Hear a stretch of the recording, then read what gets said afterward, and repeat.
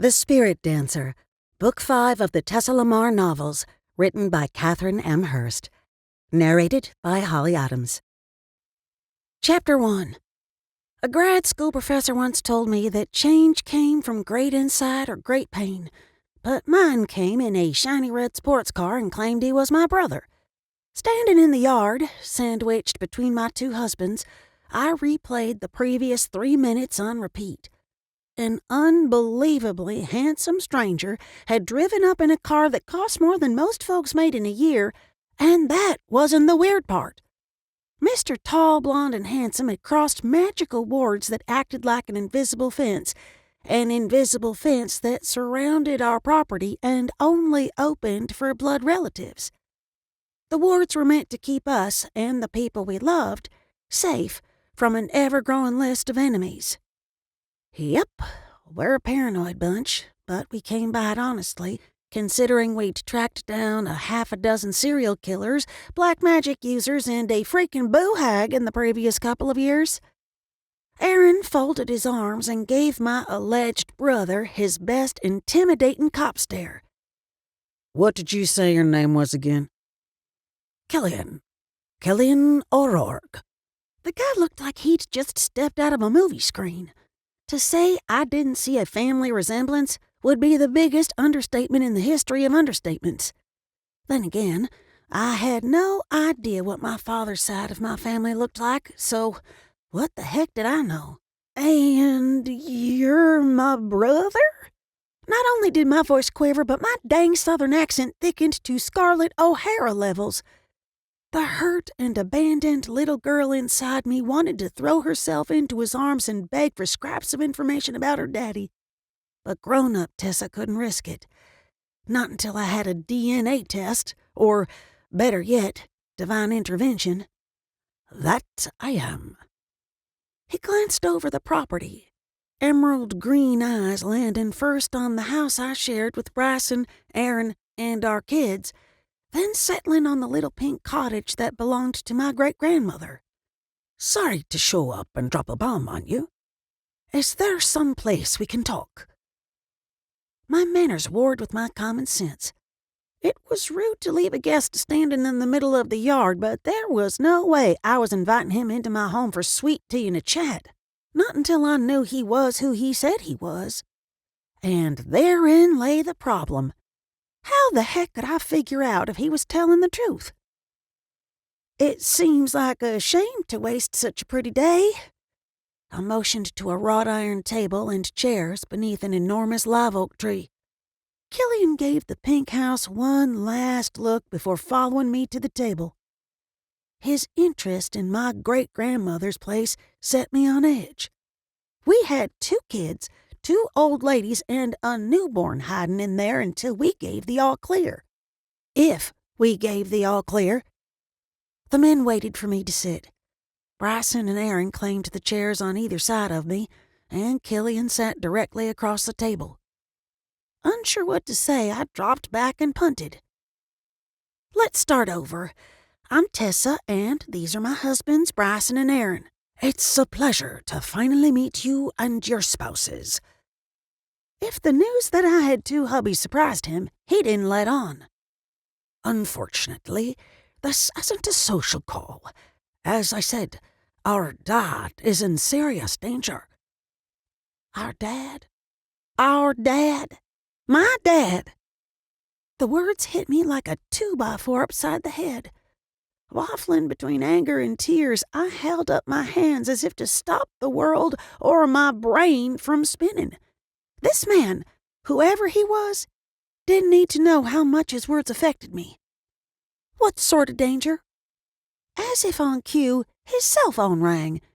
Killian pulled it from his pocket, glanced at the screen, and frowned. Excuse me, it's urgent. Of course. I waited until he walked a safe distance away before blowing out of breath. Holy Moses, kayaking on the Red Sea. I wasn't expecting this today. What do... Bryson held up a finger and whispered a privacy spell. As soon as the soundproof bubble snapped into place, Aaron said, I don't like it. How do we know he is who he says he is? While I agreed with him, I wasn't ready to dismiss Killian's claims. Not yet. Not when I'd potentially met a member of my father's side of my family. We don't, but he was able to cross the wards. I should check to make sure they were not tampered with. Drawing a slow, deep breath, Bryson closed his eyes. A split second later, his magic caressed my skin as it spread across the 10 or so acres we called home. While I appreciated the fact he was protecting our family, I wished he'd hurried the heck up. If Killian was up to no good, he likely wouldn't stand by while we assessed his magic. But if he was telling the truth, I had questions. 1,062 questions. Bryson sighed, but his shoulders remained tight as bowstrings. The wards are intact, but Killian is locked and loaded with magic. Aaron rubbed his arms. That's coming from him? I thought it was Tessa. So did I. At first. Bryson met my gaze. He may very well be your brother. The similarities are hard to ignore. My brain stuttered. You think Killian's magic is like mine? I'd sensed the same thing, but had chalked it up to wishful thinking. He didn't have the heat of the firebird. That part of me came from Achila, my birth mother. Killian's magic was stormy and cold, and reminded me of the part of myself that allowed me to talk to the dead. Bryson nodded, but the lines between his brows told me he wasn't happy about it. Do you think he's telling the truth? That my father is in trouble? I didn't know my dad, and the idea of finally meeting him made me dizzy. I don't know. Bryson took my hand. But you'll never forgive yourself if you don't find out. She's not talking to him alone. I'm telling you, there's something off with the guy. One of us should be with her. Aaron shifted to the edge of his seat as if preparing to launch into action. His unease plucked on my already frazzled nerves. Planting my hands flat on the table, I said, "She's sitting right here and can make up her own mind." Aaron's frown deepened. What do you want to do? I have no clue. I wished I could let go of the doubt and give Killian a chance, but I'd been fooled before. I needed to know for sure he wasn't using some sort of fey mind trick on us before I could trust him. Is there a spell or something that will prove he's my brother? Maybe, but we'd need time to research it. Frustration thickened Bryson's voice. Aaron scratched his jaw. Can you reach out to Charlie or Achila to confirm his story? I can try, but I'd have better luck tonight when it's quiet. I glanced back at Killian. Nothing about him seemed threatening, but I couldn't let my guard down. Not yet. I had more than just myself to think about.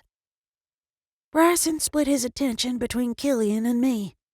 It's your call, but you might want to get him out of here before Darlene and the others arrive. Crap on toast! I'd forgotten about the family dinner to celebrate my cousin Tank's release from jail. The poor guy had witnessed a boo hag running off with his wife's skin, been arrested for her murder, and then thrown in a maximum security psych ward. He deserved a drama-free dinner. Or as drama-free as it could get with Darlene at the table. Aaron slung his arm around my shoulder and leaned me close. I know how much finding out about your dad means to you, but we need to proceed with caution.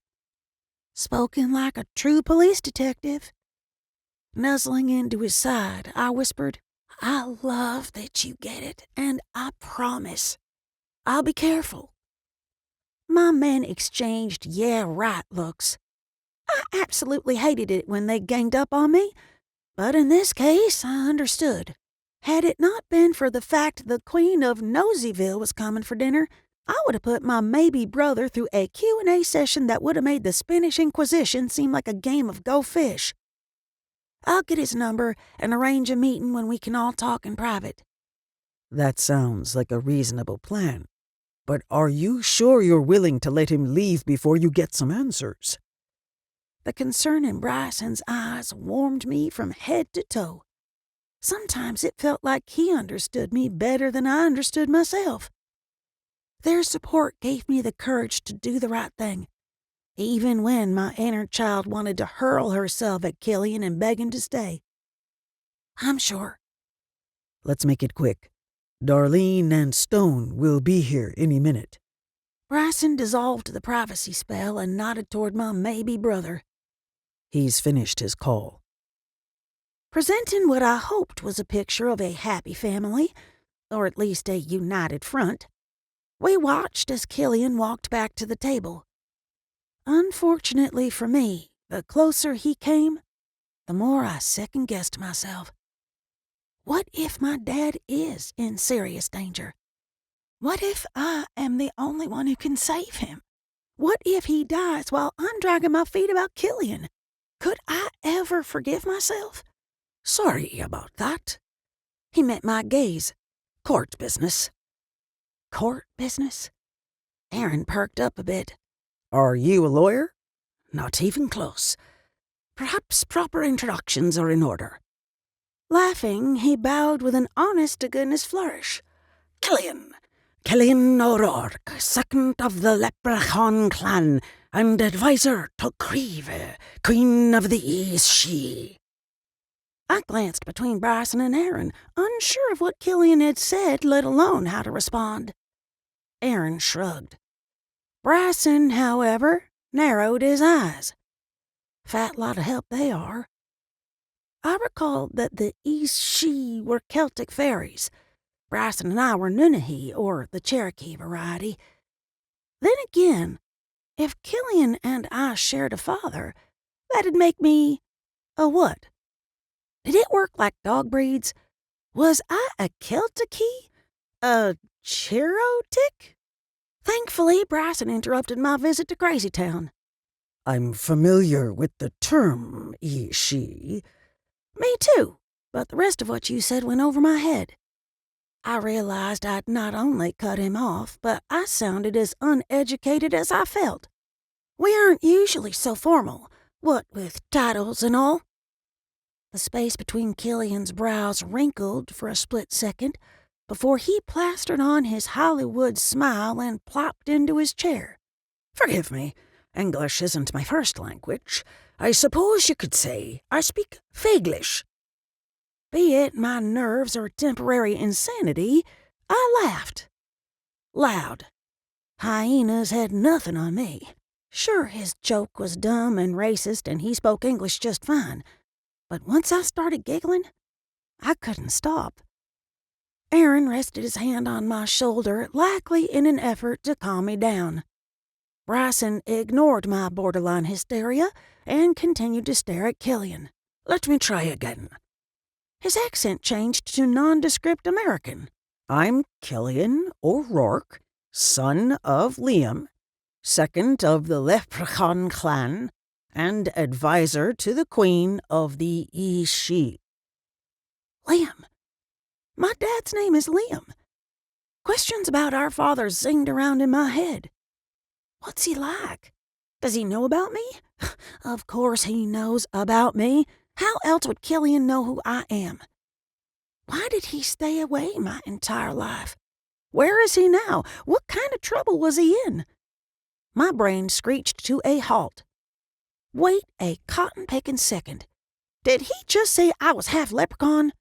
Half Celtic fae I could handle, but little folk with pots of gold and rainbows? Not so much. Aaron, God love him, scratched the side of his head. You're a leprechaun? Killian's smile melted into a bland indifference. Yes, but as you can see, the legends have it all wrong. We are not short, nor do we wear funny hats and green shorts, and we keep our gold in banks, not pots. It had taken me a while to accept the fact I was a fairy who happened to shift into a flaming bird, but this would take some getting used to. Killian motioned in the general direction of my deflated baby bump. You were pregnant in the photos on the website. Where's the child now? I would very much like to meet him. And just like that, my suspicions formed an ice wall that would make Jon Snow and all of the Night's Watch drool with envy. No one, and I mean no one outside of the immediate family, went near my baby. Bryson, Aaron, and I had been warned Quinn was powerful, and that kind of magic would put him in danger. I don't think that's a good... Bryson interrupted me. Exactly what sort of trouble is your father in, and why is it that Tessa is your last hope? Before Killian could answer, my mother's little blue Prius came up the drive. Even from across the lawn, I could see the whites of her eyes as she stared, first at the Lamborghini and then at its owner. Hurricane Darlene was about to make landfall.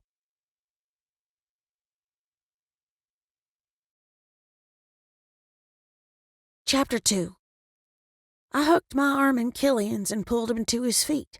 If we moved fast, I could get him into his fancy car before Darlene inserted herself into an already complicated situation. It's best if we continue this conversation another day. With all due respect, the circumstances are quite urgent. Killian turned and went wide-eyed. I couldn't blame the guy. Most folks had the same reaction the first time they saw Darlene in all her leopard print spandex glory. Bryson and Aaron exchanged glances. Though neither spoke, it didn't take a Ph.D. in male psychology to know they didn't give a crap about the situation or urgency. Tessa Marie! You come back here and introduce your friend to your mama? Darlene's voice hit a pitch that rivaled a cat with its tail under a lawnmower. Mom? Killian glanced from the charging woman to me. Achila is your mother, correct? It's a long story. Until recently, Darlene thought I was her biological daughter. The doubt I had about Killian melted away a little more. Precious few people knew Darlene wasn't my biological mother, and fewer still knew my birth mother's name. Darlene stopped a couple of feet from us. Lips pursed, she took Killian in one slow inch at a time. Considering the man was as tall as Bryson, the appraisal bordered on obscene. When she glanced at me, she bugged her eyes. Honestly, Tessa, where are your manners? Mama, this is Killian O'Rourke. Killian, this is Darlene, my mom. I had no desire to go any further down Introduction Road. For one, it had been a little over a week since she'd learned I wasn't the child she'd given birth to. I didn't know how she'd react to finding out he was probably my brother. Killian! She fanned herself and glanced away. The coy routine was so not Darlene. I had the feeling something was up. Something I was going to hate. He flashed her what I was quickly learning was his fake smile. It's a pleasure to meet you in person. You look exactly like I pictured. In person? What he expected? What the heck? Aaron's expression went from curious to what I call his cop face, hard and blank. You two know each other? Darlene waved her hand and flubbed her lips. We've spoken on the phone once or twice. I'd hardly say we know each other. Stone, my stoner stepfather, joined us with my baby brother in his arms. He glanced from his wife to Killian and back. Is this the guy you've been talking to day and night? My mother dipped her chin.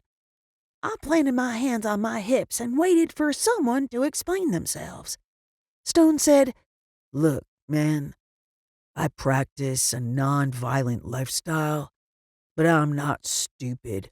What do you want with my wife? Killian looked my stepdad over, from his Grateful Dead t-shirt to his baggy jeans and Birkenstock sandals. Rather than addressing Stone, he turned to me. She introduced herself as your manager when I called the number on your website. Aaron groaned.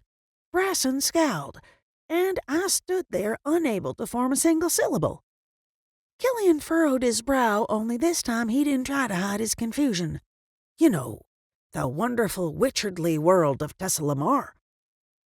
When Darlene had learned I wasn't her biological child, she'd handled it better than I'd expected. I mean, finding out that the baby you'd given birth to had died and your adopted uncle had switched your real daughter with his grandchild was traumatic. Learning said grandchild wasn't human could make anyone snap. Darlene, being Darlene, hadn't snapped. She'd sorted through the news and focused on what would benefit her, namely, the bit about me being a fairy. She'd glommed onto the idea that people would pay big bucks to consult with a real fairy. Thus, the wonderful witcheredly world of Tessa Lamar website had been born. What she'd failed to realize was that by putting my heritage and contact information on the internet, she'd given every wackadoo, human magic wielder, and psychopath a giant flashing neon arrow pointed at my house. Honestly, Tessa, I don't know why you're so mad. I thought you'd be thrilled to meet your brother. Darlene clung to Stone's arm. Not like a drowning woman holding onto a life preserver. This was more like a gladiator holding a shield. A human shield. I had no doubt she'd sacrifice him to save her own hide. Too bad for Stone, because I was about to rip her shellacked hair from her head. Someone called and claimed to be my brother, and you didn't think it was something you needed to tell me? She gave me a bless your dumb heart look. I didn't want you to be disappointed if he turned out to be full of baloney. How was I supposed to know he wasn't some loony from the internet? Aaron arched a brow. Did you give him the address? Not exactly. Darlene toed the ground like a scolded child. He saw it on the website. Stone, the most non-confrontational person I'd ever met, stepped away from Darlene. You promised to take the website down. Her lower lip quivered. I was going to, but with all of the drama and murders, and then the new grandbaby, I forgot. When was the first time he called? Stone wasn't having her excuses, which made me love the guy a little more. Darlene exaggerated a sigh. A few days before Quinn was born. That was over a week ago. Bryson shook his head. You've known about this an entire week? In a moment I can only describe as temporary insanity, I lunged for her. Thankfully, Aaron grabbed one side and Bryson grabbed the other. Between the two of them, they managed to keep me from serving a minimum of 16 years without the possibility of parole. Whoa there, settle down. I'd hate to have to arrest the mother of my children. Aaron chuckled, but it lacked his normal humor. Though he remained quiet, Bryson's calm, steady magic slid over me until the angry red haze lifted. For the life of me, I would never understand Darlene. Deep down, I thought she meant well, but her schemes caused me trouble on a regular basis. Case in point, that damned website. On the other hand, two potentially good things had come from the ordeal. A brother and a father. Killian stood a few feet away, watching the goings-on with an expression I couldn't quite decipher. It reminded me a bit of Aaron's cop face, only with a heaping helping of horror. I had no clue where he was from, but judging by his fancy car and clothes, he didn't rub elbows with country folk very often. He had to think he'd stumbled into a redneck nightmare. Then it hit me. They'd been talking. For days. What about our so-called father? Where had Killian's sense of urgency been then? Lord in heaven, he could have gotten all sorts of information about me from Darlene. She could have blabbed all of my secrets, including Achila's name. I needed time and privacy to sort it all out. He might be Faye, But that didn't mean he wasn't some loony from the internet, nor did it mean he was my brother. After drawing in a cleansing breath and exhaling nice and slow, I said, "Mama, you and Stone go to Grandma's. Tell her to serve dinner without us.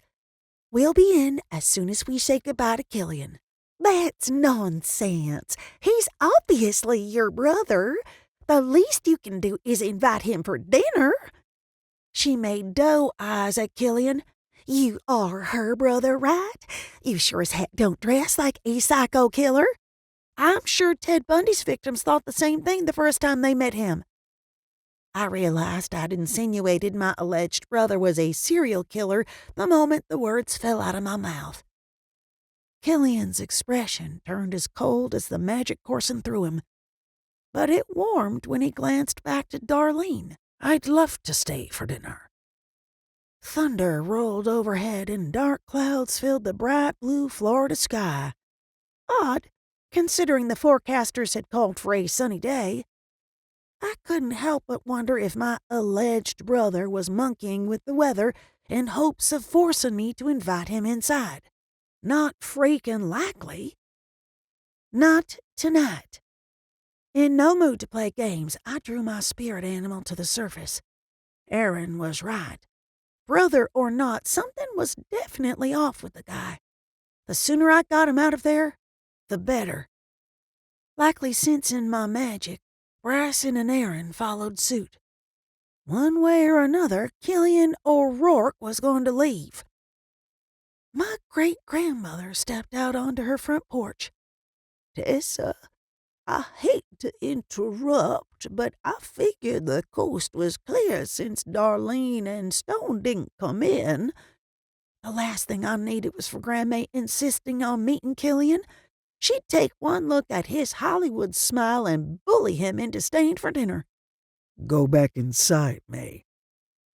Bryson spoke without taking his attention off me and Killian. Never one to follow orders, Grandma hurried down the steps and across the lawn before coming to a stop a few feet from us. "Killian, my goodness, is it really you? Chanoir?"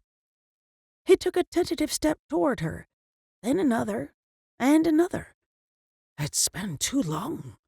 60 years. May choked out a sob and threw herself into his arms.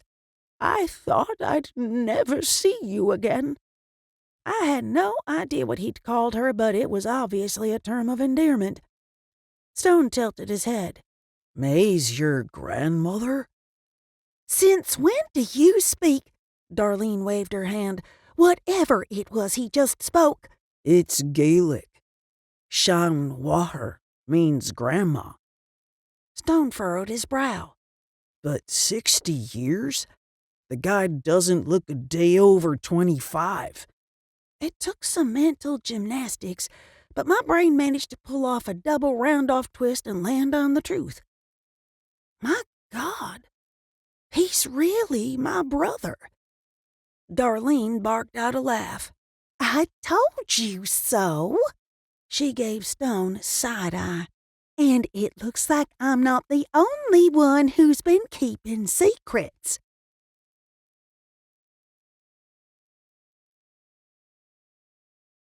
Chapter 3. The 1,062 questions I had for Killian had grown exponentially. Heck, I had about the same number for my Grandma. She'd obviously known about my brother. It wasn't a stretch to imagine she'd known my father's identity all along. The fact she hadn't shared the information with me, even though I'd asked at various points in my life, hurt like battery acid on road rash. Grandma pulled back from Killian and gave me a sheepish smile. "The three of us should talk." "You think?" Biting my tongue to keep from sassing her, I nodded. Darlene cleared her throat. "Don't you mean the four of us? I'm the one who found him. I should be included in the conversation." Grandma raised her chin. "I said 3, and I meant it." Everyone else go inside and eat.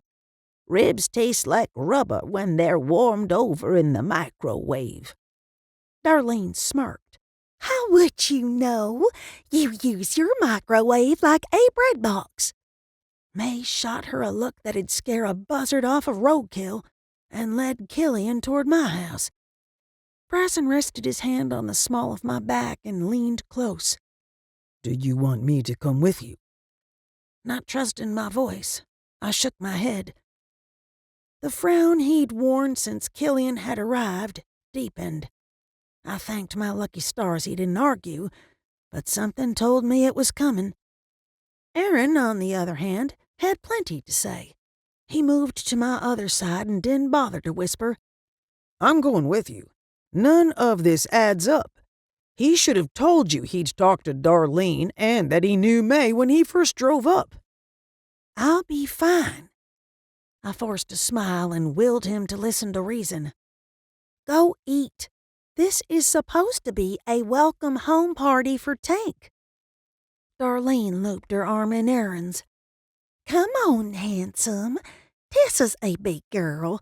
She can handle herself." That she'd taken my side surprised me. I opened my mouth to thank her, but she cut me off. "Besides, we'll be close enough to hear her scream if something goes wrong." She laughed high and shrill. I suppressed a groan. "Thanks, Mama." "Darlene, we're not done talking." Stone gave Killian a disgusted look and hurried after my mom and Aaron. Bryson leaned in and whispered, "I'm with Aaron. Something is off. Be careful." Great. One of them I could dismiss as overprotective paranoia. Both of them, having the same spidey sense, made my pulse race. I'll listen to what he has to say and send him on his way. Be there before dessert. His lips curled in a ghost of a grin. "Mind if I check in with you in a bit?" "That's fine, as long as you bring us some food. I've been smelling barbecue all day. I'm starved." As if on cue, my Aunt Dottie poked her head out the screen door. "Everything all right out there? Buck Oldham's truck is coming down the road." "Yes, ma'am. Everything's fine. I'll send Buck in." I prayed she'd take my words for it and go back inside. I didn't think my heart could handle it if I found out she'd been lying to me, too. "Why are your friend and May heading in the wrong direction? Didn't you invite him for dinner?" She made her way down the porch steps. Killian stopped outside my front door and waved at the elderly lady, as if greeting an old friend. Dottie gasped, pressed her hand to her chest, and darted back inside. Bryson glanced at me as if expecting an explanation for her strange behavior. Maybe she knows him too. I glanced back toward my brother. "Maybe." He gave me the same sort of look folks gave grieving family members at funerals. The facial expression equivalent to, "I know you're in pain, but I have no idea how to help." "Go on in. I'll wait for Buck." "Thanks." I turned and headed across the yard. Buck Oldham was the chief of the local Cherokee tribe and one of my grandfather's closest friends. After I'd come into my powers, Buck hadn't been my biggest fan. He'd come around eventually, and I'd forgiven his shenanigans. After all, had it not been for Buck insisting Bryson become my bodyguard, we never would have met. It wasn't that I had anything against the guy, but I never knew which Buck we'd get. He could be as sweet as Grandma's iced tea or as cantankerous as a rattlesnake with a toothache. I stopped and waved to the weathered old man as he stepped out of his equally weathered old truck. "Is dinner at your place?" Eyes wide and his mouth set in a hard line, Buck stared past me to Killian on the stairs. He seemed to take an instant disliking to my new brother. Bryson jogged to his side. "We're at May's. Tessa had some unexpected company." Buck shot me a weird look before nodding and following Bryson. In no hurry to face my great-grandmother, I watched the men until they disappeared into the little pink house. Walking through my front door felt like going to the dentist. I knew I'd leave with what I needed, but eventually the numbness would wear off and it'd hurt like hell. The man who had answers to my lifelong questions stood next to the woman who'd been lying to me since birth. Killian was a stranger, but Graham May? I thought we'd aired out all of the family secrets after I shifted into the Firebird for the first time. Apparently not. This is my nephew? Killian turned from a newly framed photo of my newborn son. It was one of those horrible baby mug shots they insist on taking in the hospital. Quinn resembled a pink raisin in a blue crocheted cap, but I loved it just the same. Yep, it was taken a few days ago. I felt like Pandora about to open the box with the secrets of the universe inside.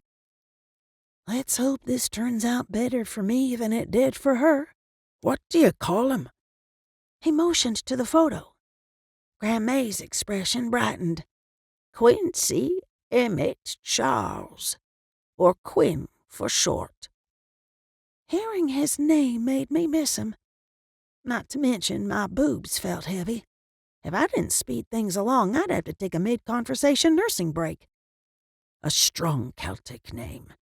Quinn means an intelligent, wise leader. He glanced back at the picture.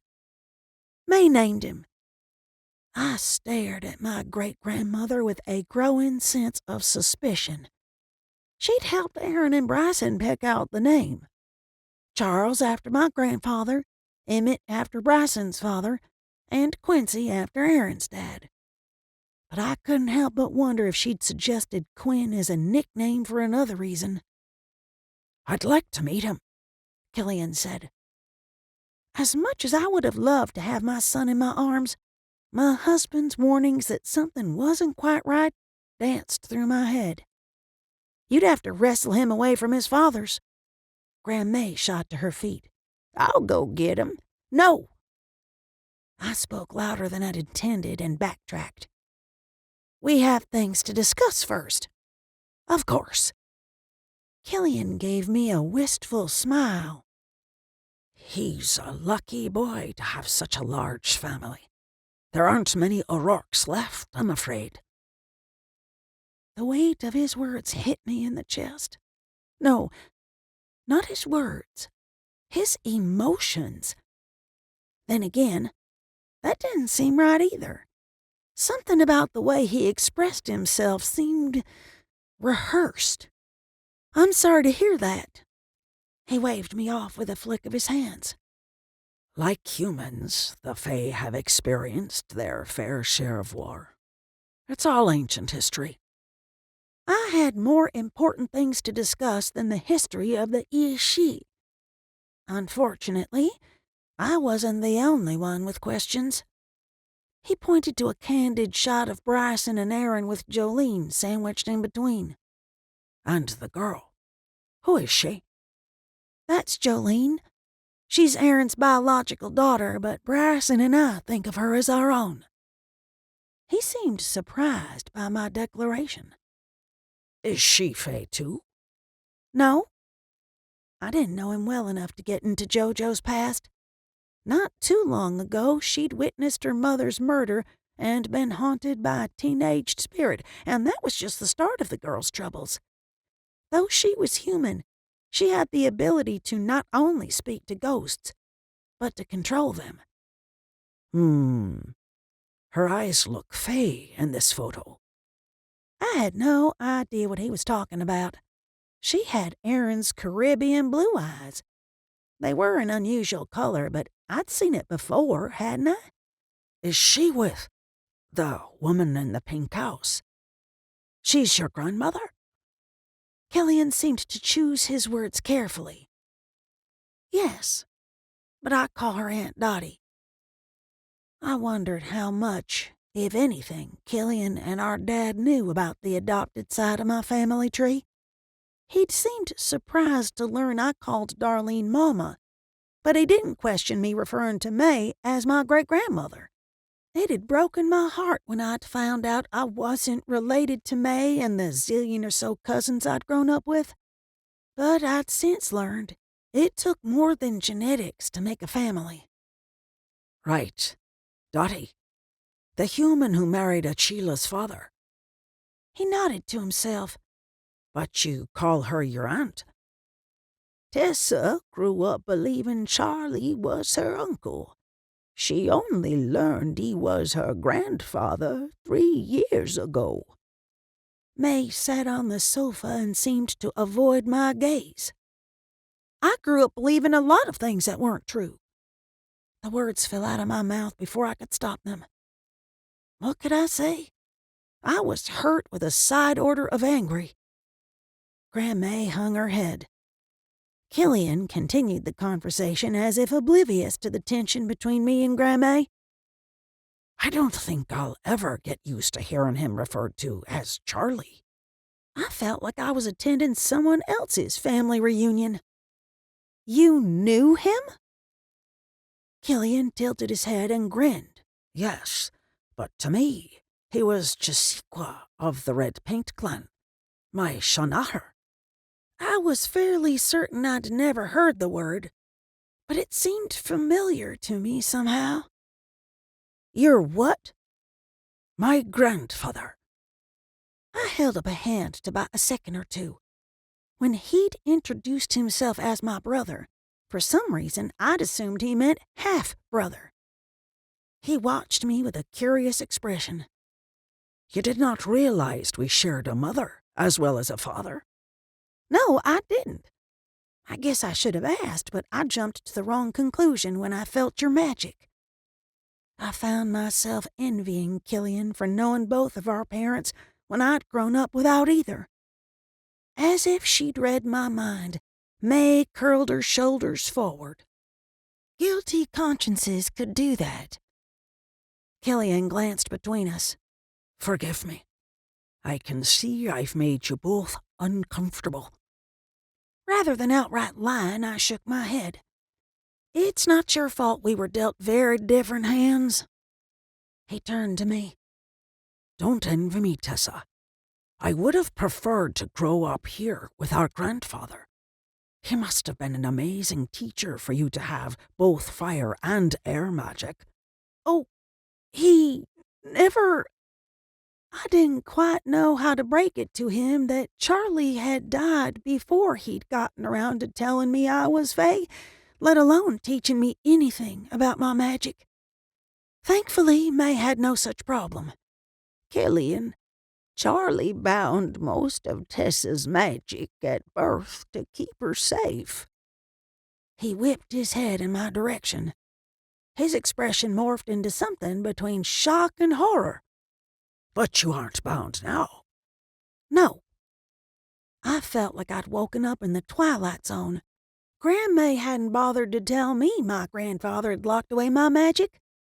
I'd seen spirits my entire life, but the rest had appeared after I'd taken a shotgun blast to the chest, died, and risen as a firebird. The spell failed after his death. May wrung her hands. Thank goodness Bryson came along and helped her learn to control it. Bryson? Killian scoffed. His abilities are primitive at best. I'd heard enough for one day. It was one thing to show up and implode my world. It was another to insult the one man who'd helped me when no one else could. Excuse me? Killian seemed to realize he'd overstepped. Forgive me. I didn't mean to insult anyone. Then what did you mean to do? He glanced at May as if he thought she could save him. When she didn't, he sighed. The wards outside and the silencing spell are rudimentary. A child in Tiernan Oak could do more. I sat too stunned to speak, let alone process what he'd said. Up until a month ago, Bryson and I thought we were the only two Fae on the planet. Maybe we weren't as powerful as the folks in Tirna wherever he said he was from, but at least we weren't judgmental a-holes. Killian closed the distance between us and took my hands in his. I've made a mistake. It was wonderful meeting you, Tessa, but you can't help me. I should go. He was a stranger, but he'd managed to poke 2 of my buttons. Hell, he might as well have waved a red cape in front of a bull. First of all, I hated, absolutely positively loathed, when someone underestimated me. Killian Fancy Pants O'Rourke didn't know squat about me or my magic. He had no way to know what I was, or was not, capable of. Second, there was no way in hell I was letting him go without telling me what was going on with our father. Sure, I had more baggage than a transatlantic cruise liner, but the thought that he'd leave before I learned anything about my dad paralyzed me. Now you just wait a second. I jerked my hands back. You're not going anywhere until you tell me where our dad is and what kind of trouble he's in.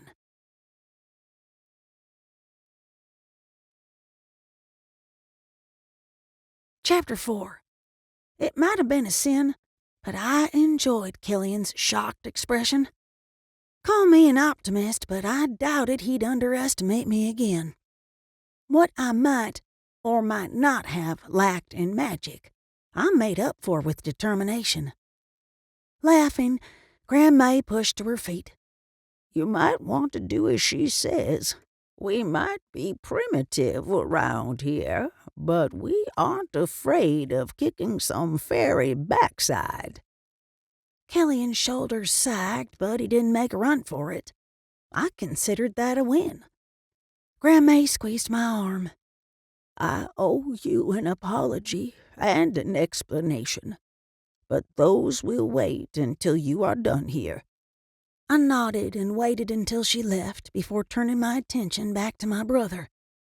Motioning to the spot May had vacated, I said, "Have a seat and tell me what kind of trouble our father is in." Killian stared at the worn and slightly lumpy sofa as if it were a steaming pile of poo before perching on the edge of the cushion.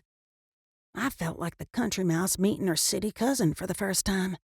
Or, in my case, fairy brother. However, I refused to make excuses or apologize for the way we lived. Bryson had plenty of money, and Aaron and I had respectable jobs. We might not be part of a royal court, but we had a good life. Holding my head high, I said, "Neither of us will know if I can help until you tell me what's going on." You're right. His arrogance seemed to melt away, leaving behind a vulnerability I hadn't seen, except when he'd hugged Grandma. Liam, Dad, is a bit of a gambler, a common habit among the Leprechaun clan. Once again, Killian seemed to choose his words with care. Outside of the one on the cereal box, I knew absolutely nothing about leprechauns. Rather than asking questions and risk him going off on a tangent, I nodded. There was a bet, and it looks like he'll serve 100 years as the Queen's manservant. His face twisted in disgust. His only hope of freedom is to escape to the human world. Okay. I don't know what I'd expected him to say, but that wasn't it. Is this the same queen that you work for? Creve. Yes. He spoke her name as if it were a curse word. 100 years of slavery seems like a ridiculous thing to risk in a bet. Sure, Fae had much longer lifespans than humans, but I'd never really put a number to it. You'd be surprised what some people will wager. He sounded as though he spoke from personal experience. While I would have loved to hear his story, now that I had him talking about our father, I needed to keep him on track. Where is our dad now? In Tirnanook. Killian must have picked up on my confusion because he added, It's a land in another dimension. Like the spirit world? I had some experience traveling beyond the veil, but it wasn't the kind of place I'd book a summer vacation. It was more of a monster-inhabited rest stop for wayward spirits on the highway to heaven or hell. He tilted his head. I'm not familiar with the term, but I believe you're referring to the unseen layer of this world. Tirnanog is a separate place. The explanation did nothing to help me understand. If anything, it created even more questions. One problem at a time, Tessa. If this Kiva, I stressed each syllable. If the queen wouldn't lay him in a bed, why would she harm him? Wouldn't that be like flushing her winnings down the toilet? He cringed, likely at my word choice. It's complicated. Try me. Fae rulers have the ultimate authority in Tirnanog. They have a say in everything, including who lives and who dies. Once again, he seemed to have cherry-picked his words. I had the feeling he was tap-dancing around the real problem, but I didn't have enough information to read between the lines. What aren't you telling me? Dad and Krive have a long, unpleasant history. Killian lowered his gaze. I was sick and tired of his evasiveness. Rather than prompting him with another question, I waited for him to continue. Killian shifted his weight, glanced at me, and sighed. Let's just say you don't jilt a monarch and get away with it. Sounds like one of Grandma's soap operas. While I was certain there was much more to the story, I decided to let it go. For the moment, anyway. Why am I the only one who can help him escape? Only blood relations may enter his chambers without permission from the Queen. He leaned forward and rested his elbows on his knees. I'm too well known at court. Krive's guards watch my every move. They would arrest me the second I opened a portal. I'd hoped you could slip in unnoticed and bring him out. I hated to disappoint him almost as much as I hated to admit he was right about me not being the right person for the job. Killian, I'm sorry, but I don't know a thing about opening portals or royal courts or the Fae, for that matter. Other than having the right DNA, I'm no help to you. I could teach you the magic and the court protocols. He sighed. But I'm afraid it's more complicated than that. Your accent will draw too much attention. The moment you spoke, they would know you were from the human world. My twang had been the cause of more than one problem. People heard it and automatically made assumptions about me and my intelligence. Still, I had to do something. This was my father we were talking about. If some evil queen had enslaved him, I wanted to help him escape. What if I pretended to be mute? Or got a voice coach? I'm afraid there isn't time for that. A hint of doubt about him returned. You've been talking to Darlene. I'm surprised you didn't think I'd have an accent. I wasn't sure how close the two of you were. She claimed to be your manager. He flashed me his Hollywood smile. And I wanted to meet my little sister. Bryson came through the door, carrying 2 plates piled high with ribs, potato salad, baked beans, and homemade rolls. Sorry to interrupt. I thought you two might be hungry. Aaron followed him in with Quinn in his arms. And someone wants his mommy. Not only does he have your nose, he inherited your hangriness. That he'd brought the baby when Killian was still there surprised me. I had no idea what had changed Aaron's attitude, but my money was on Grandma. I stood and took Quinn from his arms. The second his sweet baby smell hit me, I knew I had a problem. A big one. There was no way in this world or Tiernan Oak I was going to pull a Darlene and leave Quinn to go on some adventure. Not to mention, Killian's plan sounded as dangerous as skinny dipping in a hot tub full of water moccasins. I wouldn't risk the little guy growing up without a mother. Killian kept his distance, but his gaze never left the baby. Bryson, would you mind setting the table while I nurse Quinn? I was new to the breastfeeding thing and couldn't help but feel self-conscious. Killian shot to his feet as if I'd zapped him. No need. I should be going. But I would be honored if you'd allow me to hold my nephew for a few moments. Babies are rare in Tiernan Oak. Until recently, I believed you were the last Fae born. My poor overstimulated brain couldn't handle any more new information, nor could I make sense of my jumbled thoughts enough to ask any more questions. Oh!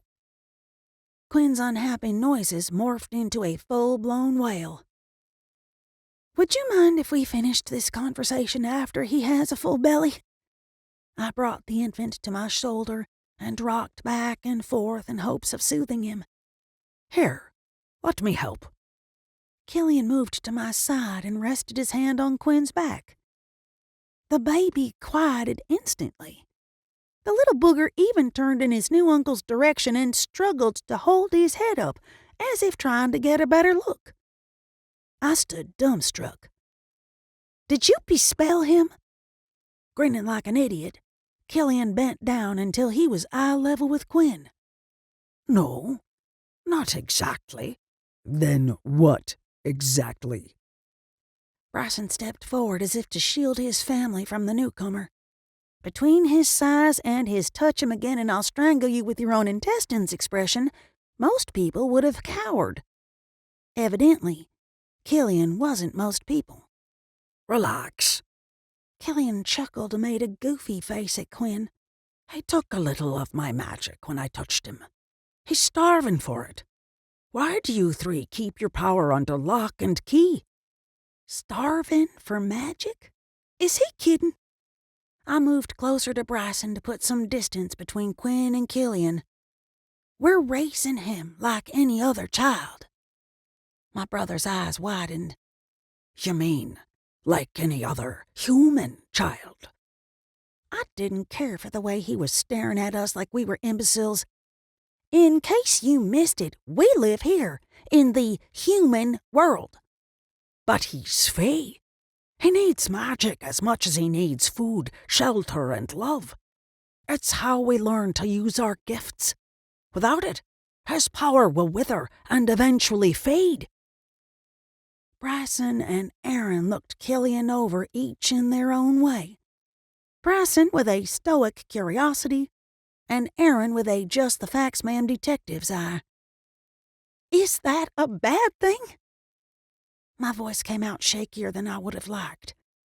I hated the idea of withholding something Quinn needed, but more than anything, I wanted him to grow up differently than I had, seeing spirits, never quite fitting in, feeling like a weirdo. Maybe it is. Aaron nodded at Quinn. That's the quietest he's been all day. That he'd even contemplate feeding our son magic shocked me. Aaron was human. The only reason he had any gifts at all was because Bryson had given him a piece of his soul to save his life. I'd had about enough of the conversation. Quinn is half Fae, and we'll raise him as we see fit. Half? Killian glanced between my hubbies and pressed his lips together. What the heck was that about? Forgive me. I didn't mean to overstep my bounds. I should go. I have things to attend to at home. Killian gave Quinn one last long-in look before turning to leave. Wait, you're leaving? We haven't had much time to talk, and there's food. Are you hungry? The idea of him disappearing with no way to contact him gave me a case of verbal diarrhea. How can I reach you? I need your number. You live in Tiernan Oak, right? Do cell phones even work there? I'll be in touch." He made a zigzag pattern with his hand, and the room filled with a bluish-tinged light. When it dimmed, he was gone, and Quinn started crying.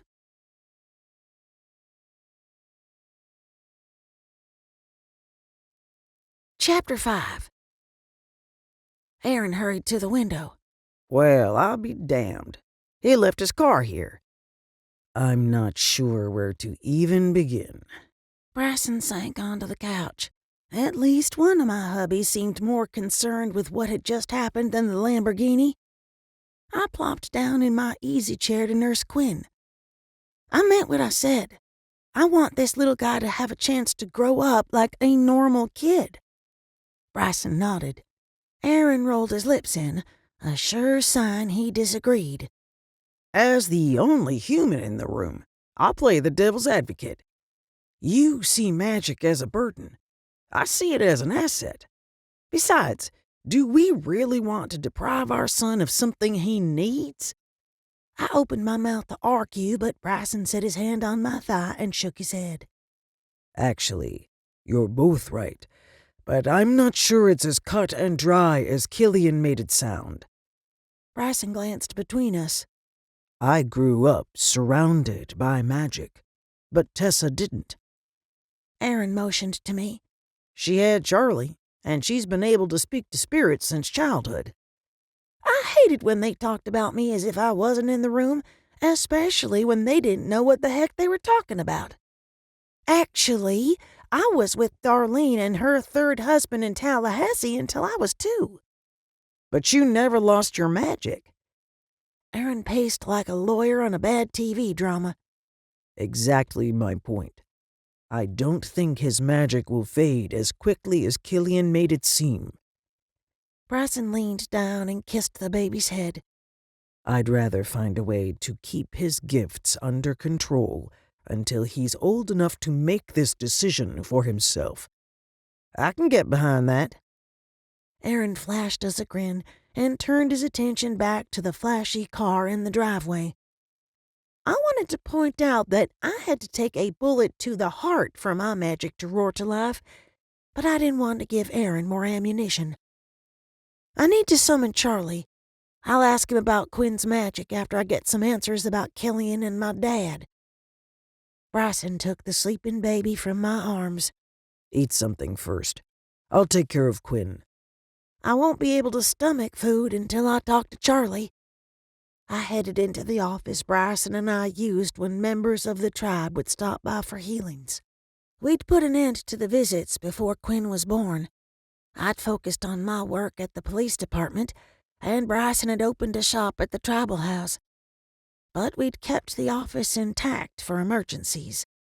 Maddie, our chocolate lab, and arguably the dumbest dog in the history of dumb dogs, had claimed the room. She was curled up in her bed but hopped to her feet when I walked into the office. Her tongue hanging out one side of her mouth, she tilted her head and burped. "Excuse you," I wrinkled my nose. Maddie rolled onto her back. Arms and legs in the air like a dead cockroach, she wiggled around making pig sounds. I had 2 choices: toss her into the hall and risk her scratching and whining at the door, or let her stay and risk her distracting me during the summoning. I let her stay. Worst case scenario, she'd make enough racket to alert Bryson if something or someone besides Charlie crossed the veil. I pulled a jar of salt down from the top shelf and got to work. After drawing a 4-foot-wide circle with the salt, I grabbed Charlie's notebook of spells from the drawer and settled into the center of the circle. I could have done things the easy way and called out his name in the hopes he'd appear. However, easy didn't come with a guarantee. I didn't have time to sit around and wait. We had things to discuss, and dang it, I didn't want to take a chance on him ignoring me. Lowering my shields, I let my magic flow through the room and called on the 5 elements: earth, water, fire, air, and spirit. I felt, rather than saw, the magical circles snap into place. It wouldn't keep my power contained, but it would keep anything that came over from the other side of the veil trapped inside with me.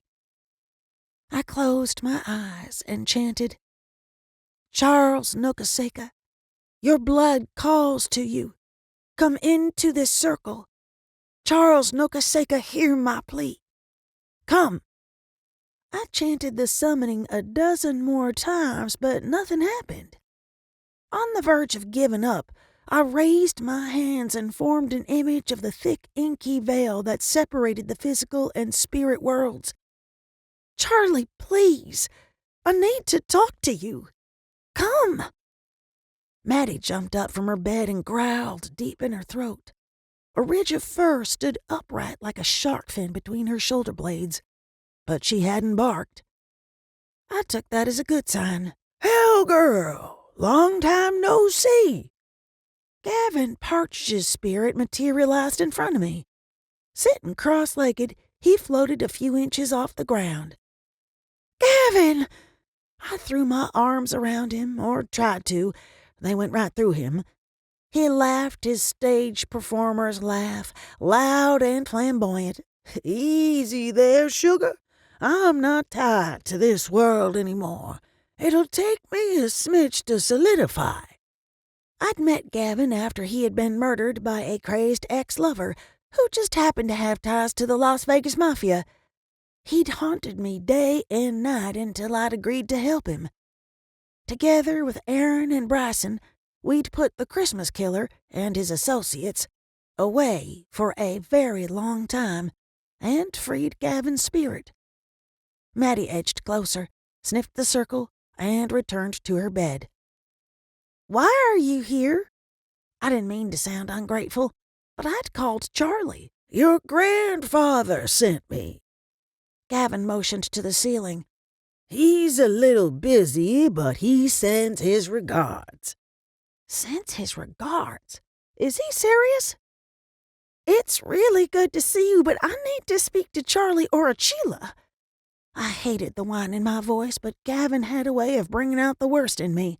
"I know more than you might think about your predicament." Gavin motioned to my curls. "Do that thing with your hair and I'll dish." I didn't have time to put on a dog and flaming pony show. I needed to get some answers before Quinn's next feeding. "If you know as much as you say you do, then you know I need answers." He raised his brows and pressed his lips together. "Fine." I drew the firebird to the surface enough that the tips of my hair and my pupils turned to flames. The trick had earned me the cringe-worthy nickname when we'd first met. Gavin wrapped his arms around his middle and laughed. "Oh, hell, girl, I've missed you." "Stop calling me that." I swatted him, and this time I made contact for a split second before my hand slid through him. "Does Charlie know anything about my father?" "Straight to the point. Some things never change." Gavin sobered. "Liam is in Tirnanoke. He's not allowed to leave because of a bet." Killian had told me that much. I needed to ask better questions. Spirits, even the familiar ones, tended to take things literally, like they lost all sense of nuance after they died. "How do I get him out?" Gavin's game show host smile faded. "You can't. Not until the bet is finished." "That's 100 years." He didn't reply. I threw up my hands and groaned. "I give up. You tell me what I need to know." "Thought you'd never ask." Gavin tapped a finger to his chin. "Let's see. Charlie said to tell you things are not always as they seem. You're never truly alone. Last but not least, lies can be the truth, and the truth can be a lie." I wanted to strangle him, but that would have been bad for many reasons. First off, I didn't think he was solid enough to choke. Secondly, he'd died by strangulation with a set of Christmas lights. Somehow, I didn't think he'd appreciate a repeat performance. "That's it?" I shook my head. Nothing about my dad having a queen for a stalker, or why Charlie bound my magic, or if we're depriving our child? Nope.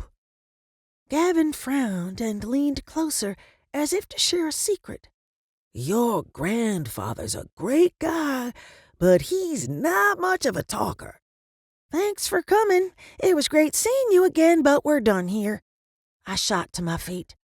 Don't be a stranger. Gavin's mouth fell open and he pressed his hand to his chest in mock indignation. I've come all this way and you're not even going to introduce me to your children. I hung my head. He lifted my chin, and when I met his gaze, all of the humor had left his expression. Tessa, you and yours are in a world of trouble. I promised you I'd come back if you ever needed me, and make no mistake about it, Hell Girl, you need me. I wasn't buying it. What kind of trouble? I had the spirit trapped inside the circle, and I didn't intend to let him go until he started talking. I can't say. Gavin turned to go and slammed against the magical wall, keeping him where I wanted him. Why? My gaze fell on Charlie's notebook. I had half a mind to thumb through it for a truth spell, but I doubted I'd find anything that would work on a ghost. He sighed the sigh parents had been using since children were invented. I can't tell you that either. There are rules. What kind of rules? I'd been talking to spirits since I was a child, and this was the first I'd ever heard of such a thing. You're going to have to trust me. He pressed his spectral hands against the barrier like a mime, only this was no imaginary box. There'll be hell to pay if I break them. Real hell. Not just flaming hair and glowing eyes. I wanted to pitch a hissy fit, but I doubted it'd do any good. Gavin, for all of his faults, was a good guy and a friend. If he said he couldn't tell me what was going on, he had his reasons. Charlie sent you to help me? Yes. Gavin glanced over his shoulder. But I can't do much inside this bubble. I smeared the salt line, breaking the circle. How do you intend to help me when you can't tell me what's going on? He stepped over the salt, smoothed his linen jacket and slacks, and ran a hand through his hair. Simple. I'll be your Jiminy Cricket. My what? I'd grown up near Orlando. Disney was a part of our culture. I knew the cartoon character, but I didn't understand the reference. The angel on your shoulder. Your conscience. Gavin moved his hands in a small circle. Your dead life coach. Your ghostest with the mostest. I felt a migraine coming on. Pressing my fingers into my temples, I asked, "And how do you propose to do that?" You and I will be joined together like Peter Pan and his shadow. I wasn't impressed with the notion or his analogy. Peter had to sew his shadow to himself to keep it from running away. Gavin tapped his chin, as if trying to think of a better example. Fine. I'll follow you around and make sure you don't do anything to make matters worse. I could barely manage to get through a day with my sanity as it was. A couple hours of Gavin following me around, and I'd break out in stress hives. Plus, Jolene could see spirits. She'd only recently stopped talking to ghosts in public. Being a preteen was hard enough. She didn't need people thinking she was nuts, too. Then there were the guys to think about. And Quinn. Absolutely not. I shook my head. Not going to happen. Relax. You won't even know I'm here. He batted his lashes. Uh-huh. You're not exactly subtle or used to staying in the background. Gavin sighed and folded his arms. I'm not going anywhere, so you may as well get used to the idea of having a house guest. Mom? Jolene knocked on the office door. Are you okay in there? Maddie raised her head, glanced from me to the door and finally to Gavin. "I'll be right there." My voice came out on the wrong side of hysterical. The last thing I needed was for her to catch me summoning a spirit when we'd forbidden her from doing the same thing. "I need to talk to you. It's important." Something in her tone made the hair on the back of my neck stand at attention. "Be right there." I kicked the salt under the bed and dresser and motioned like a wild woman for Gavin to disappear. Jojo turned the doorknob. "Why do you sound weird? Are you okay?" The ghost glanced around the room and did a double take at the chocolate lab curled up in her dog bed. "I'll be close." "What do you mean?" I had a feeling I wasn't going to like Gavin's answer. "Who's in there with you?" She rattled the knob. "I can feel your magic. Are you talking to a spirit?" Shit. I gave Gavin one last pleading look, crossed the room and threw the door open. "Just finishing up a spell." He vanished. The dog half howled and half yipped before curling up again. I glanced back at Maddie and opened the door. Jojo did a quick sweep of the room. "What kind of spell?" I was asking for patience and help with the baby. I hadn't lied. Not outright. She rolled her eyes. "That's praying." "Right. Sort of." I drew a breath and reminded myself I was smarter than a 10-year-old. "What did you need to talk to me about?" "I forgot." She shrugged and walked out of the room.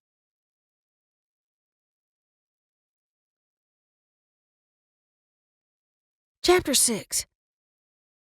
3 days had gone by, and whatever trouble was coming for us had yet to arrive. Unless Gavin was talking about family drama, that I had in spades. Other than to eat and nap, Quinn hadn't stopped crying. Sleep was something that happened to other people. Grandma and I had been avoiding each other. Neither of us seemed eager to have that heart-to-heart conversation. In short, running off to Tiernan Oak didn't sound like such a bad idea. Worst still, I hadn't heard a peep from Killian or the spirit who'd sworn to stay close. Not that I minded. Aaron and Bryson had mixed feelings about Gavin Partridge standing in for Charlie like a second-string quarterback. I stared out the kitchen window and went through the motions of doing the breakfast dishes.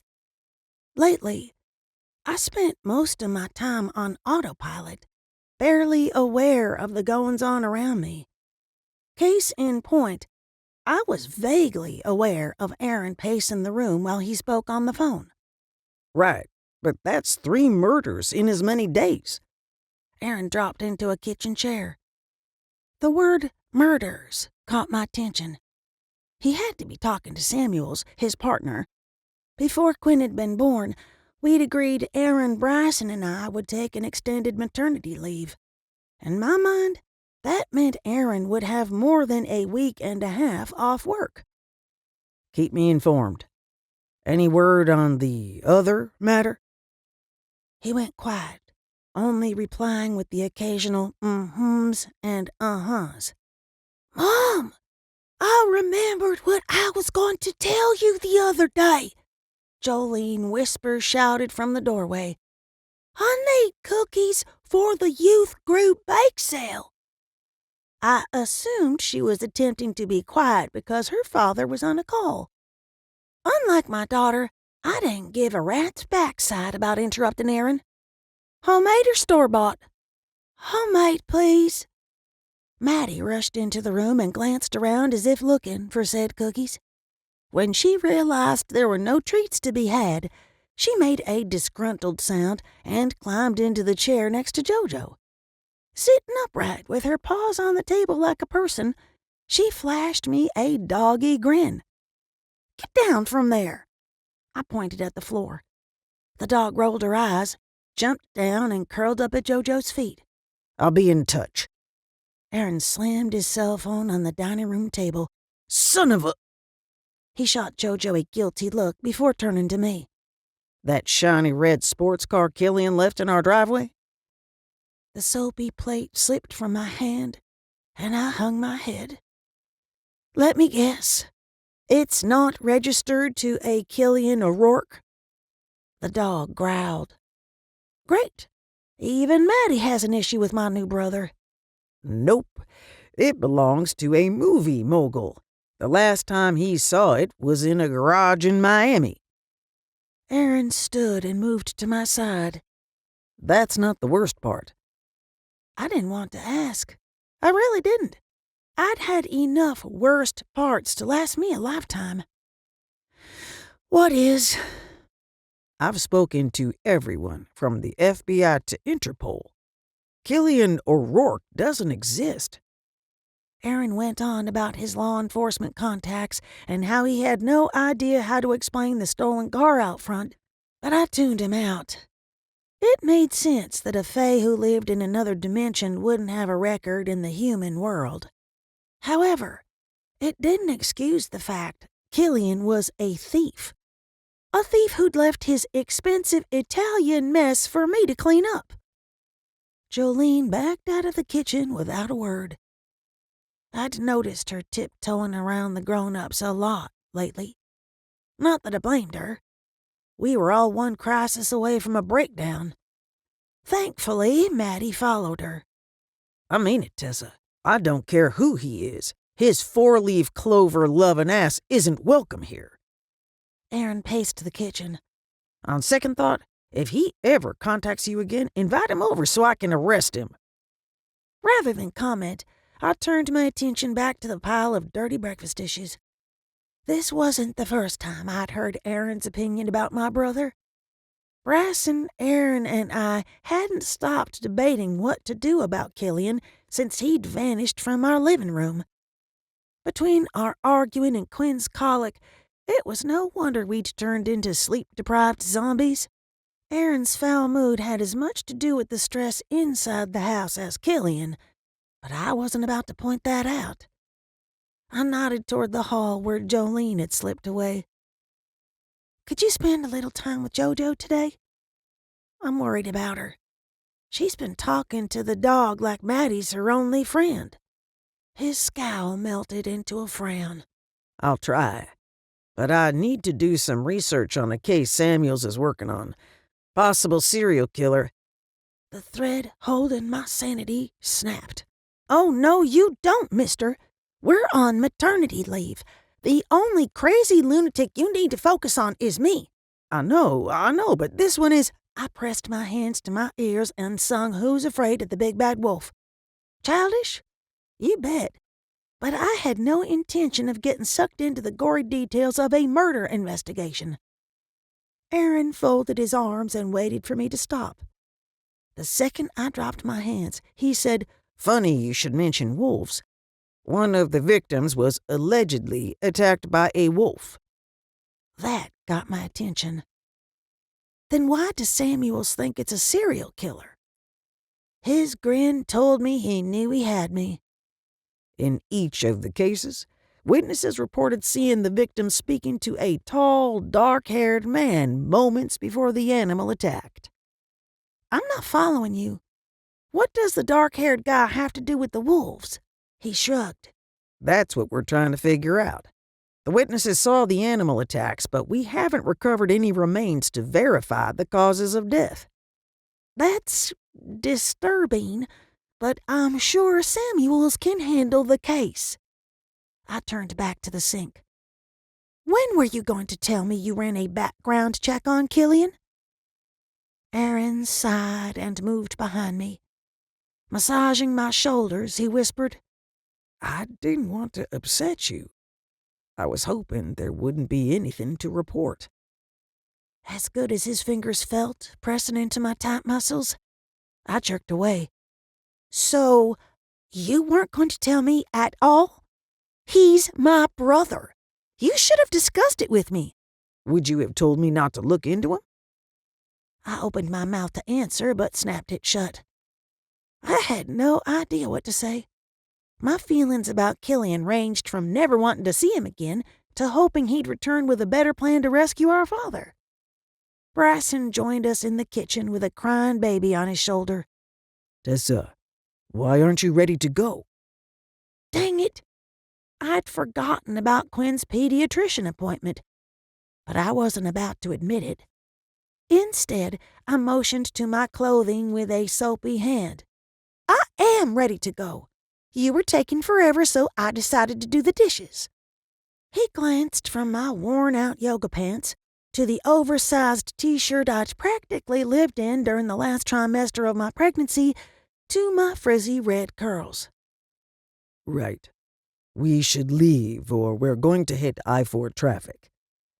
I could have pointed out that once upon a time before Quinn was born, he would have told me I was beautiful no matter what I had on. Or the fact that until that moment, he hadn't as much as looked at me in the past week. Or that despite the fact I'd given birth, died, and risen from the dead as a firebird, I was still hormonal. Instead, I grabbed my purse and marched to the living room. Quinn stopped screaming long enough to spit up all over the front of Bryson's black button-up. The big guy glanced down, shook his head, and headed for the bedroom, muttering Cherokee curses the entire way. Aaron trailed behind me. I mean it, Tessa. He's not welcome here. Grand Theft Auto is serious business. I hurt you the first time, Cranky McCrankster. I swung the front door open to find Graham May on the doorstep with her hand raised as if to knock. Sorry, I didn't hear you out there. She pressed her hand to her chest. My goodness, child. You scared the daylights out of me. Aaron rounded the corner. Evidently, he didn't see Graham May standing there. Or he didn't care, because he continued his mini tirade. Since when do we call each other names in this house? And for the record, I am not cranky. Graham May arched an eyebrow. You sure about that? You're acting like someone licked the red off your candy. Aaron had the good sense to dip his chin and glance away. Mm-hmm. That's what I thought. Shaking her head, she walked into the house, glanced around at the mess, and frowned. Tank called. He's coming by to talk later this afternoon. Did he say about what? My chest tightened. Call it instinct or experience, but I had a feeling Tank planned to dump his son on Graham May and leave town. After being released from jail, he'd acted squirrely, the same way Darlene used to before she dropped me at Charlie and Dottie's and disappeared for months on end. No, but I'd like for you to be there just the same. Come over after Quinn's doctor appointment. Judging by the tired sag of her shoulders, she had the same concerns over Tank. It's about time you and I sat down and talked about Killian. While I hated to add more items to my don't want to do list, I knew I couldn't put it off forever. Will do. Dottie said to give you this. She handed me a mason jar. I held the glass container of yellowish-brown water to the light. What the heck is it? Open it. The mischievous glint in her eyes worried me. I knew I'd regret it, but I unscrewed the lid and inhaled. The pungent odors of onions and something akin to dead opossum filled my nose and throat.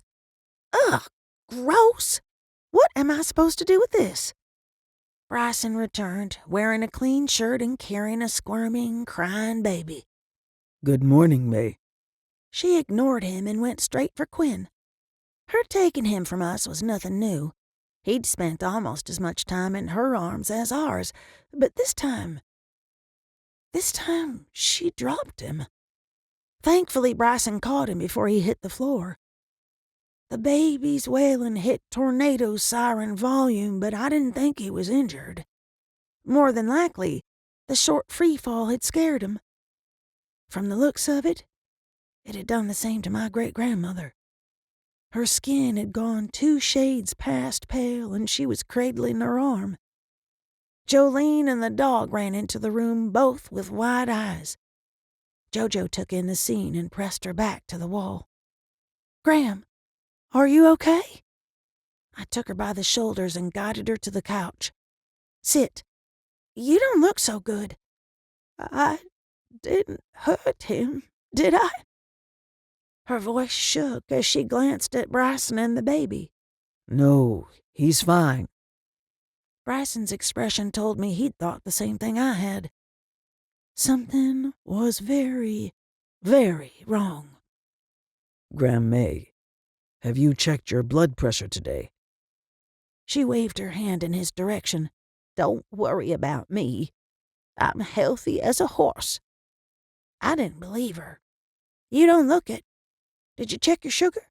How about your heart medication? Did you take it this morning?" I nodded at Aaron. "Call Dottie and have her check. The three of you can stop mother henning me. I pulled a muscle in my shoulder while weeding the garden." She stood a little slower than normal.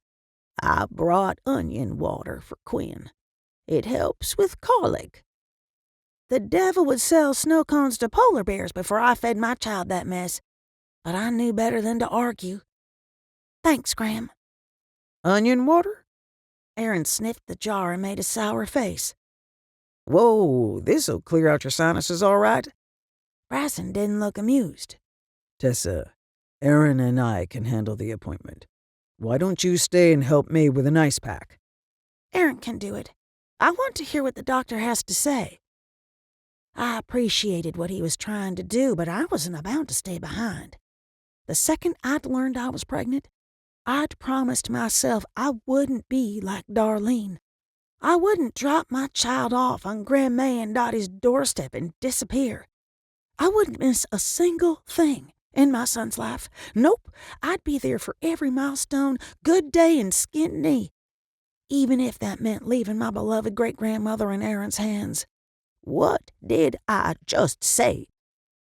Grandma planted her hands on her hips. "I'm fine. Go to the pediatrician, all three of you. Me and Jolene have plans to plant the fall vegetables this morning." Jojo nodded and faked a smile.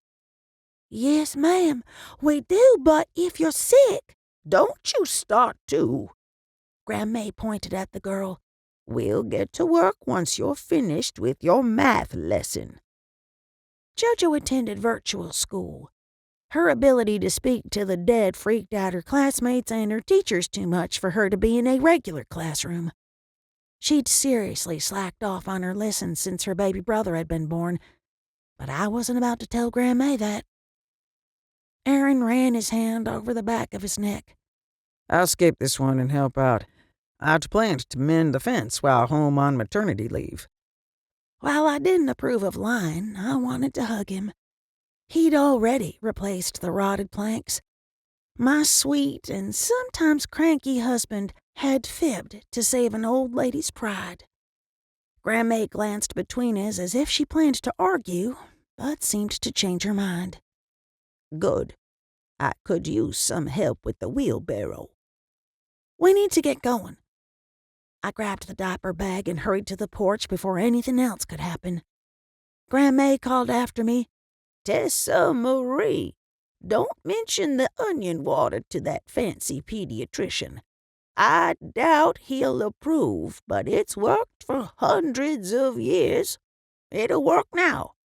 "Yes, ma'am." I slid behind the wheel while Bryson strapped Quinn into his car seat. Without a word, he climbed into the SUV and stared straight ahead. He had to be thinking the same thing as me, but neither of us seemed ready to admit our fears. I waited until we reached the edge of the property before I broke the uneasy silence. "She's sick, isn't she?" "Her aura is much fainter than it was a month or so ago." He squeezed my thigh. "I believe the only thing keeping her going right now is sheer stubbornness." My chest tightened at the thought of losing her. We have to do something. I mean, we have all of this magic. There has to be something we can do. Bryson cleared the emotion from his throat. "Even magic has its limitations. There is a natural order to things that cannot be changed. Can't be, or shouldn't be changed. Does it matter? He pressed his lips into a tight line and turned his head, but not before I saw a tear rolling down his cheek.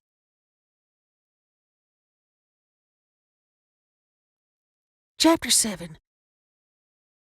The visit with the pediatrician was a complete waste of time.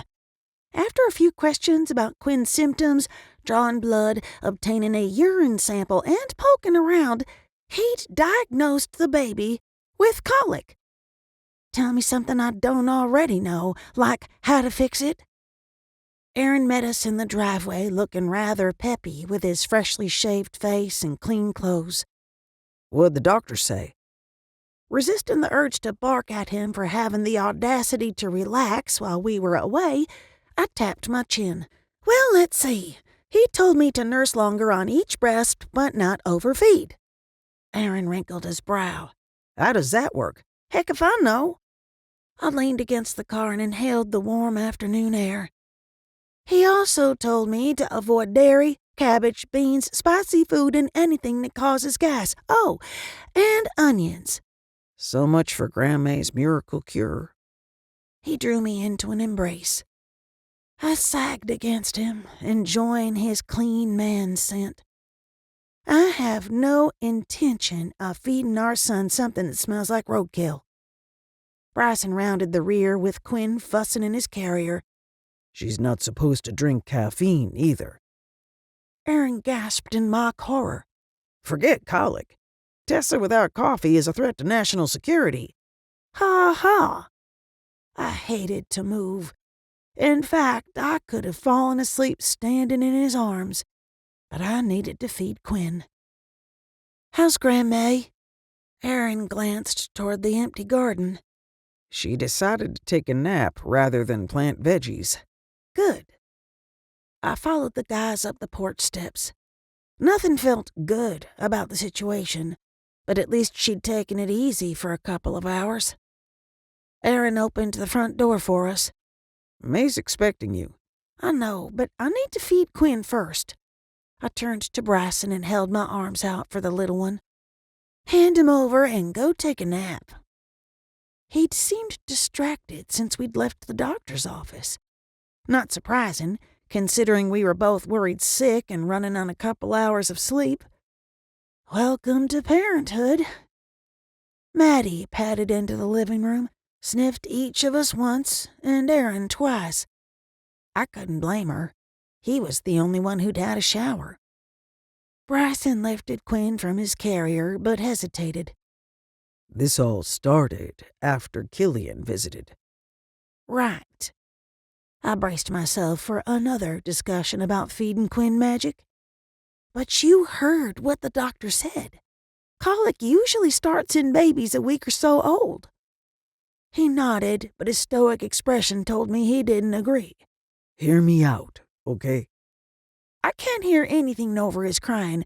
Give him to me. I made grabby hands. Bryson set the infant in my arms. I don't know why I didn't think of this before, but could this be a spell? Maddie let out a little woof and proceeded to circle me and the baby like a freaking shark.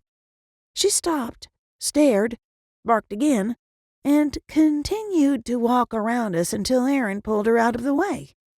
You think Killian put a crying spell on our baby? I settled into the recliner, freed a breast, and started the process of trying to entice Quinn to latch on. The guy did steal a $400,000 car. Aaron glanced out the window at the bright red bane of his existence. I'd known the car was expensive, but Lord in heaven! You're kidding! They cost that much? Aaron smirked. It's a wonder a rainbow hasn't appeared in our front yard. It's worth as much as a pot of gold. Maddie groaned and covered her eyes with her paws. What the heck is up with that dog? Bryson made a sound in the back of his throat, impatience mixed with frustration. I don't know if he did or didn't do something to Quinn, but I intend to find out. Can you do it after he's finished nursing? It's the only time he's quiet. I ran my fingertips over his fuzzy little head and smiled. Fussy or not, I was completely and totally in love with the little guy. Sure. That'll give me time to get a quick shower. He wandered down the hall with the dog following. A few seconds later, Bryson shouted, Out! The lab rejoined us in the living room. Enjoying the few minutes of bonding time, I closed my eyes. Unfortunately, Aaron's hovering made it impossible for me to relax. I cracked one eye open. Everything okay? Just watching the two of you thinking, I'm a lucky man. He eased onto the arm of my chair and nudged Quinn's hand. The baby wrapped his tiny little fingers around his daddy's and sighed against me. Spoken like someone who got a nap. I rested my head back and closed my eyes again. I'm sorry I was so difficult this morning. I think we all get a pass on our crabbiness for the next month or so. The only thing keeping me awake was the fear of drooling on the baby or dropping him. The thought reminded me of my great-grandmother. I hate it, but I'm worried about Grandma holding him unsupervised. Aaron tensed, but nodded. I'll let you have that conversation with her. I figured the job would fall on my shoulders. She was my kin, after all. But I couldn't help teasing him. Why me? She likes you better, Detective Blue Eyes. Jolene shrieked loud enough to startle the baby. Dad, there's a spider in my room! Fumbling to get Quinn on my shoulder, I said, Go. You know she's terrified of them. Aaron shot into action, and so did the dang dog. Honestly, the girl could scare down the scariest of spirits without flinching, but the second an 8-legged friend crossed her path, she went into hysterics. I lowered Quinn to my other breast, and I knew I had a problem. His face turned stop sign red and his little lip quivered. I had to act fast or I'd never get him calmed down enough to finish his meal. Shh, it's okay, Sweet Pea. Daddy's taking care of Jojo. His mouth hung open several heartbeats before he let loose a scream that rivaled a banshee. Try as I might, I couldn't get him to take a nibble. I gave up and burped him. He let loose a huge one, but cried right through it. Patting his hiney didn't work. Rocking him didn't work. Pacing the floor while feeling like the world's worst mother didn't work.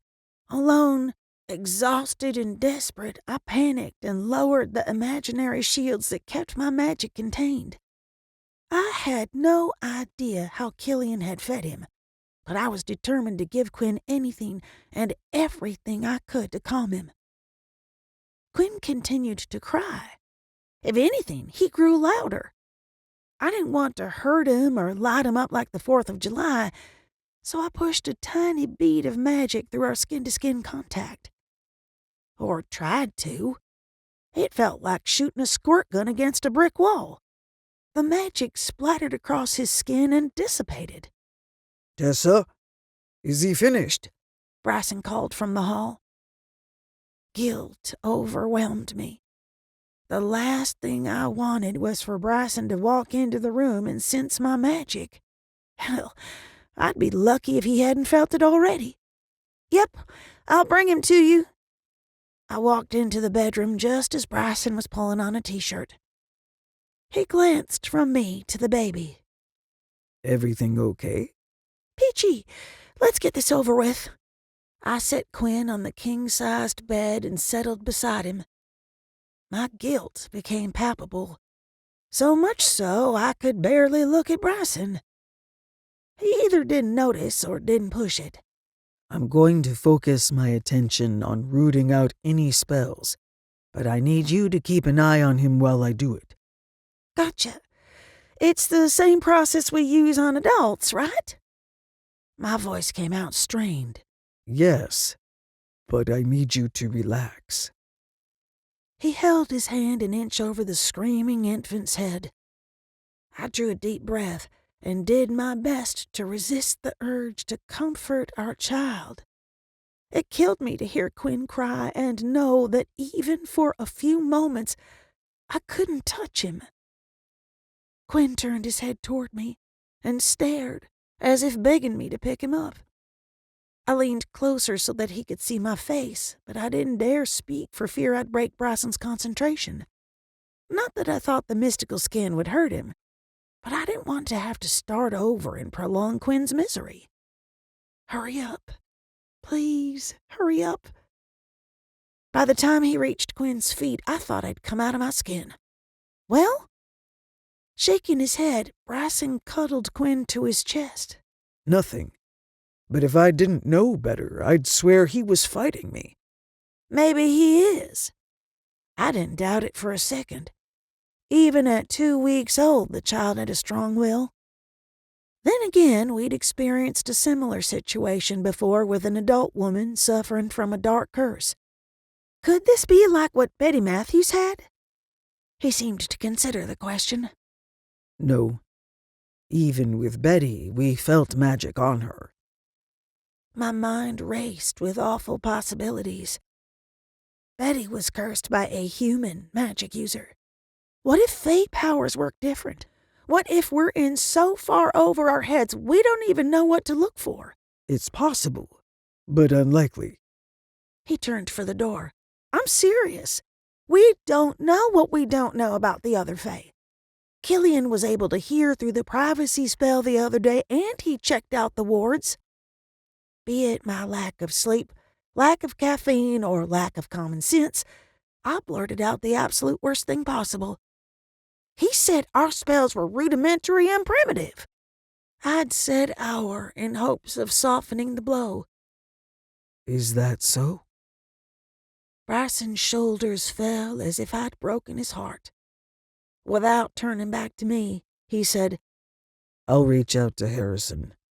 Unless you don't trust me to handle this. I trust you absolutely and completely. I walked to him, took his free hand and brought it to my lips the same way he did each and every time he apologized to me. I shouldn't have said anything.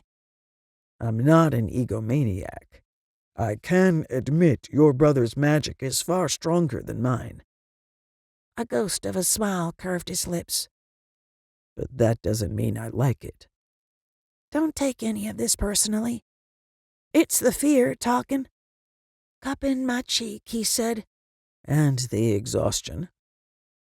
I closed my eyes and focused on the warmth of his skin. The unquestionable knowledge he was my mate, 1/3 of a whole. My world. I love you.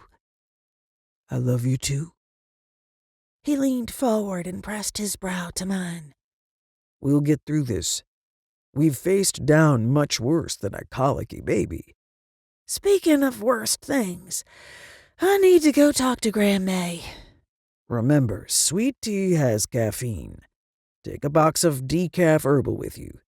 Bryson winked. The heck with herbal tea. I'd need a 6 shots of whiskey to get through this conversation.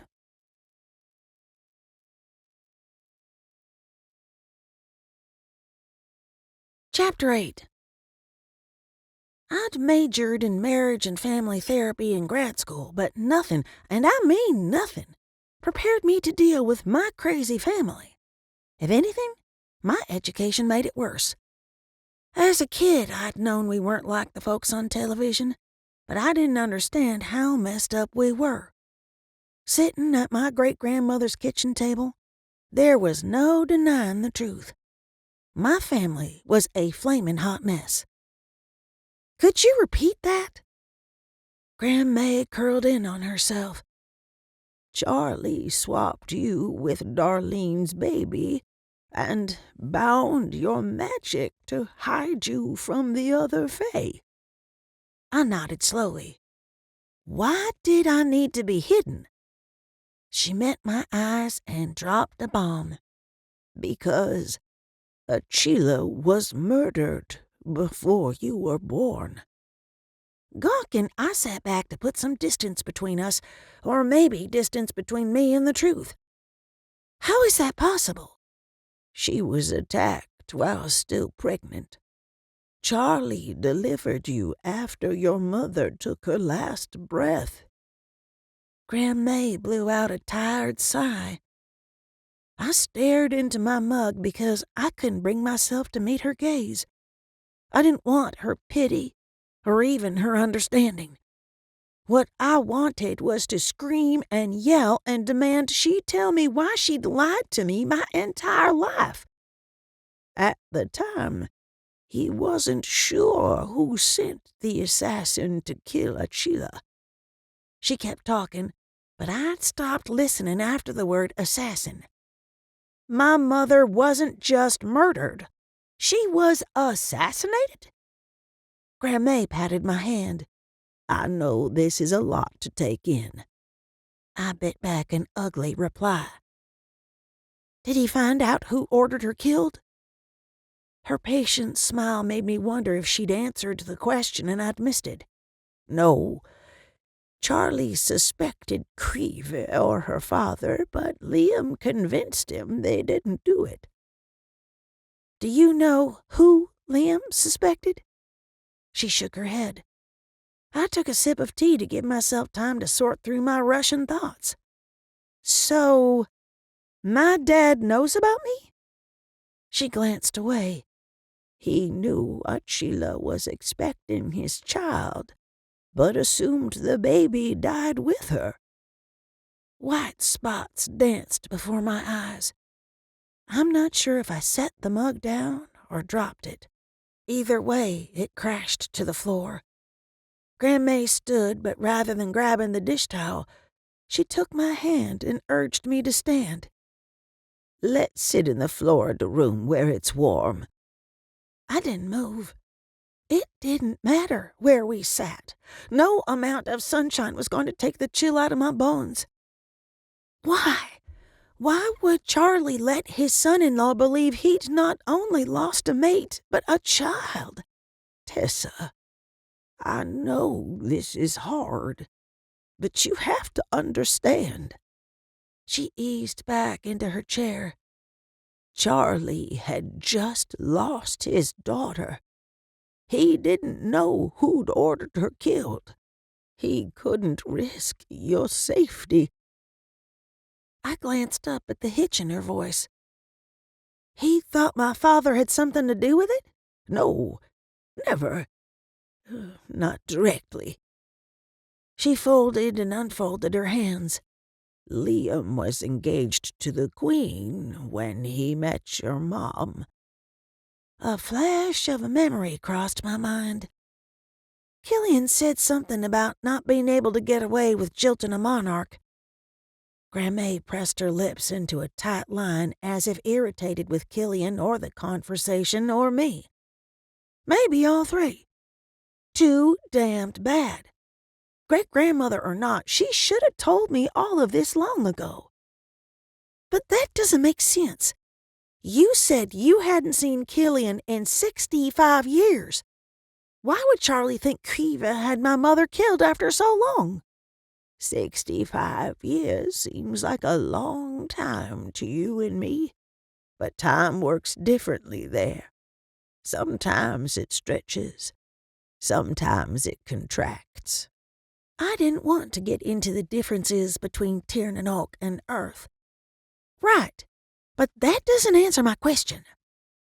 "He suspected Creve because Achila was about to have a second child." She stood and went to the cupboard for a dish towel and a dustpan.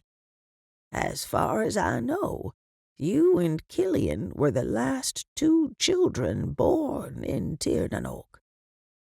Killian had said something similar, but I still didn't understand how that would lead someone to having Achila killed.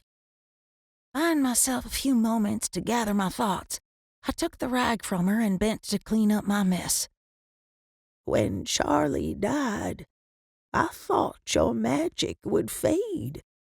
She handed me the dustpan.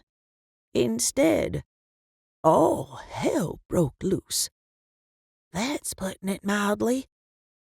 I'd been attacked by wolf shifters, taken a bullet to the heart, and almost killed by a power-hungry skinwalker, Not to mention, burned down my apartment and accidentally exposed Aaron to so many secrets the tribal elders had called for his death. I wish it would have faded. I'd given up the chance to allow the elders to bind my magic before Bryson and I were mated.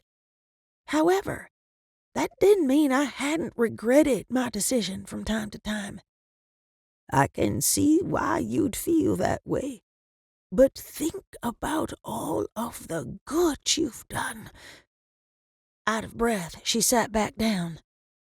I guess. Walking to the trash can, I did my best to count my blessings. I would never have met Bryson, or stopped a handful of serial killers, or rescued Jolene from foster care and an annoying ghost, or saved a dozen or so lives. But still, why didn't Charlie bind all of my magic when I was born? He promised Sheila he would leave enough to allow you to speak to her. I couldn't begin to imagine what I'd make Aaron and Bryson promise to do if I knew I wouldn't leave to see Quinn grow up. The very thought made my throat tighten and eyes sting. Sweetheart, I know you're disappointed in me, but we all made sacrifices. Grandma pulled her sweater tighter around herself. I hated to put her through this, but I needed to know the truth. You're cold. Let's finish talking in the Florida room. Thank you. She took my arm and half leaned into me as we made the short trek to the back of her house. After she'd settled into her easy chair, she said, Charlie brought us here and cut us off from the other Fae. Including Killian and my father. I decided to keep that thought to myself, mostly because I was stuck on the way she'd said us and not himself. Was there more she wasn't telling me? Are you Fae too? Laughing, she motioned to her wrinkled face and cotton puff of gray hair. Do I look like I don't age to you? Fae age, just not as fast. I grinned despite the seriousness of the conversation. And you didn't answer my question. I'm 100% human. She shook her head. Folks that live in Tirnanoke and other fairy lands are immortal. They only age when in the human world. Oh. Once again my thoughts raced. Had my grandfather given up immortality to be with Dottie? Or had he gone back and forth until I was born? Had he given it up for me? Charlie made a heck of a sacrifice. May's eyes glistened. He and Sheila loved you very much, Tessa. They still do. I've never doubted that, Grandma. I know you all love me. I just hate the secrets. I settled onto the little footstool in front of her chair like I had when I was a child. What's my father like? Did you know him? Grandma's eyes got that faraway look she had when remembering someone she'd loved. He was a rascal. Sometimes he acted like the sun came up just to hear him crow, but I suspected that was all for show. The more I heard, the more I wanted to know everything about him. Was he good to Achila? Your mother was a tough cookie. She didn't take crap from anyone, especially not him. Liam adored her for it. It felt like I'd woken up in an alternate universe. Growing up, I'd believed Darlene was my mom and my dad had run off. After I'd shifted into the Firebird, I'd learned the ghost who'd visited me for as long as I could remember was my real mother. I struggled to keep my bitterness at bay. I loved May and Charlie, and I trusted them to have done what they thought was best for me, but the lies? I didn't know if I could ever forgive the lies. Are you keeping anything else from me? Only my secrets. The mischievous glint returned to her eyes. I'll tell you in case Killian mentions something, but it's not something I want anyone else to know. Okay. I mimicked turning a key to lock my lips and braced myself for impact. My first love was a fae. Her expression turned as dreamy as Jolene's did when talking about her movie star crush. His name was Teague, and he was a real looker. Had eyes even bluer than Aaron's. Tessa, sorry to interrupt, but y'all might want to see this, Aunt Dottie called from the living room, which might have been a good thing. May's cheeks had gone so red I worried her blood pressure had shot through the roof. The concern in Dottie's voice had me on my feet and moving. What's wrong? They interrupted my stories again? Grandma wrinkled her nose. She loved her soap operas. In fact, I was surprised we weren't discussing Achila's death during commercial breaks. A reporter was interviewing a man that looked like he'd just walked off the set of Tiger King. The guy wore a dirty white tank top, jean shorts, and an honest-to-goodness mullet hairdo, complete with brassy yellow highlights. And that wasn't the strange part. His eyes were bugging out and he was hopping around like he had springs in his shoes. I couldn't help but giggle. Why do they always find the weirdest people in the bunch to talk to? There's been another animal attack. This one was only a few miles away from here. Dottie motioned to the television, her way of telling us to hush. I saw it. I saw it with my own 2 eyes. It weren't nothing like no animal I ever seen. It had a top half like a gator and the body of a man. It was like something out of a horror movie. Mullet Guy turned and pointed to the lake behind him. It grabbed that woman and ripped her in two. I sent up a prayer for the victim and an apology for making fun of the witness. I would have behaved like a lunatic, too, if I'd seen what he had, or thought he had. Lord, please let this man be hallucinating. The camera cut back to a male reporter. Multiple witnesses have reported seeing the same sort of creature on the shore. Police on the scene have declined to comment. Mullet Guy continued to rant. There ain't nothing left of her. The gator man ate every last bit, even her clothes. The audio cut out, and the images changed to a group of uniformed officers and a plainclothes detective standing near yellow crime scene tape. Tiny flashes of light glimmered behind them, as if someone had hung Christmas ornaments from the tree branches. My word! Dottie pressed her hand to her chest. Nothing that I'd just heard made sense. I'd seen a lot of horrible things while working with the police department, but I'd also interviewed enough traumatized people to know they didn't always get their facts right. It was probably a big gator. They like to drag their victims into the water. You're right. She shuddered. But that isn't much better. Is that Aaron's partner? Grandma leaned forward to get a better look. As if he'd heard her question, the cameraman zoomed in on Detective Richard Samuel's scowling face. It sure is. My stomach churned. Aaron had mentioned a series of fatal animal attacks and something about a possible serial killer. I knew my husband. There was no way he'd miss out on this case willingly. Dottie seemed to pick up on my unease. How much longer is Aaron taking off from maternity leave? I'm guessing not very long. I couldn't help but think the trouble Gavin had warned me about had arrived. The screech of the screen door opening and slamming shut interrupted the conversation. Grammy May! TJ called from the kitchen. The boy sniffled and let out a sad little cry. Aunt Dottie? What in tarnation? Grandma pushed to her feet. I'll get him. I reached the kitchen before she'd made it to the hall. TJ stood beside the table, holding a stuffed rabbit in one hand and a backpack in the other. Tears left clean streaks down his dirty face. "Daddy said me and David Hasselhoff were gonna stay here now." I glanced behind him in hopes of finding his father, but the sound of tires on the gravel driveway told me all I needed to know.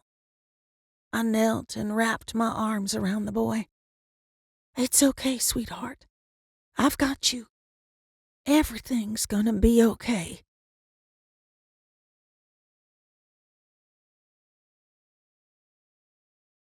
Chapter 9. After calming TJ down, I made my way across the lawn to tell Aaron and Bryson we'd have a pint-sized house guest for the foreseeable future. While I'd suspected this would happen, I'd hoped against hope that Tank would stick around and raise his son. After all, the boy had just lost his mother. I rounded the big oak tree and caught sight of Aaron pacing on the porch with his phone pressed to his ear. I didn't need psychic abilities to know who was on the other end of the line or what they wanted. Glancing at me, Aaron said, "Tessa's here now. I'll talk to her and call you back." And that, folks, is how maternity leaves die. He hung up and gave me an apologetic smile. "Remember those wild animal attacks?" I saw the news at Mays. Sounded like a gator to me. I'm sure they'll find the victims' remains when they search the lake. I had other things to discuss. Things that needed our immediate attention. Things that involved family, the fae, and the human sides. Aaron lowered his voice as if he expected the news media to pop out of the bushes with cameras. "They aren't releasing the details to the public, but CSI has found the same DNA at multiple scenes. Human DNA." I swallowed my hurt for what I knew he'd say next and tried to beat him to the punch. "Call Samuels back and tell him you're cutting your leave short. I know you're itching to be on the case." Aaron shook his head. "It's not just me they want back. They need you too, ASAP." "Me? Is he kidding?" I hadn't told him about TJ, but I could hear Quinn crying from inside the house, not to mention JoJo's schoolwork. And then there was the situation with my father. Killian could show up any time with a new plan to break our dad out of Tiernan Oak. No. I folded my arms and shook my head.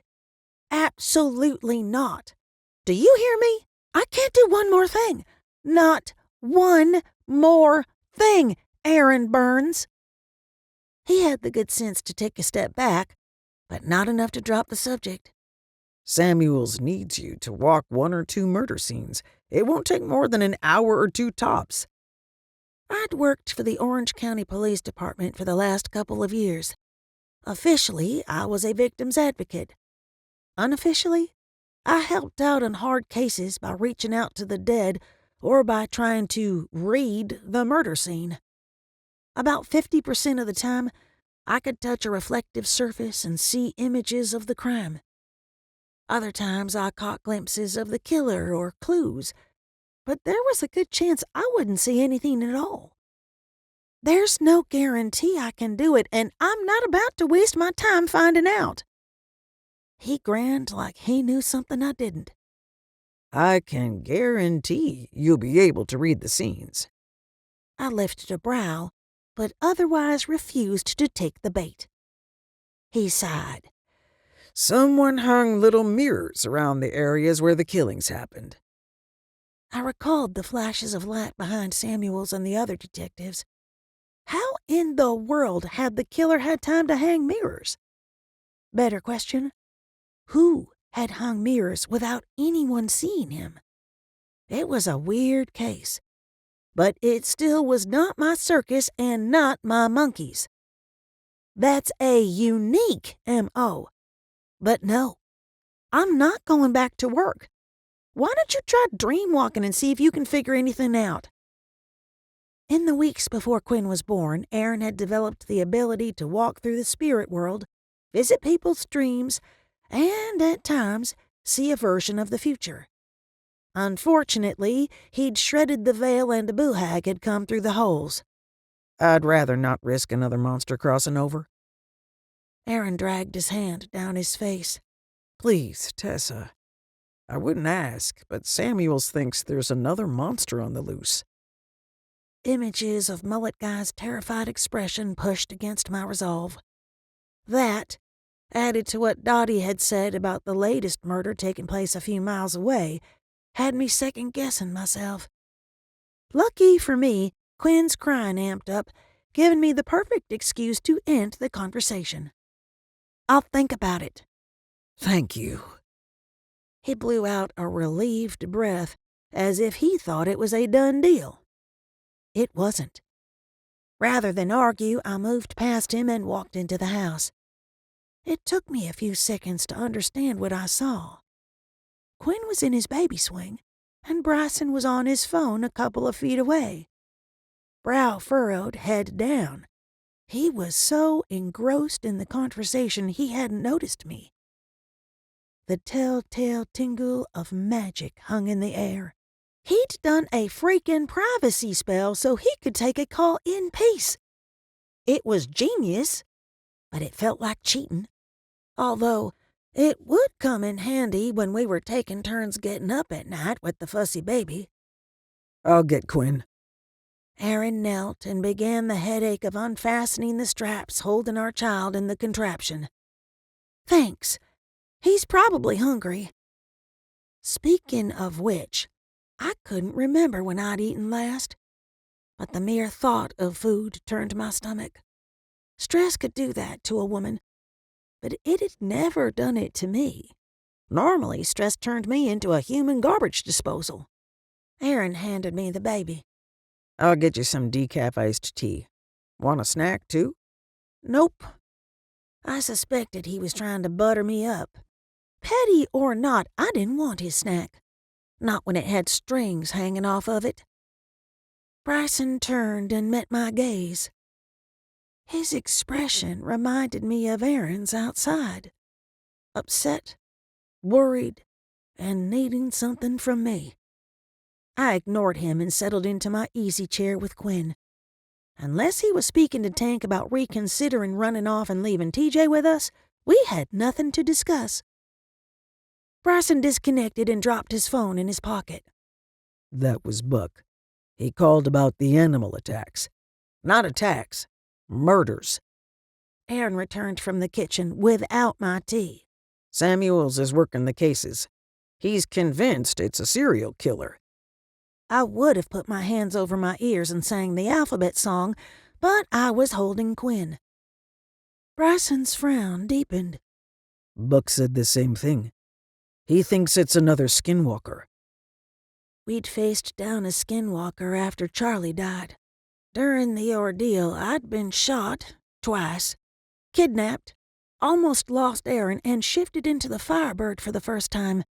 Call me selfish, but I had no desire to repeat any of it. I don't want to hear any more about this. We have 3 kids to think about now. 3? Aaron turned an odd shade of green. Bryson's expression grew serious, as if counting back to the last time we'd had sex. Newsflash, it couldn't have resulted in a pregnancy. I was still pregnant with Quinn. I resisted the urge to roll my eyes. I've been waiting for you two to stop going on about the attacks to talk to you. Tank left TJ with Grandma and took off. We all know her and Dottie can't handle that little devil. Neither man's expression changed. If anything, Aaron looked queasier and Bryson more troubled. I know we have a lot on our plates, but he doesn't have anywhere else to go. I glanced between them. When neither spoke, I added, and he's used to staying here. Bryson nodded slowly, but avoided my gaze. To my surprise, Aaron caved first. You're right. This is the best place for him. That was too easy. I didn't trust it. Not that Aaron had a problem with TJ, but committing to take care of a rambunctious 7-year-old boy indefinitely was a big deal. If it had to happen, now is a good time. We're all still on leave. He hitched a shoulder. Bryson and I will step up more around the house. That'll give you more time to yourself, to do Tessa things. Like salt on the damned case. Once again, Bryson did a slow nod. It wasn't a yes, but it wasn't a no. More like he was still mulling over the options. When he finally turned to me, I knew I had a problem. TJ is welcome here as long as he needs a place to stay. But we need to pay Buck a visit soon. I dropped my head back and groaned loud enough to disturb Quinn's meal. He jolted, all 4 limbs going rigid. Cooing softly, I shifted him to the other side in hopes of distracting him with a fresh boob. Thankfully, it worked. Bryson sat on the side of the couch closest to me. I understand your reluctance to get involved, but Buck believes the first murder was near the tribal house. What? I turned to Aaron for confirmation, but he seemed as stunned as me. Aaron tilted his head. Was it reported? No.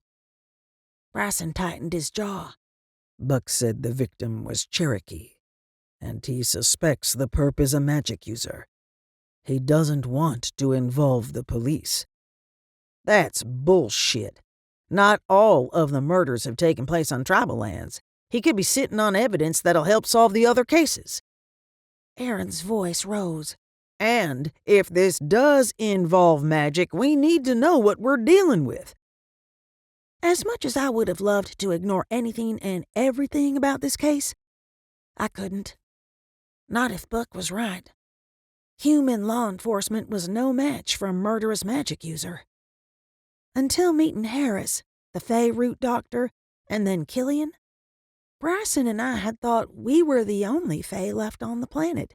But that didn't mean we were the only people capable of wielding magic. Some humans could use focus objects and spells to do serious amounts of harm. The thought of Aaron putting himself on this killer's radar made my pulse race. I walked the crime scenes, but that's it. I shifted Quinn to my shoulder and pegged Aaron with a death glare. And I don't think you should either. He winced as if I'd thrown a fireball at him. It's my job. Not for another few weeks, it's not. I drew a deep breath. Now, if the 2 of you will let me get a word in edgewise, there's another murder I'd like to solve. Grandmaid told me Achila was assassinated.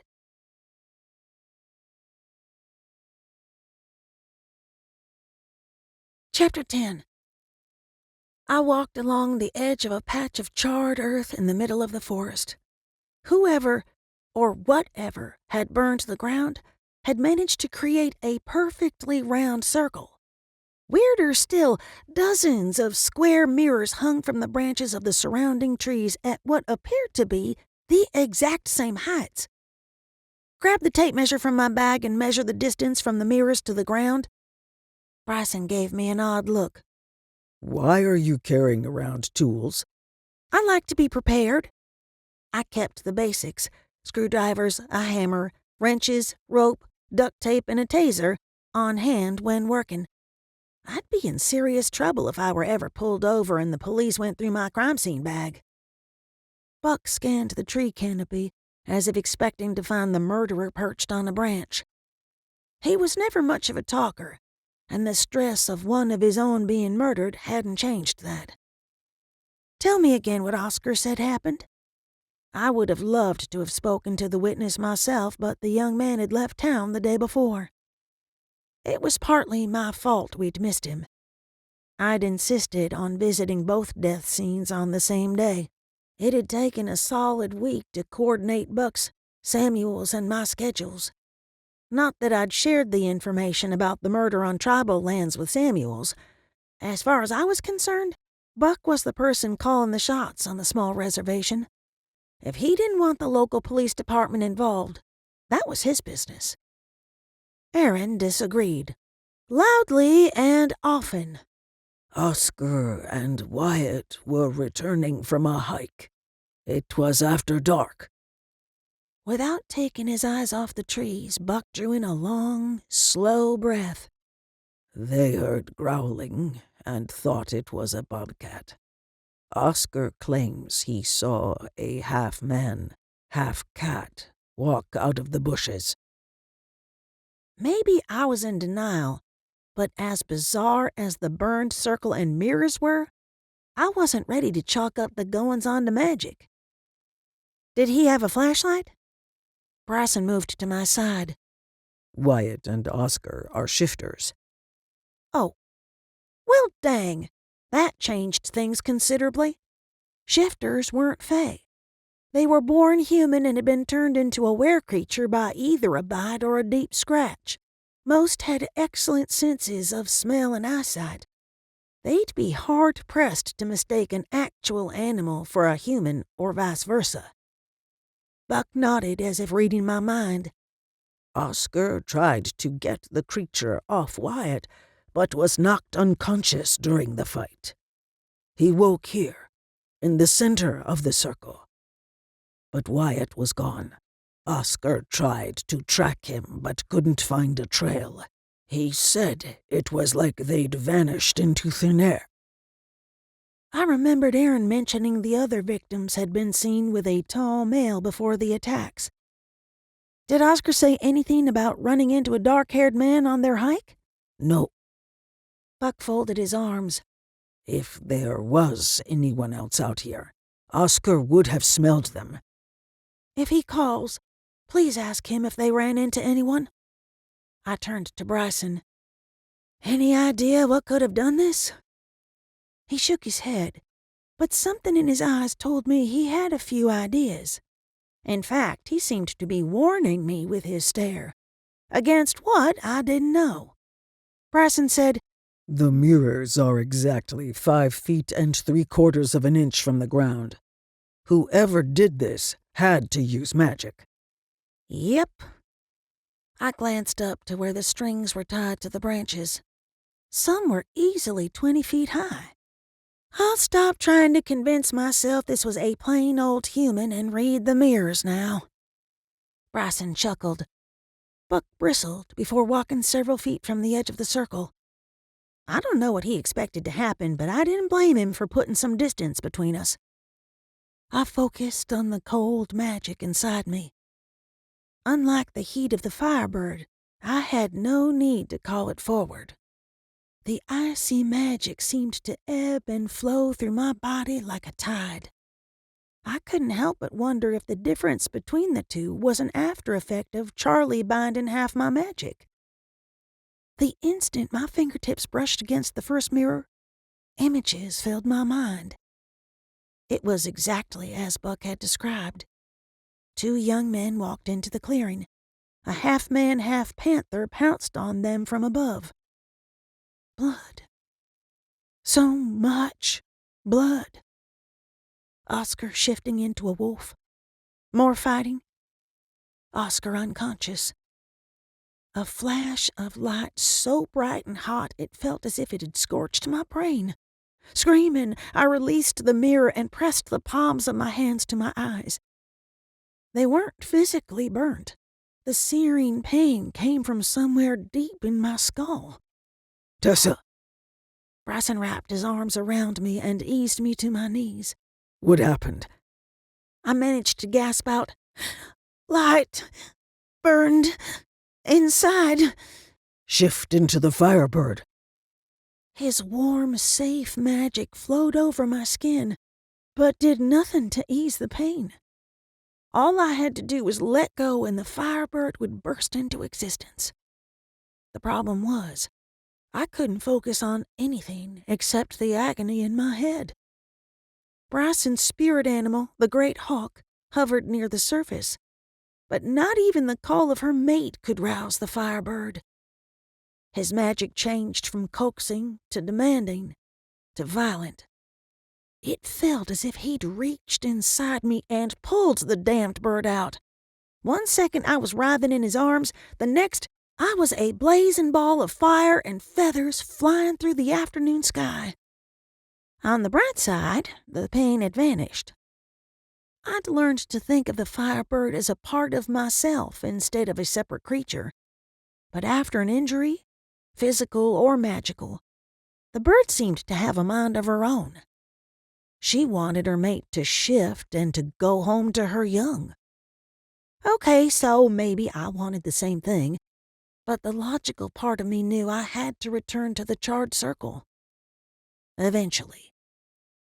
Using my altitude and heightened eyesight, I scanned the area in hopes of finding broken branches, scraps of clothing, anything that would help me to figure out where the killer had taken Wyatt. There was nothing.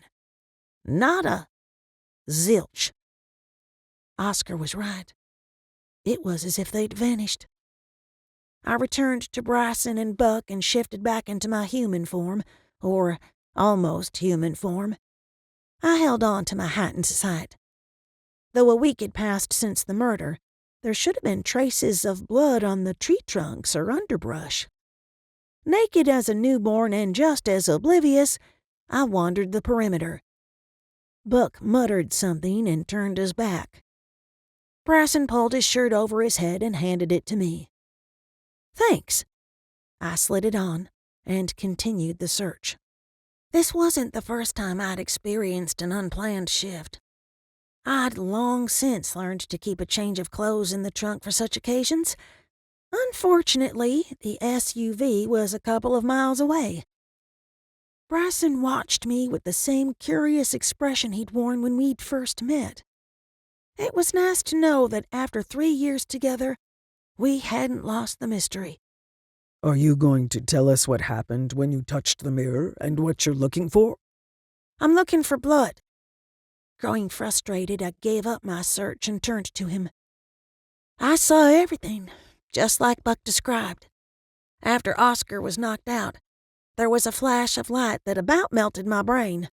It's what burns the circle. Buck tilted his head. Could the killer have used the light as a distraction to run off unseen? Maybe, but I didn't see a trail from the air. There would have been something. Broken branches, blood. Bryson balled and unballed his hands into fists, but otherwise remained stoic. I knew him well enough to know he'd figured something out. Something I was obviously missing. I opened my mouth to ask, but he stopped me with a slight headshake. Buck motioned between us and settled on Bryson. What aren't you saying? I had no idea what Bryson suspected, but whatever it was, he didn't seem to want Buck to know. I said the first thing that popped into my brain. There's no blood splatter anywhere. An attack that violent would have been messy. The killer would have tracked it into the forest. Buck's gaze went to the ground outside the circle. Bryson caught my eye and mouthed, "Thank you." He didn't seem the least bit surprised by my discovery. Further proof he'd figured something out. Buck scratched the side of his head. The attack, what you saw in your vision, was violent. It was. The memory of it made me lightheaded. He sighed the sigh of an old man realizing he'd woken up in a new and unfamiliar world.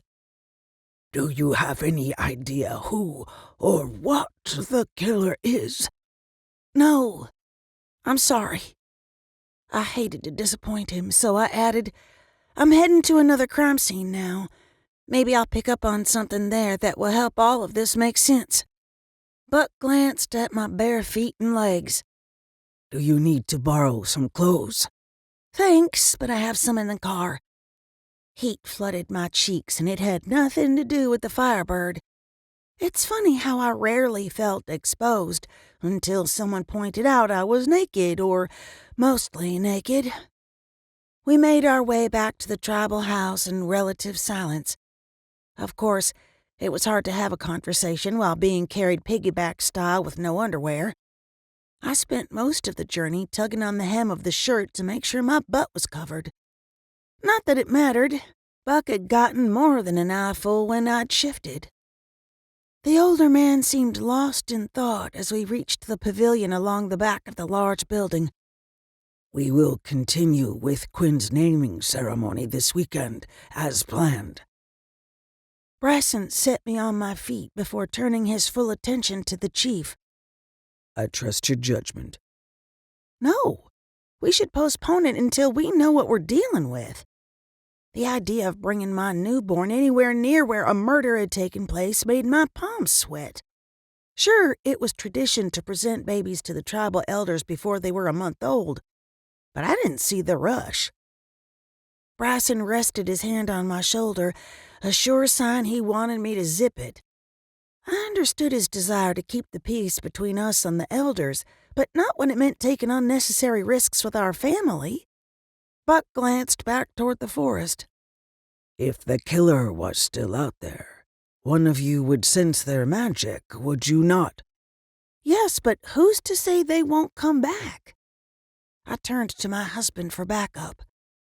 We hadn't discussed it, but most of the magic users we'd dealt with over the years were associated with the tribe. For all we knew, the murderer had an invitation to the ceremony. Bryson remained quiet. I motioned to Buck. Didn't you say you thought this might be a skinwalker? He nodded. Then how do we know the murderer isn't a member of the tribe? I ignored Bryson's sigh and kept my focus on Buck. I don't. He folded his arms. We will postpone the ceremony 1 week to make sure there are no other incidents on tribal land. Thank you, Buck. Bryson dipped his chin, but not before I caught his grin. Tessa, go get dressed. I'll call Samuels and tell him we're on the way. Confused by his behavior, I headed to the parking lot and grabbed my spare clothes from the trunk. When I returned, the men were too involved in their conversation to notice me. Shaking his head, Bryson patted Buck's shoulder. The older man tilted his face toward the sky and frowned. I'd have asked if everything was okay, but I knew it wasn't. Buck was grieving. No amount of stupid questions, well wishes, or empty promises would take his pain away. After I dressed, we said our goodbyes to Buck and climbed into the SUV. As soon as Bryson shut the door, I said, "Were you really going to agree to have our son's naming ceremony with a murderer running loose?" No. He started the SUV and backed out. I'd planned to wait until the shock of Wyatt's death wore off before discussing it with Buck. Oh, I slumped. It's okay. He squeezed my thigh. All's well that ends well. I ran back through the events at the murder scene, but nothing made much sense. You looked like you were chewing iron in the forest. What did I miss? The light in your vision. Was it the same as Killian's when he vanished from the living room? He spoke without a glance in my direction. Smart man, because I gave him a dirty look that would have made Grandma proud. Considering Killian didn't burn the carpet, I'm gonna say no. In all fairness, I was overreacting. But I was sick of listening to Aaron moan and groan about my brother. I didn't want Bryson on the Killian is trouble bandwagon. This time he turned his head and met my gaze. Those attacks started the same day Killian showed up at the house. Huh. I hadn't done the math, but now that he mentioned it, I could almost see why he'd be suspicious. Almost. That's an odd coincidence. But do you honestly believe my new brother is running around as a catman or gator guy eating people? His lips twitched as if holding back a grin. Not when you put it like that. I laughed. It had been so long I'd almost forgotten how good it felt. Bryson entwined his fingers with mine and smiled like he used to, back when we had lots of sex and sleep and easy, breezy moments together. I lowered the window. The rush of cool air felt like freedom. Or it did, until my phone rang.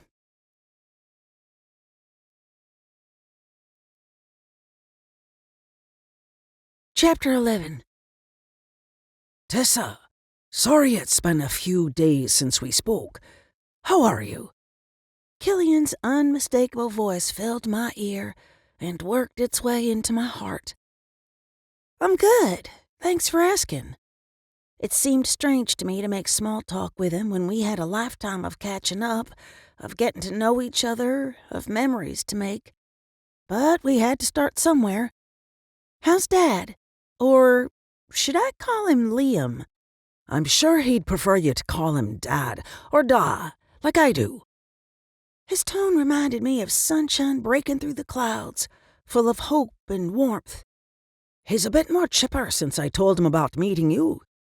He is? I felt like JoJo talking to Micah Sterling, her celebrity crush. I wanted to ask what Killian had told our father about me, or if he'd mentioned Quinn or Jolene or Bryson and Aaron. But more than anything, I wanted to ask if our father wanted to meet me. Killian lowered his voice to a sly whisper. He's more determined than ever to break free. To visit me? Hung on the tip of my tongue, but I couldn't bring myself to ask. 1, because I didn't want to sound like a dork, and 2, because I'd never smile again if I was wrong. That's good, right? Likely hearing the nervousness in my voice, Bryson squeezed my hand. The small gesture let me know he was there, no matter what. Yes. Killian cleared his throat. I have a new plan. Is there somewhere quiet we can meet to discuss it? The new mother in me heard the word quiet and automatically assumed he didn't want to come to the house because of the colicky baby. The more rational side of me figured he wanted to talk alone, as in without Bryson and Aaron. Neither of those options appealed to me. "I'm handling a work situation, but I'll be home in an hour or so. You can stop by then." I see. Killian went quiet. I remembered the stolen Lamborghini and Aaron's threats to arrest him. On second thought, I'm starved. I know a great diner not far from my place. Bryson's grip tightened to the point of crushing my fingers. Great. Text me the time and the address. He disconnected the call. I fired off a quick text and dropped the phone in my purse. Risking a glance at my hubby, I asked, "Something the matter, Bone Crusher?" I'd rather you not go alone. Who said I was going alone? I didn't want to risk Aaron cuffing him and reading him his Miranda rights. I ran my fingers over the sensitive spot behind his earlobe. Any chance I can convince you not to mention this to Aaron until after we meet with Killian? Keep doing that, and I'll consider it. Bryson leaned into my touch. Good idea having him meet you at Scarlett's diner. I'll call her while you're working the next crime scene. I'm sure I can talk her into reading him on the down low. And just like that, my mood soured. Scarlett was a seer. She could read a person's past through touch. One handshake, and the woman had a free pass to all of your secrets. While I was tempted, I couldn't do it. I'd much rather have Killian share his past with me the old-fashioned way, by building trust over time and good food. I picked the place because of the burgers, not the waitress. I pulled my hand away. I don't like the idea of her getting into his head without permission. Since when does Scarlett ask permission? He gave me side-eye. This is different. We're setting Killian up. Technically, every time we took someone to see Scarlett was a setup, but this felt wrong. I'd like to have an actual relationship with my brother. I'll ask him what I need to know. You're right. Forget I mentioned it. Bryson took my hand and placed a kiss on each of my fingertips. I spent the remainder of the drive in a haze of giddy anticipation about seeing Killian again and confusion over what I knew about the attacks. While Aaron liked to refer to them as murders, I wasn't so sure. Without a body or forensic evidence, it was impossible to say what had happened to Wyatt and the others. Bryson pulled up near the lakeshore and helped me out of the SUV. We walked hand in hand to the yellow police tape surrounding the death scene. Not long ago, I would never have participated in a public display of affection where my co-workers could see us. Everyone at the station knew Aaron, Bryson, and I were a throuple, but I'd gone out of my way not to rub their noses in it. However, at some point in the previous couple of months, I'd gotten over it. A few of the techs shot us curious looks, but for the most part, no one seemed to care whose hand I held. Aaron and Samuel stood shoulder to shoulder going over papers on a clipboard. What's Aaron doing here? He's supposed to be watching the kids. Mental images of Graham May force-feeding Quinn onion water flashed through my mind. Bryson said, He had Darlene help out long enough for him to be here while you walked the scene. All the more reason to hurry this up. I understood why Aaron wanted to be on site while I did my thing, but I hated the idea of leaving Quinn with anyone. Aaron and Samuels smiled as I approached. Okay, that's different. I expected Aaron to smile. Samuels? Not so much. The man showed affection through ribbon and bird jokes, not facial expressions and hugs, but boy, oh boy, did he hug me. Tessa, good to see you. He set me back on my feet, nodded to Bryson, and leaned close. What did you find at the other scene? I shot Aaron a glare that could have stopped the glaciers from melting. He held up both hands and took a step back. Samuels nudged my side. Off the record. Off the record, I'll tell you if and when I find a connection. I pushed past him. Is the scene clear, or do I need the bunny suit? I seriously hated wearing booties, gloves, and a Tyvek bodysuit. My massive red curls never fit into the hood properly, and once my hair went into a ponytail, it was nothing but frizz. It might have been silly, but I wanted to look nice when I made up with Killian. Samuels tilted his head as if considering his options. I'd be far more cooperative without the full suit, but I'd contaminated a death scene or two in the previous couple of years. Aaron snapped on a pair of gloves. Sorry, darling. You're going to need the works. She can't do her woo-woo thing wearing the gloves. Samuels handed me a pair of booties. Put these on. You can reach most of the mirrors if you stick to the stepping plates around the perimeter. Thanks. I slipped the paper covers over my spare running shoes and ducked beneath the tape. Careful to stay on the metal plates, I hopscotched my way around the edge to the first mirror. Hold up. Bryson jogged to me, but remained on the other side of the tape. I'll stand by, in case you have an issue with the light. Aaron joined me inside the cordoned-off area. Was there a problem with the other reading? Nothing a little shift in attitude couldn't handle. I winked and reached for the first mirror. Aaron rolled his eyes, but stayed within arm's reach. As with the first scene, images burst through my mind the second I made contact with the glass. Unlike the first scene, I was more interested in what happened before the attack than the attack itself. The vision started with the half-man, half-gator walking out of the water. As the mullet-wearing witness had said on the news, the creature ripped the woman in two before slinking back into the water with the body. I waited for the flash of light, but it never came. I moved to the next mirror and tried again. Like before, the images started with the gator guy walking out of the water. Nothing before. Everything okay?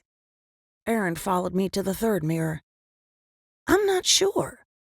I brushed my fingers across the glass, and the same images played through my mind like a GIF on a continuous loop. I moved to the next mirror and sighed when I got the same results. Bryson gave me a less than patient look. Anything?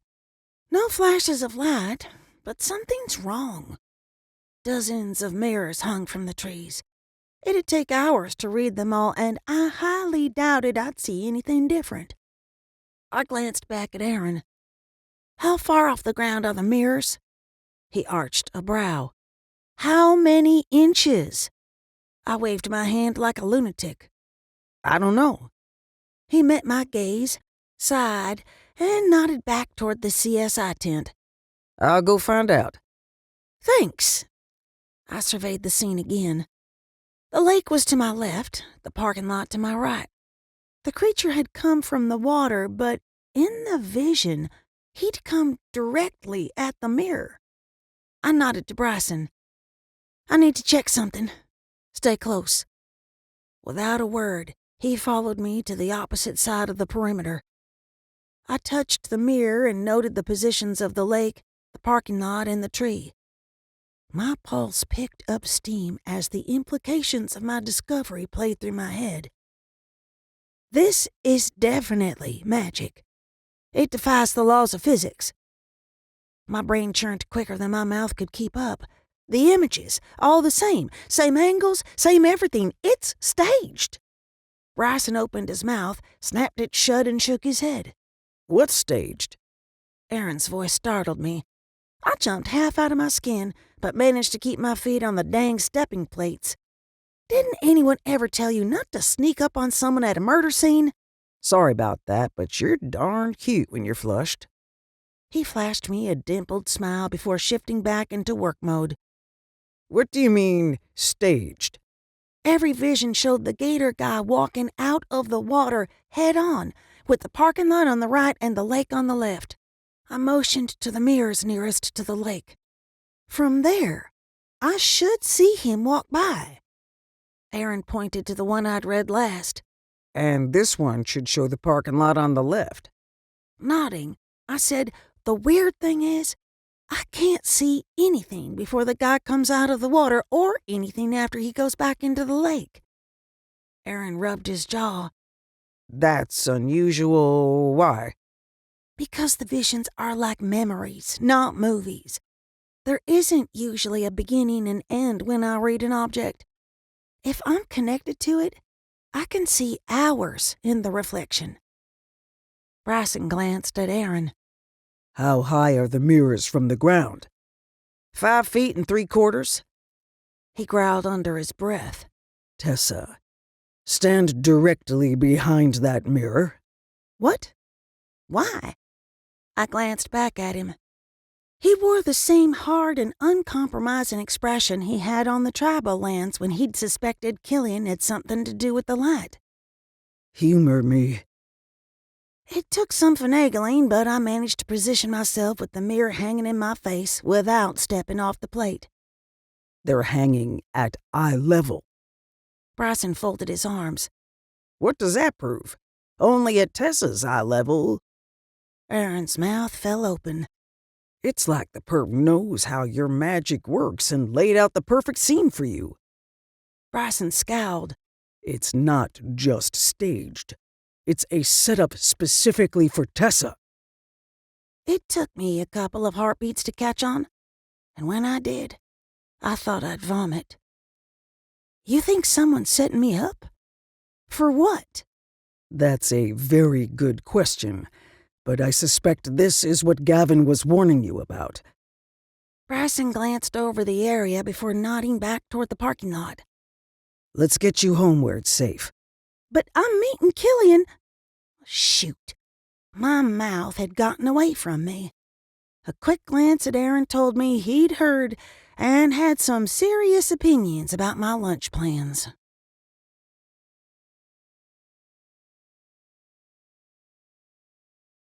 Chapter 12.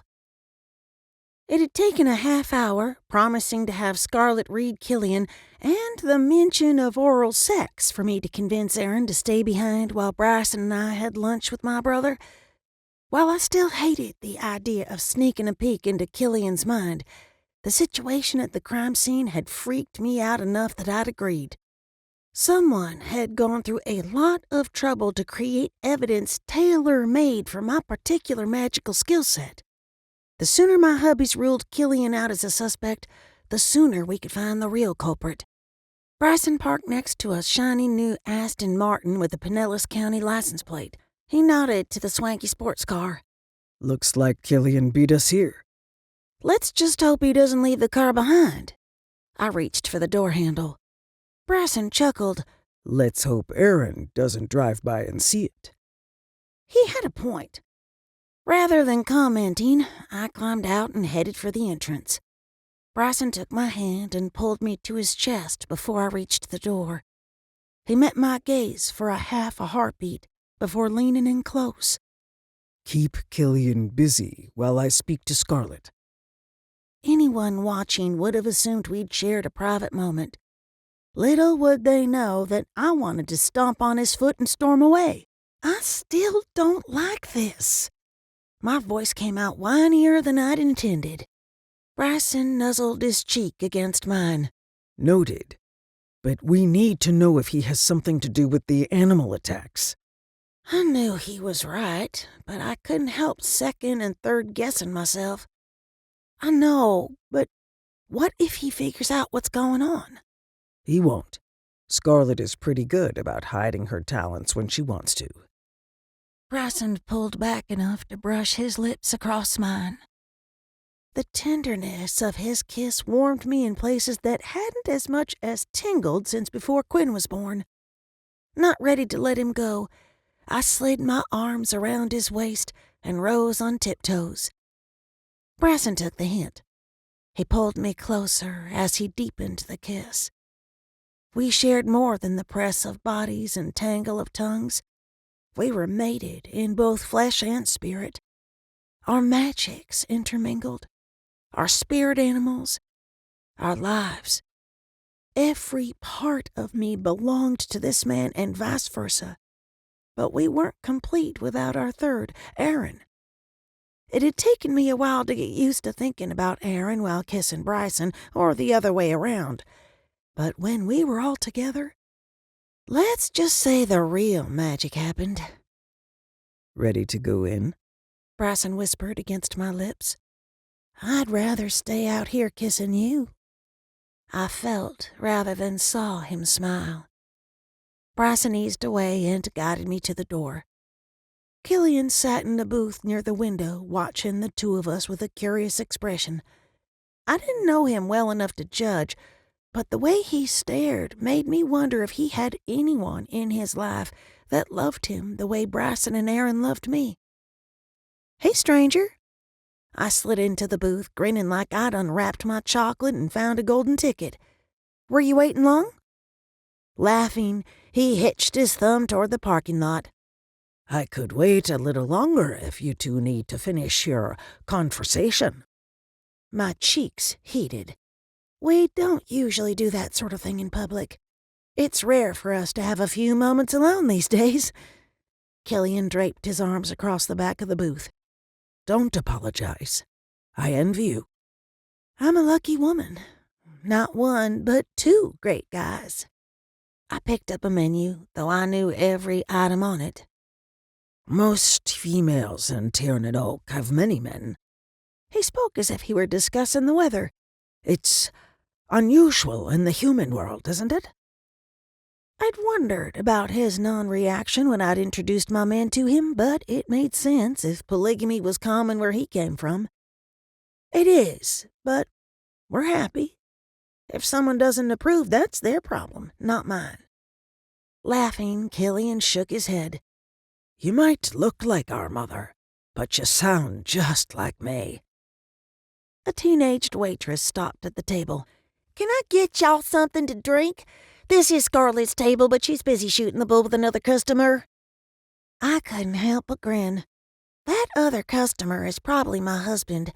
Tall, broad, long dark hair. That's the one. The teen popped her gum, unimpressed. What'll it be? To hell with the anti-colic diet. I need grease and processed sugar. I'll have a chocolate malt cheeseburger and fries. I offered the menu to Killian. He took it, glanced at the back page, and set it aside. Same for me. The teen rolled her eyes and retreated toward the kitchen. Did you spend much time with May when you were younger? I thought back to my discussion with my great-grandmother. She hadn't said much about Killian. Then again, We'd had more pressing matters to discuss. He sipped his water but kept his eyes trained on me. I knew her when she was younger than you are now. She was engaged to my best friend. My mouth fell open. No amount of mental gymnastics would help me understand what it would be like for my bestie to date my grandfather.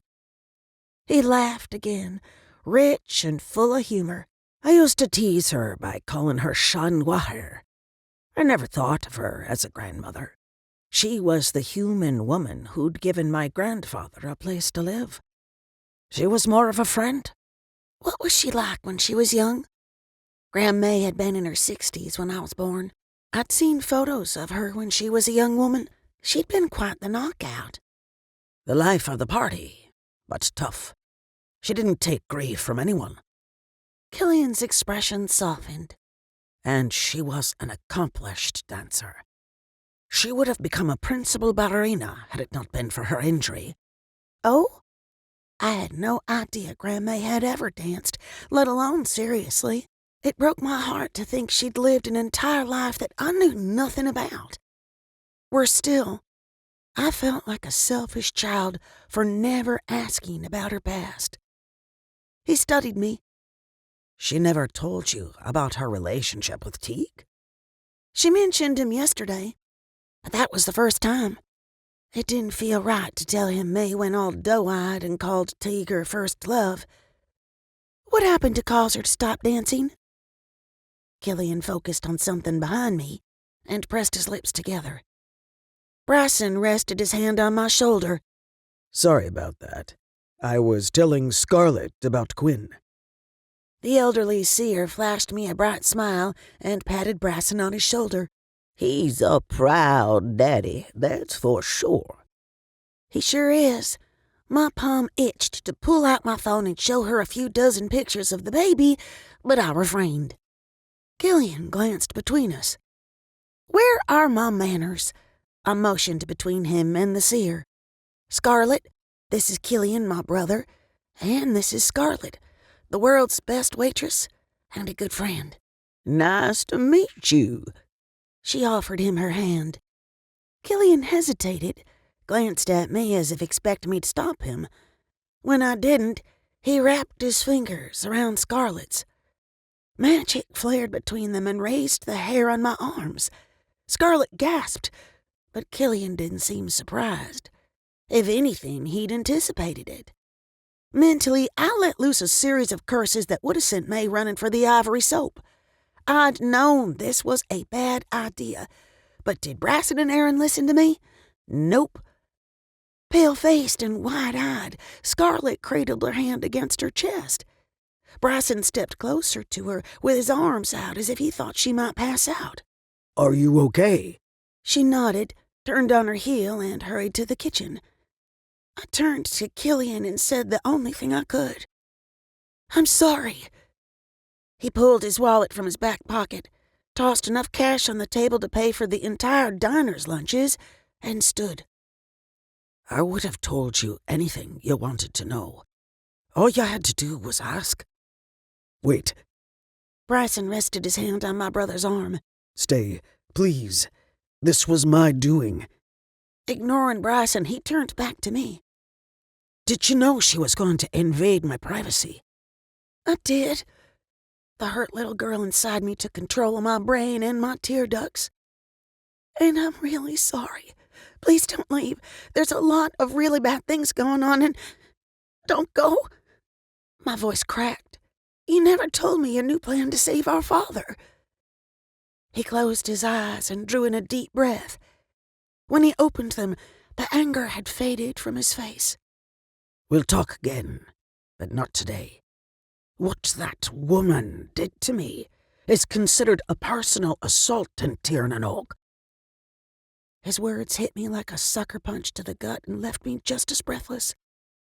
I didn't know. Killian bent down and kissed my cheek. There is a lot you don't know. In some ways, you are like a toddler with a rocket launcher. Bryson's expression went from remorseful to angry in a millisecond. That's uncalled for. Perhaps, but it is the truth. Killian walked outside, got in his fancy British sports car, and drove away. He left? You're still gonna have to pay for his lunch. The teeny bopper waitress set 2 cheeseburger platters on the table. Her gaze landed on the pile of money, and her attitude improved dramatically. All smiles and sunshine, she straightened. Let me go check on your malts. Bryson slid into the booth beside me and pushed the plates to the side. Hooking his finger under my chin, he lifted my face. I'm sorry. You were right.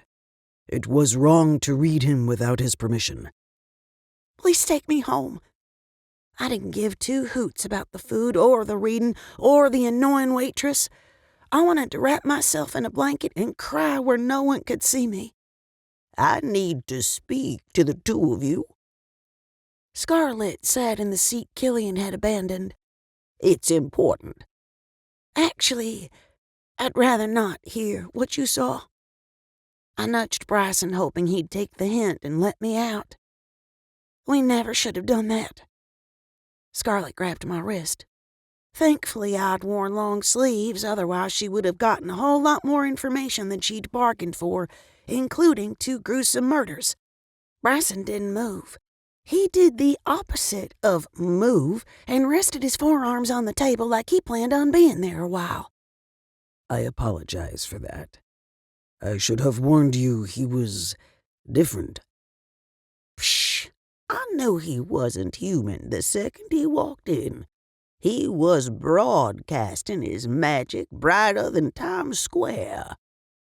Scarlett watched me as she spoke to Bryson. He's slipperier than pig snot on a radiator, but he didn't kill anyone. I whipped my head from her to my husband. I couldn't believe he'd told her he thought Killian was involved in the attacks. Bryson continued to stare at Scarlett. He has no ill will toward Tessa. She shrugged. I didn't say that. What? The conversation was giving me a case of whiplash. I was hurt and angry and scared I'd never see Killian again. I didn't need to know he secretly... What? Couldn't stand me? Wanted me dead? She gave me a patient smile. Rest easy, child.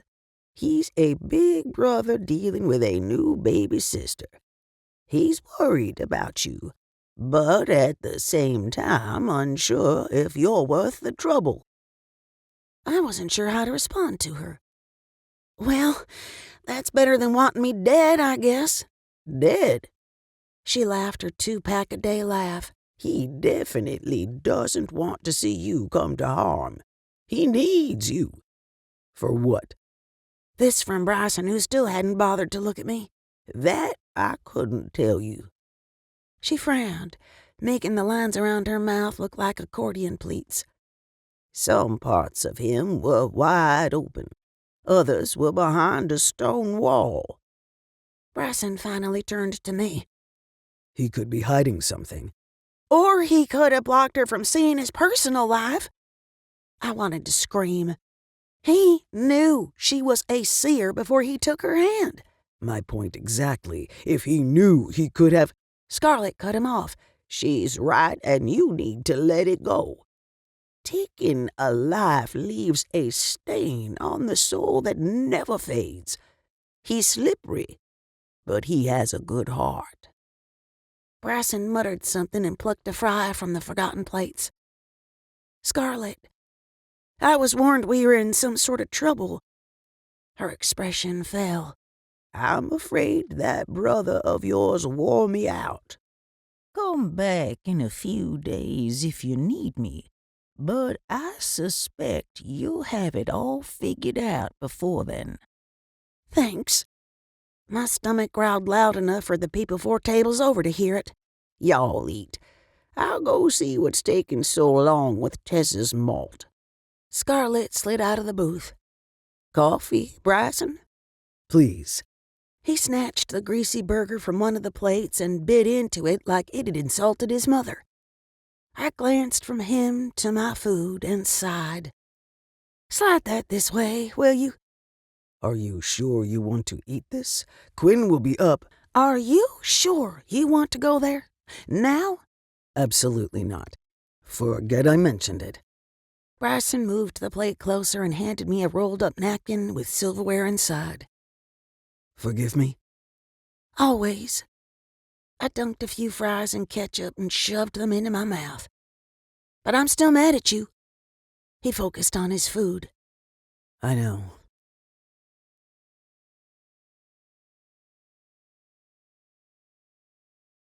Chapter 13. Sundays were made for families. Big breakfasts, church, and bigger dinners. In the fall, we'd play croquet or football in the yard, but I always loved the summers. When the weather was hot, Charlie would pull out a long, thin piece of visqueen. He'd put a water hose at one end and a sprinkler at the other. We'd spend all afternoon playing on the homemade slip and slide. As a child, I'd never given much thought to the amount of work that went into those easy, breezy Sundays. Becoming a parent had given me a serious reality check. "Hurry up! We're going to be late!" I shouted from the bedroom to everyone and no one in particular. Let's be honest. With 2 husbands, 2 kids, and a 6-week-old, chances were some, if not all of them, weren't ready to go. Ignoring the unmade bed and piles of clothes, some clean, some dirty, and some questionable, I swiped on a coat of mascara. It was the first time I'd bothered with makeup since Quinn was born, but I couldn't imagine getting through the next couple hours without the war paint. Not only did I have to attend church with a colicky baby, we were presenting him to the entire congregation. I kept telling myself it wasn't a big deal.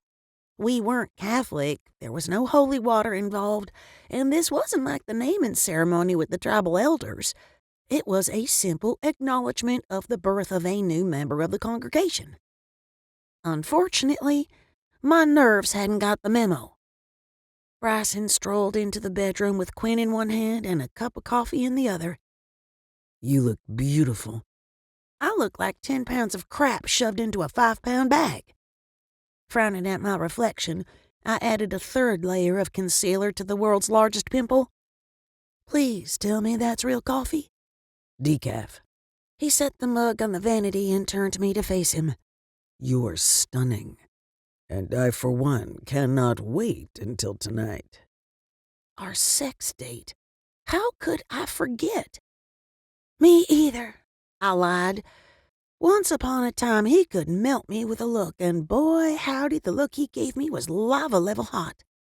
But it hadn't as much as caused a tingle. Let's face it was hard to feel sexy while wearing breast pads. We hadn't fooled around since Quinn was born, which, for the record, wasn't because I needed time to heal. I'd seen to that when I'd shifted into the Firebird after a psychopath and a monster had given me a DAY C-section. Nope. The no sex for the first month had been Bryson and Aaron's idea. They'd thought I needed the extra rest. The no nookie rule had failed on multiple levels. We hadn't gotten any sleep, and we'd taken the world's best stress reliever off the table. Then again, none of us had the energy for sex, and even if we had that much quiet time, we'd likely zonk out. I'm not sure tonight is going to happen. I faked disappointment. TJ and JoJo are extra needy lately. Plus, I'm not sure it's a good idea to leave Mr. Fussy Butt with my mother tonight. She struggled with him the other day, and I was only gone long enough to walk a crime scene. Actually, I want to talk to you about Quinn's magic. He shifted his weight from one foot to the other as if nervous. The move was so un-Bryson-like, I put down the makeup and gave him my full attention. What about it? I spoke to Harris about what Killian said and how miserable Quinn has been. He's not miserable, he's just colicky or something. I knew I came off as defensive, but every time someone mentioned Quinn's fussiness, I felt like a failure. What kind of mother couldn't comfort her own child? Bryson knelt in front of me. Babe, this isn't any of our faults. We're good parents who want the best for their children. I hated that we were struggling and our son was paying the price.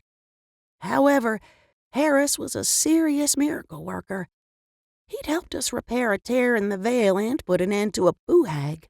The root doctor knew more about the fae than we could ever hope to.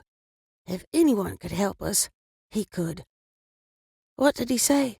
Feeding Quinn magic is much like getting him to take the breast the first time. All we have to do is allow our magic to flow when we're around him.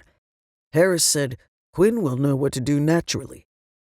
I laughed an ugly, bitter sort of laugh that only someone who hasn't had a good night's sleep in a month and a half could pull off. Did you forget what a nightmare it was to get him to nurse the first time? He took my hand and brushed his thumb over my knuckles.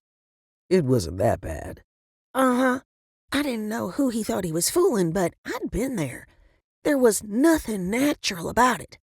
It had taken not one, but 2 lactation specialists, several attempts, and a hell of a lot of tears to get him to latch on. Bryson tightened his jaw to the point I thought the bone would snap. I haven't forgotten, and you're purposely missing the point.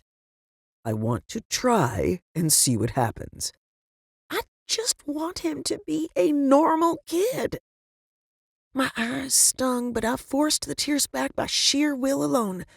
I didn't have time to redo my makeup, and I'd be damned if I faced the judgmental church ladies with an ugly cry face.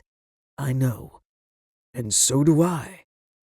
He hooked a finger under my chin and waited until I met his gaze. But Quinn had access to your magic the entire time you were pregnant. Did he, though?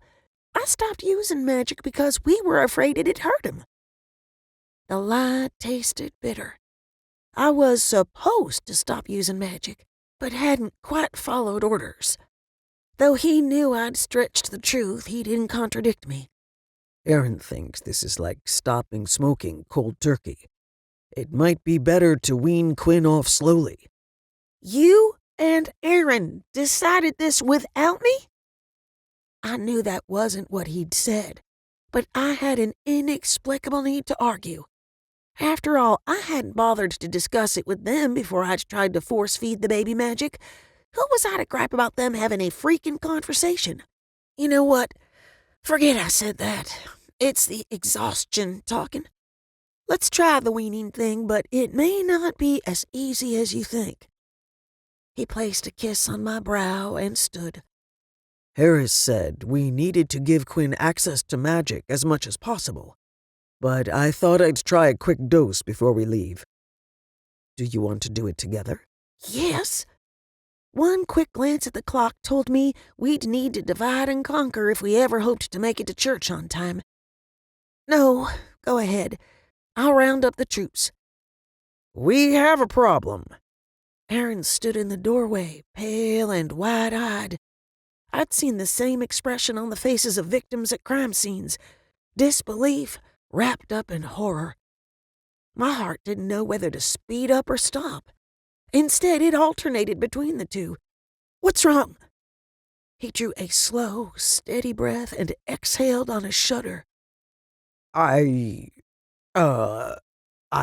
just caught Jolene. He shook his head as if to clear his thoughts. Bryson glanced between us before heading for the door. Wait. Aaron swallowed hard enough I thought he might sprain his Adam's apple. She's too young to notice boys, right? I mean, she's only 10. Bryson widened his stance as if preparing to fight, only the crying baby in his arms made him far less intimidating. What kind of question is that? She's way too young. The posters of teen actor Micah Sterling on her bedroom walls said otherwise, but I didn't think it wise to point that out to her fathers. What happened? I had half a mind to go see what the girl was up to myself. Lord knew I wouldn't get a straight answer out of Aaron when he was acting like a shell-shocked soldier. Aaron dragged his hand down his face. I caught her stuffing her bra. Bryson's mouth hung open for a split second before he snapped it shut and turned to me. That's it. I told you she was too young to go to the tween youth group. I bet this is about that little shit Holden. Holden? The kid with the gelled hair? What is he, like 13? Aaron scowled. I'll break his... Oh, for the love of Pete! I'd had enough of their cave dad routines. Besides, we didn't have time for this. You didn't embarrass her, did you? Aaron's blush told me all I needed to know. Not another word about it. I motioned between them. Or Holden. I'll talk to her when we get home. Aaron, God love him, wasn't ready to let it go. He scratched the side of his head. Since when does she wear a bra? She's too young for a bra. Bryson's voice hitched on the last word, as if it had cost him a part of his soul. Obviously not. Her body is starting to develop. I also bought some books on puberty. I'm sure she'd let y'all read them if you need a refresher course.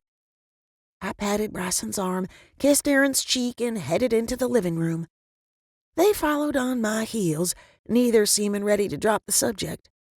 Bryson whispered, "You should have told us."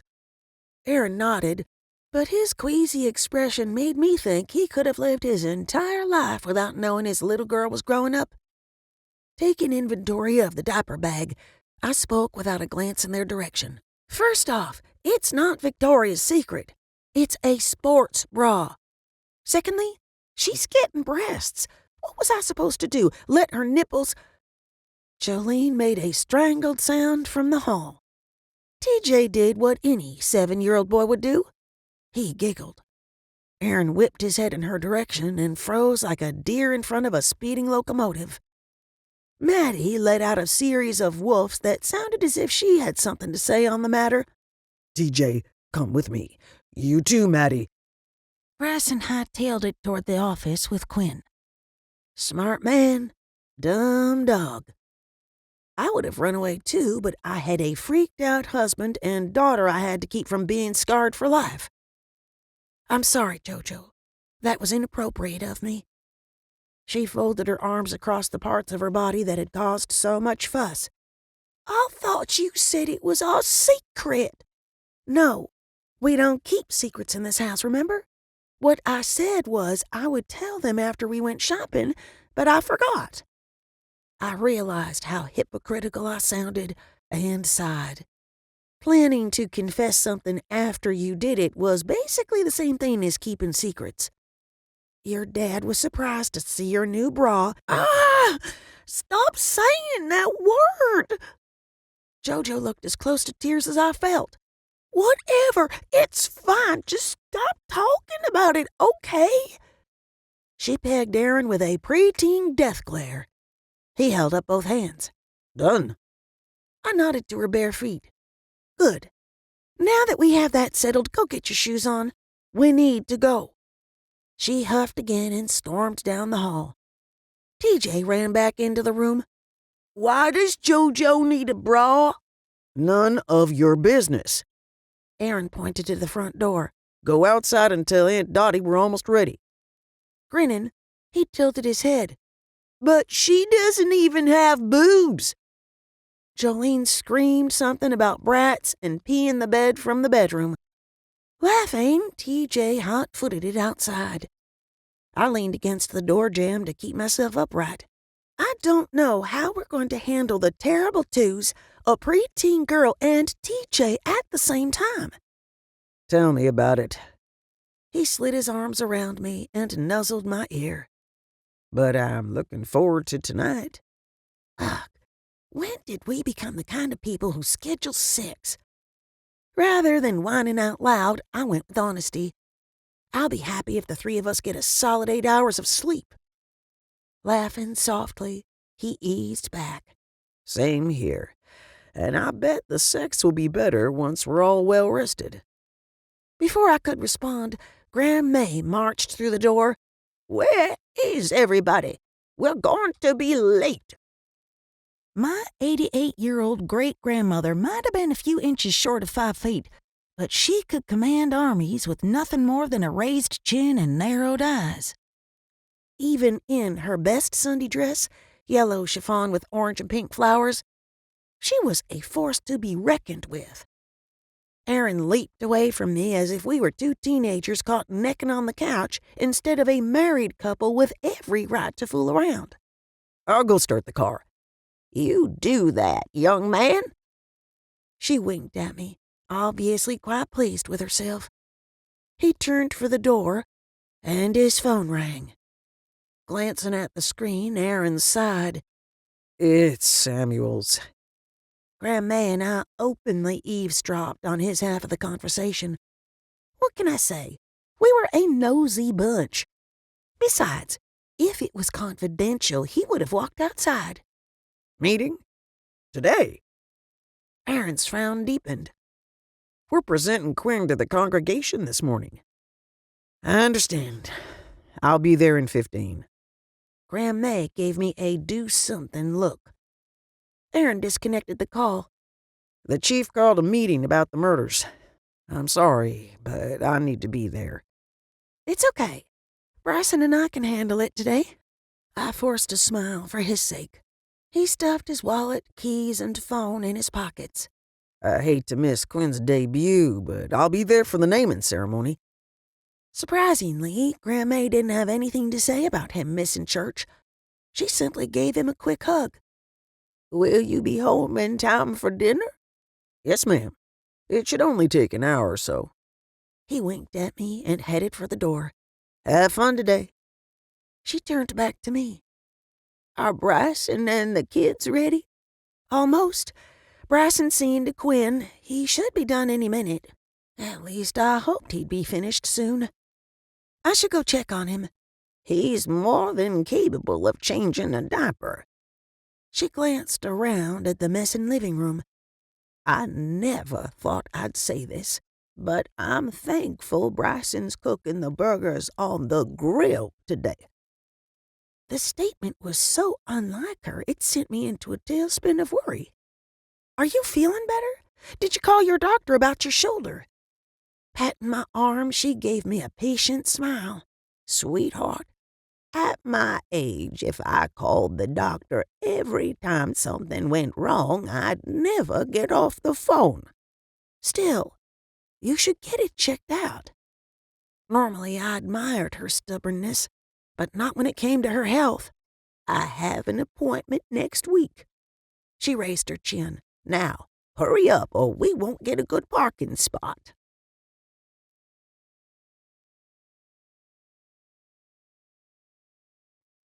Chapter 14.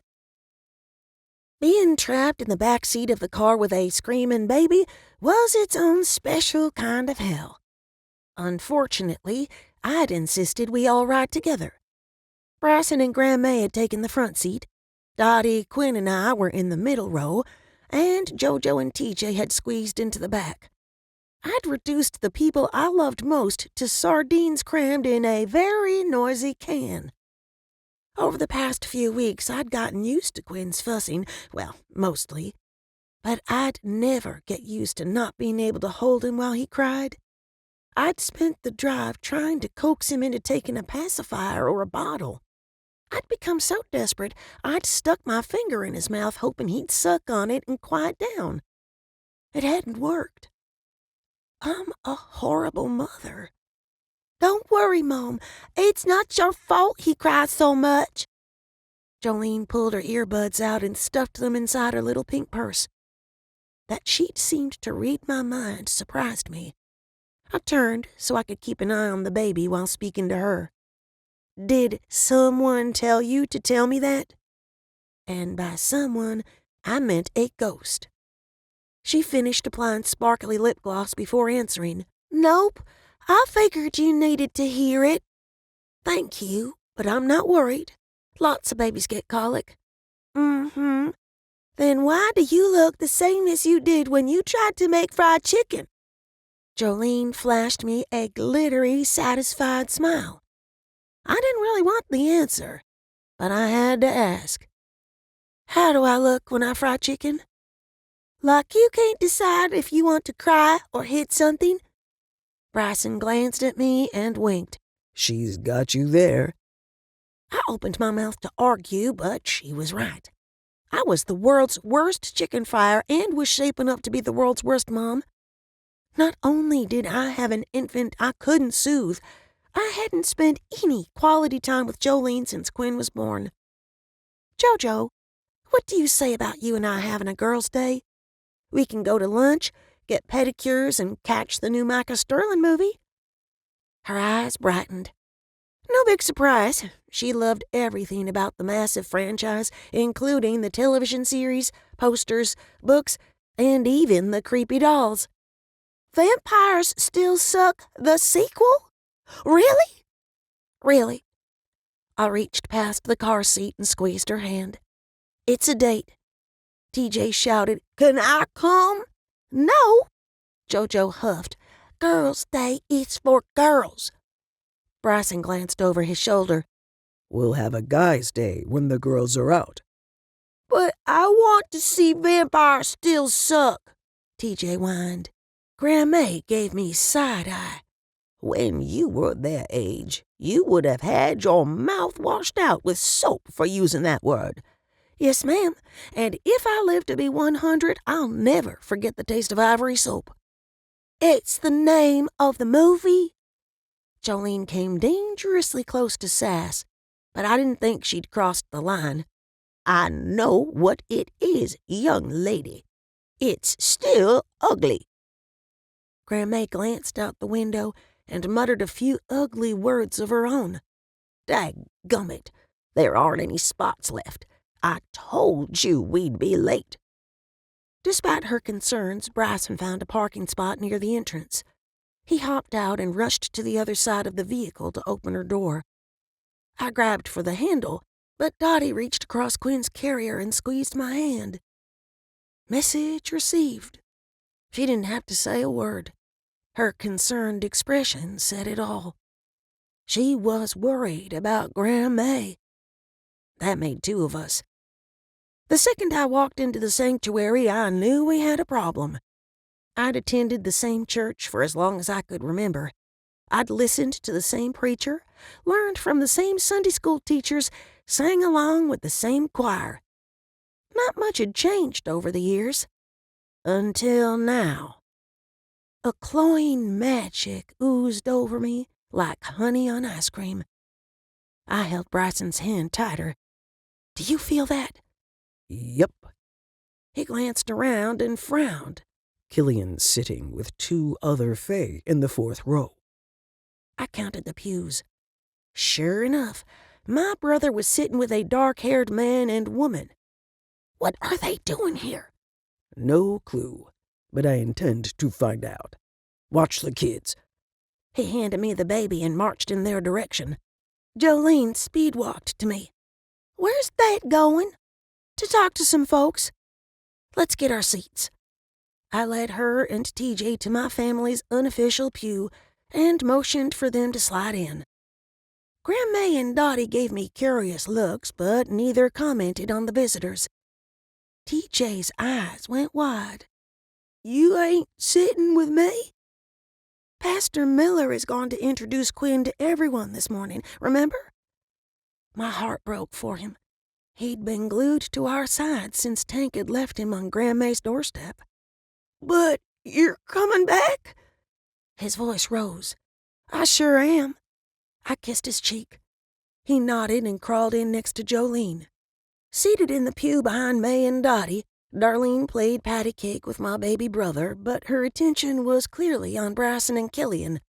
It didn't take a rocket scientist to figure out she'd invited the Fae.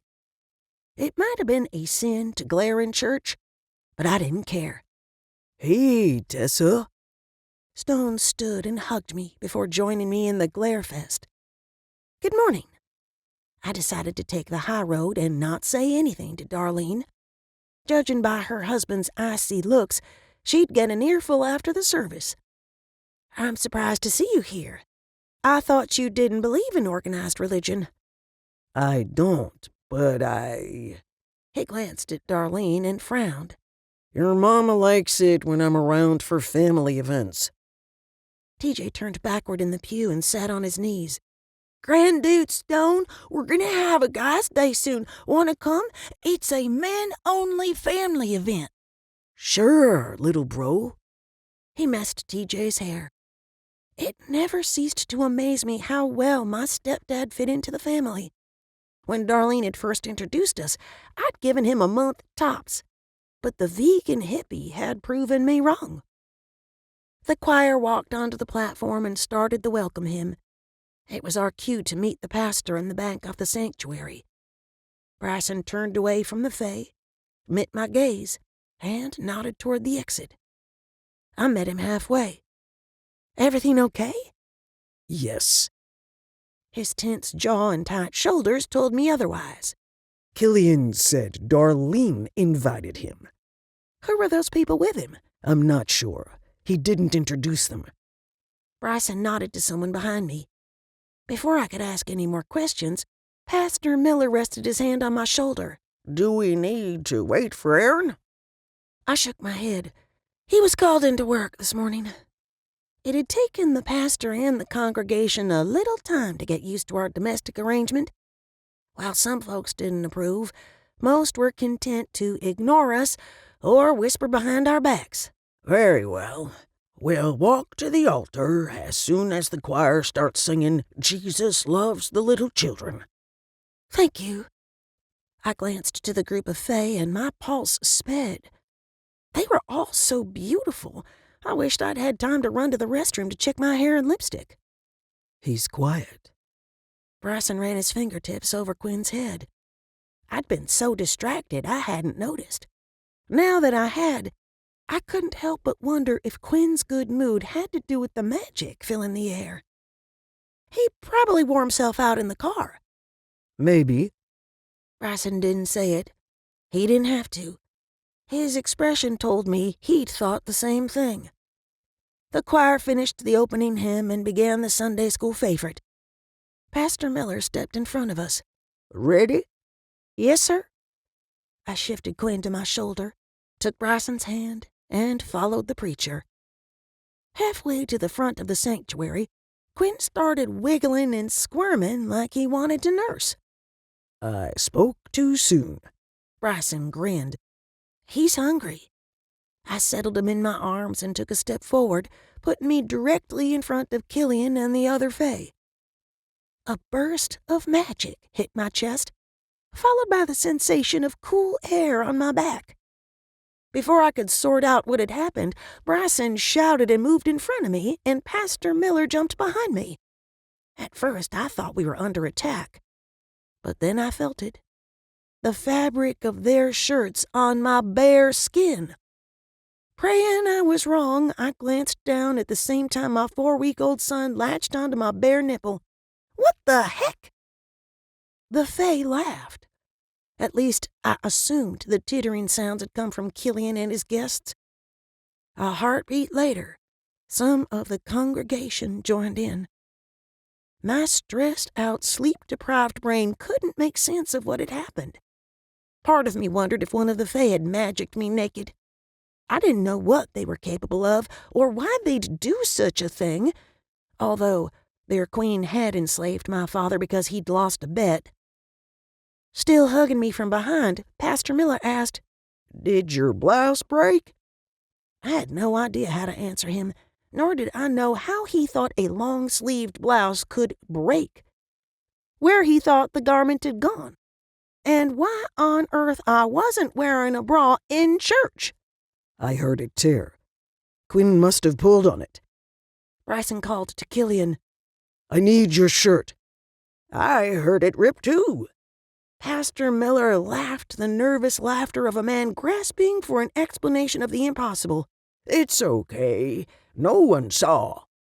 Everyone saw. I wanted to run away. Better yet, I wanted to shift into the Firebird and fly so far from there no one would ever find me. The only thing keeping me in place was the fact I couldn't move without exposing my breasts. If I may. A slender female hand rested on my arm. I didn't need to see her face to know who'd spoken. Her voice had an otherworldly quality to it. Step back. Bryson shifted to the side until she had no choice but remove her hand. She sucked in a sharp breath. Take this. Frowning, Bryson eased a few inches away and wrapped me in a pashmina, hiding my boobs and the nursing baby from the crowd. I stared until he met my gaze. I didn't want to ask aloud, not with the Fae standing so close, but I tried to shout the question with my eyes. Who did this? Bryson grinned. He freaking grinned and nodded down at Quinn. The little piglet hadn't stopped nursing throughout the entire ordeal. No. I couldn't believe it. Or maybe I didn't want to. If he could wish me topless every time he wanted a snack, I was in serious trouble. Bryson hitched a shoulder. I glanced back to thank the female Fae, but she was gone. We need to proceed. Pastor Miller sighed. Do you want to wear that or look through the donation bin for a shirt? As much as I would have loved to have proper clothing, I wanted to get the heck out of there even more. Let's get this over with. Bryson and I followed the dazed and confused preacher to the altar. Pastor Miller faced the congregation, blinked several times, and shook his head. Forgive me. That's the first wardrobe malfunction I've seen during a Sunday service. I'd never wanted to crawl under a pew and curl into the fetal position more in my life. He motioned for Bryson and I to turn around and face the crowd. I tried not to make eye contact with anyone, but ended up meeting Killian's gaze. I half expected him to flash me his fake Hollywood smile. Instead, he pressed his hand to his heart and dipped his chin. It is my honor to present Quincy Emmett Charles. Pastor Miller glanced at the baby hidden beneath the pashmina and chuckled. Who is in the middle of lunch. Bryson cracked his first grin since we'd arrived. Finding none of the mess funny, I glanced around and caught Buck Oldham staring. While he belonged to the church, he was more of an Easter and Christmas sort of member. He nodded and whispered something to the person beside him. It wasn't until the teen boy looked up that I realized Buck was sitting with Holden and his family. That's odd. Together with your parents, dedicate you unto the Lord. Pastor Miller reached forward as if to touch Quinn, but seemed to think the better of it and dropped his hand. Let us pray. I hung my head, but a rustling noise drew my attention. Cracking one eye opened, I watched Killian and his friends make their way to the side door. The dark-haired man stopped and stared back at me for half a second before slipping out with the others. The moment they left, Quinn let out a wail that rattled the stained glass windows. I wanted to hand the baby to Bryson and chase after them, but there was no way to get Quinn out from beneath the soft fabric without flashing everyone. Again. At least they used the door this time, Bryson whispered.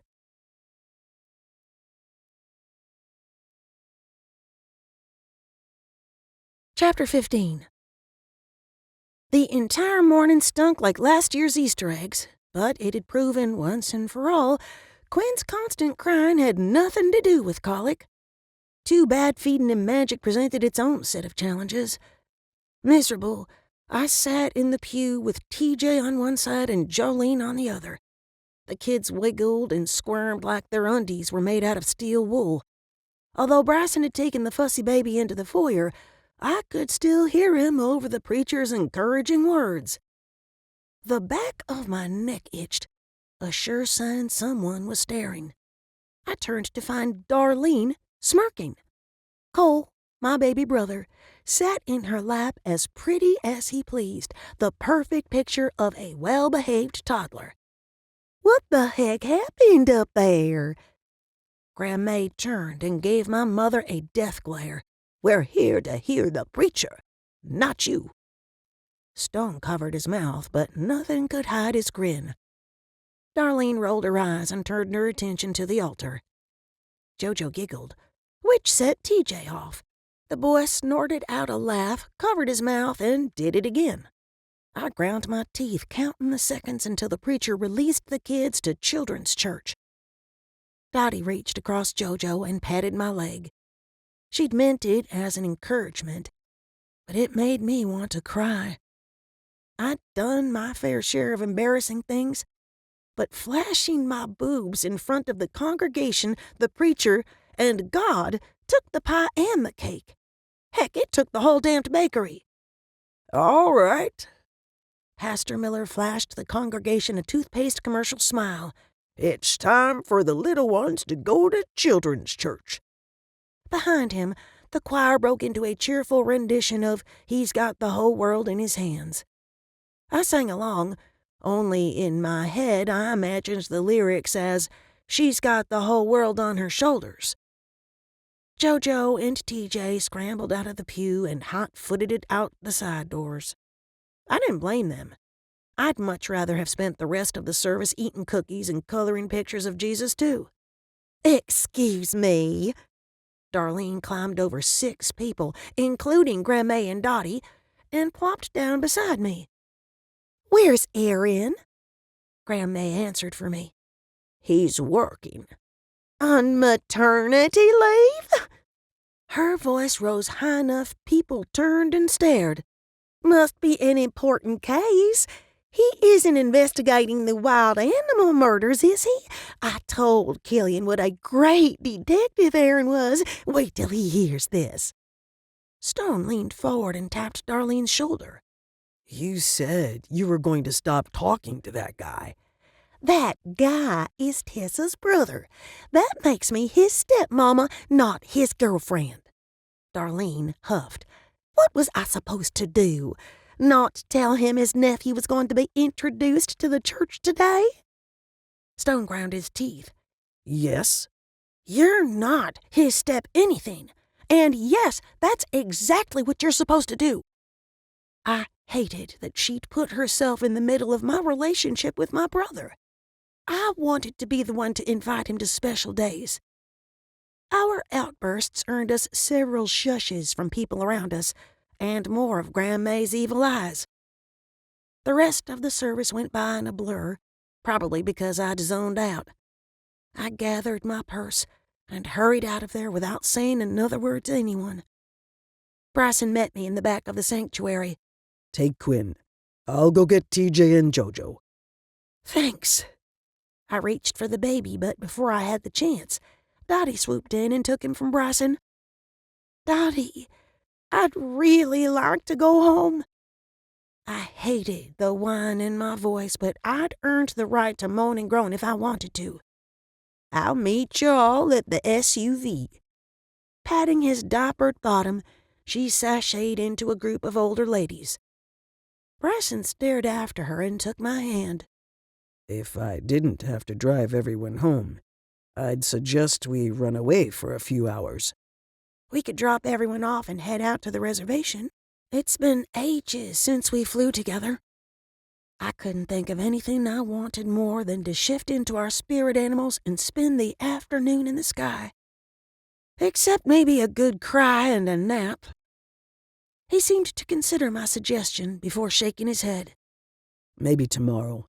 I promised May I'd grill burgers today. Tomorrow, then. I guided him through the crowd of parents waiting to retrieve their children. Several people whispered and laughed, but I did my best to ignore them. TJ leaped from his seat the second we walked into the room. The boy wrapped his arms around my middle and hugged me tight. I thought you'd left me. The grown-up service ran a few minutes late. Kneeling to embrace him, I shot Bryson a worried look. He rested his hand on TJ's shoulder. How about we pull out the Visqueen and make a slip and slide when we get home? TJ glanced from him to me. Can we? Looking into his big brown eyes, I would have agreed to buy him a pony if he'd asked. Sure. It's going to be warm enough this afternoon. Yes! TJ pumped his fist in the air, but his excitement quickly turned to another matter. What happened to your shirt? Some of the kids saw your boobies, but I didn't. My mouth fell open. It broke. Bryson glanced over the remaining kids. Where's Jolene? She went to the bathroom. TJ dipped his chin and toed the carpet. And so did Holden. In the blink of an eye, Bryson went from annoyed to raging cage fighter. I'll find them. I'll go. I stood, but he stopped me with a quick shake of his head. He marched out of the room like a man going into battle. "Don't tell JoJo I tattled." TJ tugged on my hand. "Please? She'll hate me forever." "I doubt that, but we'll leave your name out of it." I took his hand and headed for the foyer. Grandma sat in a chair near the door. She looked paler than normal, and even from a distance I could see the shadows beneath her eyes. My heart sank, but I pasted on a bright smile. "Ready to go?" Where is everyone? She stood painfully slow. Moving to her side, I hooked my arm in hers. "Bryson went to find JoJo." Dottie left her friends and walked over with Quinn sleeping in her arms. All set? I glanced down the hall. Less people milled about, but I didn't see hide nor hair of Bryson. Not quite, but we might as well get everyone loaded up.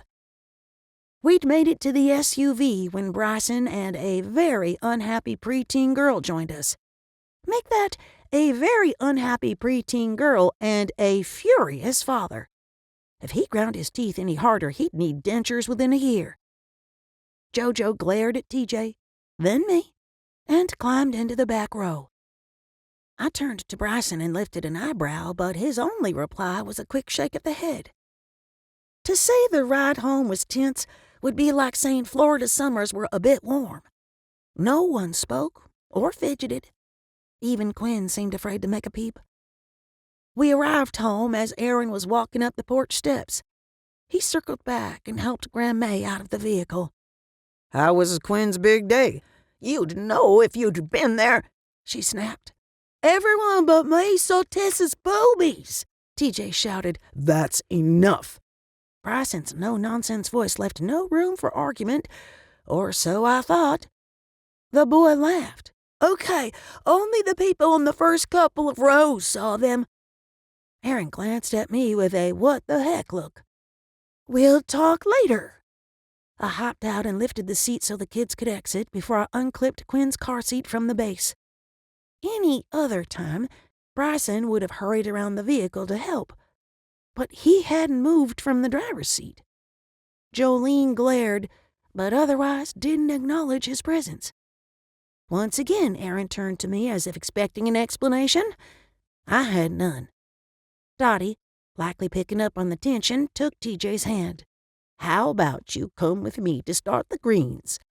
"I hate greens." He screwed up his face. "Bryson said we could play on the slip-and slide." Grandma stopped walking. It's too chilly out to play in the water. I didn't know what the heck was going on with her, or Bryson for that matter, but I wasn't about to ruin what was left of our Sunday with bickering. I pointed to the thermometer hanging on the porch railing. "TJ, when that reads 82 degrees, we'll break out the slip and slide." He ran up the steps and plopped his backside on the swing. I would have bet my right arm he'd stay in that spot until the thermometer hit the right temperature. Grandma shifted her dentures around, a sure sign she was contemplating taking a switch to him. By some miracle, she turned and walked into her house without an argument. Dottie held her hands out. Let me take the baby. You three have things to discuss. That's an understatement. I gave her the carrier. Thank you. Any time, sweetheart. She followed May into their house. I rounded the corner of the SUV and caught Aaron and Bryson standing with their heads together, whispering. "What's going on with Jolene? And don't say nothing. You about bent the steering wheel in half." He drew a deep breath, as if trying to calm down. It didn't work. The man was as stressed as a mouse in a snake pit. I caught her with Holden in an empty classroom. Aaron scowled. "I'll break his—" "You'll do no such thing." I turned back to Bryson. "And?" I didn't have the patience to play 20 questions. JoJo was 10 years old, for crying out loud. I highly doubted she was up to anything too serious with the boy. He was going in for a kiss when I walked in.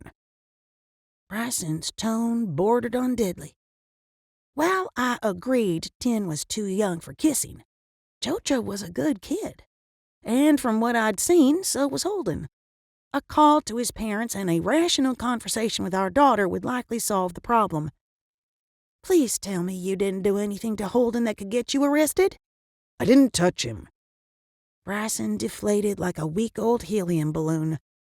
I understand the kid is going through a rough time, but this is unacceptable. Aaron nodded. Why were they unsupervised? They were at church, for Christ's sake. They were excused to use the restroom. I resisted the urge to sigh. What did you mean, Holden's going through a rough time? Bryson glanced at Aaron, frowned, and looked back to me. Family trouble. Right. What kind of family trouble? I didn't have the patience to play games, nor could I imagine why Bryson hesitated to tell me what was going on with the kid. He nodded to Aaron. This is off the record. I don't want to hear about the police showing up at the McAllisters. My overactive imagination immediately conjured up images of Holden in the juvenile detention center or his older brothers on the run from the law. Off the record, then. Aaron motioned for him to continue. Bryson drew a deep breath. I ran into Buck this morning when I was looking for JoJo. Holden had a death in the family. Wait. Please tell me White isn't Holden's brother? I prayed I was wrong. It was awful enough to know something tragic had happened to a stranger. It was unbearable to know something tragic had happened to a young man we quasi-knew. Yes, and Oscar is a cousin. Bryson held my gaze as if waiting for me to connect more dots. Not only did I connect them, they collided in an explosion that rivaled an atomic bomb. Holden is a shifter? Aaron motioned between us. What do you mean that little shit is a shifter? Is JoJo in danger? And why would I involve the police? Holden won't go through the change for a couple years. Until then, he can't infect Jolene. Bryson clamped a hand on Aaron's shoulder. Wyatt was the victim at Buck's crime scene. He jolted and jerked his head in my direction. These murders are far too close to home. I agree. I rubbed my arms to ward off a sudden chill. But why are you just now telling us this? I didn't know Wyatt was Holden's brother until I ran into Buck this morning, Bryson said. Aaron raked his hands through his hair. Young or not, I'd feel better if JoJo didn't have anything to do with the kid. Because he's a shifter, or because he's too old for her? I couldn't believe him. Sure, it was scary to think about our little girl hanging out with a boy who would eventually start turning into an animal every full moon, but it seemed wrong to punish Holden for what he was. Both. Bryson and Aaron spoke in unison. That's wrong on so many levels. I drew a breath and decided to pick my battles. I'll give Holden's mama a call and have a talk with JoJo, but I'm not going to mention the shifter thing. And, for the record, you two are seriously overreacting. We will have a talk with her. Bryson folded his arms and stared down at me as if daring me to argue. Aaron let out a nervous laugh. I'm with Tess on this one. She can handle it, and we'll back her up if need be. Bryson shook his head. We parent as a team. We do, but this is a mother-daughter type thing. It wasn't that I didn't trust him to have the talk with JoJo. Not exactly. I didn't trust him not to come on too strong when he was so upset. Since I figured it'd take a couple of days for him to calm down, I thought it best for me to address the situation. I rested my hand on his forearm. It's perfectly normal for girls her age to have crushes. She needs to know that we honor her feelings, but that touching and kissing are not okay until she's dating age. Like 40? Aaron frowned. And married. This time I did roll my eyes. Bryson rubbed his temples. It's not her I'm worried about. You have no idea what goes on in the mind of a 13-year-old boy. I couldn't help but grin. I imagine it's not much different than what goes on in the mind of a 30-year-old man when it comes to sex. Both men blanched when I said sex. I motioned between them. If neither of you can hear the S word without having a physical reaction, you'll never be able to talk to her about it. You're right. Bryson dragged his hand down his face. Aaron blew out a relieved breath. Dead brother or not, I reserve the right to have a nice chat with Holden. You'll only make the situation harder on Jolene. Besides, I'm pretty sure the OCPD frowns on detectives threatening kids. I'd spoken louder than I'd intended, but my patience had run away about the same time Killian had. Aaron, God love him, didn't seem to notice I was one smart-ass comment away from a meltdown. What was that about your boobies? Bryson chuckled. Seeing a way to get them both, I smiled my prettiest smile. It probably had something to do with Killian and the other Faye being there, but I'll let Bryson tell you all about it. Aaron sucked in a breath and turned to the same shade of red as Killian's Lamborghini. Bryson, on the other hand, sighed.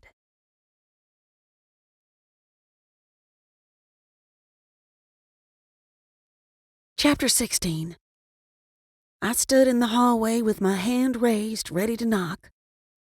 "He's not even my real dad. Aaron is," Jolene huffed. My heart stuttered. I knew she'd spoken out of anger, but my emotions needed a few minutes to catch up to my brain. Bryson, Aaron, and I had forbidden her from speaking to spirits other than Charlie and her mother. While I assumed she was talking to Jenny, it still hurt. "You're the only one who understands me." Sniffles from inside the room told me she was crying. The thump, thump, thump of a dog's tail told me she wasn't alone in her time of need. "Jojo!" I knocked on the purple door and held my breath. When I'd adopted Jolene, I knew it wouldn't be easy. I could never take her mother's place, but I'd vowed to do the best I could to raise her as if she were my own. "Go away!" I drew a deep breath and prayed for the wisdom to say the right things. "Jojo, I know you're upset, but I promised your dads I'd talk to you." Sure, there was a hint of a threat in my words, but it was better than demanding she open the door. Besides, the parenting experts stressed the importance of giving kids her age options.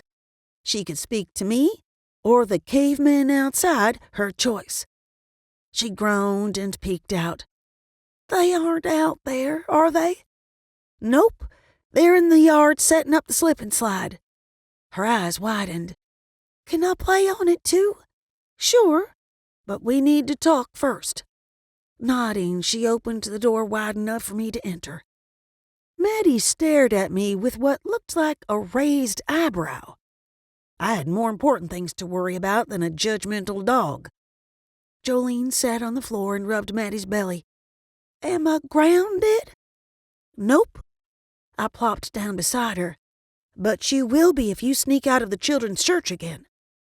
She hung her head, and I regretted my words. "Smooth, Tessa. Shut her down before you even get started." "Will you tell me what happened?" I nudged her shoulder with mine. "Nothing." Her expression was somewhere between embarrassed and horrified. "Holden and I were talking. Dad came in and freaked out." Bryson did not, as a general rule, freak out. He was the most even-tempered man I'd ever met. "Freaked out how?" She shrugged. "He yelled at Holden to get away from me, then told me to come like he does Maddie when she gets into the garbage." The dog snorted, a sound that reminded me a little of Gavin Partridge. I could picture the entire thing, but her story and Bryson's were quite different. "He was surprised to find you alone with a boy when you were supposed to be in class." "I know, but we didn't do anything wrong. I swear it." She turned to me, her eyes filling with tears. "All of the boys were talking about seeing you without your shirt on." "Oh." I'd often wished boys didn't hit puberty until their 30s. "I'm sorry you had to hear that. It was an accident. Quinn's too young to know better." I opened my mouth to ask how she'd figured out her baby brother had magicked my shirt off, but she waved her hand to change the subject. Then TJ started teasing me about being in love with Holden and wearing a bra. He's not even old enough to be in our class. Her cheeks pinkened more with each word. I could picture that, too. I'll have a talk with TJ when we're done. Holden said we should tell the youth pastor we need to pee and meet in the classroom. She sighed. I knew it was wrong to lie, but TJ is like a gnat buzzing around. Only I'm not allowed to squash him. TJ's acting like a little brother. Chances are he felt left out and wanted your attention. I'd never had a brother while growing up. It struck me as funny that as an adult, I had two. One who was angry with me and one who wasn't potty trained. That's what Charlie said. She sighed and my throat tightened. I hadn't heard a peep from Charlie since Quinn was born, and I missed him more every day. While it made me happy that he was still around, I would have loved to pick his brain about Killian and the things May had told me about Achila. Charlie said TJ's gonna be living with us for a really long time, maybe until we're both grown. Jojo glanced at me as if for confirmation. While I hoped Tank would come to his senses and return home, who was I to argue with a spirit? Especially a spirit who likely had inside information. Charlie's probably right, which means it's important that you two get along. I slung my arm around her and she sagged against me. You like Holden? No! She pulled away as if I'd burned her. He's just a friend. Nodding, I said, So there was no kissing going on? She wrinkled her nose as if the very thought were disgusting, but the blush on her cheeks made me wonder. Rather than pressuring her outright, I waited for her to reply. Jojo shook her head. No kissing, but he did hold my hand. Inside, I blew out a relieved breath.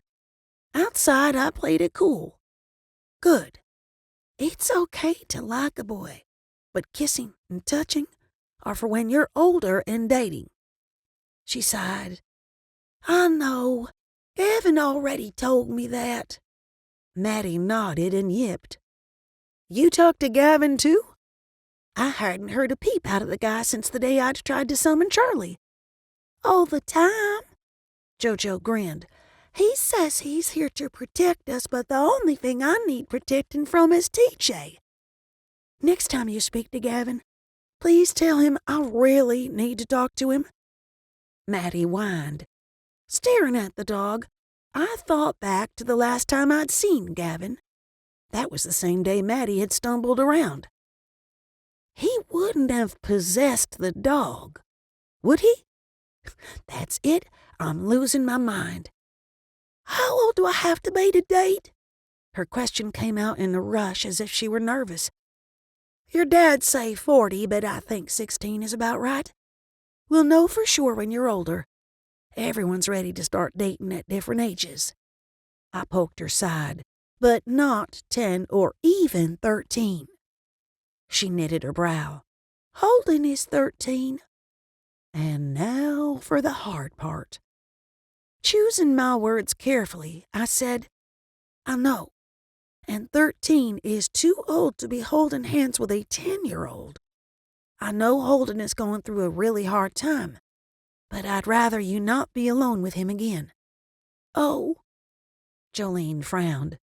I braced myself for an argument. Promise you won't be mad? She nuzzled to Maddie, likely to avoid meeting my gaze. I had no idea what she had to tell me, but with an opening like that, it couldn't be good. I promise to listen to what you have to say, and to be fair.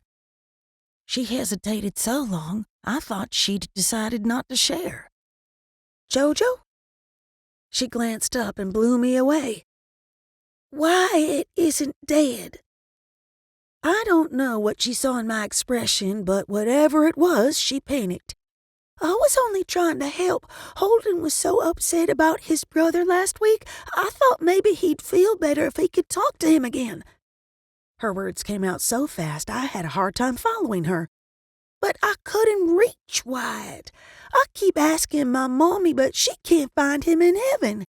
He's not dead, Mom. I know it. I believe you. I drew her into my arms to calm her down and to give myself a chance to think. I'd suspected the same thing. It was impossible for someone to be eaten alive without leaving blood behind, but I hadn't ruled it out. Magic had a way of making even the most unlikely scenarios possible. I needed to talk to Bryson, but first, I had to set some boundaries while being reassuring. After that, I needed to call a mother who was grieving for a son that wasn't dead about another son who'd tried to kiss a girl. I eased JoJo back until I could look her in the eye. I thought we'd agreed that you wouldn't use your powers around other people. She hung her head and nodded. I was only trying to help. I understand. I'd been in her shoes more times than I could count. The last thing I wanted was to shame her for having a big heart. How about we compromise? Next time, you talk to your dads and I first? I lifted her chin. If it's really important to you, we'll figure out a way for you to help them without scaring them. She sighed. That's just it. Holden wasn't scared. He was happy. That's good. But you still need to ask first, okay? I ached for her. She reminded me so much of myself at her age. All she wanted to do was help folks, but she seldom stopped to consider the repercussions. Okay. JoJo bit her lower lip. Can I go play on the slip and slide now? Yes, but I have to call and speak to Holden's mom. Do you want to hear what I tell her? Nope. She rushed to her dresser and pulled out her bathing suit. Feeling quite pleased with myself, I walked into the kitchen and pulled the church directory from the drawer.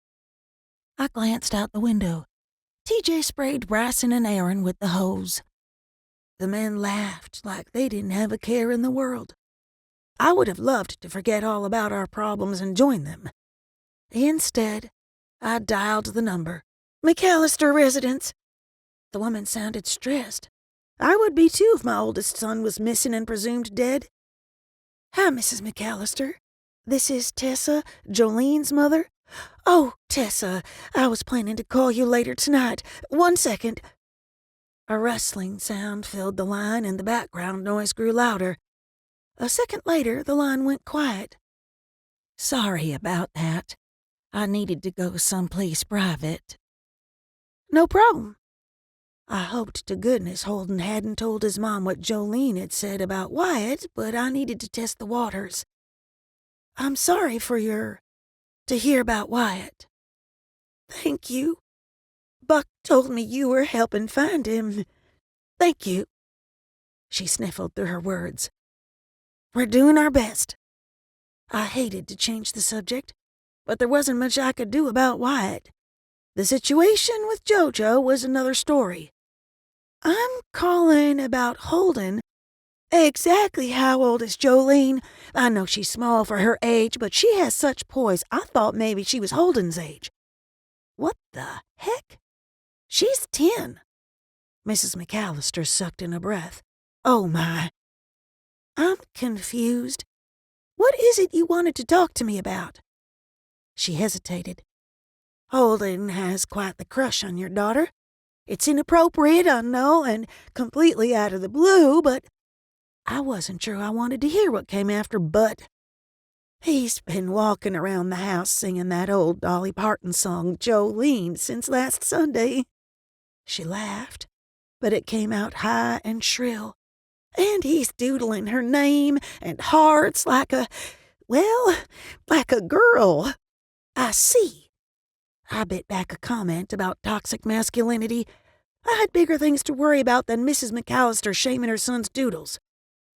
I know your family is going through a very difficult time, but my husband found them alone together in an empty Sunday school classroom.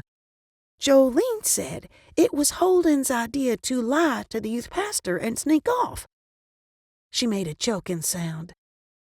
I'm not placing the blame solely on him. I've already set some boundaries with Jolene. I would appreciate it if you'd have a talk with Holden. There's a world of difference in maturity between 10 and 13. Of course. She sighed. I apologize for this. It won't be a problem anymore. We're going to find a new church. Not because of this business with the kids. I bit my tongue to keep from telling her she was overreacting. The last thing they needed to do was lose their support system in their time of need. No, Holden he's taken Wyatt's disappearance hard. We're going to homeschool him and limit his exposure to other children for a while. Her words came out slow and measured, almost like she was trying to tell me something without actually telling me. I understand. I hoped I'd read her wrong, but I worried their decisions had to do with the boys being shifters. Whatever their reasons, it was none of my business as long as Jolene was safe. I have to run. Enjoy the rest of your weekend. I hung up before she replied. Deep down, my reaction was the same as Aaron's, and I hated it. Much like my family, the McAllisters were good people who happened to be different. But I'd be lying if I said I wasn't relieved we wouldn't have to run interference between Jolene and a boy who turned furry once a month. I glanced back out the window in time to see JoJo dive onto the slip and slide.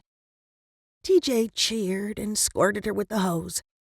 She bent down, scooped up 2 handfuls of mud, and threw it at him. Yep, she's definitely still a little girl. Dottie and Aaron sat in lawn chairs watching the kids. He rocked Quinn while she made silly faces at the baby. May was busy supervising Bryson at the grill. Part of me wanted to go outside and join them, but I couldn't get what Jolene had said out of my head. She'd spoken to Charlie, and from the sound of it, it wasn't unusual. She'd mentioned it so casually, it seemed like an everyday occurrence. If that were the case, his spirit had to be close. And it's high time he gave me some answers.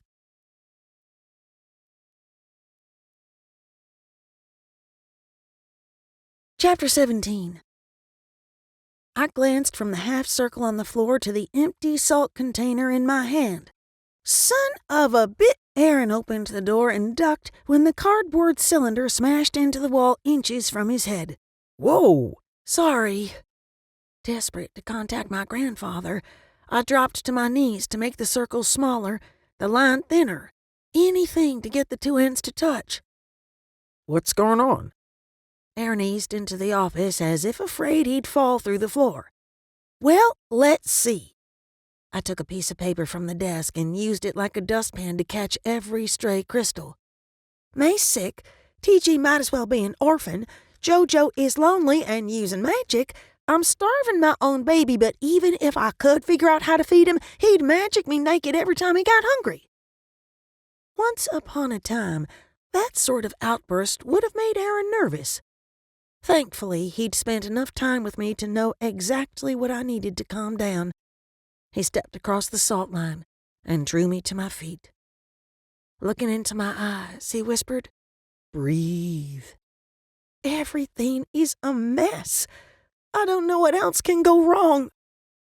I inhaled and exhaled 3 times before throwing myself into his arms. Aaron held me until I relaxed against him. Darlene and Killian are here. Seriously? What the heck is he doing with her? I jerked away from him. What are they, BFFs? I don't like the 2 of them together any more than you do, but you need to check on Darlene. She was crying when they pulled up. He took a step back as if afraid I'd throw something else. They have another Fae with them. Did Bryson say if it was one of the people Killian brought to church? Aaron shook his head. Different guy. The news surprised me. I couldn't help but feel like an animal in Killian's private zoo. Are they outside? No, they went straight to Grandma's. Let's go. I marched out of the house. Bryson glanced up from the grill and frowned. Even the kids seemed on edge. JoJo and TJ stopped making mud pies as I passed by, and Quinn cried louder. I felt bad for leaving Bryson alone with a screaming baby and 2 hungry kids. Or I did, until Aaron and I walked through Grandma's kitchen door. I would have traded places with Bryson in a heartbeat. But I couldn't. Not with my great-grandmother on the floor. Grandma! I pushed past Dottie, Darlene, and Killian and knelt beside a male with long dark hair. I knew beyond a shadow of a doubt the man cradling Grandma wasn't human. Magic crackled and popped around him like electricity from a downed power line. What I didn't know was who he was, or what had happened, or why the others were just standing there watching him rock my great-grandmother as if she were a scared child. What's wrong? Did she fall? Is it her heart? Resting my hand on her arm, I blew out a breath when her aura flashed brighter than I'd seen it in months. The dark-haired Fae met my gaze. She fainted. I caught her before she fell. Why did she fall? It could be something serious. Has anyone called 911? I glanced from my mother, who had her butt in a chair, to Dottie, glaring at the Fae men. It is not her heart. His voice washed over me like cool rain on a sticky summer day. The tension in my body eased, and I exhaled a long, slow breath. A long, slow breath that wasn't natural. Did you really just bespell me?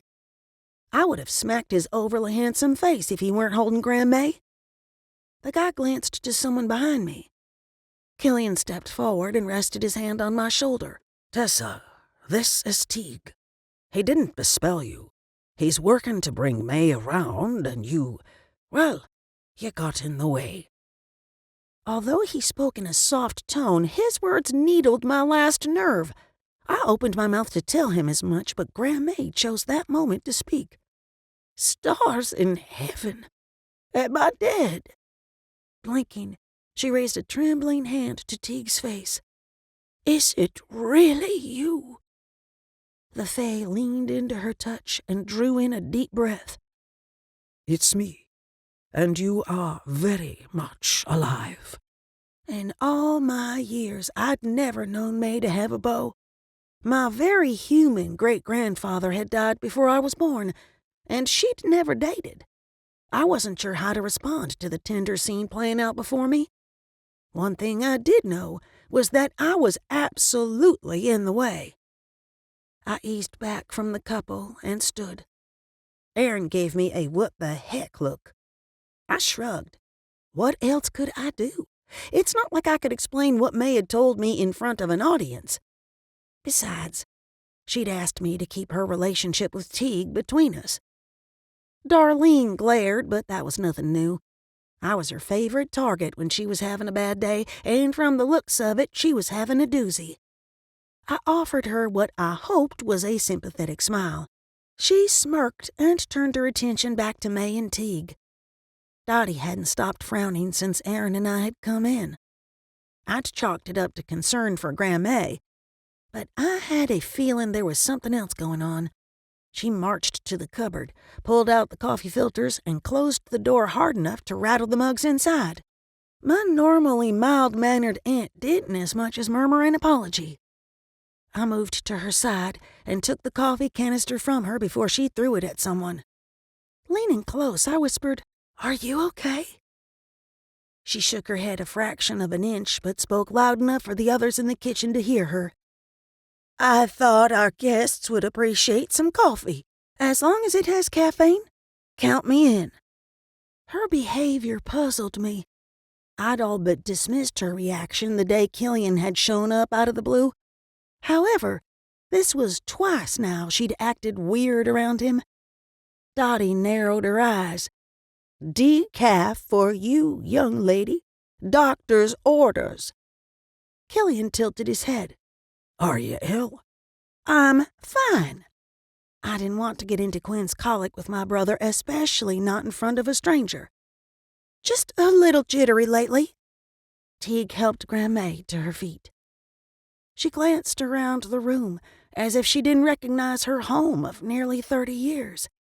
She met my gaze, and her hand flew to her face. Wide-eyed, she patted her glasses, her sunken cheeks, the loose skin on her neck. I had no idea what was wrong, but I'd never seen her so alarmed. "Grandma?" My great-grandmother turned back to Teague, cried out, and all but ran for her room with him on her heels. I started after them, but Killian took my arm. "Wait.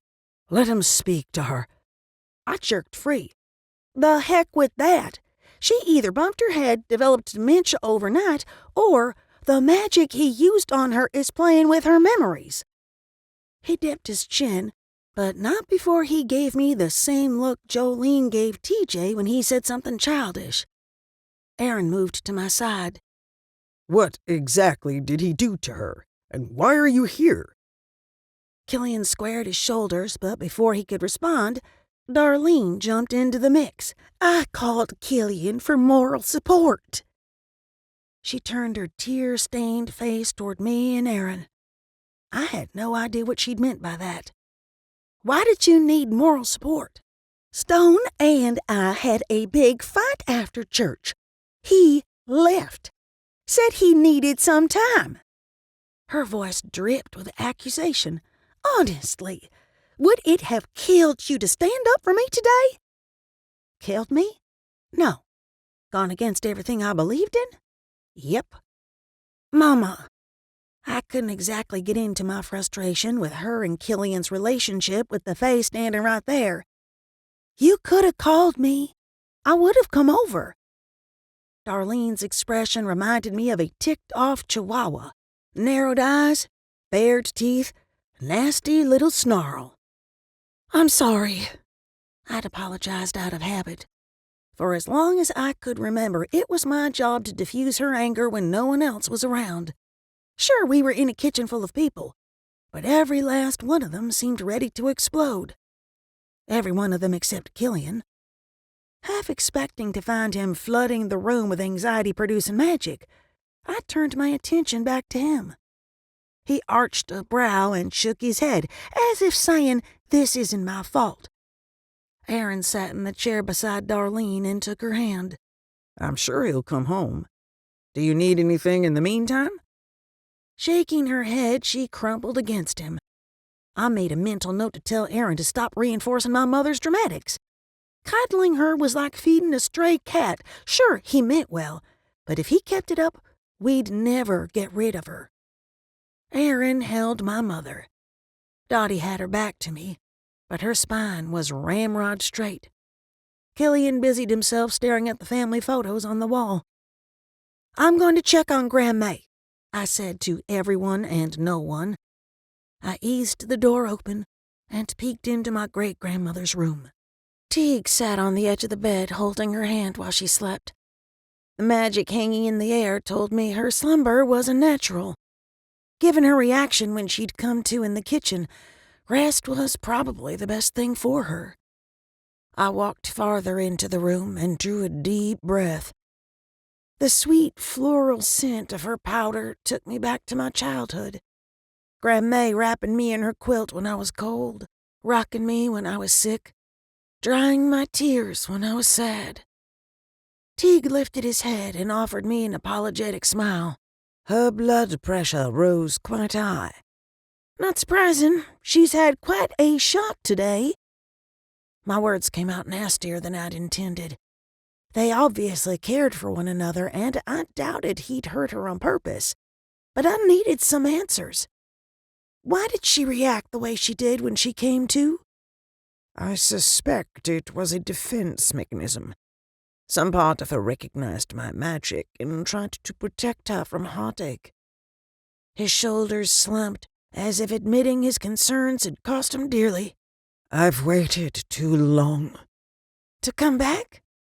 I sank into a chair near the foot of the bed. "Yes. She is the love of my life." He brought her hand to his lips, kissed it, and set it down again before turning to me. I came back once, but she was married with young children. I couldn't imagine what it must have been like to find out the woman you loved was committed to someone else. Then again, May had married in her early 30s, much later than other women of that time. From what Grandma had told me about him, I'd guessed he'd been gone for years before she moved on. Why did you leave her in the first place? It was none of my business, but I told myself I wasn't being nosy. The more I understood the situation, the more I'd be able to help. His eyes went wide before he could smooth his expression. She never told you about me? About us? She mentioned you the other day, but we were interrupted before we finished our conversation. Relationships between our kind and humans are forbidden. He paused, as if to make sure I'd caught his meaning. My immediate thought was of Aaron. He had magic thanks to Bryson sharing a piece of his soul with him, but he was technically human. When the Queen found out, I'd not only fallen in love with a human, but pledged myself to her. He sighed the kind of sigh that old people did when recounting their regrets. I was forbidden from leaving Tiernan Oak for 10 years. Did May know? The more I heard about this Queen, the more I wanted to throttle her. Yes. I wrote everything in a letter and had Killian give it to her. He turned back to Grandma's sleeping form and sighed. I promised to return to her the day I was released, but the Queen found every reason to extend my punishment. May married before I could come for her. That's awful. I glanced anywhere except at him and my great-grandmother. Bryson and I had no idea if Aaron would age as a human or a fae. It killed me to think he'd grow old and die while we remained young. Killian said she was a ballerina until she was injured. Broken ankle. Teague balled his hands into fists. That was her punishment for loving me. My heart shattered like porcelain fallen onto a tile floor. He brushed a kiss on Grandma's weathered cheek and whispered something to her in another language. When he stood and turned to me, his entire demeanor had changed. She is not long for this world. He might as well have stomped on the broken pieces of my heart with steel-toed boots. I could barely get enough air into my lungs to keep from passing out, let alone reply. You should know. I'm going to ask her to come with me to my home. He folded his arms and stared down at me. The idea of him or anyone taking her away from me had me on my feet and ready to fight. She's not going anywhere anytime soon. Her family is here, not in Tiernan Oak. I have not set foot in that wretched place since I was released. He glanced back at May. I understand your desire to keep her here, but her time is short. Once she no longer has breath, she will not be able to travel to the Summerlands. The Summerlands? I'd heard the term before, but I'd always thought of it as another word for heaven, not someplace folks could buy a house and settle down. It is a place made from magic. He turned back to my great-grandmother. When a fae escorts a human to the Summerlands, they become as they were in their youth. May will dance again. It sounds a little like heaven. The creator and untethered souls inhabit heaven. The Summerlands is for the living. Teague gave me the same condescending look Killian had in the kitchen. You have a lot to learn, and time is running out. Although his delivery sucked, his message was eerily similar to something Gavin Partridge had said. What do you mean? How is time running out? Is my family in danger? He opened his mouth and closed it 3 times before he growled under his breath. Your path is much like mine. Learn from my mistakes, Tessa. I freaking hated the way magic folk spoke in riddles. Talking to the older ones was like reading Shakespeare in Old English, only there were no study guides to explain their meaning. I don't understand. Is it Aaron? Am I going to have to leave him for 10 years? Teague tilted his head. Why would you think the changeling has anything to do with it? His words cut off, like someone hit the mute button mid-sentence. I can't say more. It is forbidden. I'd had it up to my eyebrows with people telling me I needed help, but they weren't allowed to tell me what sort of trouble I was in. What the heck is a changeling, and forbidden by who? Kriebe? He grabbed my upper arms hard enough to leave bruises. You must never speak her name. Do you hear me? His reaction sent my anger and frustration running for the hills. In their place, a cold, hard nugget of fear grew. Yes. Teague glanced around the room, as if expecting Her Royal Highness to pop out of the closet or crawl out from beneath the bed. I have to go. Please, tell me I will return when it is safe.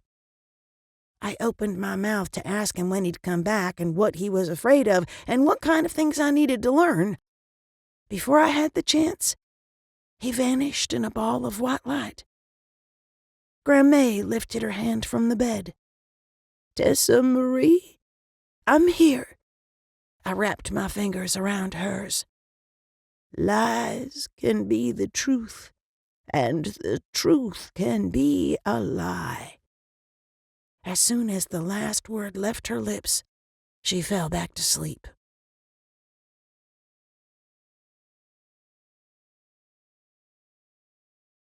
Chapter 18. I had no idea what was coming for us, when it would arrive, how we'd defeat it. What I did know was who could tell me what in blazes was going on.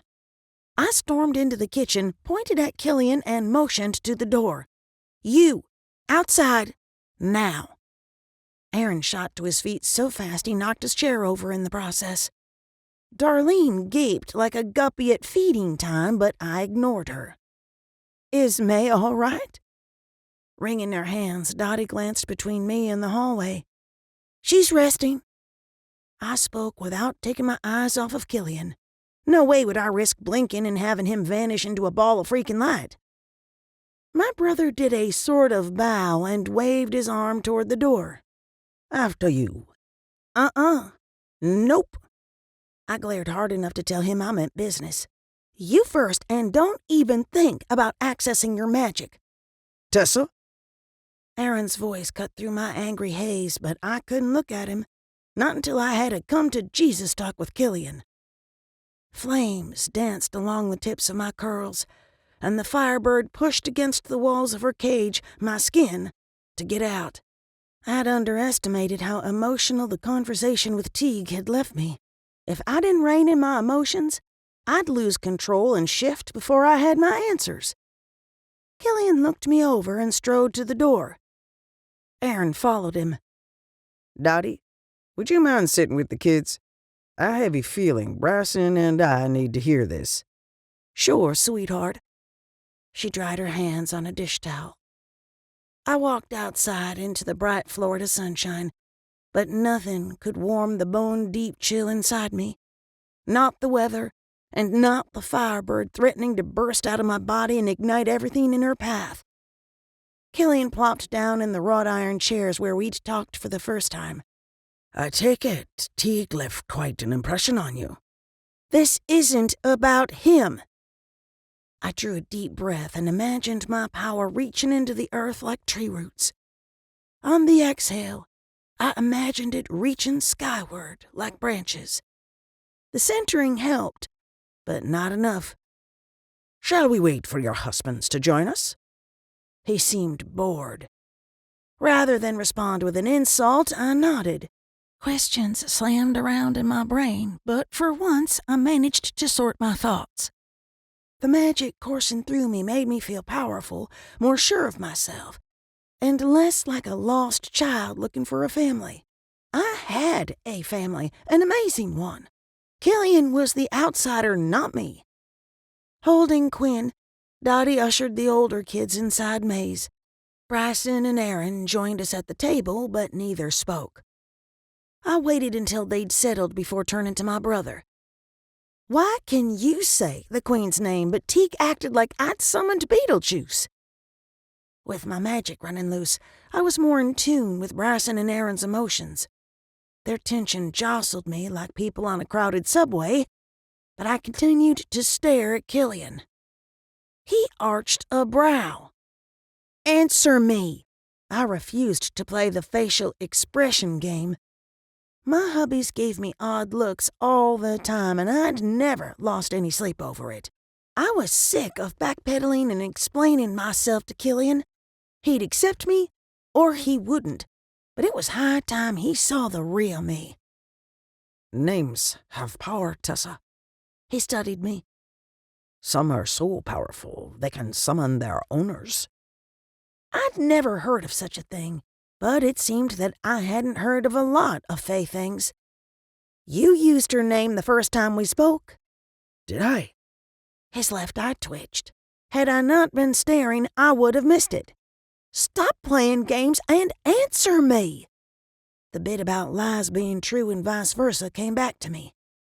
You did, and you're going to tell me why it's okay for you to use the C word.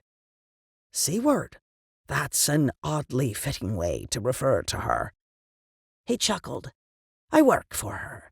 Spend a lot of time in her presence. She's not going to notice if I utter her precious name. I believed him, but something told me there was much more he wasn't saying. But she wouldn't have known you were here, right? Killian frowned at his hands and shook his head. Bryson and Aaron exchanged unhappy glances. Not a yes, but not a no. I stood and paced a rut in the yard beside the table. I'll take that to mean the Queen knew exactly what you were up to. He stared with a neutral expression. Again, neither confirming nor denying. I stopped moving and pegged him with a glare. So the bullshit you fed me about our father being in trouble was a lie? He stiffened his spine. Fae do not lie. Right. I had news for him. I was a fae and I routinely bent the truth like warm taffy. Lord knows Charlie had lied about our parents. But had he lied? Outright? Rather than debate a moot point, I shifted gears. What's a changeling? This time, Killian made no effort to hide his surprise. A changeling is a fae baby that was switched with a human child. Like me? The little voice inside my head screamed not to tell him that Teague had called Aaron a changeling, but I had no idea why. First off, I doubted Aaron was any such thing. Secondly, if Teague had guessed it so easily, Killian would have too. Wouldn't he? Technically, yes. You are switched with a human child, but you are not a changeling. He seemed to struggle to explain, or maybe he struggled to find a non-answer. Changelings are raised by humans. Because they have no access to magic, their powers fade until they are essentially human. My thoughts immediately went to Aaron's newfound ability to dreamwalk. It had surprised the daylights out of Bryson, because we'd assumed any supernatural power Aaron possessed had come from Bryson. But he couldn't walk the spirit world. And then there was Jolene, Aaron's biological daughter. She had more spirit magic in her little finger than I had in my entire being. Could she have inherited that from her father, like she had his startling blue eyes? The men at the table watched as if waiting for me to come to some sort of conclusion. I sank into the chair and did my best to give him an explanation that didn't involve Aaron. I understand now why you were so worried about Quinn's magic. It would be a shame if the little one's powers were starved to death. He rested his hand on mine. Tessa, you can trust me. Tell me what's really troubling you. Stiffening his spine, Bryson glared at Killian's hand. I didn't mind the physical touch. In fact, I wanted to believe him, to believe he cared, to believe he could help me figure out what sort of trouble I was in. But I couldn't. For starters, meeting my great-grandmother's former beau had me on edge. Killian sighed as if I'd disappointed him. Maybe I had, but I wasn't about to spill my guts. Then there's the situation with our father. It struck me as odd that he hadn't mentioned anything about Liam since he'd called to invite me to lunch. Sure, he was angry with me about the Scarlet situation, but still. Is he still alive? He's very much alive. Killian glanced toward the wooded area beyond the lawn.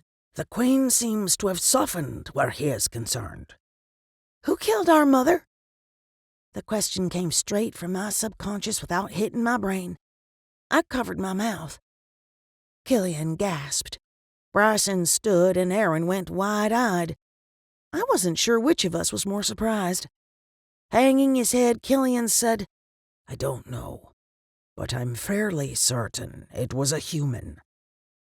I'd expected him to give me a cryptic answer or dodge the question. What makes you think that? Achilles' death caused quite the commotion in Oak. Many believed the Queen was responsible. Our mother's assassination nearly caused a civil war. He glanced away, cleared his throat, and turned back to me. Many Fae were interrogated, but none who were questioned knew anything about her murder. I sat back and let his words sink in.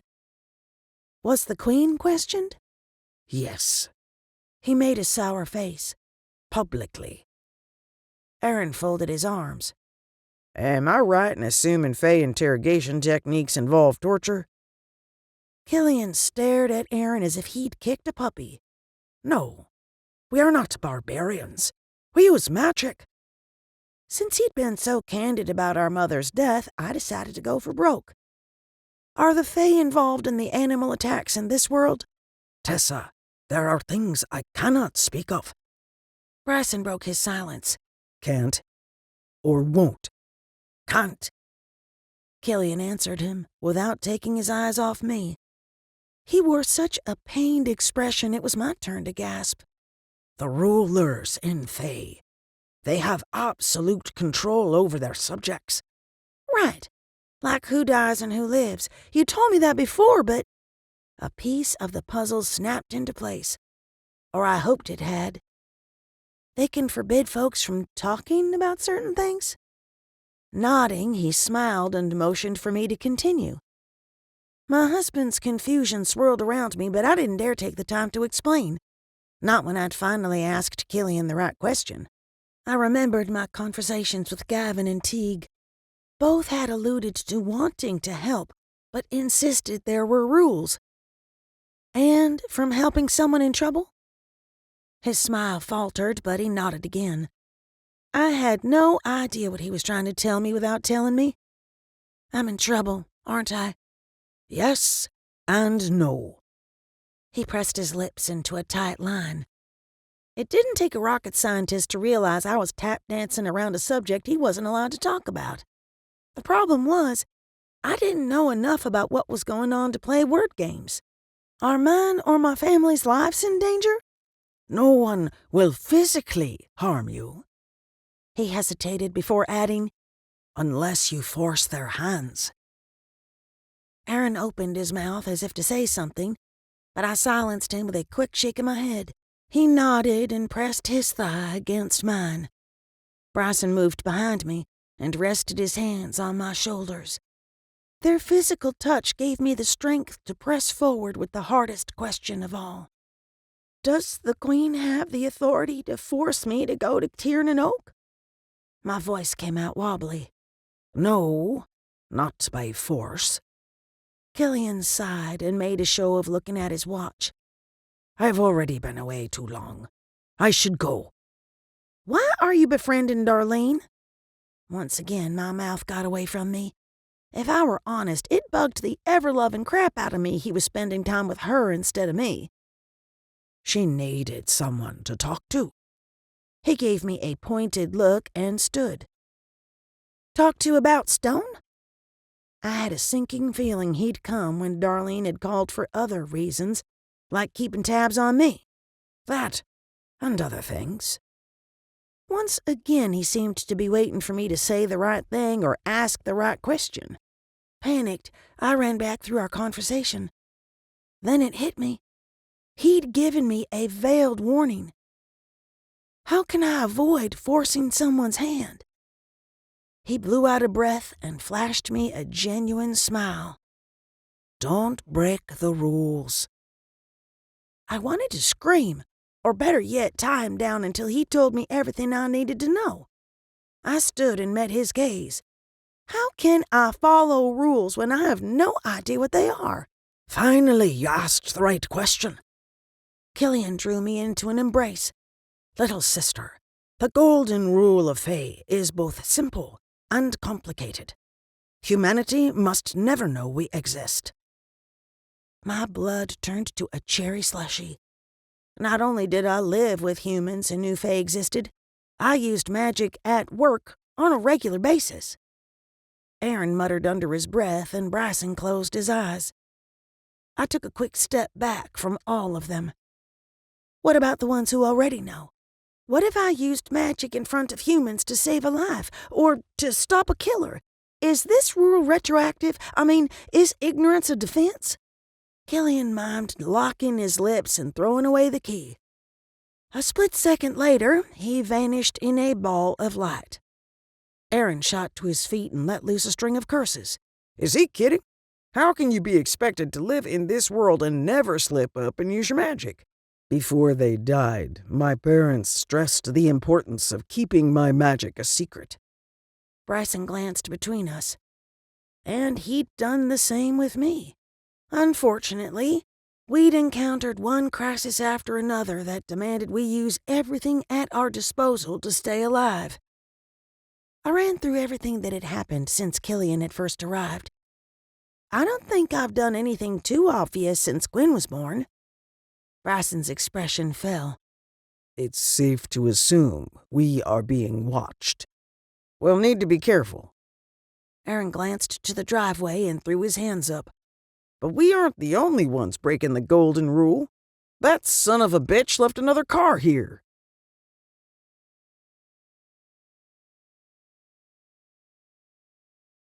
Chapter 19. Aaron, Bryson, and I had decided to postpone our sex date. Actually, we hadn't decided anything. We'd fallen into bed exhausted and forgotten all about our plans. Not that I was complaining. I would have traded a dozen orgasms for a solid 8 hours of sleep. Unfortunately, I hadn't gotten either.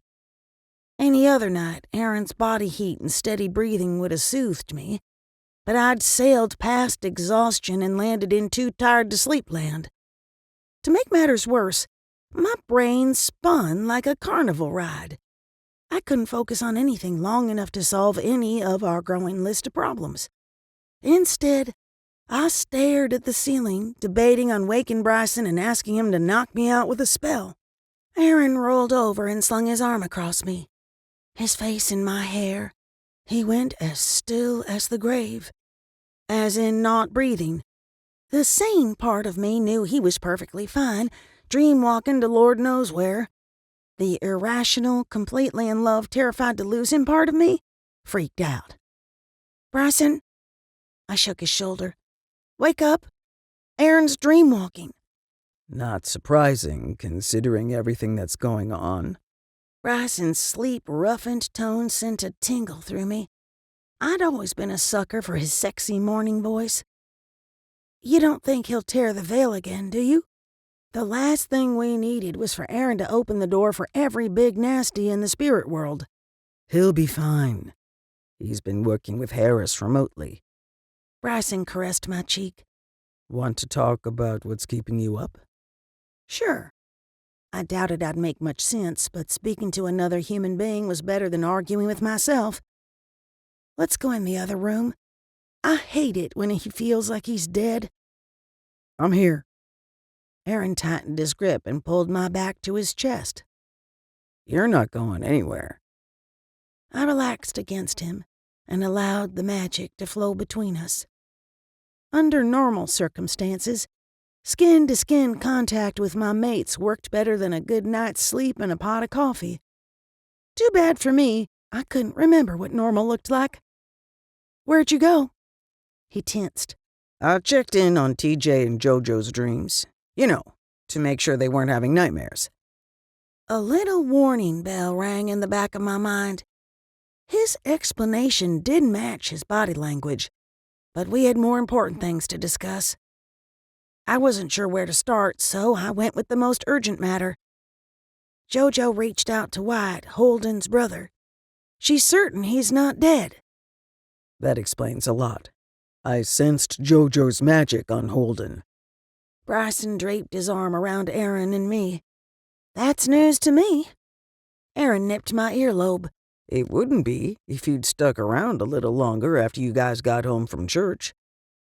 Bryson must have sensed my confusion because he added, I didn't have the chance to tell you before you dropped the bomb about Killian being at church and left me to explain it. Oh, right. Sorry, not sorry. Rather than grill him until he told me everything I'd missed, I forced myself to focus on the matter at hand. Jojo tried to reach Wyatt's spirit last week, but I suppose she could have tried again today.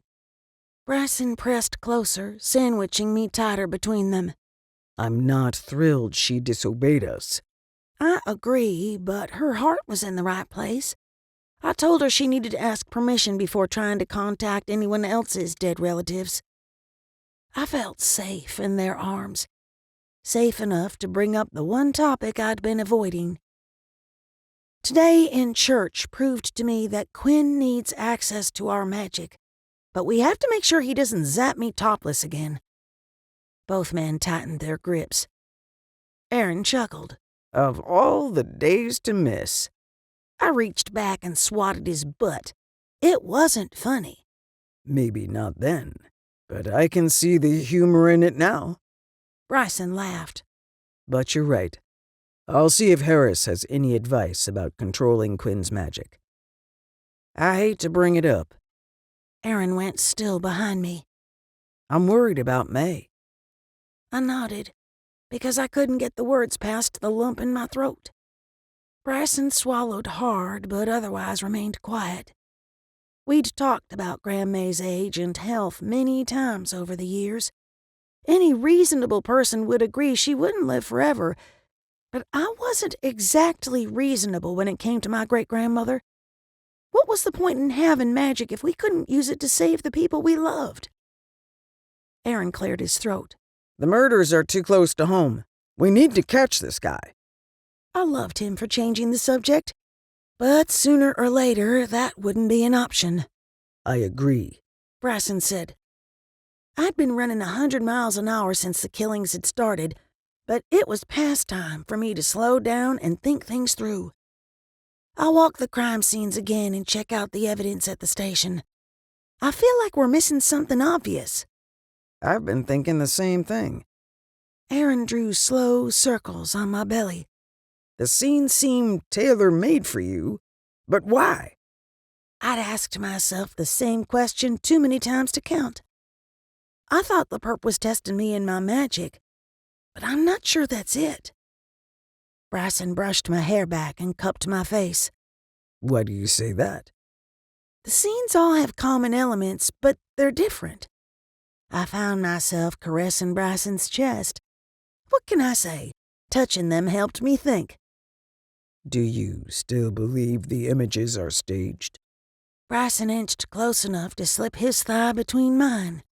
Absolutely. They start right before the attacks and end right after, but I struggled to find a way to explain what I'd seen. They're obviously fake, but in different ways. Aaron propped himself up on his elbow. It's not uncommon for serial killers to toy with law enforcement. I know. I've seen the Hannibal Lecter movies, but this is different.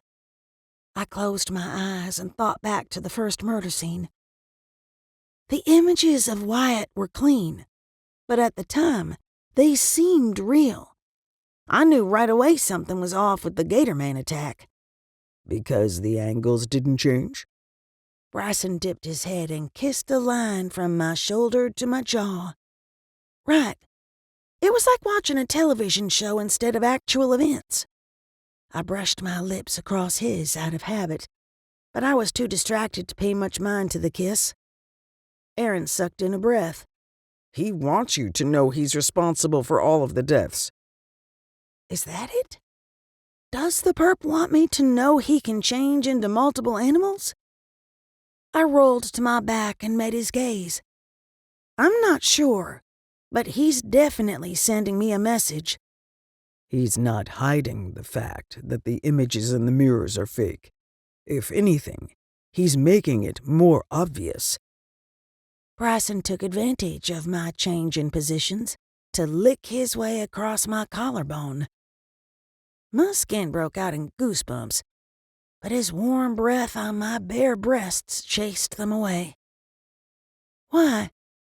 Why would the killer want me to know he's planting false evidence? Aaron cupped my cheek and turned my face toward his. He's trying to get into your head. It's working. I stared into his Caribbean blue eyes and lost my train of thought. Between his I want you expression and Bryson working his way down my body one kiss at a time, the blood had left my brain. Oh, God, that's working too. Bryson laughed against my inner thigh. I froze, unable to reconcile the chaos in my head with the desire in my body. Is it weird I'm getting hot and bothered while discussing potential murders? As long as it's us, not the conversation turning you on, I'm good with it. Aaron snickered. Bryson lifted his head. Should I stop? No. I curled my fingers in his long hair. Don't stop. We need this. I need this. Aaron claimed my mouth with a kiss that stole my breath and my worries. Between the two of them, any thought of murders and kids and fairy brothers melted away. Those few stolen moments were about more than pleasure, although there was plenty of that to go around. They were a chance to reconnect. We'd talked, shared a table, a bed, and even a shower. But we hadn't slowed down enough to enjoy each other's company. Naked in the early morning hours, we shut out the world and focused on what mattered most.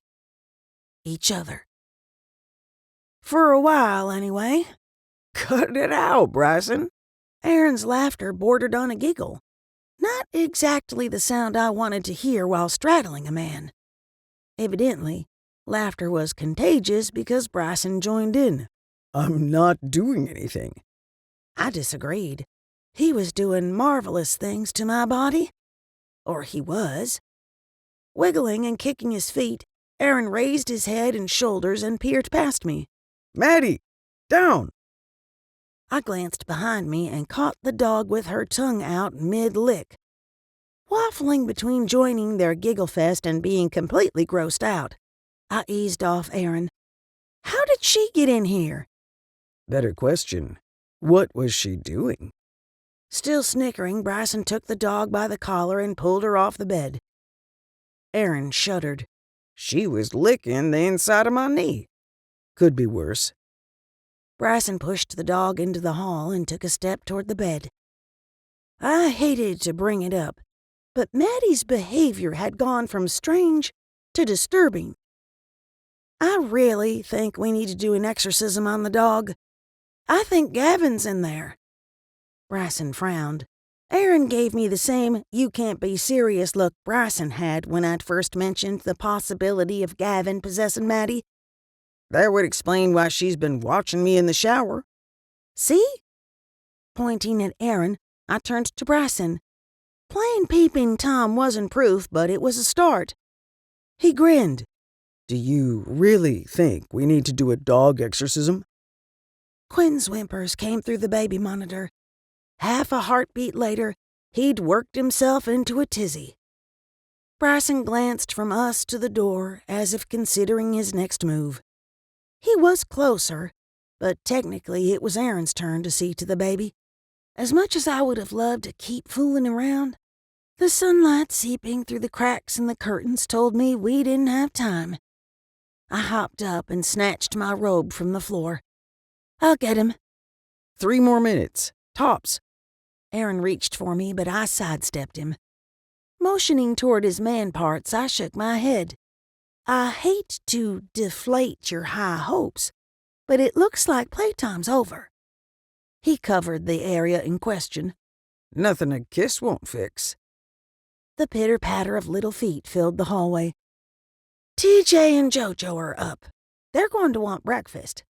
I flashed him an evil grin. But I suppose I could call Maddie to— Don't you dare finish that sentence. Aaron's mouth fell open. That's just wrong, Tessa. Bryson pulled on a pair of PJ pants. Teasing a guy when he's down. Out! Aaron tossed a pillow at us. Both of you. Cackling like a couple of old ladies, Bryson and I walked into the hall. He headed toward the nursery, and I went straight to the kitchen. The kids could wait, but the adults in the house would need coffee. And I wasn't talking about the decaf crap.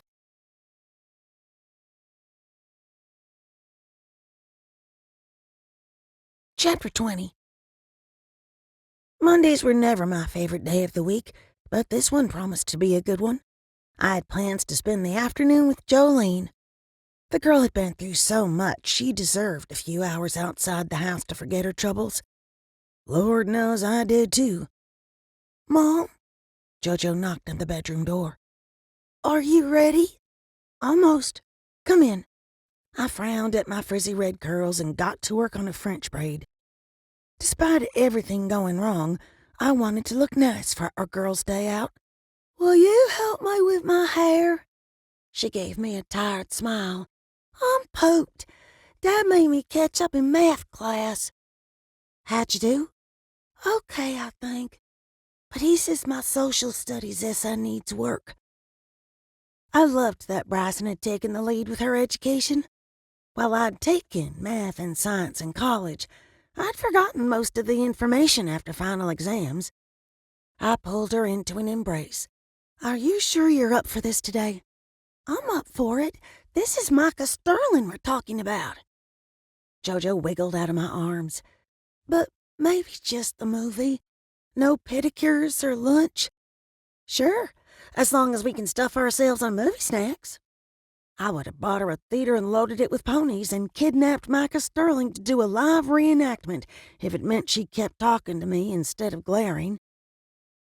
"Popcorn and chocolate and 2 hot dogs." She flashed me a grin that gave me hope she'd be okay. Maybe we all would, with time and love and ridiculous amounts of junk food. "You got it." I glanced at the clock. "We can catch the earlier showing." Aaron came into the room, pulled his shirt over his head, and kicked off his shoes. Give me 5 minutes. "For what?" The view of his abs and toned back short-circuited my brain. Aaron had one of those tall, lean bodies that looked good in everything, from a suit to jeans and a t-shirt to nothing at all. He motioned between me and JoJo. I'm going with you. "On Girls' Day?" She groaned. Still shirtless, he knelt in front of her and flashed his dimples. What's wrong with me wanting to spend time with my 2 favorite girls? Between the beautiful child and ridiculously handsome man, my ovaries sat up and took notice. "Whoa, Nellie, no more baby thoughts." "Nothing, but you can't come." She turned to me for backup. "We've scaled back our plans. We'll be okay on our own for a 2-hour movie." I understood where he was coming from.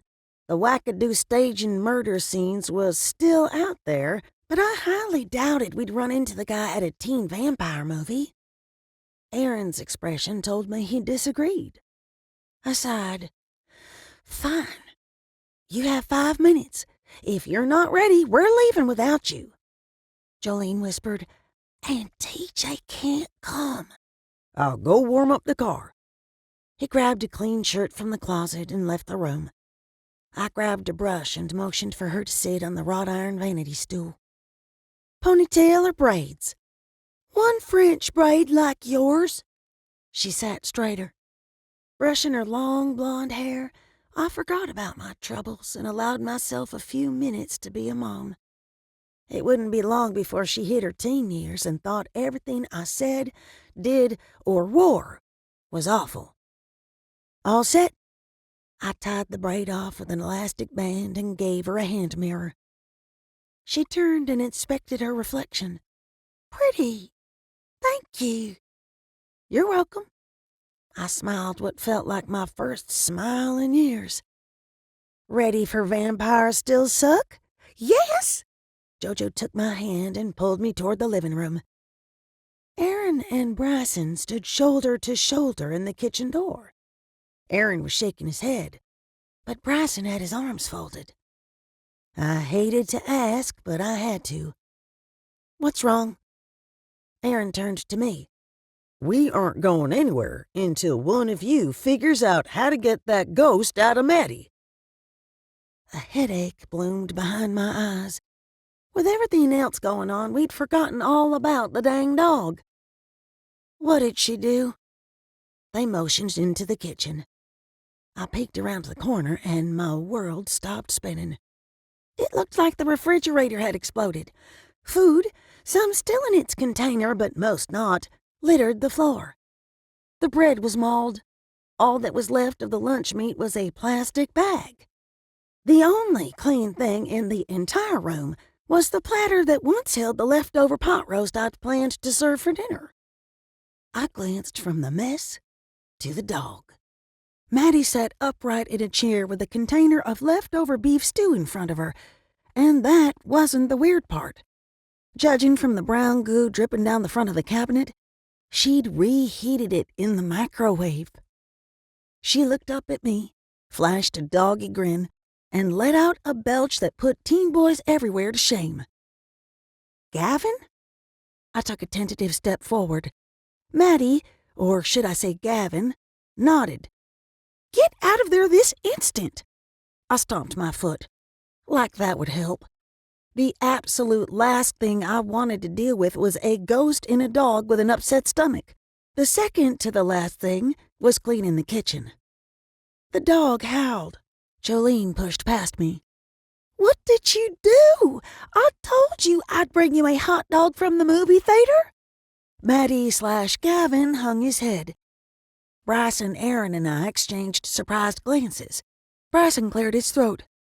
Jojo, how long have you known Maddie was possessed? Since last Sunday. Her guilty expression reminded me of the dog. Big eyes, dipped chin, and a healthy dose of sorry not sorry. I didn't want to tell you. It's nice to have someone to talk to whenever I want. Once again, the parents in the room exchanged glances, only this time we were the ones with the guilty expressions. Aaron rested his hand on her shoulder. We've been pretty busy lately, but you can talk to us about anything. Anytime. Bryson knelt in a puddle of brown goo and didn't seem to care. I had no doubt he'd swim through an alligator-infested septic tank for her. I'm sorry I haven't had time for you. Let's plan on getting back to the studio and sculpting this week. Sure, but I don't mind that y'all are busy. She hitched a shoulder. You guys are my parents. Gavin's cool and makes me laugh. Aaron's brows rose. Hey, we're cool. Jolene rolled her eyes.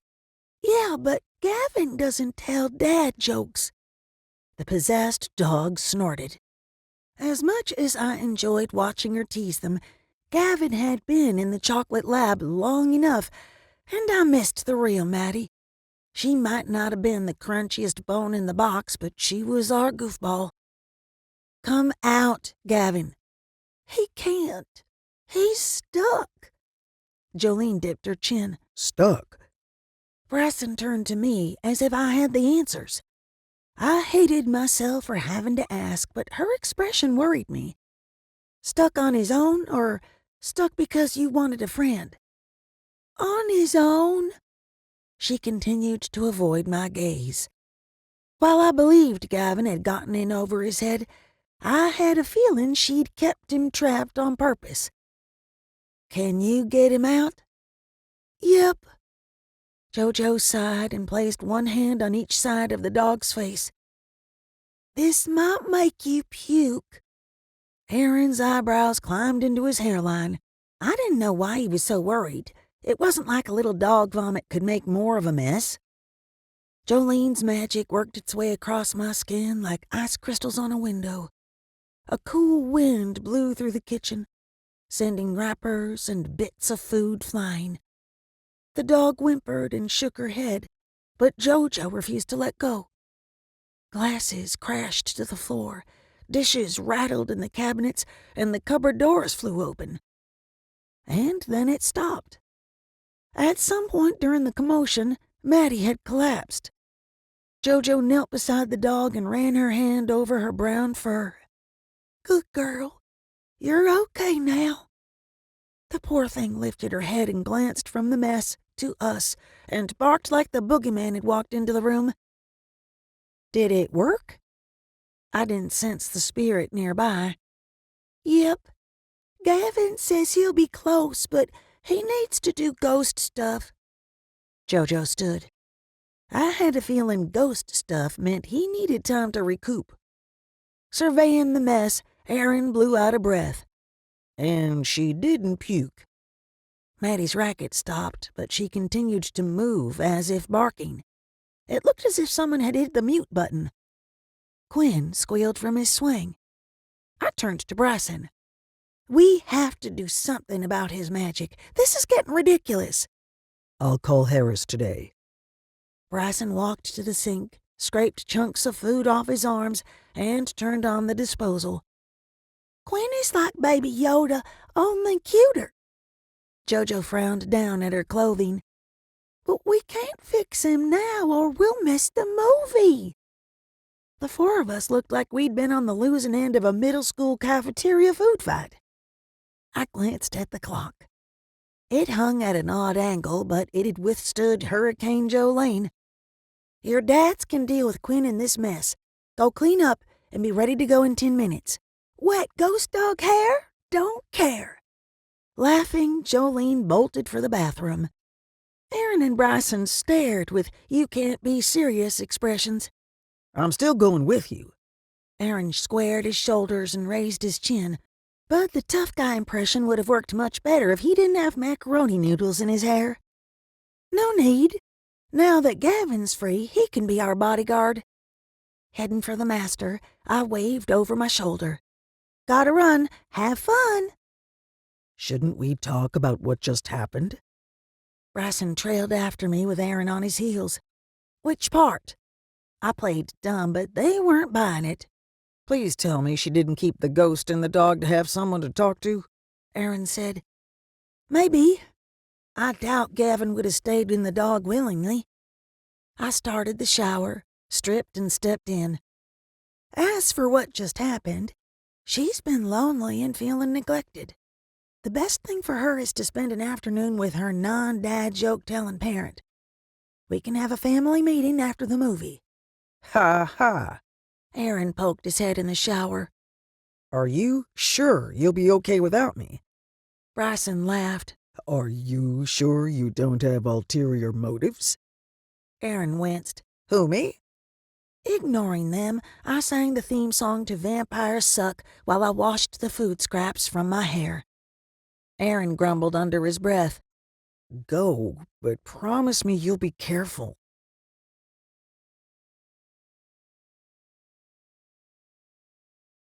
Chapter 21. Jolene and I made it to the theater snack bar with 5 minutes to spare. We loaded up on goodies, including the world's largest bucket of popcorn. After handing over the equivalent of most folks' monthly mortgage payments, we headed to our movie. Or tried to. "Hi, Holden!" Jolene waved a pack of chocolate-covered raisins in his direction. The boy's entire face went ooey-gooey before he broke out in song. "Jolene, Jolene, Jolene, Jolene." I hadn't dealt with teen boys since I was in high school, but I seemed to recall they went out of their way not to embarrass themselves. Jojo glanced from him to me with a look of pure horror. Holden took a step in our direction and froze. I'm talking so still I wondered if he'd stopped breathing. The color drained from his face, and his eyes went so wide, if someone tapped his shoulder, they would have popped out. Holden? Jojo took a step in his direction. He shook his head, flashed her a lovesick smile, and seemed to try to move forward. It was like his feet were made of concrete. What's wrong with him? Jojo whispered. I'm not sure. Rubbing his temples, he muttered something about loving her and monsters and death. Something was seriously wrong. I glanced around, but didn't see his parents. Are you okay? Stupid question, but my mouth-to-brain filter didn't always work when faced with bizarre situations. A dark spot formed on the front of his pants, but he didn't as much as flinch. In fact, he'd gone still again. Mom? Jolene's voice sounded like a squeaky toy. I had no clue what was going on. My first thought was that he'd gotten in trouble for the shenanigans at children's church, but his mother hadn't seemed angry. If anything, she'd seemed nervous. Had his father punished him? I took a step forward and held out my free hand as though he were a frightened puppy. Holden, sweetie, are you okay? He stared, tears forming in his eyes. Jojo moved closer, and the boy screamed, high and shrill. It was the sound of pure, unadulterated terror. And then it changed into something more primal, more wolf-like. Oh, crap. I was a licensed mental health professional, but none of my training had prepared me for a teenaged shifter. It's broad daylight, and the full moon is a week away. He can't shift now, can he? I took a slow step back. Where are your parents? Holden either didn't hear me or had other things on his mind, other things like my daughter. He raised his hand and pointed a finger at her. You stay away from me. Jojo backed away so fast she tripped and spilled the enormous bucket of popcorn. She covered her face, but not before I saw her broken-hearted expression. People stopped walking to their theaters and crowded around us, but I didn't see Holden's family. A young man in a uniform polo studied us for a couple of seconds and darted off. I needed to de-escalate the situation before someone called the police. I really missed you. You're so pretty. Holden's voice had deepened and developed a gravelly quality. He backed up, tripped over his feet, and scrambled on all fours to get away from her. Don't tell your dad I talked to you. We won't tell anyone. Please, it's okay. Just calm down. I was torn between helping the boy, comforting Jojo, and driving home to strangle Aaron. As sure as the sun would rise, Aaron Burns had paid Holden a visit in his dreams. Lord only knew what he'd said to the poor kid. Growling and shaking his head, Holden bent at the waist and tangled his fingers in his hair. It was my turn to be scared motionless. The sounds coming out of his mouth transported me to another time and place. Me, afraid for my life, stuck in a tree, with werewolves circling below. The longer the boy yanked at his hair, the longer and more misshapen his fingers became. Murmurs rose up in the crowd. They had to be seeing the same thing. Brushing popcorn off herself, Jojo stood. Jolene, stay back. I took a step to the side, putting my body between the kids. I'm here, hell girl, and so is Charlie. Gavin Partridge's spirit appeared beside me. Do as I say. As much as I appreciated the moral support, I wasn't sure what a couple of spirits could do against a baby shifter. Get Jojo out of here. Will do, but no sudden movements. Gavin disappeared from my peripheral vision. Jolene, listen to me. You can't run, no matter what. Okay, she whispered. Hell, girl, Charlie says to burn him if he charges, but don't let anyone see the fire. Gavin made an exasperated sound. Does that make sense to you? Nodding, I drew my magic to the surface, but stopped short of creating actual flames. Charlie was right. The last thing I needed was to light up like a Roman candle in front of an audience. "Don't hurt him." Jojo's voice cracked. "He can't help it. He's different." Holden's head snapped in her direction. Raising his elongated chin as if sent in the air, he curled his lips back and flashed us a rather impressive set of teeth. "She won't, but you have to be quiet," Gavin said. It might have been better for all concerned if Holden had fully shifted. The partial change was downright terrifying. A couple of bystanders screamed, others ran, but most continued to stare at the poor kid. The young werewolf kept his eyes trained on my daughter. In ultra-slow motion, I took another step backward. Fast approaching footsteps echoed to my left, but I didn't dare turn my head. "Damn it all!" Gavin's voice rose. "Tessa, be ready. Charlie says he'll likely come claws first. Use Bryson's training." Easier said than done. All I had to do was make contact without getting mauled to death. I wandered into my stance and pooled the heat of the Firebird into my palms. Early on, Bryson had spent countless hours teaching me to fight, but we'd stopped practicing when I became pregnant. A large man in a theater polo shirt pushed his way through the bystanders. "Is there a problem here?" Holden let out a growl that anyone with half a brain would have taken as a warning.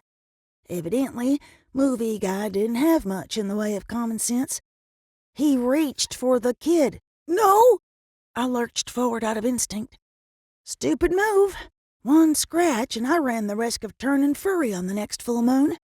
But I couldn't let an innocent human get hurt. Worse still, I couldn't let the boy ruin his life on what was likely the first time he'd shifted. Holden launched himself at me. Avoiding his claws, I dropped my arms to waist level and shoved my hands up at an angle toward his chest. Grabbing his forearms, I released the magic from my palms and shoved him to the side. Holden let out an ear-piercing yowl and lost his balance. Unfortunately, he dragged me down with him. My shoulder took the brunt of the fall, but as far as I knew, he hadn't scratched or bitten me. I scrambled back to put some distance between myself and a lifelong subscription to the hair removal club for women. The boy's whimpers reminded me of the sound Maddie had made in the kitchen. He kicked and floundered, but managed to get to his feet. The second he stood, he bolted for the emergency exit. The mother in me hoped I hadn't burned him too seriously, but I had my own child to worry about. Cradling my arm, I stood and turned to Jolene. Gavin's spirit crowded around her. "It's okay, sweet girl. It's going to be okay." Jolene sat curled into a tight ball, rocking back and forth the way she had in the weeks after her mother's murder. I reached for her, but stopped short. Blood dripped from a gash on her arm.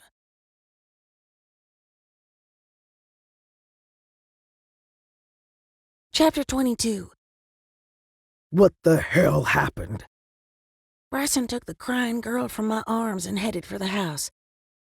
"We had an incident at the movie theater. We need to bandage her arm and have an adult chat." I struggled to keep up with his long-legged strides. I'd called from the car but hadn't gone into the specifics. For starters, I was driving with one good arm while on the verge of a panic attack.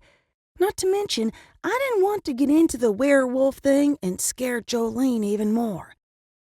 Aaron met us at the door with Quinn in his arms. He took one look at Jojo's blood-soaked bandage and gripped the wall to remain upright. That looks bad. We should take her to the hospital. "This isn't the kind of thing regular medicine can handle." I spoke loudly enough for Bryson to hear me and hopefully catch my meaning. You never should have taken her alone. Anger deepened Aaron's voice. While I understood it was the fear talking, his reaction was so un-Aaron-like I didn't know how to respond. "You're right, but none of us could have seen this coming." As soon as the words left my mouth, I knew I was wrong. Aaron should have seen it coming, all right. He'd known Holden was a shifter, and unless I completely missed my mark, he'd used his dream-walking abilities to scare the kid senseless.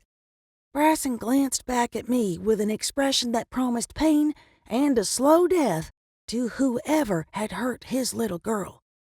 Tell me it wasn't an animal. We'll talk once JoJo is patched up. I prayed he'd take the hint and drop it until we were alone. He didn't. I need to know what we're dealing with. Lupine. I hoped Jolene didn't know the meaning of the word. Sure, she'd seen her friend transform into a monster, but he hadn't gone full wolf yet. It was unlikely she knew what a scratch from a shifter could lead to. Aaron made a strangled sound in his throat. Bryson's expression softened as he whispered to the girl, I'm sorry this happened to you. Let's get your cut cleaned up. She didn't respond. My chest tightened. We'd fostered her shortly after she'd witnessed her mother's murder. It had taken weeks for her to trust us enough to speak. Seeing her go from our smart, vibrant daughter to traumatized and nonverbal was more than I could bear. Aaron pulled me to his side, but stopped when I cried out. Are you injured? I went down hard on my shoulder, but I'll be fine. My words came out frosty, but I didn't care. He'd caused this. He should have left well enough alone where Holden was concerned. Aaron threw up his hands. What the hell did I do now? I marched into the office without another word. JoJo sat on the twin bed with Maddie's head in her lap. Standing beside her, Gavin whispered words of encouragement. Bryson's power rushed over me as he chanted a calming spell. He held his hands a few inches from Jolene's body. Starting at her head, he searched her tiny frame for malignant magic and wounds. I doubted Bryson knew the ghost was there, but I didn't want to tell him and risk breaking his concentration. Bryson frowned and took a step back. JoJo, I'm going to help you rest for a while, okay? She looked up at him, her big blue eyes welling with tears. He brushed her curls from her forehead. It won't hurt, I promise. I'll sing you a type of lullaby and you'll drift off to sleep. She nodded and stretched out on the bed. I turned my back to them so she couldn't see my face. We'd dealt with a wear attack once before, but I'd forgotten about that part of the healing process. With adults, it was best to put them under a healing spell for 2 full moons. It took that long to tell if they were going to shift. But I wasn't sure how it worked with kids who hadn't reached puberty. Tessa, I need you to get the salt and make a protection circle. Bryson began chanting the spell. Salt? Gavin moved away from the bed. I'll, step out. JoJo made a sad little sound and reached for him. The spirit smiled and retook his place by her side. Don't you worry, little one. I'm not going to leave you until your daddy fixes you up. JoJo nodded and closed her eyes. I hurried to the shelves for the salt. It took my muddled brain a few seconds to understand why the cardboard container wasn't in its usual place. We're out. What do you mean we're out? He growled, and any doubt I had about who he blamed for JoJo's situation vanished. I'll get the shaker from the kitchen, Aaron said from the hall. Table salt is less potent. Bryson gave me the same look he had Maddie when she'd chewed his favorite boots. Get the fancy pink stuff from the cupboard, I called after Aaron. Starting the chant from the beginning, Bryson met my gaze. I'd seen him at his best and absolute worst, but I'd never seen such pain or such anger in his brown eyes. I hugged my midsection to keep from flying into a million pieces. Aaron returned with the Himalayan sea salt. Got it. Bryson motioned to the container in Aaron's hand and continued to chant the sleeping spell. Oh, right.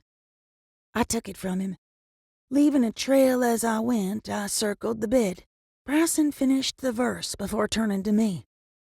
Are we out of anything else? Nope. I bet the inside of my cheek to keep from saying something ugly. I got it. I did. They were angry and scared and needed someone to blame. I'd taken JoJo out by myself. I was an easy target. However, Bryson hadn't seemed all that concerned with us going alone before we'd left, and Aaron had no room to point fingers, only he didn't know it yet. I detected a high concentration of werevenom in her. Bryson raked his hands through his hair. What now? Aaron rocked back and forth on the balls of his feet without taking his eyes off Jolene. Now I'm going to stitch the gash in JoJo's arm, and Tessa's going to tell us what the hell happened. Bryson pegged me with a stare before grabbing a bottle of cleansing herbs, a huge needle, and special thread from the shelves. I sank into the chair far enough away from the bed that I couldn't see him sewing our daughter up like a ripped rag doll. Holden did this, and before you say anything, it wasn't his fault. Holden? I thought you said he was too young to shift.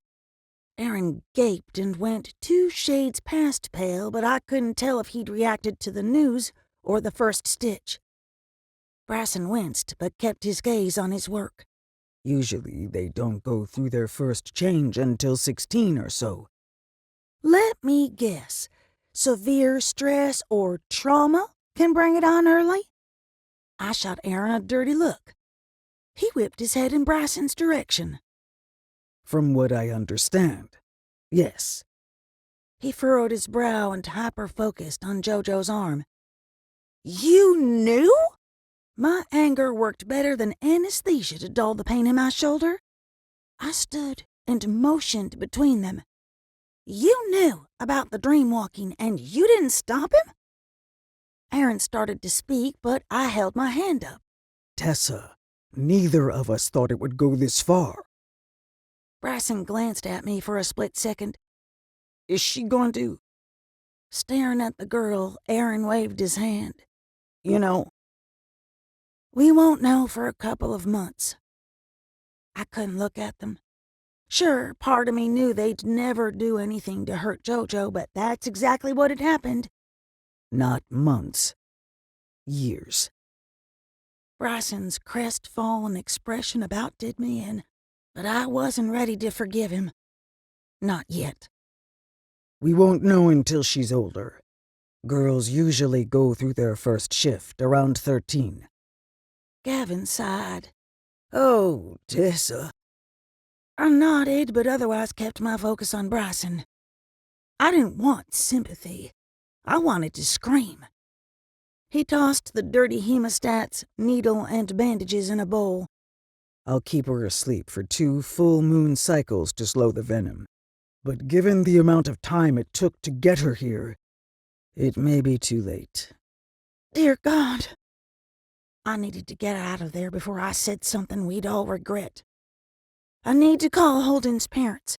Then I'm going to shift and spend some time in the sky alone. I don't think that's a good idea. Bryson gave me a pleading look. Buck called. The elders want to see us tonight. Buck can kiss my lily-white fanny. It could be about Holden. He rubbed the twin lines between his eyebrows.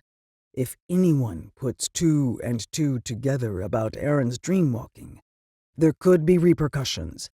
It's not safe for you to be out there alone. Yeah? I rounded on him. Well, it's not safe for me to be in here with the 2 of you. What the hell were you thinking, terrorizing a kid? The men stared with their mouths hanging open. That was a little harsh, Hellgirl. Gavin shook his head. They were foolish and overprotective, but what father isn't? He was right and I knew it, but I wasn't ready to hear it. Don't call me that. Bryson raised a brow, likely wondering who I was speaking to. Most of the time, he wasn't able to see or hear spirits. "Gavin's here," I said. Aaron glanced over his shoulder to the ghost. "She's right. We royally screwed up." "Oh, I never said you didn't." Gavin shook his head. "Jojo is paying the price for our mistake." Aaron motioned to me. "And so are you. Shift so you'll heal, but he's right. Please stay on the ground." Bryson seemed to have caught the gist of the conversation from listening to Aaron's half. "You were hurt? Did he break your skin?" It ticked me off that he'd changed his tune and stopped blaming me for what happened the second he thought I might turn furry once a month. Not that I'm aware of, and I'm not about to get naked so you could search for scratches. Bryson stood. I'm fine. I walked out the door and headed for the master bedroom. "Tessa, will you listen to me? Even a small scratch can lead to the change." He reached for me, but seemed to think better of it and dropped his hand. "If he scratched you, the sleeping spell slows the venom and diminishes the chances of infection." Even if I were bleeding to death, I wouldn't let you put me under. I jabbed my finger against his chest. In case you forgot, Quinn needs to eat. TJ can't stay at Dottie and May's forever. He's going to flip out when he finds out JoJo is sick. He's barely okay as it is. "You aren't walking this path alone." Bryson tucked a frizzy curl behind my ear. I know, but I can't dream my way through the next month or two. People are counting on me. The weight of my words made my shoulders sag and the not-so-dull ache return. To my surprise, he nodded. "No sleeping spells, but we'll need to be prepared. If you're infected, it takes time to learn to control the beast." My hands flew to my mouth. Oh my God. You're afraid I'll hurt someone. "Not you. The wolf." He paused until I met his gaze. "This is different than the firebird. Our spirit animals are part of us. Shifters are dual-natured. When the beast is in control, the human ceases to exist." Funny, half the time when I shift, I still feel like the bird is in control. "Don't sell yourself short. You've come a long way since we first met." His expression softened. "Will you let me check you for scratches?" Sure, but I need to call Holden's parents first. "First, you need to get a shower and change out of those bloody clothes." He took my hand and pulled me toward the master bath. My eyes stung as if I might cry. I would have welcomed the tears, anything to relieve some of my stress, but they wouldn't come. I'm scared, Bryson. "Me too." He eased his arms around me. "After we clean up, I'll call the McAllisters." While I appreciated the offer, I felt like I should be the one to reach out. I was there. I'm sure they'll have questions. He pulled back and met my gaze. "Yes, but this is also a matter for the elders. The McAllisters are tribe members." This is going to turn into a mess, isn't it? "Not if I can help it." He kissed my brow. "When we're finished in the shower, I need you to reach out to Killian. See if he knows of a cure for shifter venom." I'll try. That he'd even contemplate asking my brother for help told me just how much the situation frightened him, and that shook me to my core. Bryson was the strong one. Aaron and I leaned on him more than either of us cared to admit. If he broke, we were all doomed. It occurred to me that Gavin was in contact with Charlie. I bolted for the office. Forget Killian, I have a better idea. "Tessa?" Bryson followed me. Aaron and the ghost startled when I burst into the room. Gavin, is Charlie still close? Under any other circumstances, it would have ticked me off that I had to go through a third party to reach my grandfather, but I would have walked through hell to speak to him if it meant helping JoJo. Gavin nodded to the foot of the bed. I turned and met Killian's gaze.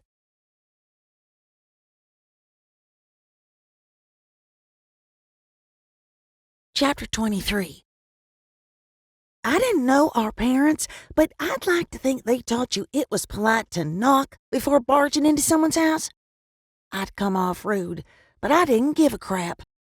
My brother crossing our wards whenever he pleased was one thing. Him zapping his way into JoJo's room was another. He glanced from the girl to me and shrugged. I was under the impression you needed my help. Well, he was right. There was only room for one smartass in my house. Me. Let me guess. You heard me say your name and you came? Something like that. Killian continued to stare as if daring me to tell him to leave. Tessa. Aaron stood and turned from the bed.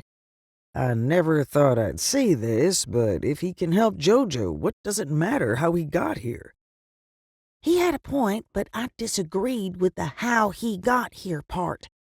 It mattered a great deal when we suspected someone was watching us. Was that it?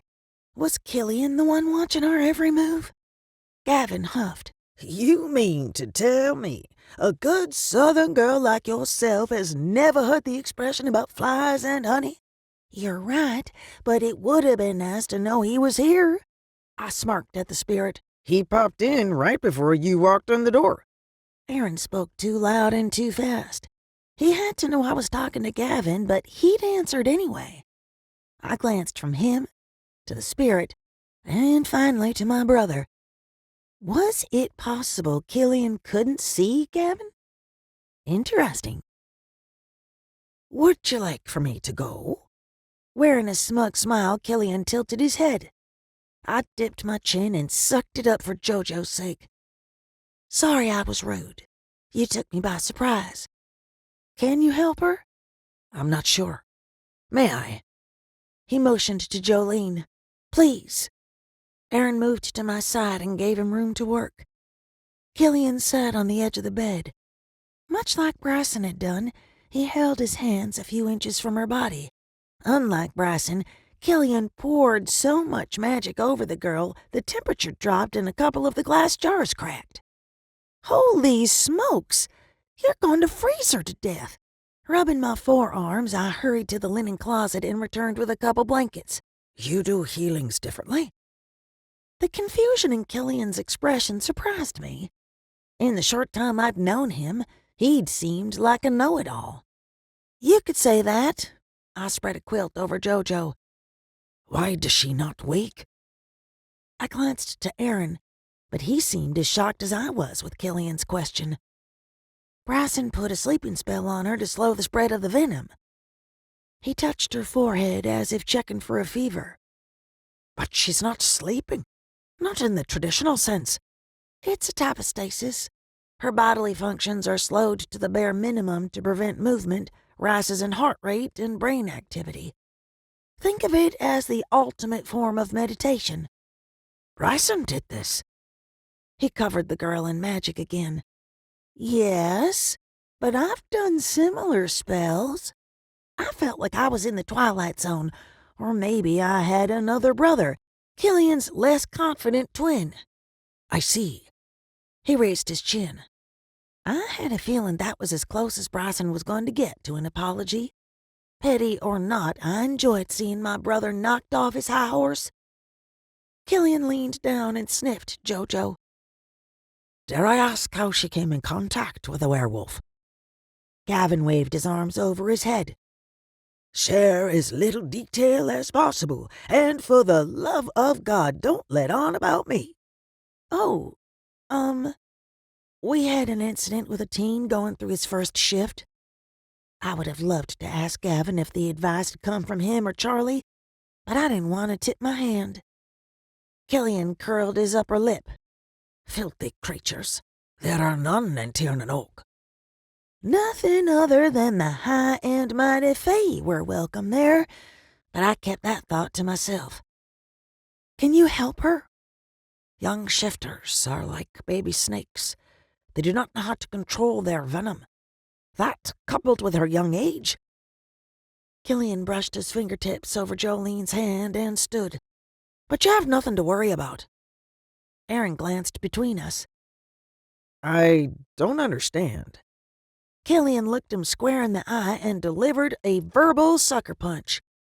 Fae are usually immune to werevenom, but we should take her to Terran Oak before she shifts for the first time, to be sure. Gavin coughed into his hand. Bullshit. No. I shook my head. No way was I going to allow him to take her anywhere. For starters, JoJo was human. Second, I agreed with Gavin. It sounded like BS. And finally, when Killian had said we, he likely didn't include the lowly human in the room. We'll figure something else out. We should get Bryson and listen to what Killian has to say. Aaron glanced between us. I put my face in his line of vision. We can table this for now, but it's never going to happen. Do you hear me? Never. Regardless, he should be here. Aaron turned for the door. He's on the phone with the McAllisters. Killian's spine stiffened before he could stop himself. While I couldn't be sure if his reaction came from my snarky tone or if he'd recognized the name, my money was on the latter. There's no need to rush a decision. Gavin floated closer to Aaron. He said she needed to be in fairyland before she shifts. Aaron nodded. You're right. Gavin sighed. You just have to keep her calm between now and the full moon.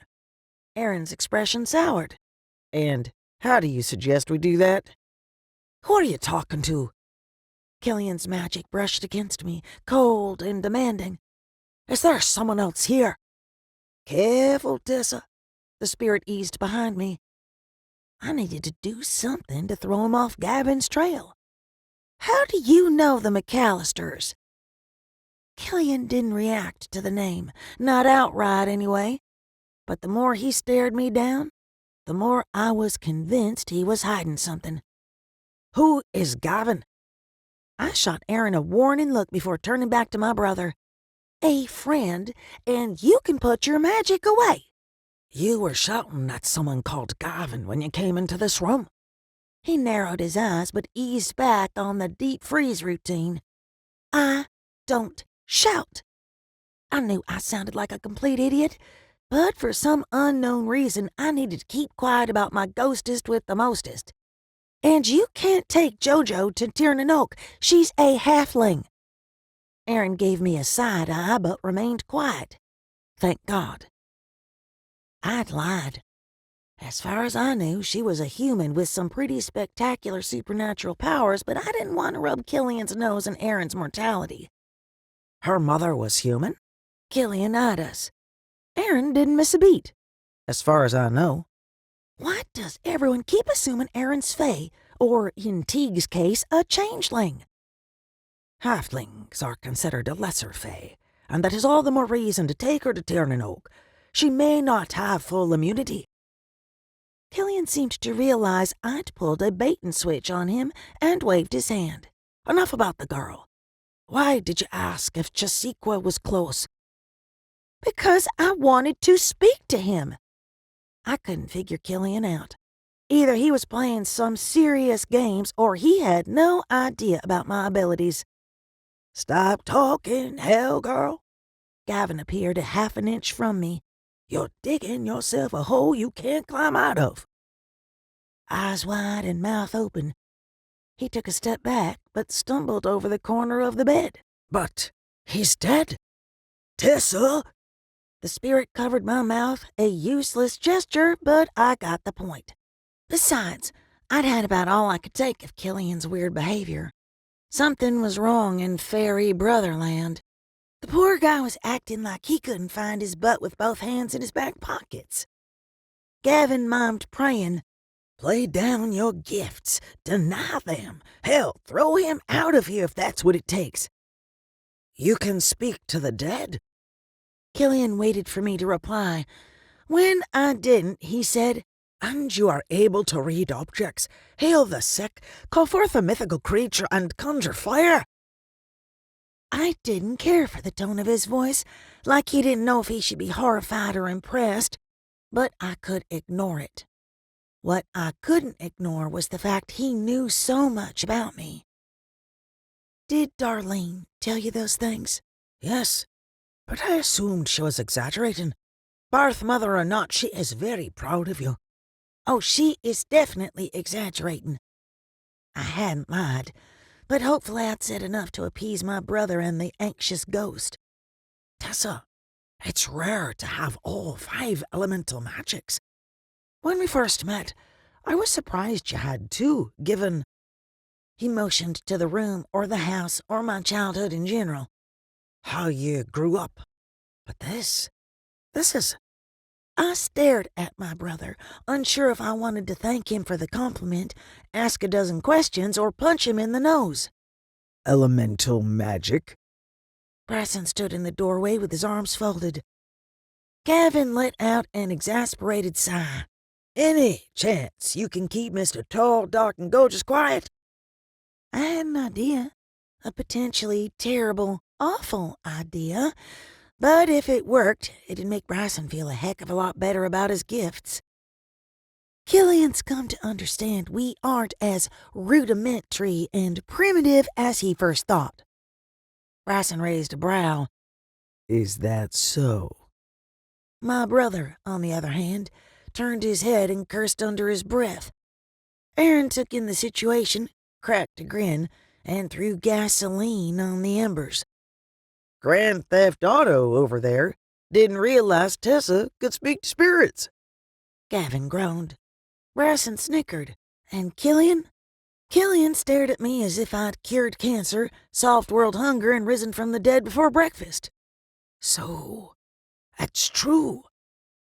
I shot Aaron a look that'd scare a buzzard off a pile of guts. He'd heard Gavin tell me to keep quiet. Either he wasn't thinking, or he'd let his dislike of Killian get in the way of common sense. Aaron shoved his hands in his pockets and glanced away. Bryson turned to Killian. Jojo will sleep until I release her from the spell. Let's go sit in the living room and talk. Still a little green around the edges, Killian gave Bryson a curt nod and followed the guys out of Jojo's room. I'll be right there. I need to check on Quinn. I hurried into the nursery, turned to Gavin and whispered, "Talk."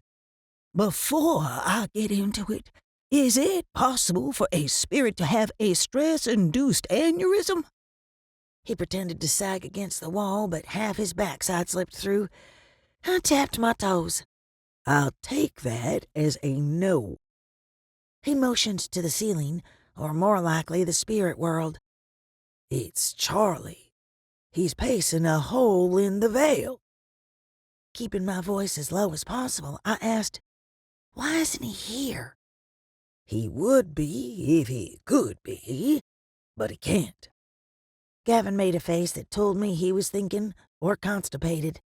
I was there when Bryson gave Jojo a math lesson. I nodded, unsure what that had to do with my situation. I know it killed Bryson to watch her struggle with the problems, but he had to let her figure them out by herself. I'm strangling someone. I'm trying here. There are rules. He rolled his eyes. If Bryson did the problems for her, it'd be cheating, right? Nodding, I motioned for him to continue. And if her virtual teacher found out, she'd fail the class and maybe have other, more serious consequences. The room spun, and what little food I had in my belly threatened to make a return appearance. He can't help because someone is keeping tabs on him? And me. I pressed my hand to my churning stomach. That's why Charlie didn't want Killian to know about my abilities? Yes, but there's more to it.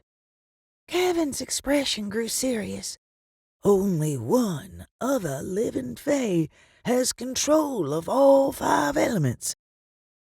The Queen? Gavin frowned. I can't say. I sank into the antique wood rocker and put my head in my hands. I'd known someone was toying with me or setting me up or testing me since visiting the murder scenes. But now I had a possible motive. Is she testing me to find out what I'm capable of? No, that's not it.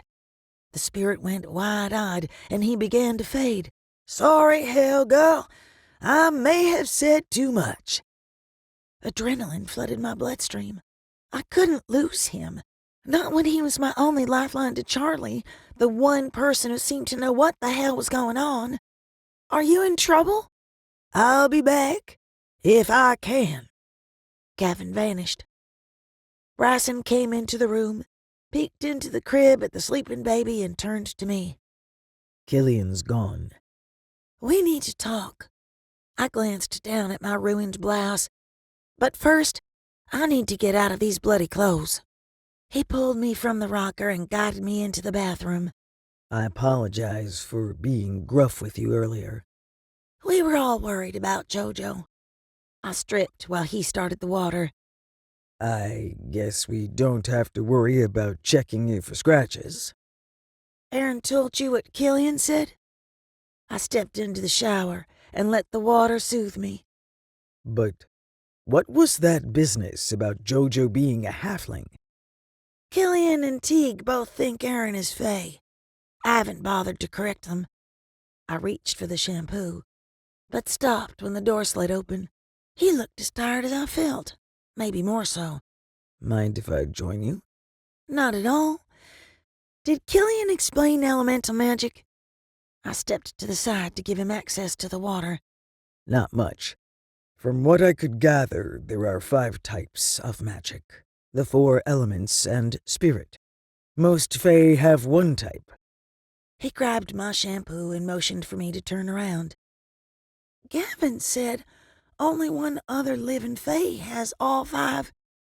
My brain stuttered, but when I asked him if it was the Queen, he couldn't answer. I don't think it's her. He worked the shampoo into a lather.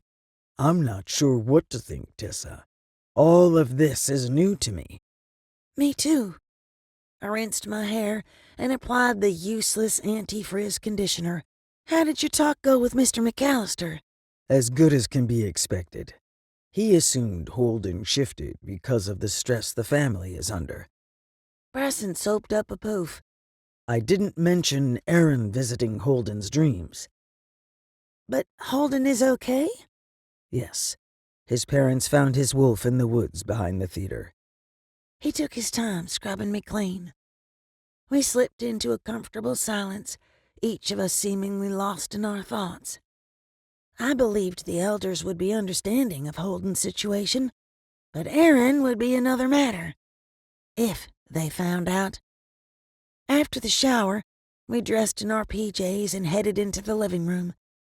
Aaron took one look at me and held his arm out. Come here. I rushed to him and buried my face in his chest. Bryson moved behind me and drew us both into an embrace. Sandwiched between them, I thought back to our wedding day. We'd promised to love, cherish, and stand beside each other till death we parted. After the talk with Gavin, I wondered if our vows would be fulfilled sooner than any of us could have imagined. Bryson guided us to the couch. Talk to us. I didn't know where to begin, but once I got started, I didn't stop until I'd told him every detail of my conversation with Gavin.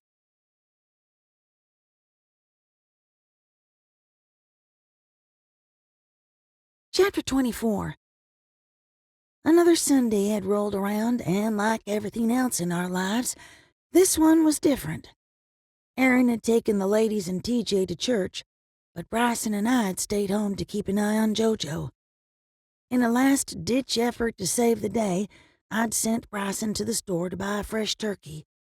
I figured he could put it in the fryer while the ladies and I prepared the sides and dessert. It wouldn't be the same without Jojo at the table, but hopefully we'd have years and years of Sunday dinners together once Bryson lifted the spell. I covered the sweet potato casserole with foil and set it in the fridge. I'd already snapped the beans, fried the salt pork, and set the pot on the stove to simmer until the turkey was ready. The mashed potatoes could wait, but I needed to get started on the cherry pie. Mom? Jojo's sweet voice startled me. Whirling around, I pressed my hand to my chest. You're awake! I had absolutely no idea why Bryson's spell had failed, but I needed to find out fast. More importantly, I needed to keep her calm. I'm starved and my arm hurts. She shambled to the fridge, opened the door, and stared inside. Have a seat, and I'll whip you up some pancakes. Placing my hands on her shoulders, I eased her to the breakfast table. Did a spirit wake you? She yawned wide enough for me to see her molars. I don't think so. I lowered my shields and allowed my magic to flow through the house just in case. If there was something or someone lurking about, I would likely sense them. Jojo gave me an odd look. Where is everyone? At church. Once I was certain we were alone, I pulled the flour, baking soda, and salt from the pantry. She wrinkled her brow. But it's Monday. You've been asleep for a while. I didn't dare turn around, for fear she'd see the concern in my eyes. Blueberry or chocolate chips? Both. She scratched her head. How long was I sleeping? Bryson came through the front door with both arms full of groceries. He rounded the corner and froze. Jojo? She just woke up.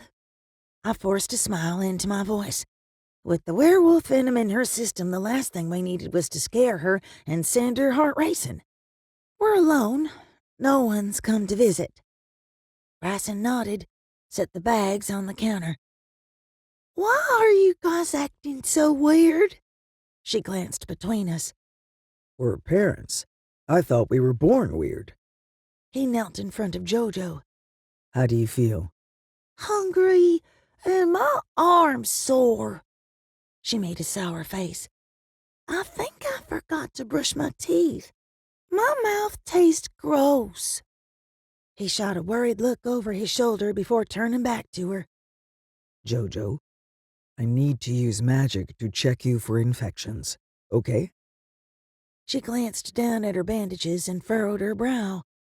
Because of my arm? It worried me she hadn't asked any questions about Holden. Part of me hoped she'd blocked it from her memory, but I knew sooner or later it'd bubble to the surface. Yes. Bryson pressed his hand to her forehead. No fever? That's good. You can check me, Jojo grinned, but only if Mom gets going on my pancakes. Whoops, I got distracted. I turned my back to them and focused on mixing the batter. Bryson's magic caressed me, but I couldn't turn around. One look at my face and she'd know something was more wrong than a simple cut on her arm. I'd pulled the first pancakes off the griddle when his magic finally receded. Holding the plate in one hand and the syrup in the other, I turned to face them. Bryson sat on the kitchen floor at the girl's feet. His expression confused me. His mouth hung open as if stunned, but he had tears running down his cheeks. Dad? She touched his face. Am I going to be a werewolf? My heart stopped as if waiting for his answer. He cleared his throat and pressed a kiss on her palm. No, baby. You're not. You're healed. Healed? I didn't know if I'd heard him wrong or if we'd experienced a miracle. Or if Killian was right. Is Jojo part Fae? And Aaron? Is he a changeling? Jolene blew out a breath. Good. Good? That's it? I wanted to ask what she remembered about the attack, but didn't have the mental energy to word the question in a way that wouldn't potentially freak her out. Do you have any questions? Nope. She motioned to the pancakes. Can I have those? Bryson stood, took the plate from me, and set it on the table in front of the girl. When he turned back to me, he mouthed, Outside. Playing it cool, I put the turkey and cold items in the fridge. Jojo, Dad and I need to set up the turkey fryer. Will you be okay here by yourself for a few minutes? She shoved half a pancake in her mouth and nodded. We'll be right back. Holler if you need us. Bryson hovered around her like a worried mama duck. I'll be fine. I'm not a baby. She rolled her eyes and made kissy sounds. The dog barreled into the kitchen, skidded to a stop, and proceeded to watch the movements of Jojo's fork like it was a ball at a tennis match.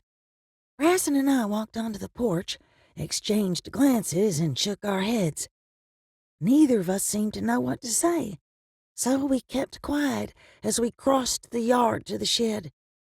He opened the rolling door and paused. I'll talk to her about Holden later. Nodding, I said, thanks. I wanted to, but I couldn't figure out what to say. You and me both. He met my gaze. The other day with Killian, you asked him about changelings. You were referring to Aaron, weren't you? Teague said something about Aaron and Changeling, but I didn't believe it. I thought he'd felt your magic in Aaron and jumped to the wrong conclusion. The more I thought about it, the more I wondered if Teague was onto something. Now, I'm not so sure. I think Teague was right. A slow smile split Bryson's face. Aaron's always felt like the outsider with us. He'll be thrilled. And if it's true, we don't have to worry about him getting old while we're still young. Bryson chuckled. Speak for yourself. I'm already old. Yeah, well, you look pretty good for a 168-year-old. I slid my arms around his waist. But he may not be as happy as you think. He pressed his brow to mine. Why is that? You heard what Killian said about changelings. Do you really think it's a good time to tell Aaron the people who loved and raised him were not his real parents? Is there ever a good time to learn something like that? He glanced toward the house. It explains a lot. I've always wondered why Dottie doesn't have magic, but Aaron does. I'd never stopped to consider the differences. Like Bryson had done with Aaron, Charlie had gifted Dottie a piece of his soul in order to bring her back to life. Now that I thought about it, I had questions. A lot of them. I pulled back and met his gaze. While we're on the subject, why is it okay to play God with Aaron but not with Grandma? I didn't play God. Aaron was in the prime of his life when he was attacked by the conjurer. May has lived a long time. He made a sour face as if realizing how hypocritical he sounded. Uh-huh. I nudged his side. That sounds a lot like deciding who lives and who dies. Tessa, I know you don't want to hear this, but May not want to live forever. She wakes up every morning in pain, puts on a brave face, and does what she can. But she's tired. I regretted starting a conversation I wasn't ready to finish. I knew he was right, but I hated it. I didn't want her to suffer, and maybe it was selfish, but I didn't want to suffer either. I'm sorry. This isn't the right time for this conversation. He pulled me close. I held on to him for dear life. I don't want to talk about this. We should focus on the bigger problem first. Which one is that? I don't know. Hiding my face in his chest, I mumbled. I'm beginning to think we should write them all out on cards and drop them into a hat. The sound of tires on gravel interrupted our private moment. What are they doing back already? Church isn't over for another half hour. That wasn't the SUV. Bryson took my hand and half dragged me to the front yard. Buck Oldham and two tribal elders climbed out of the old truck. The men glanced around the property, but Buck stared at us. I pasted on a smile and spoke without moving my lips. What the heck are they doing here? Don't know, but follow my lead. He released my hand and strode to the men. Good morning. We weren't expecting you. Buck stared down his nose at Bryson. Quite the feat considering he was a foot shorter than my husband. I'd hoped to catch you at church this morning. Bryson's shoulders tensed. Jolene wasn't feeling well. So I heard. Buck nodded to the house. Is there somewhere private we can talk? I didn't like the sound of that one bit. Bryson had said the elders wanted to speak with us, but with everything else going on, I'd forgotten. We can talk here. Everyone except Jolene is at church.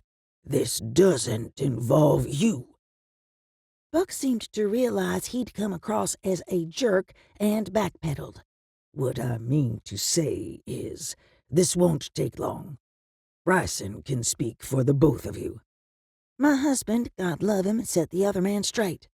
If this is in reference to what happened to our daughter, Tessa will be present. Buck motioned to me and smiled, but there was no mistaking the anger in his expression. Lead the way. Let's sit outside. I'd rather Jojo not overhear us. Bryson motioned to the wrought iron table and chairs beneath the oak tree. The girl isn't under a sleeping spell. He glanced at the house, as if debating going in and seeing for himself. No, Bryson said. The elders who'd come with Buck whispered back and forth. I bit the inside of my mouth to keep from giving the man an explanation. Once we'd settled at the table, Buck got straight to business. Holden McAllister is not to blame for the attack on Jolene. My heart beat hard enough to crack a rib. Bryson nodded. Glad to hear it. Despite Jojo's injuries, we didn't want the boy to be punished. Once again, the elders seemed surprised by his response. Buck, however, gave us a mean little smile. Holden was acting under the influence of foreign magic. My mouth fell open. A spell caused him to shift? Bryson glanced at me, likely telling me to hush. I've had him examined by 2 magic users. Both say the boy was afflicted by a spell. Buck met my gaze. Did he say anything before he lost control? What kind of spell? He had been acting lovesick, but who in their right mind would put a love spell on a teen boy? I immediately thought of Jojo, but that didn't make any sense. As far as I knew, her only gift was speaking to the dead. Tessa? Bryson's voice brought me back to the moment at hand. I glanced between Buck and the other elders. Holden did seem quite smitten with Jolene. The more I thought about it, the more I could see how a love spell, coupled with Aaron threatening him in his dreams, would have caused the teen to react the way he had. Bryson nodded to Buck. You said foreign magic. Did you mean Fae? My people weren't sure of the origin. The old man curled his upper lip as if he smelled something foul. But considering there were 3 Fae in our house of worship the day you presented your son to the congregation, I would say it's a safe bet. I didn't care for the way he said Fae like it was another F word. One of them was my brother. Buck's eyes widened. I see. Yes. And you realize the Nunahi are also Fae? Bryson reached beneath the table and squeezed my thigh. Hard. I do. Buck narrowed his eyes. But the Nunahi have been friends of the Cherokee since before the resettlement. Unless that has changed. Me and my family remain loyal to the tribe. Bryson bit out his words. The elders exchanged glances and shifted in their chairs. They seemed uncomfortable with the conversation, but I couldn't tell which part had upset them. How long have you known the other Fae were back? Buck motioned between us. His word choices puzzled me. Then again, he'd known my grandfather. It was entirely possible Charlie had told him about the Fae, but that didn't make sense either. Buck had done his best to manipulate Bryson and me into getting married. At that time, he'd insisted we were the last of our kind. While we were the last of the Nunnehi, I couldn't shake the feeling he'd lied to us. Bryson sat back and folded his arms. We learned other Fae existed shortly before Quinn was born, and of Tessa's brother a week later. And you're just now telling me? Buck scoffed and turned to me. What do you know about these creatures? Not much. I glanced at Bryson for help. They are not Nunnehi. He spoke as if that little fact explained everything. It didn't. If anything, pointing out they had nothing to do with the Cherokee Nation or Buck's tiny part of it made things worse. Buck Oldham and the other elders thrived on control. These creatures are trouble. You will report any additional Fae activity directly to me. Buck stood as if the meeting were over. I would have loved to tell Buck Oldham he could stick his bossy attitude where the sun didn't shine, but he was the chief of the local tribe. Bryson and Charlie had dedicated their lives to serving the Cherokee. Bryson stood, but remained silent. "I'm Mr. Oldham." Jolene waved from the front porch. Hello there, Jojo. How are you feeling? He walked toward her without as much as a glance in our direction. I understand you were hurt the other day. Bryson muttered under his breath and jogged toward the house. Jojo, you shouldn't be out here. You're sick. I wanted to order her back inside or to zap Buck with a tiny fireball, but all I could do was watch the oncoming train wreck in slow motion. She gave her father a "what are you stupid" look. "But you said I was healed." The elders went wide-eyed, and one of them gasped out, How is that possible? Bryson muttered under his breath. Buck Oldham marched up our front steps. Where were you hurt? Likely picking up on the adult's tension, Jojo took a step toward the door. She glanced from her dad to me to the jerk in front of her.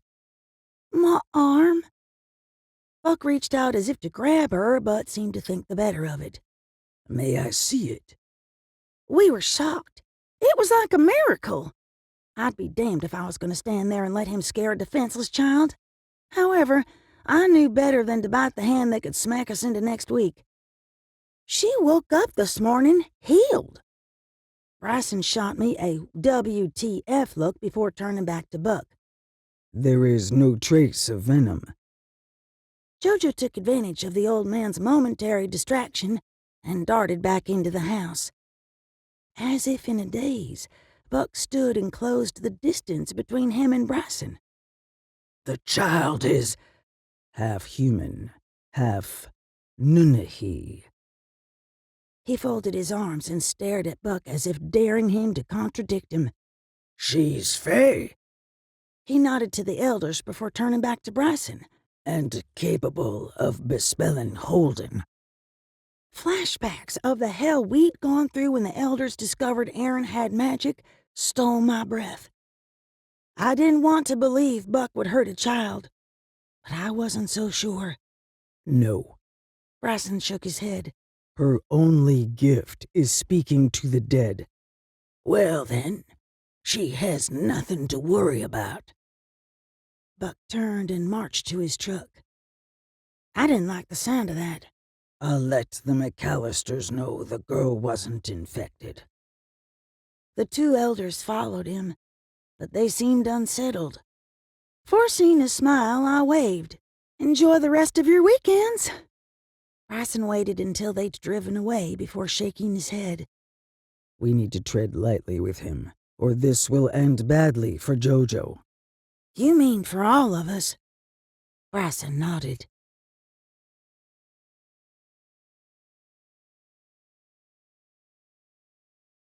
Chapter 25.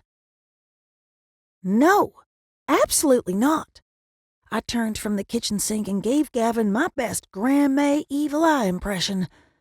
When he'd returned from the other side, I'd been thrilled to see him.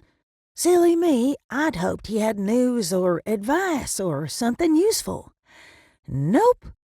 Gavin Partridge had lost his ever-loving ghost mind. Think about it.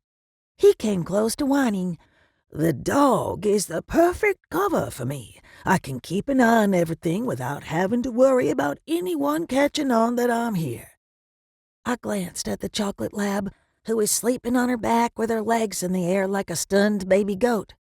It's not good for her. But it's great for me. This time he did whine. I've missed food and physical touch and breathing. Please, Tessa. What if you get stuck again? He blew out an exaggerated sigh. I won't. Now that I know how to do it, I should be able to come and go as I please. I turned back to the window and watched the kids playing croquet in the yard. I'd worried about JoJo's arm, but she seemed fine. Bryson was keeping an eye on the turkey fryer, and the ladies were sitting in lawn chairs chatting. It took me a second to find Aaron. He'd stepped away from the others to take a call, and judging by his pacing, it was work. While I hated the idea of traumatizing poor Maddie, I could see the benefits of having Gavin in a physical form, even if it was a dog. I turned back to him and folded my arms. You'll behave yourself this time? His smile brightened the room. Absolutely. No sniffing my husband's, interrupting sexy time, or making a mess in the kitchen? Fine. I'll respect your privacy. He held up his hands and wiggled his fingers.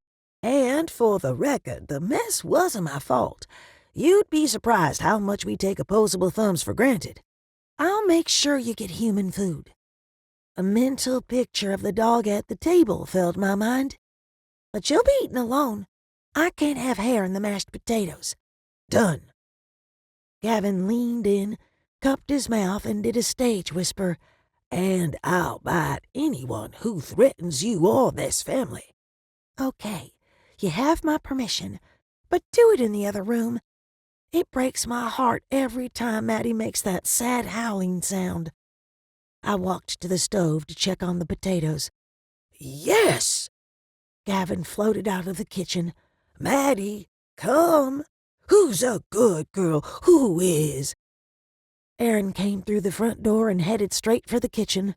Something smells amazing in here. Thanks, but why do I get the feeling you didn't come in here to compliment my cooking? I dipped a clean spoon in the stuffing and held it up to his mouth. He took a bite and hummed his appreciation. I'll deny saying this, but that's even better than Graham May's. Now I know you're buttering me up. I shoulder-checked him. Was that Samuels on the phone? Yeah. He ran his hand over the back of his neck. Maddie/Gavin padded into the room and sat at my side. I dropped the spoon in the sink and glanced out the window to an empty yard. Where is everyone? The farmer who owns the land behind us called 911. Aaron turned me to face him. He claims he saw a monster-sized gator eating a man down by our lake. My hands flew to my mouth. Please tell me it isn't anyone we know. My thoughts drifted back to what Charlie had said to Jolene. TJ would be with us for a long time. Could it be Tank out there? No one except blood relatives could trespass on our land. The new and improved ward saw to that. If it wasn't Tank, it had to be a cousin of some sort. I don't know yet. The first responders are there now, but I haven't heard anything. He sighed. Samuels and CSI will be here soon. My brain seized up like an overheated engine. How did the killer get on our property? Aaron swallowed hard and dipped his chin. Bryson's checking the wards, but if they're still up, we need to consider— No! I shook my head. I know what you're about to say, and you're wrong. Killian doesn't have anything to do with this. I told you what Scarlett said. He's not a murderer. I'm sorry, Tessa, but I'm not ruling Lucky Charms out just yet. Maddie/Gavin snorted. Don't call him that. It's not funny. My lips twitched to spite myself. It's a little funny. He pulled me back into his arms and kissed my brow. Samuels is going to need me at the lake, but I want you to stay here with Bryson and the kids. Sure, but if this is like the other scenes, there might not be a murder. Aaron glanced away. This time, there are remains. Oh, God. Jolene! My thoughts raced almost as fast as my pulse. Newly dead spirits can be scary. Is she okay? Has the victim reached out to her? Take another breath, sweetheart. He pressed his forehead to mine. I tried to do as I was told, but my lungs had gone on strike. What if the killer is still there? I could shift and fly down there to make sure it's safe. I'd feel better with you here, ready to incinerate anything that gets close to our kids. I could get behind that idea. Okay. Maddie/Gavin barked. By the way, I gave Gavin permission to possess Maddie again. He said it was easier for him to keep an eye on things in a physical body. I braced myself for Aaron's reaction. He glanced between me and the dog several times and settled on me. Did you set boundaries? I did. I narrowed my eyes at the lab. Maddie/Gavin licked her lips. He threw up his hands. What's done is done, but that's not funny. I shot Maddie/Gavin a warning look before packing the hot casserole dishes into a carrying bag. Do you have time to help me get this stuff to Maze? Sure. He balanced the remaining food in his hands and headed for the door. By the time we'd delivered the side dishes and desserts to Grandma Maze, the first of several marked OCPD cars, a CSI van, and 2 plain gray sedans had pulled into the yard. I couldn't help but stare at the abandoned lawn chairs and kids' toys.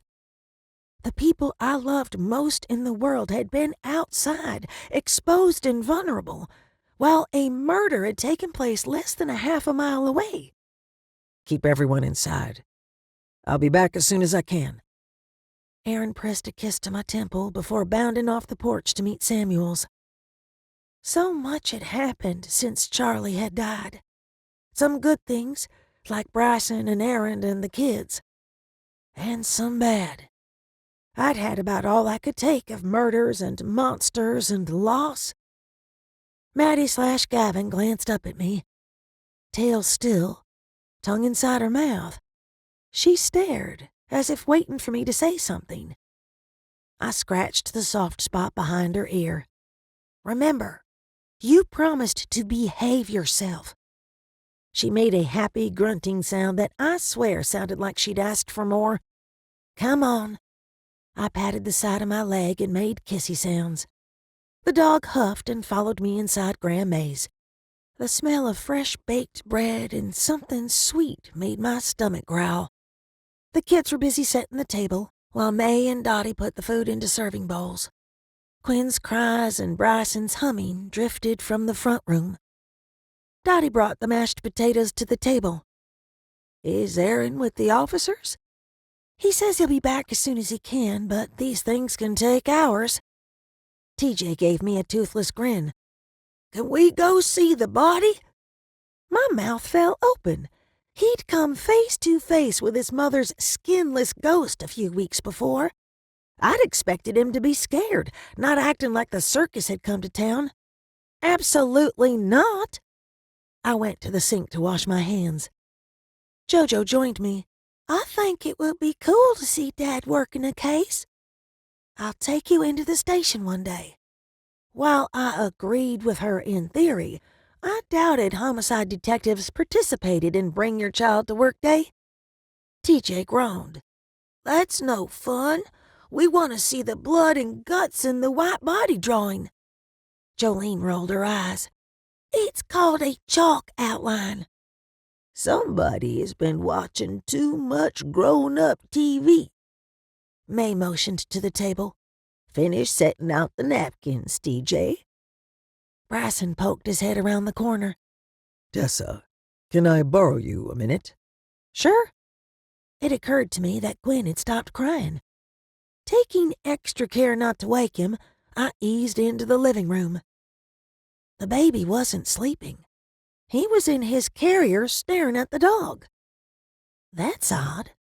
I didn't think he could see that far. I ran my hand over his peach fuzz head. Fair warning, I gave Gavin permission to possess the dog again. Ah, so that's what he's staring at. Another thing he got from you? I couldn't help but sigh. Poor kid. Brasson lowered his voice. Someone tampered with the wards earlier. Oh, thank God. I pressed my hands to my cheeks and shook my head. It's awful someone died, but I was worried we'd lost another family member. I had the same thought. He squeezed my shoulder. Did you sense any changes in the wards earlier? I don't think so. He ran his hand over the back of his neck. This killer seems to know a lot about you. How you read the scenes, your exact height, where you live, and how to break through our wards. My appetite shriveled more with each word. He stared directly into my eyes. I think it's time we load everyone up in the SUV and head for the mountains. I wanted to argue, but he was right. We had 2 elderly women and 3 kids to think about. But there was a problem with running away. Several, actually. Aaron can't go. He's working the case. Plus, who's to say the killer won't follow us? He or she obviously has strong magic. I don't know how to keep you and our family safe. His voice grew hoarse, and the lost look in his eyes broke my heart. I knew Brasson inside and out. Protecting his family was as much a part of him as breathing or his magic. To him, not being able to keep us out of harm's way was a failure as a husband, a father, as a man. I slipped my arms around him and rested my head on his chest. The best way to keep us safe is to stop the killer. I have every faith in you and Aaron and myself to do just that. Dinner is on the table, Grandma called from the kitchen. We'll finish this conversation later, with Aaron. He picked up Quinn's carrier with one hand and slid the other to the back of my neck.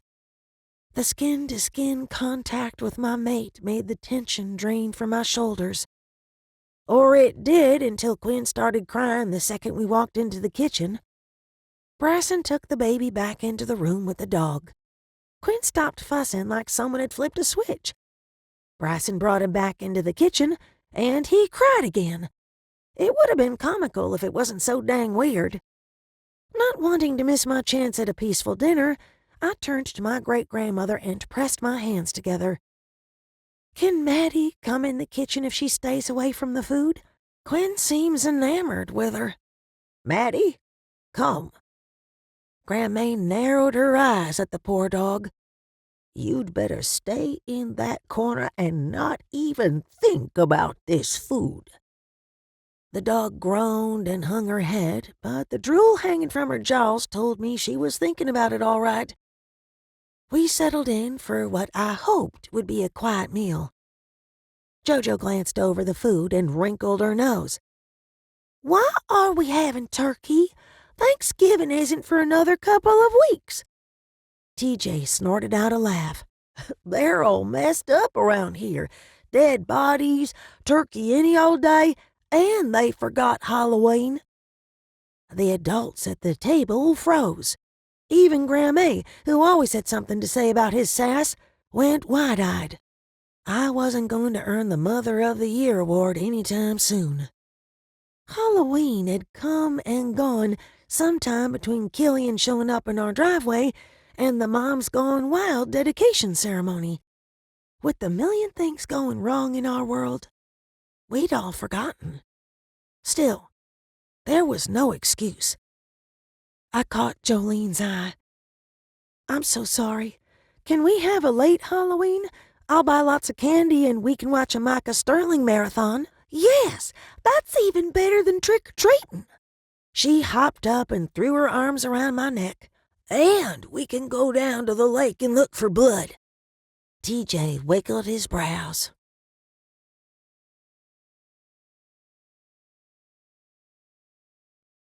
Chapter 26.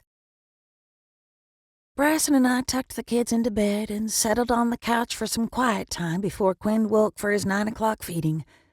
After the disaster of a day, I wanted nothing more than to watch a cheesy romance movie and put my feet up. Bryson glanced around. Where's the remote? I bit back a groan. One of the things I loved about being pregnant was how he and Aaron had waited on me hand and foot. I hadn't poured my own tea during my entire last trimester, and they'd stopped asking me where everything was. Why did men think women were walking inventory sheets? Bryson lifted the couch cushion. Check your side. Or we could use the buttons on the TV. I stood, grumbling the entire time. You can't access your girly station without the special remote. Maddie/Gavin lifted her head and yawned. She'd settled her furry butt into my easy chair. Not that I was fundamentally opposed to animals on the furniture. I'd happily share the couch with her. However, I had a problem with dog hair all over the brand new microfiber rocker recliner where I nursed Quinn. Snapping my fingers, I said, "Get down from there." The dang dog gave me a dirty look, but didn't move. A split second later, the television powered up and switched to the romance station. Bryson glanced from the TV to my empty hands and back. Did you butt dial the channel? How could I butt dial anything when I'm standing up? I turned my attention to the dog. Did you do that? She snorted and nosed the remote onto the floor. Bryson scratched his jaw. This is going to take some getting used to. Tell me about it. It's been a long day. Bryson sat and pulled my feet into his lap. Let's watch the movie. My phone went off with Aaron's ringtone. Dang it! I hated to miss out on my first foot massage since giving birth, but I couldn't ignore him when he was calling from a crime scene. I snatched the cell from the coffee table. Hey, how's it going down there? I hate to ask, but I need you to come to the lake. His tone sent a chill skittering down my spine. There are mirrors here, but otherwise it's different.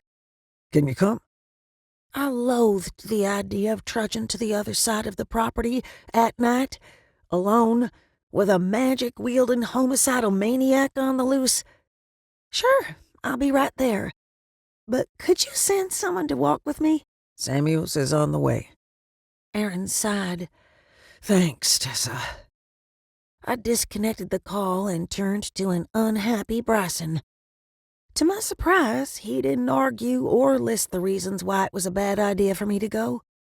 He simply stood and grabbed my hoodie from the coat rack. I couldn't wrap my brain around his reaction. I mean, part of me was impressed that he trusted me enough to handle the situation, but another part wondered what had changed. Bryson was never one to let me run headlong into trouble without a lecture. Aaron's sending Samuels to walk with me. I heard. He plopped back down on the couch.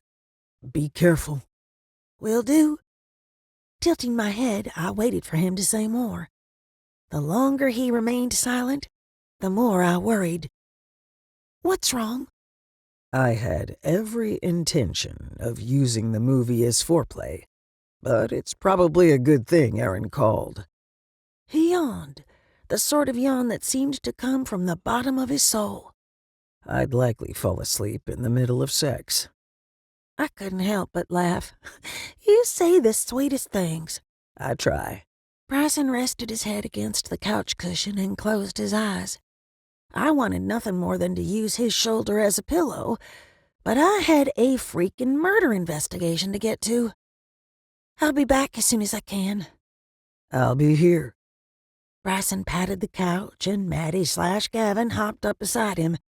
With my possessed dog. Samuels met me on the front porch. The man was a decade older than me, but he looked closer to Dottie's age in the harsh floodlight. Gruesome murder scenes could do that to even the hardest detectives. I took in his emotionless expression. "Is it that bad?" Worse. He ran his hand over his closely cropped hair. This time the guy left the body behind. Or parts of it, anyway. Great. Just what I want to see in the middle of the night on my family's land. The neighbor might have spooked him. I forced a smile to lighten the mood. Samuels nodded, but otherwise didn't say a word as we walked to the crime scene. I'd worked plenty of nighttime investigations, but this was different. The yellow tape surrounded the small beach where I used to play as a child. The floodlights illuminated the rope swing where TJ pretended to be Tarzan. Technicians sorted through sand mere feet from where Jolene built castles. Aaron met us at the top of the common approach path. He looked exhausted, but more than that, he looked haunted. I hated to ask you to come down here. This is a rough one. The sinking feeling I'd had after first learning about the murder returned. The victim, is it? It's hard to say. He shook his head. Stick to the perimeter. There's no reason for you to see the remains. I didn't like the sound of that. Aaron and Samuels went back to work while I suited up in the paper jumpsuit, complete with booties and gloves. At first glance, the scene looked identical to the others. It wasn't until I crossed the tape that I noticed the charred earth sticking out from beneath the white tarp covering the remains, or what I assumed were the remains. Whatever rested beneath the plastic wasn't bumpy enough to be a body.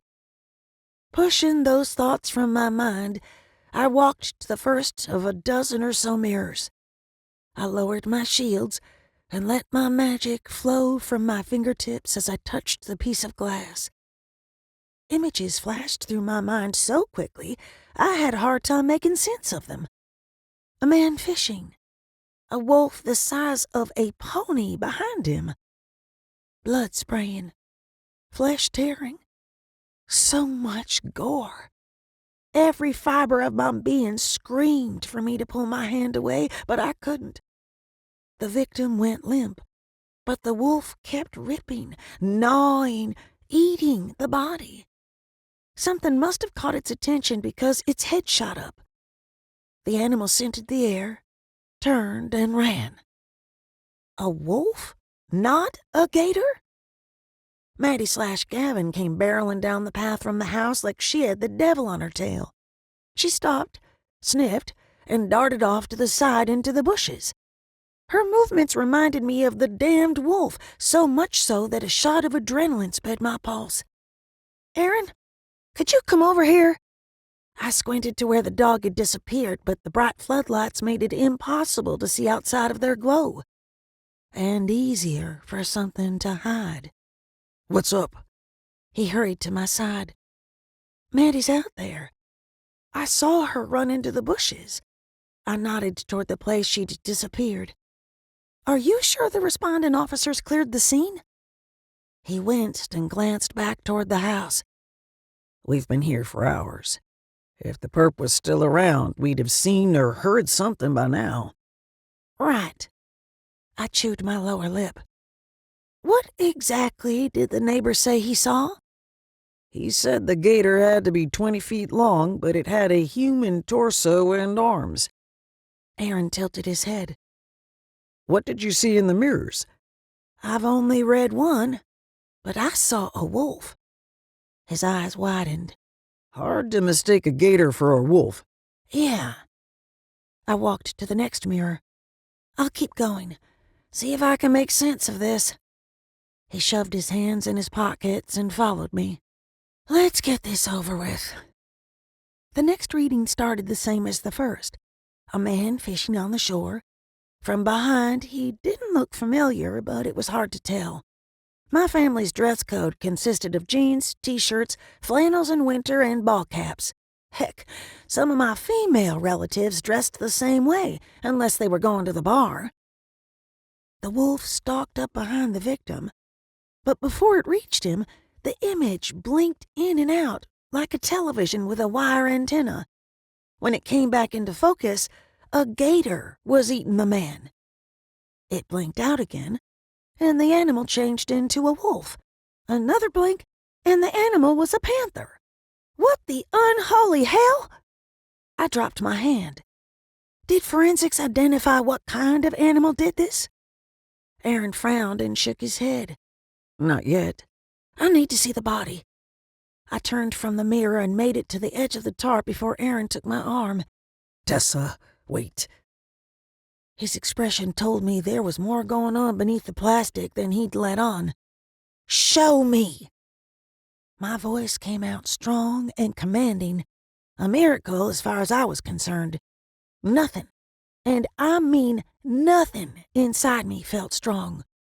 I knew, beyond a shadow of a doubt, that Aaron had identified the victim. Maddie/Gavin raised Cain from somewhere in the bushes. I opened my mouth to silence her, but she wandered into the light before I had the chance. She did her best lassie imitation, staring at the bush, barking, looking back to me, and barking again. Whatever she was going on about must not have been too serious, or she would have growled. "Give me a second!" I glared at the dog and turned back to the victim's remains.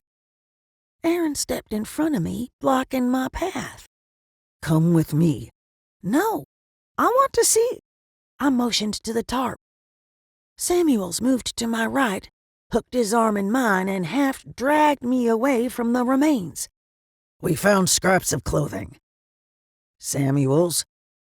Aaron followed us, and judging by the edge in his voice, he was not happy with his partner.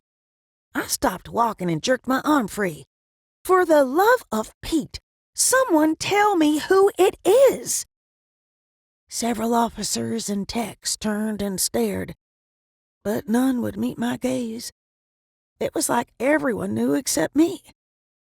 Aaron took my hands in his and swallowed hard. We recovered part of a Grateful Dead t-shirt.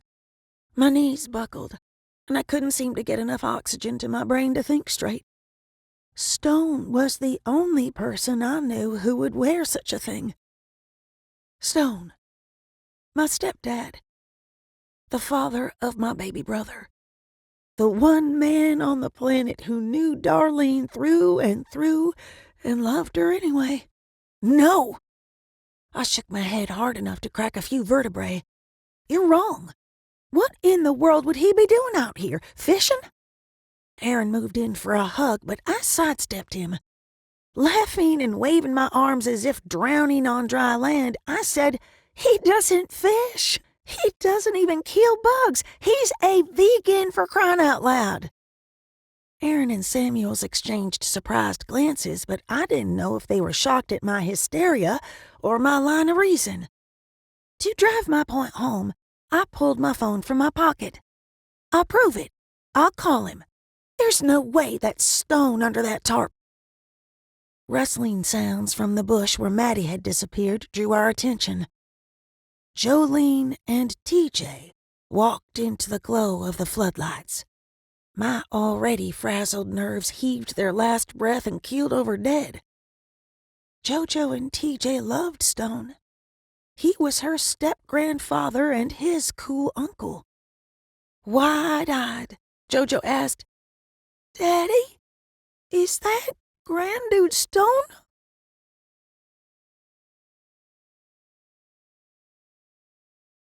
Chapter 27. Aaron made it to the kids before I remembered that walking involved putting one foot in front of the other. He knelt to their eye level and took them into his arms. We aren't sure who it is yet. TJ sobbed and babbled incoherently against Aaron's shoulder. "I can ask the ghosts. They'd know." Jojo pulled away from her dad, held her arms out at her sides, and closed her eyes. Her power rushed over me. "Jojo, no!" It was one thing for me to use magic in front of the officers and techs. Mine was subtle, and they'd seen me do it hundreds of times. JoJo's gifts were an entirely different matter. Desperation and grief made her power wild, uncontrollable, and hard to ignore. A gale blew across the water, causing leaves and small branches to rain down over the area. The officers and techs shouted and scrambled for cover. A flash of white material caught my attention as the tarp flew past me and tangled in a tree. Maddie/Gavin bolted for JoJo. 80 pounds of chocolate-colored determination barreled into Jolene. Aaron shouted. I screamed. But we were too late. Girl and dog hit the ground with a meaty thud. Get off! Jolene shoved at the lab, but Maddie was having no part of it. Sitting on JoJo's chest, she barked like a lunatic at something behind me. Aaron grabbed the dog's collar and pulled her off Jolene. Maddie/Gavin continued to bark, only she'd added a whiny quality to the racket. She flailed and jumped, twisting her body like a dolphin performing until she broke free of Aaron's grip. The dog darted directly into the crime scene, straight toward TJ. His little face frozen in a silent scream. He stared down at chunks of meat and bone, all that was left of the victim. My feet suddenly remembered how to function. I made it to his side, swept him into my arms, and had him halfway back to the house before I slowed enough to realize TJ wasn't moving or crying or screaming. He hung limp in my arms, staring into space. Cradling him close, I whispered, I've got you. It's okay, sweet boy, I've got you. Aaron caught up to us with Jolene in his arms. He gave me a hard look and nodded toward the house. Covered with mud and crying, JoJo glared at me over Aaron's shoulder. Intellectually, I understood she handled her grief differently than her younger cousin. But it was still grief. On an emotional level, I took her dirty looks as condemnation. Condemnation for stopping her from reaching out to the ghosts, and for Stone's death. Aaron opened the front door and ushered us inside. Bryson stood in the kitchen, trying to get Quinn to take a bottle of breast milk. The man looked as shell-shocked as I felt. Rather than asking stupid questions, like I would have, he assessed the scene, nodded, and took TJ from my arms. They snuck down to the death scene. Aaron stated the obvious. I have something I need to do. I hurried to the bedroom and closed the door before anyone could stop me. Once I was alone, I sank to my knees and let the events of the previous 10 minutes wash over me. Make that the events of the previous 3 weeks since Killian had shown up on my doorstep. I didn't want to admit it, but deep down, I knew there was a connection between him and everything that had happened. Aaron knocked on the door. Tessa, have you called Stone or Darlene? Not yet. I wiped my eyes, surprised to find them dry. Maybe I'd used up all of my tears, or more likely, they were lurking below the surface waiting to drown me once things quieted. A deep exhaustion, the kind that came after hours of sobbing, settled over me. Aaron slipped into the room and sat on the floor beside me. We're going to need a DNA sample to ID the remains. I couldn't ask my mother for her husband's hairbrush without explaining there wasn't enough left of the body to identify the victim. The thought made me break out in a cold sweat. Why would Stone be fishing? That can't be him down there. It can't. Maybe we should let JoJo do her thing. I don't think that's a good idea. You saw what happened back there. Besides, I just gave her the lecture on using her magic. Needing to anchor myself to something good and pure, I snuggled against him. I'll try to reach out to the spirit of the victim. He or she may still be close. Thanks. He stared off as in thought. What's going to happen to her if she flies off the handle like that and we're not around to stop her? Nothing good, that's for sure. I drew in a deep breath in hopes his scent would soothe me, but ended up with a nose full of sweat and crime scene stench. Her magic is getting stronger every day. I'm worried what will happen when all that power gets mixed up with teenage hormones. He ground his teeth. And poor TJ. That kid is going to be in therapy for the rest of his life. I only saw a flash of the victim's remains and would have nightmares. God knows how long he'd stared at them before we'd realized he'd slipped past us. I think a forgetting spell is in order.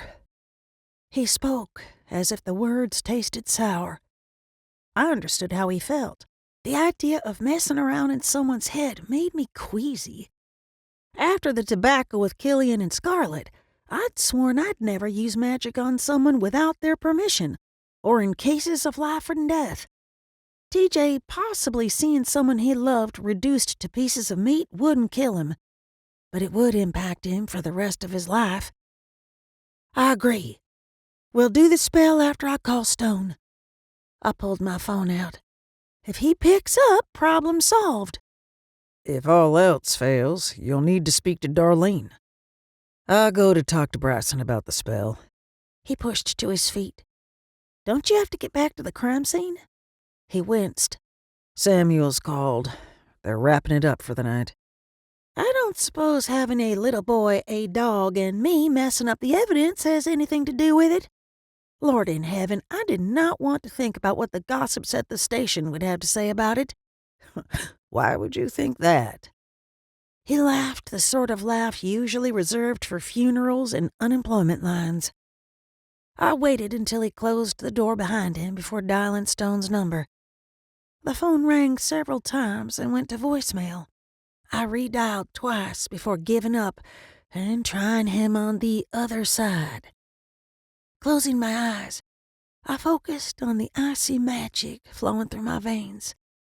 I could sense spirits nearby, but only one seemed familiar. Gavin? Can you hear me? He didn't respond. I hopped up and went into JoJo's room and found the dog sleeping in her bed. I need to speak to you. I felt a little foolish talking to the dog. I'm sorry. I should have listened to you when you first started barking. Please come out of there. He still didn't respond. I pushed my magic in the dog's direction, but didn't sense the spirit. Great.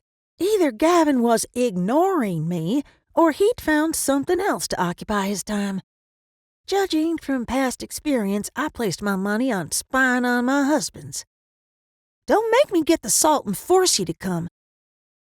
I waited for him to reply a few minutes before reaching out to the other ghosts I'd sensed nearby. One by one, I brushed my magic against their essences. Most were old souls who'd been dead longer than I'd been alive. Only one felt like a new arrival to the spirit world, but they seemed at peace. Murder victims, especially those who'd suffered violent deaths, were anything but peaceful. Rather than continuing the ghostly goose chase, I gave up and called my mom. Tessa Marie, do you know what time? She went quiet. Is everything okay? May? May's fine, Mama. My voice quivered. Is Stone home? I tried to call him, but he didn't answer. No, he hasn't come home since that day at church. She sounded as if she'd smirked. He didn't answer because he's out of town with his band for a few days. They have gigs up in the Panhandle, remember? I most certainly didn't remember her mentioning gigs or a road trip. When did he leave? This morning, she sighed. It's after midnight. What's going on? I had no idea how to answer her question without worrying her, so I went with the truth. Mama, there was a murder out by the lake tonight. The police think. They asked me to get in touch with him, Stone is not a killer. She laughed too loud and too long. Honestly, Tessa, what are you thinking? Mama. The victim was wearing a Grateful Dead t-shirt. The line went as quiet as the grave. Do you have any of his band members' contact info? I hated that I hadn't driven over there to speak to her face to face, almost as much as I hated how impatient I sounded. No one deserved this kind of news over the phone, even if it wasn't true. God, please don't let it be true. She huffed out a breath. Of course I do, but they're probably on stage. It might be nothing, but keep trying to call them. Every muscle in my body begged for rest, but I didn't want her to be alone. I'm coming over. You don't need to do that.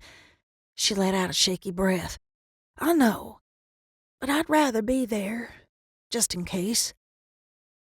Darlene laughed again, but this time it came out choked. You're overreacting. There's no way in the world it's him. He was too excited about the gig to miss it. He's been practicing every afternoon for weeks. I didn't know if she was trying to convince me or herself, maybe both. You're probably right, but go ahead and call the band members. I'll let you know when I reach someone, but I don't want you to come over. I'm still not speaking to you, young lady. She hung up and I hung my head. Turning to the digital clock on the nightstand, I gave myself 2 minutes of alone time. Alone time I needed to clear my thoughts and center myself enough to help Bryson and Aaron with a forgetting spell. After my brief mental health break, I made my way into the living room. TJ was passed out on the sofa, and Quinn was fast asleep in his porta-crib. Surprised by Jolene's absence, I checked her room and found Maddie sleeping in her bed. Pulse racing, I rushed through the house, checking each room and closet. Jojo, are you here? Assuming she was outside with her dads, I opened the front door. Bryson and Aaron stood on the porch, each with a beer dangling from their fingers. They turned to me with surprised expressions. Where's Jojo?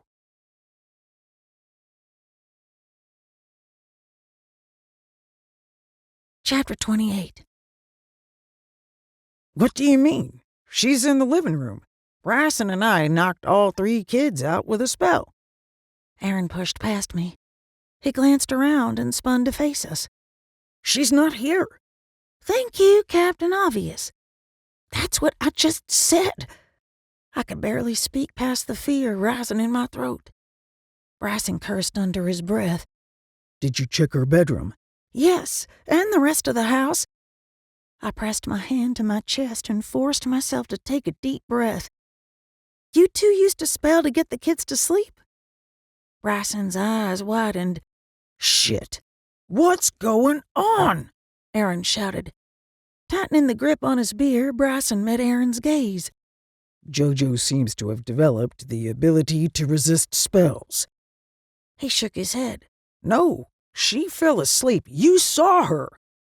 Worrying Bryson would shatter the bottle and end up in the emergency room, I took it from him.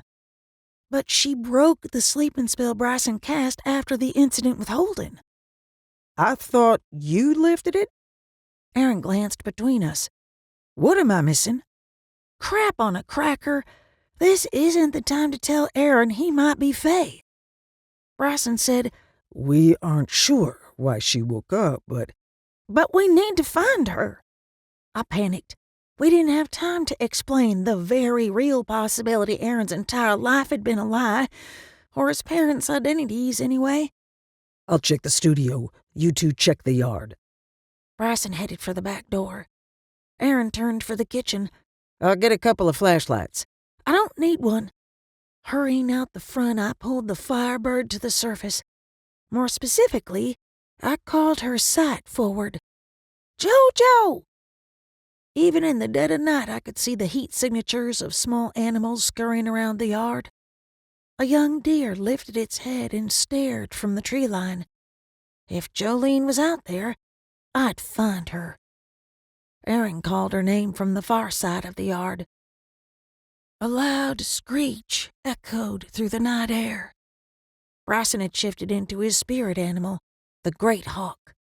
While his night vision wasn't as good as mine, his overhead view made up for it. "Jojo!" I couldn't help but curse Gavin. Of all the times for our Jiminy Cricket to disappear, this was the worst. Cold magic wafted over me. I spun in a slow circle in hopes of figuring out which direction it had come from. "Jojo!" A faint heat signature drew my attention. It was too pale to be a human, but then again, the girl was using a serious amount of magic. I ran toward Grandma's unplanted vegetable garden. The closer I came, the more oppressive the magic. It felt like running through vertical layers of frozen quicksand. I'd make it a foot or two just fine, push against a barrier, break through, and repeat the process. The great hawk swooped lower, likely trying to reach the girl from above. He slammed against the magic. The giant bird cried out and fell backward toward the ground. "Bryson!" I fought to reach him but couldn't get through the sheets of magic in time. He landed with a hollow thud. "Jojo! Stop this!" I drew flames into my hands and burned my way through the icy barriers. By the time I reached Bryson, he'd shifted back to human form. He was lying on his side, with his arm bent at an unnatural angle beneath him. Even more troubling, the fall had knocked him unconscious. Sending up a silent prayer, I pressed my fingers to his neck. The steady thump of his pulse brought tears to my eyes. Aaron ran to us and dropped to his knees. "What the hell happened? And what is that?" He pointed to the magic bubble surrounding our daughter. "It's Jojo. She's doing some sort of summoning. I've never seen anything like it." He glanced between Bryson and the barrier. "Can you heal him?" "Yes, but you might have a hard time getting through that magic." I hated the doubt in my voice, but Aaron's gifts had only recently surfaced. They were as unpredictable as Jolene's. He tilted his head. "Maybe, but it feels a lot like the veil." I couldn't wrap my brain around what he'd said. Did it feel like the veil? Or was it the veil? What would that mean if a 10-year-old girl could pull the freaking veil down and use it like a security blanket? Aaron stood and walked to the barrier, and, much to my surprise, he passed straight through. I turned my attention back to Bryson. Placing my palms on his back, I pulsed magic into his body with one goal in mind: to draw out his spirit animal. I could feel the great hawk inside him, but the energy was faint. Part of me panicked, but the saner part remembered injuries sustained while in our spirit animals took longer to heal. Plus, he'd fallen from a considerable height. I feared it could take weeks for him to recover. Longer if I couldn't coax the bird out. "Come on, Bryson. I need you to shift." I closed my eyes and visualized reaching inside him, cupping the hawk in my hands, and lifting it out of Bryson's body. The mythical creature nipped and cawed before shying away from me. "Come on, baby. You can do this." I lowered my shields and allowed the firebird to come to the surface. The tips of my hair cast a yellowish-orange glow around us as I tried again. This time, the hawk seemed to recognize me as his mate and eased its way forward. Bryson shifted so suddenly a wing caught me in the solar plexus and knocked me to my back. The great hawk dipped its head, cried out once, and sank to the ground beside me. Struggling to get air back into my lungs, I pushed myself upright. I trailed my hand down the ridge of his wing, but stopped when he made a pained sound.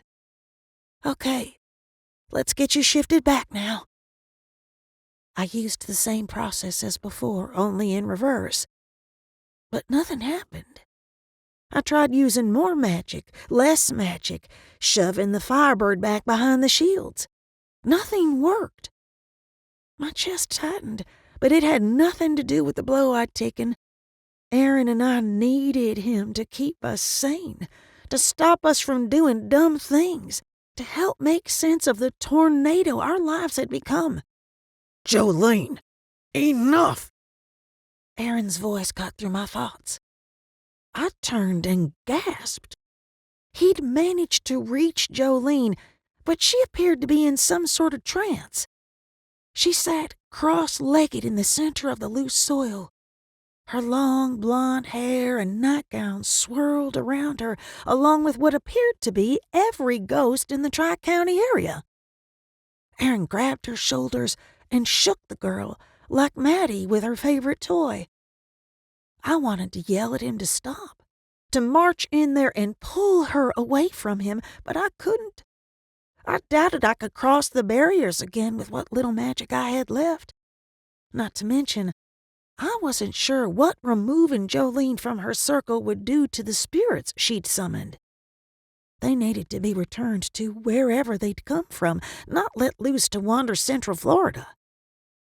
JoJo opened her eyes, glanced around, and screamed. The sound made the hair on the back of my neck jump up and try to run away.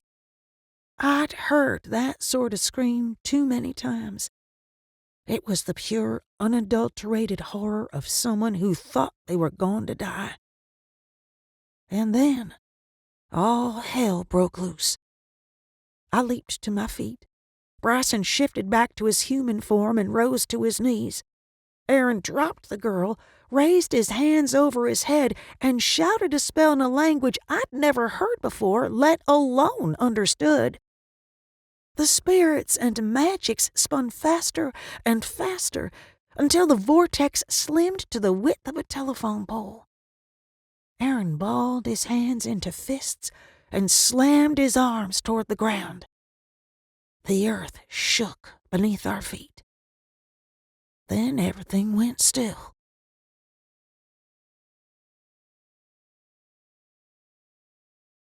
Chapter 29.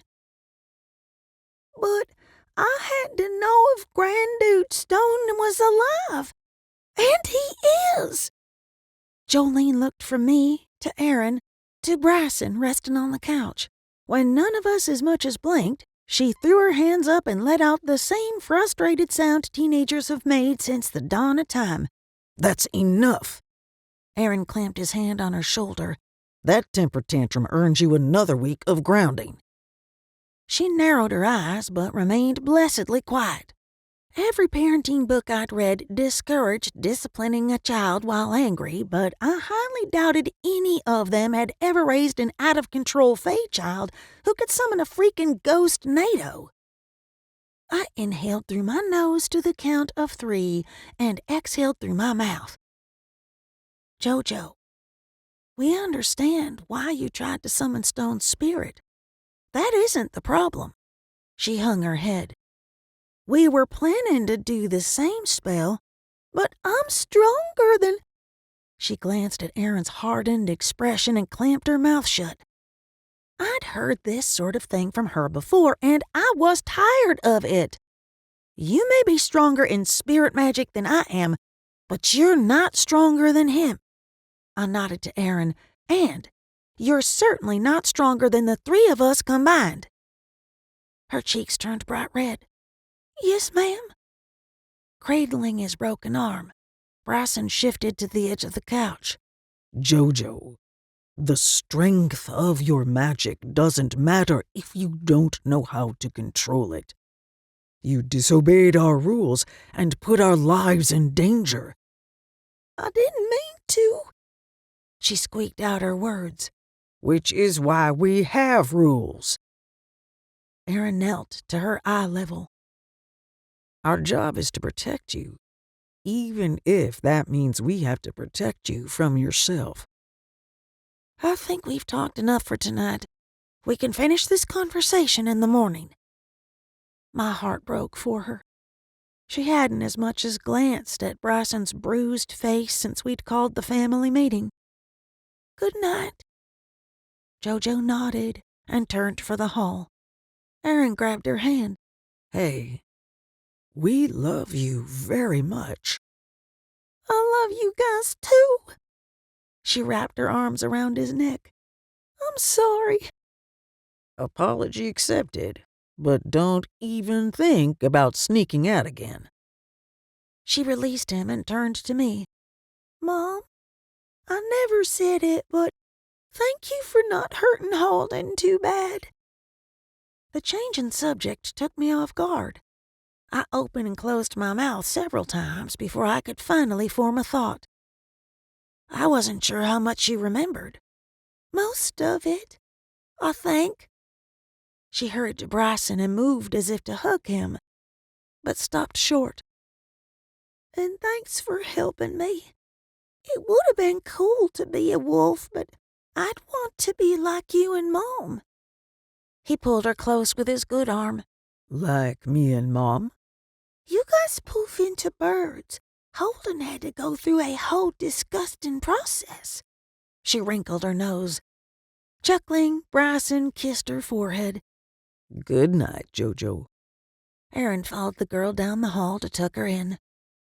Bryson grimaced and settled against the cushions. You should call Darlene. I lowered my voice. "Are you sure Jojo's right about Stone?"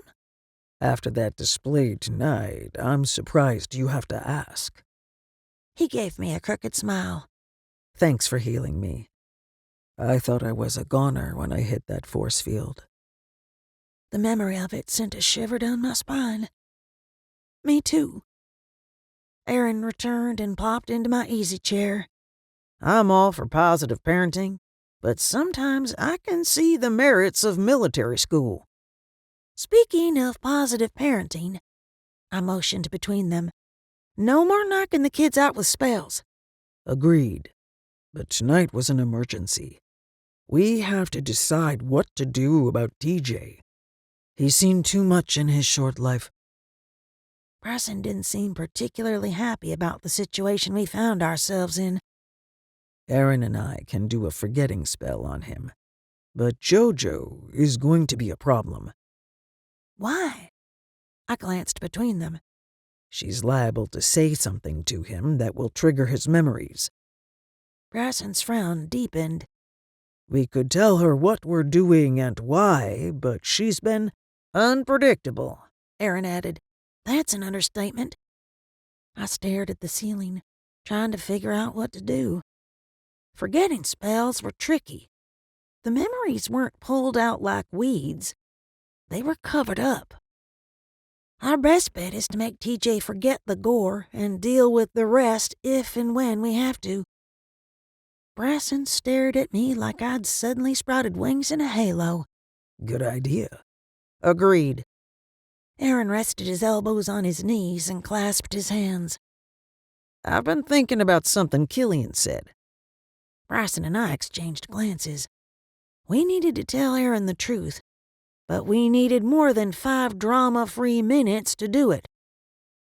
He thinks I'm Faye. He met my gaze.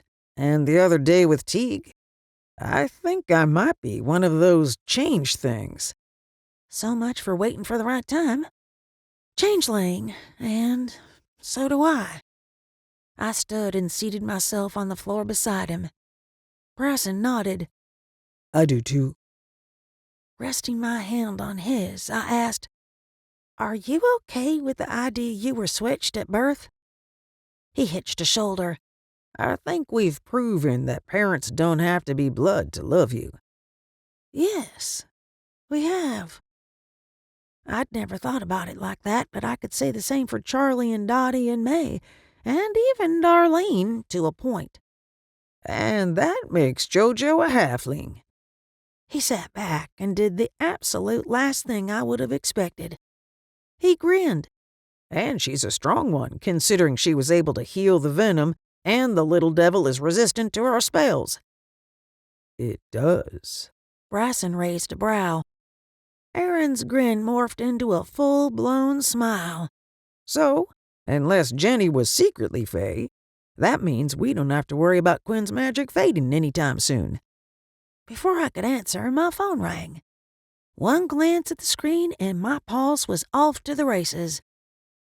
"It's Darlene." Answer it. Aaron motioned to the cell. "Hi, Mama. We have some good news." "So do I. That SOB is a lying, cheating sack of dog shit." She continued to cuss Stone up one side and down the other.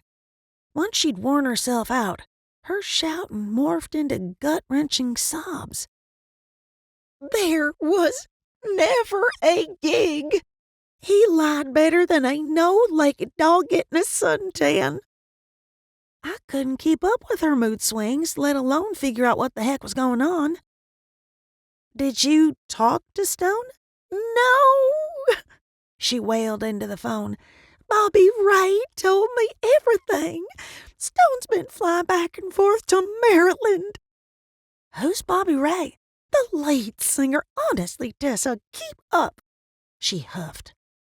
I counted to 10, and then 10 more. "Okay. Any idea why he's in Maryland?" "He's on some kind of walk-around thingy to find himself." She hiccuped and burst into fresh tears. "Stone's on a walkabout?" I glanced between Bryson and Aaron. Both men stared at me slack-jawed. "Do you know where?" She blew her nose. "You know what this means, right? He's cheating on me." "You don't know that." I resisted the urge to bang my head against the coffee table. "Mama, we don't think it was Stone down by the lake. Something funky is going on, but I don't think he's dead." "Oh, something funky is definitely going on." She laughed as cold and bitter as last week's coffee. "But he's gonna wish he was dead when I get my hands on him." I knew her particular form of crazy as well as I knew my own. She was one crying spell away from a total meltdown. "I'm coming over." "No, I don't want your company." Darlene groaned. "Great. Now the baby is crying. I have to go." "Mama, wait. I'll talk to you tomorrow." She disconnected the call. I stared at the phone for a few seconds, shook my head, and dropped it on the table. Wow. Aaron raked his hands through his hair. "How much of that did you hear?" Enough to know she's a mess. Bryson sighed. "She says she doesn't want me there, but I should go." I pushed to my feet. Aaron took my hand and pulled me into his lap. Give her some time. Besides, you're not going anywhere alone. Aaron's right. Until we catch this guy, it's too dangerous. Bryson shifted as if to stand, winced, and let his head fall back. For once in my life, I didn't mind their overprotectiveness. Whoever or whatever was killing people wanted my attention. And they had it.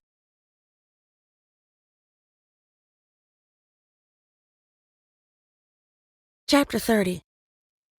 "How are you feeling, TJ?" I set a plate of Grandma's famous brownies on the coffee table. Earlier that morning, we'd cast a forgetting spell and woken him. Only time would tell if his memories of the body by the lake would return, but the sleeping spell had been a success. Judging by the wild look in the boy's eyes, he wouldn't fall asleep again for a week.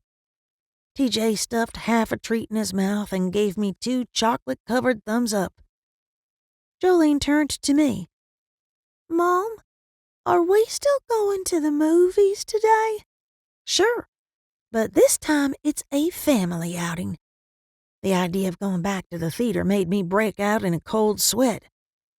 TJ pumped his fist over his head. "Best day ever!" Jolene rolled her eyes and turned her attention back to the television and the dog at her side. Unfortunately, Maddie was just Maddie. Gavin had disappeared yet again. After their ordeal, the kids deserved the belated Halloween celebration. sugary treats, and a vampire's suck of the TV show marathon. I walked back into the kitchen and checked on Quinn in his carrier. Unlike TJ, the little guy seemed groggy from the sleeping spell the night before. His constant napping made me nervous. After making sure the baby was still breathing for the 100th time, I glanced at the mess Aaron had made on the table and felt a headache coming on. He'd taken the cork bulletin board from the office and set up an investigation board, otherwise known as a crazy wall. Red yarn-connected sticky notes containing clues, locations, details, and suspects. Make that one suspect: Killian. Bryson came in through the back door barefooted and wearing a pair of low-slung PJ pants. Normally, I would have admired the view, but the bruises and abrasions on his chest and back made me queasy. "Where's your splint and sling?" He rotated his shoulders several times. I don't need it. I was able to fly a bit this morning. I think the third shift was the charm. "I'd feel better if you weren't still bruised like an overripe banana." I poured myself a fresh cup of full-octane Java. "How are your ribs?" Sore.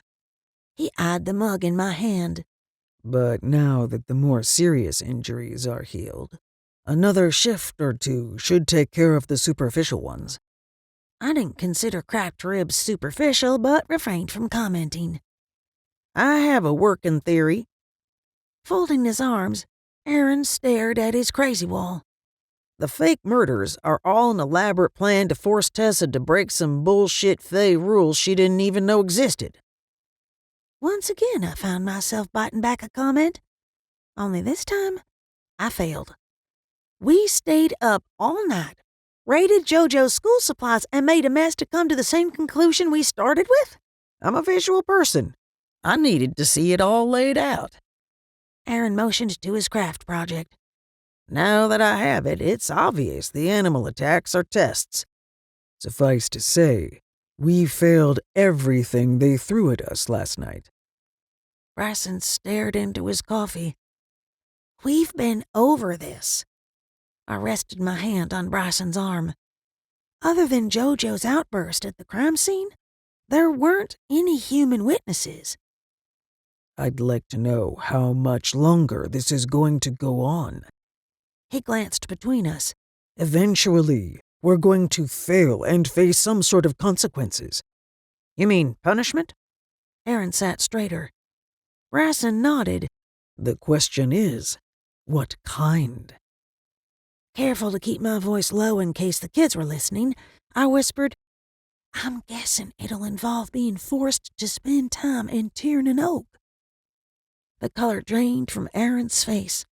Can they do that? I don't know. Bryson rested his head in his hands. I didn't have the heart to tell them what Killian had said about Faye being welcome in Tiernan Oak, or that he thought I needed to go there. The inhabitants of hell would need snow parkas before I left my family. We're almost certain Wyatt and Stone are alive. But where are they? And what about the other cases? Aaron glanced toward the living room and lowered his voice. And if that wasn't Stone down there, who the hell was it? Are the Fae killing people to test you? Bryson winced, as if Aaron had struck him. I had the same reaction, only mine centered in my gut. I couldn't breathe through the sudden nausea. It's a very real possibility. Bryson's words came out in a low growl. Why would the freaking Fae do such things? Why not drag me to Tiernan Oak and give me the magic equivalent of the SAT? Why kill or kidnap innocent people? The house phone rang and startled Quinn. The second ring ended midway through. Bryson cast a thoughtful look in the baby's direction. My brows rose. Did he do that? Good job, Quinn. Aaron puffed out his chest, ever the proud papa. I resisted the urge to roll my eyes. It's all fun and games until you miss work calls. He smirked. He's smart enough to know the only people who call the house line are solicitors and wrong numbers. My cell rang a few seconds later. Once again, it went silent mid-ring. What did I tell you? I opened my mouth to ask Bryson if he had any idea how to stop baby magic from ruining our lives, and my phone rang again. That's Dottie's ringtone. I scrambled to get to my purse in the living room, but missed the call. Bryson's phone rang next. Dottie, everything okay? He glanced at Aaron first, then at me. The second I met his gaze, I knew something was wrong. Very wrong. The worst possible scenario settled into my heart and wouldn't let go. It's Grandma, isn't it? We're on our way. He disconnected. May's not feeling well. Dottie called an ambulance. I hit the front porch in a blind panic. I hadn't stopped to put on shoes or to make sure the kids were okay, or even to ask one of the guys to keep an eye on them. My one and only thought was to get to my great-grandmother and magic her until she was healthy. Bryson caught up with me halfway between the two houses. Tessa, wait. I didn't want to wait or talk or listen to what he had to say. We'd been over it 1,000,000 times before. He didn't agree with interfering with the natural order of things. Death was as natural as birth to him. I disagreed. No, I know what you're going to say. I hadn't meant to shout. He didn't deserve it, but I couldn't stop myself. Nor could I stop myself from darting toward the little pink house. Damn it. Will you listen? Bryson ran up behind me, grabbed my waist, and spun me to face him. You need to take a breath and calm down before you go in there. For May's sake. He was right, but I had as much of a chance of calming down as I had convincing Darlene women her age shouldn't wear hot pants and halter tops. Sirens wailed in the distance, and I took advantage of the situation to get Bryson off my back. Stay here and make sure EMS goes to the right house. He gave me a look somewhere between worried and frustrated, but didn't argue. Doing my best to swallow my panic, I walked through the screen door. No one was in the kitchen, but the soft murmur of voices drew me toward the back of the house. The sirens grew louder, and red and white lights flashed outside the windows. I had to hurry and do what I could before the paramedics burst into the room. Dottie on one side, Darlene on the other. Grandma sat upright in her easy chair. Despite the sheen of sweat on her face, a thick quilt covered her lower half. She glanced at me and forced a tight-lipped smile. I gave her a quick kiss on her brow. Can I have a minute alone with her? Dottie stood. I'll go let the EMS folks in. Darlene squeezed my arm. Take care of her, Tessa. My mother seldom made sense, but I knew exactly what she meant. I will. I sat on the little footstool in front of my great-grandmother and took her hands in mine. Lowering my shields, I allowed my magic to flow between us. Her frail body absorbed the power like a dry sponge. Grandma moved her legs as if she couldn't quite get comfortable. Tessa Marie, I'm an old woman. I've had a better life than most. And you'll have many more years. Ignoring the sounds of the screen door opening and the voices of strangers, I continued to push my energy into her. Grandma pulled her hands back and cupped my face. When it's my time to go, I'll go. You're not to try to stop me. Do you hear me? I met her eyes, and my vision blurred. I couldn't stand the thought of losing her, nor could I admit to her or myself I could let her go. It'd be a lie. Summon Teague. I'd like to see him one more time. Her words came out breathy, as if it hurt her to speak. "I will. I promise." For the first time since I'd walked in, I took a good look at her. Her skin had gone so pale I could see the bluish veins beneath the surface. Her eyes had lost their twinkle and seemed deeper set than normal. But that wasn't the horrible part. Not by a long shot. Her normally bright purple aura had faded to a dusty gray. My magic reflected back at me in bits of shimmering gold, but even that was wrong. The healing energy should have boosted hers, not sat on top of it like shells on a beach. A paramedic said something to me as he pulled me away from her, but I didn't hear him. 2 others swarmed around her, taking her vitals, asking questions. Someone else wheeled in a gurney. "I'm going with you." I glanced around for my purse or shoes or cell. I had none. Not that it mattered. The only thing I cared about was Grandma. Miss, you'll have to follow in your vehicle. We'll need room to work. I'll drive you. Bryson followed us out to the ambulance. Grandma flexed her fingers as if trying to reach for me. I hurried to her side. "I'm here."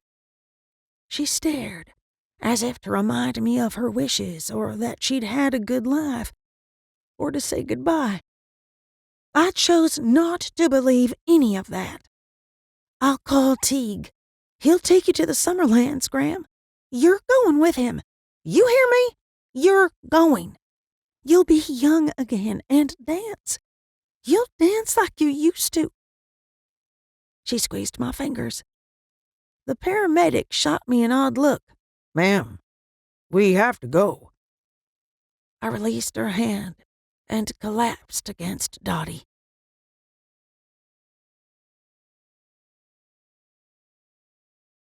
Chapter 31. Damn it! I let my head fall back against the seat. I'd spent the previous 15 minutes attempting a summoning spell inside a moving SUV. To say I was carsick was an understatement. Did you reach him? Bryson squeezed my thigh. Maybe? I kept my eyes trained on the ambulance in front of us, or more specifically, the woman on the gurney. As long as no one was pounding on her chest or shocking her, I figured she was holding her own. It's not like I have a magical cell phone. It's more like wishing his name into the universe and hoping he hears me. Bryson, being Bryson, didn't react to my outburst. Instead, he lifted my hand to his mouth and kissed my knuckles. If he doesn't show, try reaching out to Killian. Okay. I doubted I could reach anyone in my current state. Worst case scenario, I'll have Aaron bring Salt to the hospital, and we'll do a proper spell in his supply closet. He gave me a half-hearted grin. We followed the ambulance to the emergency entrance of the hospital and parked. I knew better than to try to go in through the back with Grandma, but I was sorely tempted to try. The moment Bryson and I walked into the main door of the ER, we were approached by one seriously freaked-out Faye. Tessa! Teague drew me into a rib-cracking embrace and didn't let me go until I made a paint sound. Thank you for calling me. Where is she? They took her in through the ambulance entrance. I took a step back and a deep breath. Is she? I appreciated him not finishing the question. Somehow, saying the words out loud makes the possibility that the person you love most in the world might not survive more tangible. Her aura was faint, but she's too stubborn to... Teague gave me the same half-smile Bryson had. A robotic gesture, without warmth or feeling. I need to see her. It'll probably be a while before they allow visitors. We'll see about that. He winked and headed to the check-in desk. The woman working reception and several nurses openly stared at the dark-haired Faye. Not that I could blame them. The guy was easy on the eyes. I half expected the women to roll out the welcome mat and escort him to Grandmay's bedside, but to my surprise, they turned him away. Bryson sighed and led me to a seat in the corner of the room. I should call Aaron while it's quiet. You mean before Darlene gets here? You said it, not me. He had the good manners to dip his chin. I'm glad she's bringing Dottie instead of Aaron. I would have hated to leave the kids with your mother under these circumstances. Me too. I watched as Teague ducked into the restroom. A few seconds later, the door opened, but no one stepped out. I think Teague is up to something. With his phone to his ear, Bryson nodded. A faint ripple of energy shimmered near the windows. The double doors leading to the exam rooms opened. Once again, no one went in or out. No one I could see, anyway. I nudged Bryson and pointed to the doors, but he was too busy giving Aaron the rundown on Grandmay's condition. The little we knew, anyway. He disconnected the call and glanced in my direction. Everything's good at home, but the kids are disappointed about the movie. They'll have to wait. We don't even know what's going on. What if Grandmay's... I won't leave her to go to a stupid movie. My pulse went into hyperspeed. I pressed my hand to my chest as if to slow my heart or stop it from breaking. Bryson slipped his arm around my shoulders and kissed my temple. Tessa, they understand. They're worried about May, too. Mom guilt crashed over me and sent my already racing pulse even higher. TJ needed all the stability he could get. And JoJo? Other than our failed girls' day, I'd all but ignored her since Quinn was born. Heck, I'd forgotten Halloween. I'm a horrible mother. I burst into tears. I'm talking big, fat soap opera tears. Only, I didn't have the benefit of professional hair and makeup people to make it a pretty cry. My meltdown was closer to something Quinn would do, complete with snot and slobber. Wide-eyed, Bryson pulled me close. You're doing better than anyone could expect, given the circumstances. The weight of everything that had happened rested on my chest. My mind pinballed from Grandmay's heart to stone to Quinn's colic to thinking my newfound brother was setting me up to the realization I might never meet my dad. I hadn't stopped to think or breathe, let alone grieve or process any of it. Poor Bryson alternated between patting my back, stroking my hair, and rocking me. But nothing helped. If anything, he made it worse. He was a man teetering on the edge of the same cliff I'd fallen from. I eased away from him and wiped my eyes. Sorry. You've been beside me during every horrible thing that's happened. The last thing you need is for me to fall apart. He took my face in his hands and stared into my eyes. Tessa, I vowed to walk with you through good times and bad. I couldn't speak past the lump in my throat. It's not good to hold everything in.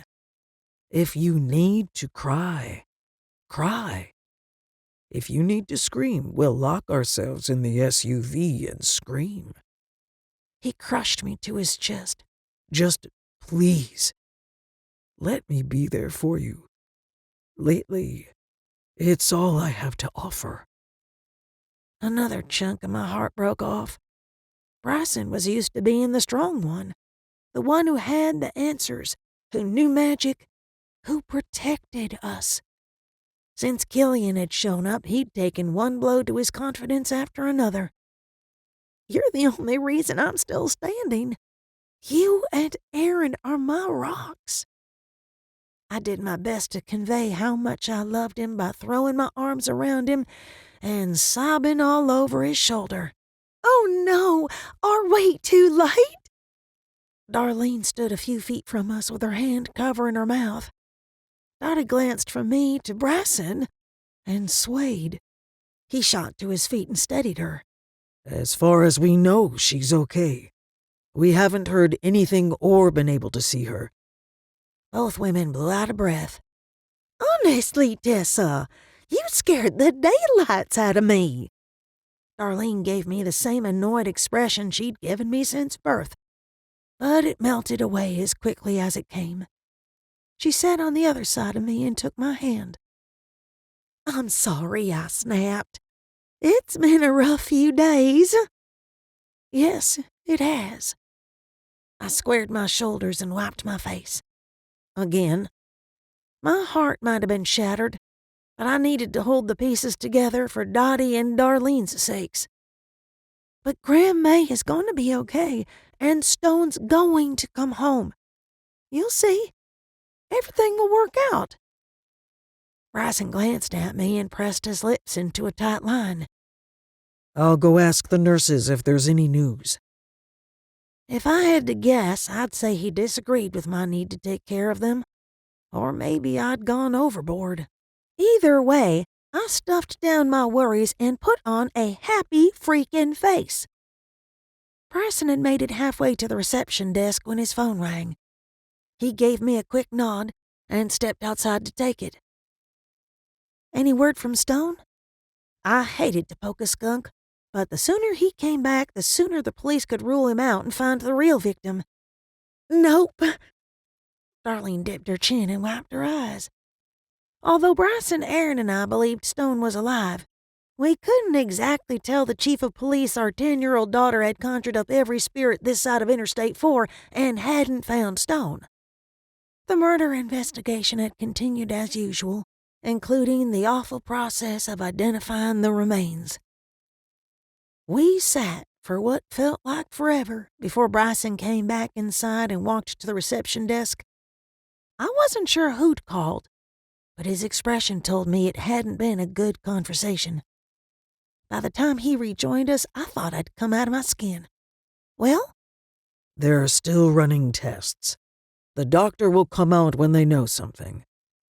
He glanced out the window and got a faraway look in his eye. I didn't need to ask to know what he was thinking.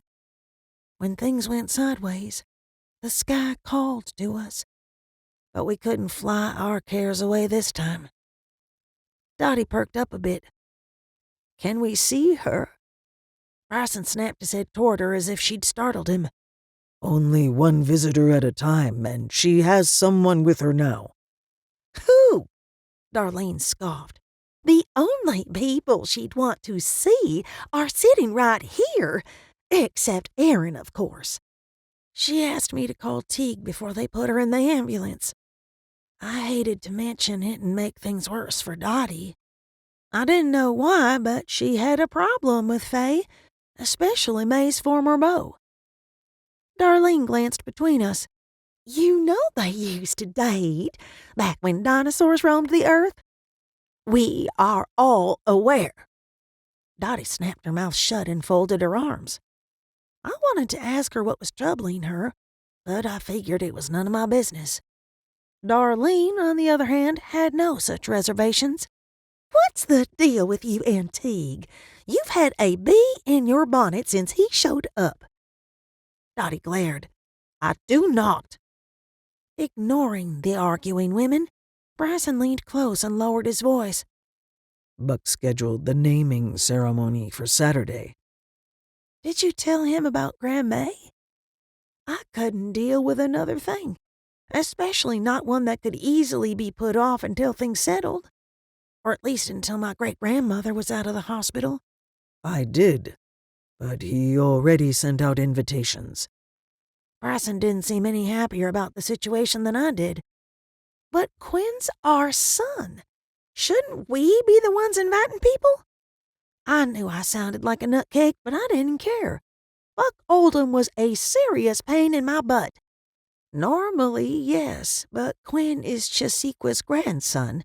Welcoming him into the tribe is also about honoring Charlie's memory. Dottie patted my hand. Sorry to interrupt. Bryson winked at her. Thank you. Lamar family? A woman in light blue scrubs called from the check-in desk. That's us! Waving her arm over her head, Darlene hot-footed it to the woman. The rest of us moved slower. I studied the doctor's expression, but couldn't tell if she had good or bad news. Her gaze darted between us, and her mouth moved as if she had something to say, but no words came out. The doctor gave herself a visible shake and forced a smile. I'm Dr. Peyton, the head of cardiology. Come with me to the family conference room. Please. Nice to meet you. My mother pointed to herself. I'm Darlene, May's granddaughter, and this is... Please, it's best if we speak in private. Dr. Peyton turned and walked toward a door near the check-in desk. My poor heart couldn't take any more. I understood why she wouldn't want to do introductions in the middle of a crowded emergency room, but surely she could have given us some encouragement. If nothing else, it would have been nice to know Grandma was still alive. Please, God, let her still be alive. Bryson took my hand, but I nudged him and nodded toward Dottie. She'd gone pale and was clutching a tissue like it was a life preserver. He stepped away from me and slipped his arms around her shoulders. Dottie glanced up, smiled a miserable little smile, and followed the doctor. Once we were seated, Dr. Peyton let out a nervous laugh. I have to tell you, in 30 years of practicing medicine, I have never seen anything like this case. I closed my eyes, tilted my face toward the ceiling, and sent up a silent thank you. That's our Grandma! Darlene spoke louder than necessary, a sure sign she was as stressed out as the rest of us. But we'd really like to hear what's wrong with her. As if she realized she'd behaved unprofessionally, the doctor sat straighter and raised her chin. When she spoke again, she sounded more like a television reporter and less like an awestruck normal person. The tests are contradictory. The readings EMS took showed a major cardiac event, but all of the tests we've run here show her heart is performing like a 20-year-old's. Teague. It has to be. I made a mental note to give him a huge hug, bake him a cake, and name my next child after him. And then I scratched all of that off my imaginary to-do list. If he had the power to heal her, why hadn't he done it the day she'd collapsed instead of waiting for her to almost die? Was he playing games, or was he buying himself time to convince her to go away with him? Dottie hung her head and muttered under her breath. Are you sure the second tests are accurate? Bryson furrowed his brow. May hasn't been feeling well lately, and she's been on blood pressure medication for years. Not to mention she's diabetic.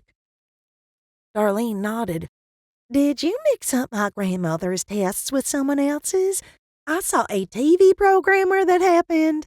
I sat on my hands to keep from smacking her. It's highly unlikely the lab work, ECG, and imaging were all wrong. We are rerunning the tests now. If they come back the same, we'll discharge her tomorrow. Dr. Peyton stood and clasped her hands behind her back as if she wanted to smack Darlene too. If you don't have any more questions, thank you, Dr. Peyton. I offered her a smile. You're welcome. She glanced to each of us, except Darlene. I'm not a religious woman, but I believe I've witnessed a miracle today. We watched her walk out of the room before the four of us turned to each other. Bryson grinned, Darlene wore a smug expression, and Dottie just shook her head. I followed my family out of the conference room in a state of shock. Shock with a bit of confusion mixed in. I hated to kick a gift horse in the teeth, but I worried Grandma would pay for Teague breaking the rules. Bryson always said magic came with a price. Healing years of diabetes, high blood pressure, and fried foods would likely cost a fortune. However, the Fae in question strolled into the waiting room like he didn't have a care in this world, Tiernan Oak, or the Summerlands. Despite my nagging questions, I couldn't stop myself from hugging him. Thank you for saving her." His expression turned serious. "It is temporary. The magic will fade sooner rather than later." Talk about a sucker punch. "How long does she have?" My voice came out squeaky. Dottie marched over and poked a bony finger in his chest. "You aren't welcome here." Bryson and I exchanged worried glances, but neither of us moved. "Dottie, what are you saying?" Darlene looked around and lowered her voice to a whisper shout. "He just saved—" "Let's have this conversation someplace private." Teague turned to me, likely looking for backup. It took me a half-second to get over my shock. I'd only seen my Aunt Dottie speak to one other person that way, and he'd done unspeakable things. Sure, Teague's magic might be temporary, but he'd given us a gift. "I could use some fresh air." "No, Tessa." Dottie shook her head. "No, I'm not going anywhere with him." Teague's resigned expression told me he knew why Dottie couldn't stand him. I moved to her side and nodded back to the conference room. "I think it's time we sit down and talk. Alone." "You're right, but Bryson should join us." She sighed and trudged back the way we'd come. "Of course." He followed her. Darlene turned toward the room, but Teague whispered something in her ear and guided her away. I couldn't figure him out. He obviously cared about May, but something about him bugged me. He was like the guy at the party who blurted out the punchline before you'd finished telling the joke. I walked into the conference room and closed the door behind me. Dottie didn't waste any time diving in. "You were too young to remember, but May had a heart attack about 20 years ago." "I remember hearing about it." I sank into the chair beside Bryson. "It was bad, right? Everyone was surprised she survived." "Everyone but Charlie. He knew she would live." She drew a deep breath and met my gaze. "He said I'd know when it was her time, when a young man from her past came calling." While that absolutely sounded like something my grandfather would say, I was puzzled. How could Charlie possibly know when and if Teague would return? "I asked him that very question." Dottie let out an exasperated sigh. "You know your grandfather. He just smiled and patted my cheek. At least I'm not the only one he talks to in riddles." I laughed despite myself. Bryson wore the same expression as the day Grandma dropped Quinn. He knew what was coming and dreaded it. I knew the feeling, but I wasn't ready to give up. There had to be a way to save her. Dottie grinned through her tears. "I'm not ready to lose her, Tessa." "Me either." I wrapped her in my arms, more determined than ever to magic another 10 years out of Grandma.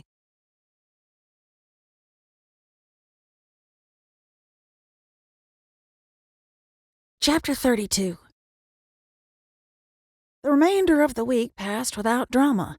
Make that external drama. I still had a broken-hearted mother, a fussy baby, a seriously ill great-grandmother, a moody daughter, and a devil of a 7-year-old to deal with. However, the fake killer had taken a few days off. I chose to remain positive, or as positive as I could, with Grandma still in the hospital and Darlene currently crashing on my couch and having to face Buck and the elders in a couple of hours. I'd changed my dress 4 times in as many minutes. I wanted to look my best for Quinn's naming ceremony. Not that I cared what Buck and the others thought. I wanted to look nice in the photos. Special days came and went, but bad pictures were like bad pennies. They turned up again and again. I walked into the living room to model my latest outfit. How about this? Cole, my baby brother, clapped his chubby hands. Having him under my roof was the silver lining that made putting up with Darlene around the clock almost bearable. Almost. Darlene pursed her lips and motioned for me to turn. Smiling, I did a slow spin. The dark green pantsuit was perfect. It was dressy but practical when wrangling children. And yet, I knew I had a problem when she frowned. "That jacket makes you look short." She waved her hand as if dismissing me. I planted my hands on my hips. "I am short." She tapped her lips. "Try the white blouse with those pants." I sank onto the couch and put my head in my hands. Grandma should be here. I don't want to do this without her. My great-grandmother's condition had deteriorated to the point we weren't sure she'd make it home. And to make matters worse, she'd forbidden Teague from healing her again. "I know, sweet pea. I know." She patted my shoulder. "But the show must go on." I should have known better than to expect warm fuzzies from Darlene. Rather than fall through the cracks in my broken heart, I mentally pulled up my big girl britches. "You're right. Of course I am." She motioned to my chest. "And for crying out loud, would it kill you to show a little of what the good Lord gave you? I'm not going to walk down the aisle in front of the elders with my cleavage showing." I had my doubts about relying on Darlene for fashion advice, but the guys were no help. "It wouldn't be the first time. I thought Stone was going to faint when your blouse fell apart in church." Her lower lip quivered like Quinn's did before he cried. Holding her eyes open wide, she fanned her face. "Dang it! I can't tear up now. I'll ruin my makeup." I sat beside her and slung my arm around her shoulder. We'd come to an unspoken understanding over the previous few days. She didn't want to be alone, but that didn't mean she wanted to talk about her runaway husband. "Why is the lab taking so long to get the DNA results?" Darlene pulled a worn-out tissue from her bra and blew her nose. I gave her shoulder a little squeeze. "We should get word Monday, but it's not him." "I know, but the longer he's gone, the more I wonder." She shook me off and stood. "They get results back in an hour on the Maury Povich show." I didn't have the heart to point out most television shows were fiction, and the ones that weren't tested their guests long before the episodes aired. There was a problem with the first set of tests. We should hear something by Monday. "It's the hair. It's not as reliable as body fluids." She shook her head. "What did I tell you? Aaron should have taken the rubber out of the trash can." I loved her. I did. But she'd scarred my poor husband for life when she tried to hand him a used condom. The techs test hairbrushes all the time. She pursed her lips. "I'll put the rubber in the freezer just in case. I'll be sure to let Aaron know." I made a mental note never to drink iced anything at Darlene's place. Bryson poked his head into the room. "Are you ladies ready? We need to go." A quick glance at the clock sent my pulse racing. "I need 5 minutes." Darlene's phone chimed, and she gasped. "What's wrong?" I peeked at the name on the screen and froze. Stone had texted her. "Call him, right now." Darlene continued to stare at the cell. "What the heck is she waiting for? Mama, call him. We need to hear his voice to know he's okay." She dropped the phone into her purse. "I have nothing to say to that lying bastard." I snapped my mouth shut. For the life of me, I would never understand her. She'd moped and cried and prayed to the heavens for Stone to be all right. Now that he'd finally reached out, she didn't want to talk to him? Rather than arguing, I plucked my phone from the coffee table and dialed Stone. The call went straight to voicemail. "Hi, it's Tessa. Please call me when you get this message." "Tessa Marie, I told you I didn't want to talk to him. Besides, we need to get ready. She tugged the hem of her skin-tight mini dress down to mid-thigh. Without Grandma and Dottie here, it's up to me to make sure everything runs smoothly. The pain in the center of my chest made it easier for me to resist rolling my eyes at her comment. No one, not even Dottie, could take Grandma's place, and certainly not Darlene. She continued yammering on. That is, if I make it through a day with all of those puffed-up elders and the extended family. She whispered the last two words as if they were a dirty little secret. Actually, the words were a secret to me. I thought we agreed to only invite the immediate family? Right, that's what I said. She rolled her lips in, frowned, and glanced away. I don't suppose you've heard any more from Killian? Not a word. The fact that my brother had blown in, blown up, and blown out, again, hurt more than I cared to think about. Still, I wasn't about to admit it out loud. I squared my shoulders and stiffened my spine. I say good riddance. He left another stolen car in the driveway. Fae folk aren't like the rest of us. They're flightier than a bunch of parakeets in a thunderstorm. I've noticed. I ditched the jacket, changed blouses, and slipped on a pair of flats. Darlene tilted her head and stared at my chest. Tessa Marie, did you use Kleenex instead of the nursing pads? Your boobs look square. I didn't have the confidence or the patience for this conversation. I tried a different brand. They're awful, but they're all I've got. If I don't wear them, I'll soak my shirt. I'm sorry, sweetheart. She bit back a smile. But your bosom barely fits in your brassiere as it is. All that extra padding isn't helping. Bryson walked into the room in time to catch the last bit of our conversation. He laughed, and miracle of miracles, Quinn stopped fussing. While I was over the moon that the baby seemed happy, I was about to say something ugly enough to ruin my hubby's good mood. I was used to Darlene teasing me, but I didn't appreciate him getting in on the action. Bryson de Clay, I'm not sure what you think is so funny. Between Darlene's raised chin and no-nonsense tone, she was clearly imitating Grandma. His eyes widened, as if he realized he'd stepped into a giant pile of poo. I apologize. I wasn't laughing at you.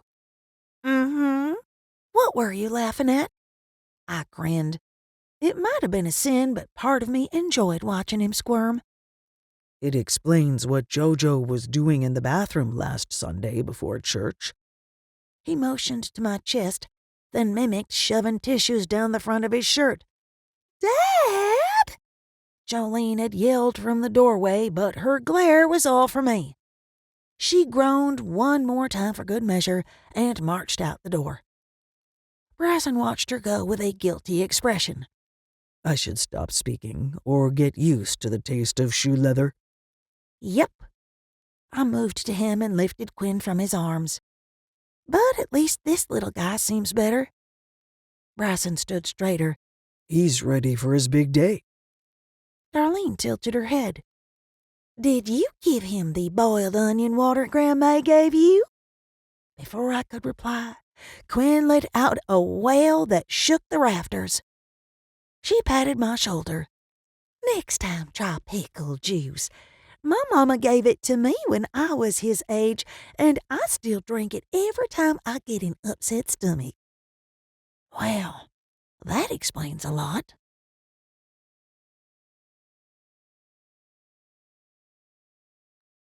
Chapter 33. The tribal house was fairly large. It contained a dozen dorm rooms, offices, and a massive reception hall. Outside was a sizable pavilion and an open area with a fire pit where the elders conducted sacred ceremonies. Normally, there was ample enough parking for a couple of hundred guests, yet cars filled every square inch of the parking lot, and overflowed onto both sides of the road. I'd never seen the place so crowded. I leaned forward to get a better look at a white convertible Mercedes. I have a bad feeling about this. Bryson reached back and took my hand. Darlene either hadn't heard me, or she'd chosen to ignore my concern. I knew we were going to be late. Aaron hitched a shoulder. It's not like they can start without us. Being new parents is no excuse to keep everyone waiting. She mimicked Grandma's voice again. Good one, Aunt Darlene, TJ giggled. She turned and shook her finger in his face. Watch your sass, young man. Mama, stop it. I wasn't sure if she thought she was being funny or was taking herself assigned authority too seriously. Either way, the constant reminders that my great-grandmother wasn't there hurt. Aaron met my gaze in the rear view and furrowed his brow. It seemed I wasn't the only one she was irritating. Looks like everyone beat us here. We need to get inside. The moment the vehicle came to a stop, Darlene hopped out. I followed her, handed Bryson the baby, and moved the seat to allow TJ and JoJo to exit the back row. Buck Oldham joined us beside the SUV. The older Cherokee wore his ceremonial robes, and for a brief moment, all I saw was my grandfather. The men had the same coloring and height. Special days, family gatherings, and holidays were the absolute worst reminders that he was gone.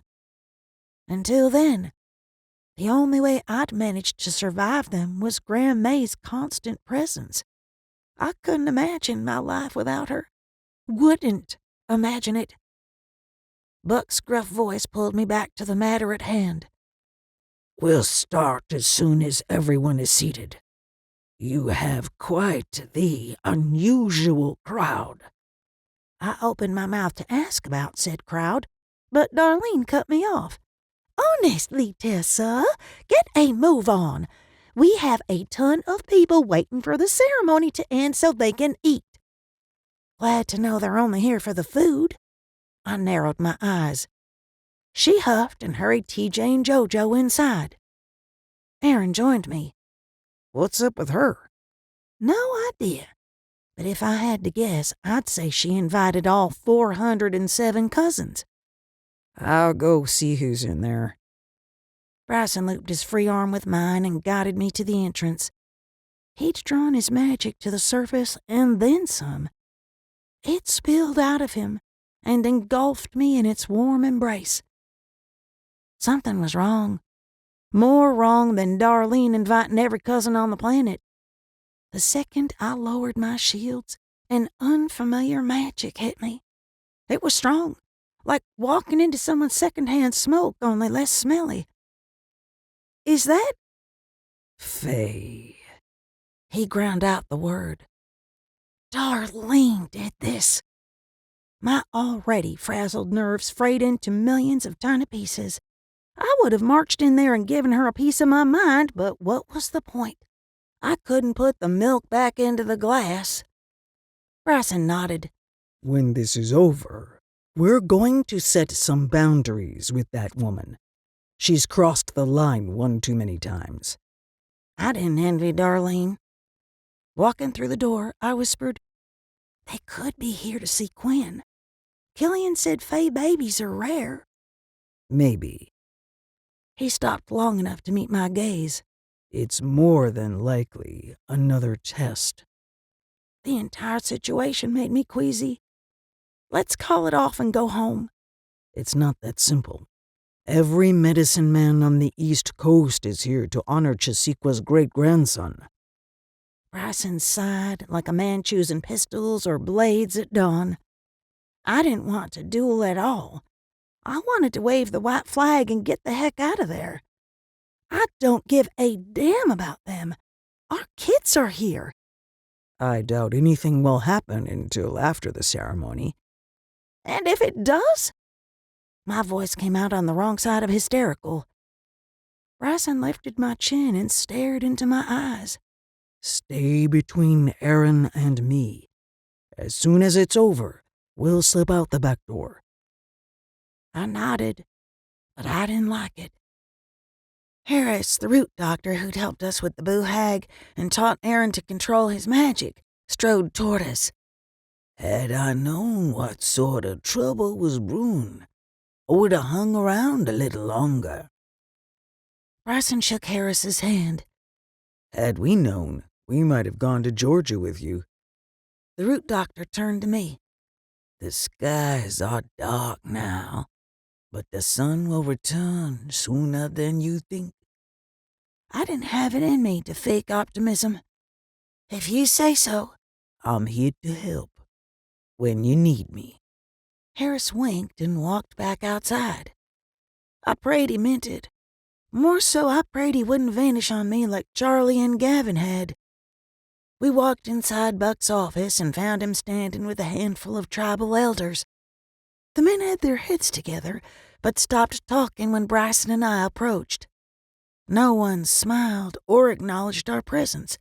Aaron came in a few seconds after us. He glanced around and ran his hand down his face. "There are at least 24 people from the O'Rourke side of the family out there." I wouldn't have thought it possible, but the elders' faces hardened even more. "They are not people."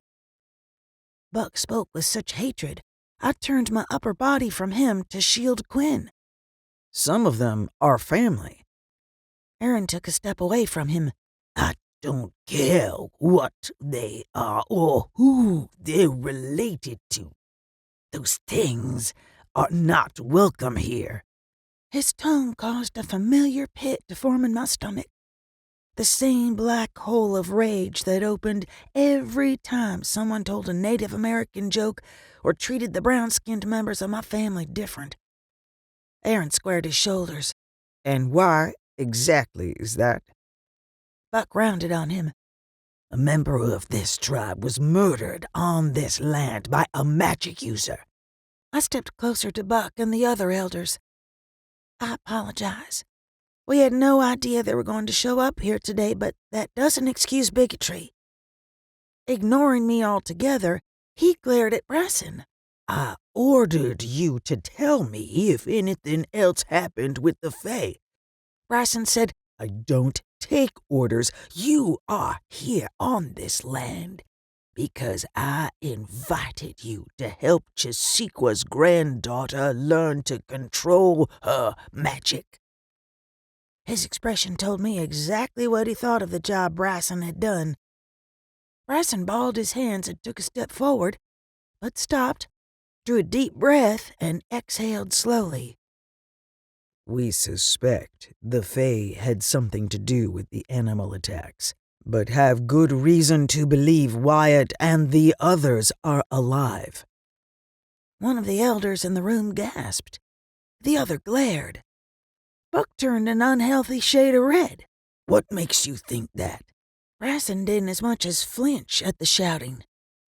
"As you well know, Tessa is able to speak to spirits." Buck scoffed. "Why would anyone go to such lengths to create an elaborate scene and not commit murder?" The way he'd arranged his words sent a chill down my spine that had nothing to do with the cold Fae magic in the air. It sounded as though he'd spoken from personal experience. Aaron eased to my side and rested his hand on the small of my back. "We believe someone is testing Tessa or trying to force her to break Fae law." Bryson glanced at me before turning back to Buck. "The fact that there are so many Fae here today could mean they have something planned." Buck looked me over as if weighing my worth. Judging by his sneer, I'd come up wanting. Bryson made a growly sound in the back of his throat. "We're calling the ceremony off." Buck scoffed. "Like hell. My people may be simple humans, but many of them are skilled in magic. No one's going to cause problems on my watch." Aaron's voice brought me back to the moment. "Just the same, I'd rather avoid a confrontation. A knock on the door stopped the conversation. Come in. Buck glanced from Aaron to me. The mean little glint in his eyes sent a shiver down my spine. Holden McAllister walked in. The boy took one look at Aaron and paled.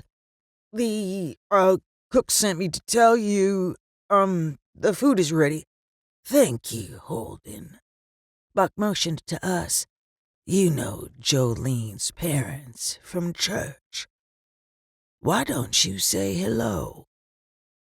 He licked his lips several times and shifted his weight from one foot to the other as if debating making a break for it. Hi. Buck and the elders had watched our every move. I stood and gave Holden a quick hug. It's good to see you. I'm glad you're okay. Good to see you, too. Glad you're okay, too. He hurried for the door. Bryson and Aaron seemed to hold their breaths until the teen left the room. One of the elders stepped forward. The guy was human, but magic coiled around him like a rattlesnake ready to strike.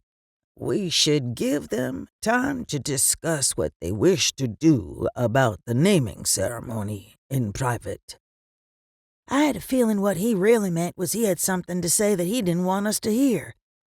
Buck nodded and followed the others out of the room. Bryson blew out a breath and glanced between us. That was unexpected.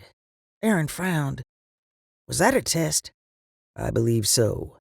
They likely wanted to see how we would react to Holden being here. Bryson stood and paced. Aaron winced. Why is he here? A dozen or so shifters live in the dorms. They're keeping an eye on him until he learns to control his beast. Bryson closed his eyes and rubbed his brow. I think we handled that okay, but we can't let our guards down. I'd had it up to my eyeballs with people testing us. All the more reason for us to call the ceremony off and go home. Bryson sighed. I understand you two want to leave, but I'm not sure that's a good idea. Aaron motioned for him to continue. Me? I stood there dumbstruck by seeing Holden, the Fae outside, and Buck's racist behavior. By all accounts, Buck had loved Charlie, but he'd given me more than my fair share of grief since learning I was a Nunnehi. Heck, at one point, he'd tried to have another medicine man bind my magic. It wasn't until we'd reached an agreement on how Bryson and I would function in the tribe that he'd backed off. Or so I thought. We know we're in danger, but we don't know enough about it to protect ourselves or the kids. Bryson glanced away and swallowed hard. Which is why we should go. For the life of me, I didn't understand why he was so hell-bent on going through with the ceremony. Bryson wouldn't look at either of us. Once Quinn is a member of the tribe and of Tessa's clan, he will have the sworn protection of every medicine man and woman out there. So? Aaron pointed at me. Tessa has all of that so-called protection, and it hasn't helped her. I shook my head. No, Bryson's right. He and I aren't technically part of the tribe. We renounced our status when we stopped them from executing you. Aaron threw his hands up. And these are the people you want our son involved with? Bryson closed the distance between us and placed both his hands on Aaron's shoulders. Buck and the elders, no. People like Hearst, yes. Short of allowing Killian to take him to Tirnanok, the human magic users are the only ones who can protect him. If we're dead... Aaron pulled away from him and cursed under his breath. Let's get the blessing and get the hell out of here. I raised my hand like a schoolchild. Do I get a vote in this? Before they could respond, Buck Oldham came back into the office and smiled. Not a mean smile or even a forced one. He seemed like a different man than the racist a-hole that had walked out. What did you decide? The guys turned to me, but I was still trying to decide if Buck was a sociopath or one hell of an actor. Tessa? Bryson raised a brow. Majority rules. I held Quinn tighter. Bryson nodded toward me and the baby. I'm taking Tessa and this little guy home as soon as the ceremony is over. I understand. Buck stared at the baby. The conversation had left me exhausted. All I wanted to do was go home. If we're going to do this, let's do it now. I agree. Buck walked to me and traced a line from Quinn's forehead to the tip of his tiny nose. You're one handsome boy. Quinn's eyes widened and he cooed. Buck chuckled. I understand May gifted him with his English name. Yes, we call him Quinn. Bryson stood taller. His tribal name is not yet known, but I suspect Chisequa will gift it when the time is right. Once again, emotion clogged my throat. Charlie had taken the traditions of his people very seriously, and so did Bryson. Potentially, Quinn would have many tribal names over the course of his life. The first would be a gift from a medicine man or his grandfather's spirit. The others would come as a result of his accomplishments. Very well. Buck took a step back. Normally, I'd ask the three of you to take the child to the water for cleansing before the ceremony, but today is not normal. Bryson and Aaron nodded, but I was still stuck on the idea of calling it off. Quinn let out a peal of laughter. I'm talking a full-on squealed baby giggle. I guess he didn't want a bath in the river. Aaron laughed along with the little guy. Bryson and I exchanged worried glances.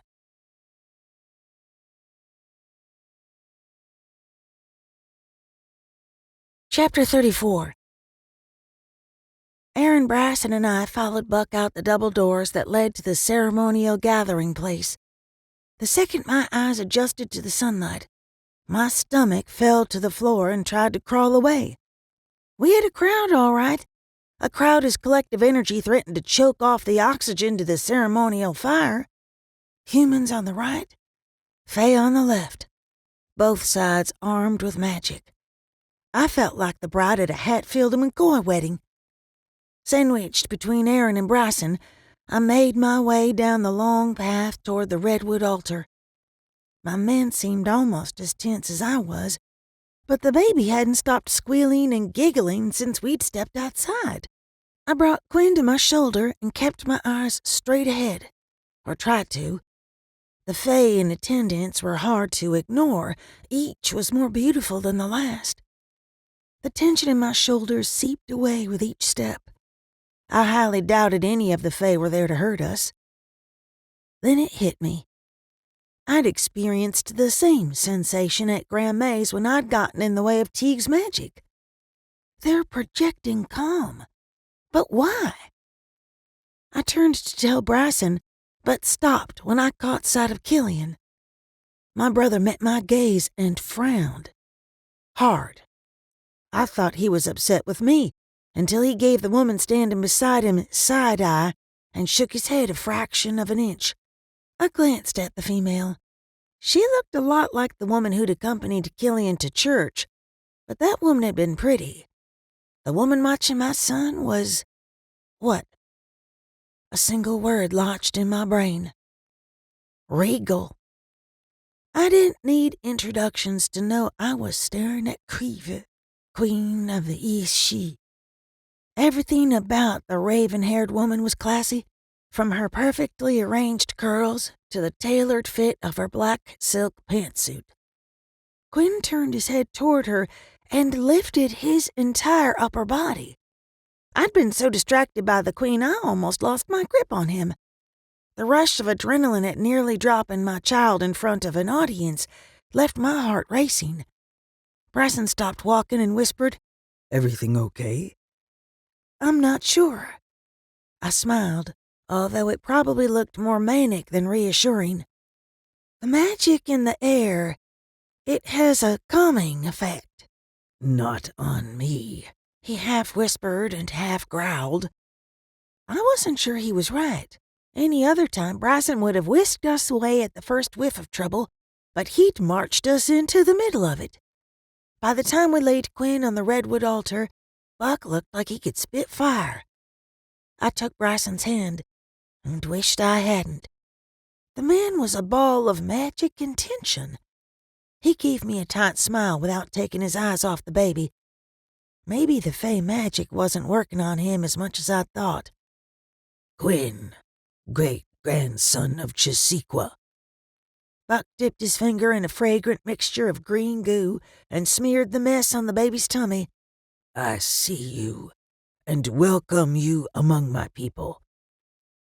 A few of the elders behind him muttered in disbelief, but the others looked on with hard expressions. I'd been to enough of these ceremonies to know Buck hadn't followed the script, but not enough to understand all of the implications. Bryson's entire body went rigid. Not into the tribe? No. He raised his chin. The blood whooshed behind my ears. Buck had marked our child an outsider, welcome on these lands as a guest, not as a member. He'd insulted us, but more shocking, he'd insulted Charlie's memory. Bryson rested his hand on Quinn's chest. Likely perceiving a threat, Aaron moved closer to me. Buck raised his chin. Who of the Red Paint clan will speak for this child? A soft murmur ran through the crowd. My human family likely had no idea Buck had put us in an untenable situation. I doubted the Fae recognized the significance of what was happening, but the members of the tribe most certainly did. If no one spoke for Quinn, he would have no clan, no protection, and could never follow in Charlie's footsteps and serve as a medicine man. Seconds ticked by, and no one came forward. A male voice, with a heavy brogue, rose up over the whispering crowd. I will. I turned and watched the dark-haired man who'd come to church with Killian step away from Queefa. He gave me a quick smile and strode to the front of the gathering like he'd done it 1,000 times. Buck looked like he'd swallowed a wasp. You have no standing here. Since when? The other man's eyes twinkled with mischief. It's been nearly 3 decades since I was here last, but surely you know who I am. Aaron's brows rose as he glanced between me and the guy. Having no clue who he was or what he had to do with Charlie's clan, I shrugged. Bryson looked the man over from head to toe and shot me a surprised glance. I know who you are. You and your kind are not welcome on these lands. Buck Oldham slammed his ceremonial staff on the ground hard enough it scared Quinn. Bryson lifted the baby into his arms. The proclamation caused tribe members and Fae alike to speak out of turn. I had no idea what was going on, but I knew one thing. It was time to get the heck out of there. The man shook his head at Buck. Chesequa would be appalled that you have abandoned sacred traditions. First you deny his great-grandson a place in your tribe. Then you refuse to allow the eldest member of the Red Paint clan to bless him. Bryson handed the baby to me, but otherwise remained in place. Cradling Quinn to my chest, I swiveled my head back and forth between them like a spectator at Wimbledon. I'd met several members of my clan over the years, and none of them looked like him. Besides my deceased mother, I was the only pale-skinned member. Rage contorted Buck's face. You will leave these lands. Several of the visiting medicine men and women moved between Buck and the dark-haired man. Human magic pressed against us from one side, Fae from the other. Aaron's hand went to his side as if to grab his weapon. Unfortunately for us, he'd left it at home in the safe. I am Liam, son-in-law of Chesequa, husband to Achila. He met my gaze. Father to the Firebird and grandfather of Quinn. I am the eldest surviving member of the Red Paint clan. I have every right to be here, and it is my duty to bless that child with his birthright. My entire world tilted. Had it not been for Aaron at my side, I would have toppled over. Forgetting Buck and the elders and my stunned family members, I took a shaky step toward the man I'd waited my entire life to meet. Dad? His brow wrinkled and his eyes glistened. He glanced away and wiped his cheeks before staring at me again. He opened his mouth as if to speak, but instead, he nodded and gave me a lopsided smile. There was no self-help book to prepare someone to meet their parent for the first time as an adult. I didn't know what to say, or do, or think. My heart lurched, as if it wanted to get to him before the rest of me. Liam closed the distance and wrapped me in his arms. Kissing first my cheek, then Quinn's head, he wept into my hair. It's you. I can't believe it's you.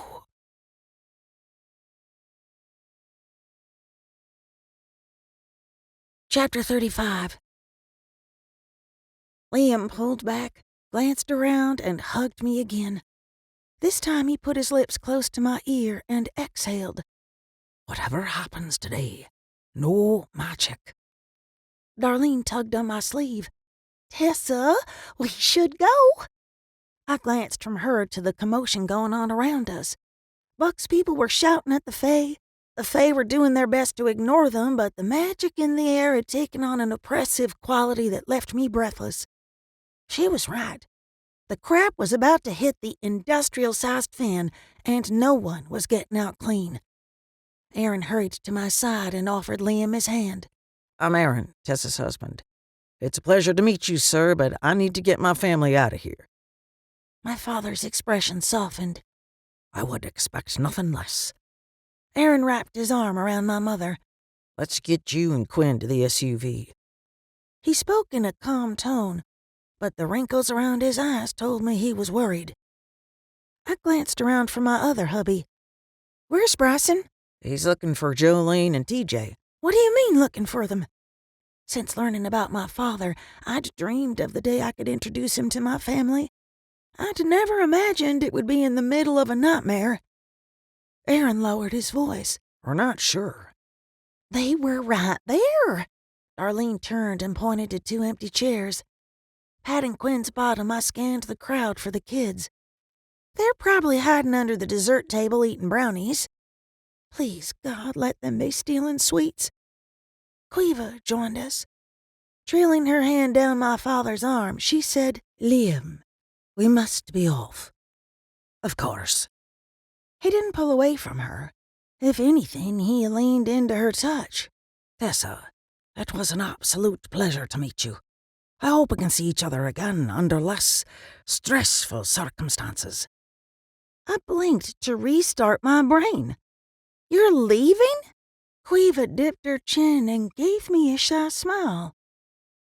We couldn't miss the chance to see the child again, but this is our honeymoon. Honeymoon? I dropped my gaze to her hand on his arm and his hand on her hip. My stomach wrung like a wet dish towel, and the contents threatened to spill out my mouth. We were married a few days ago. The Queen reached for Quinn's hand, but I twisted away from her. Married?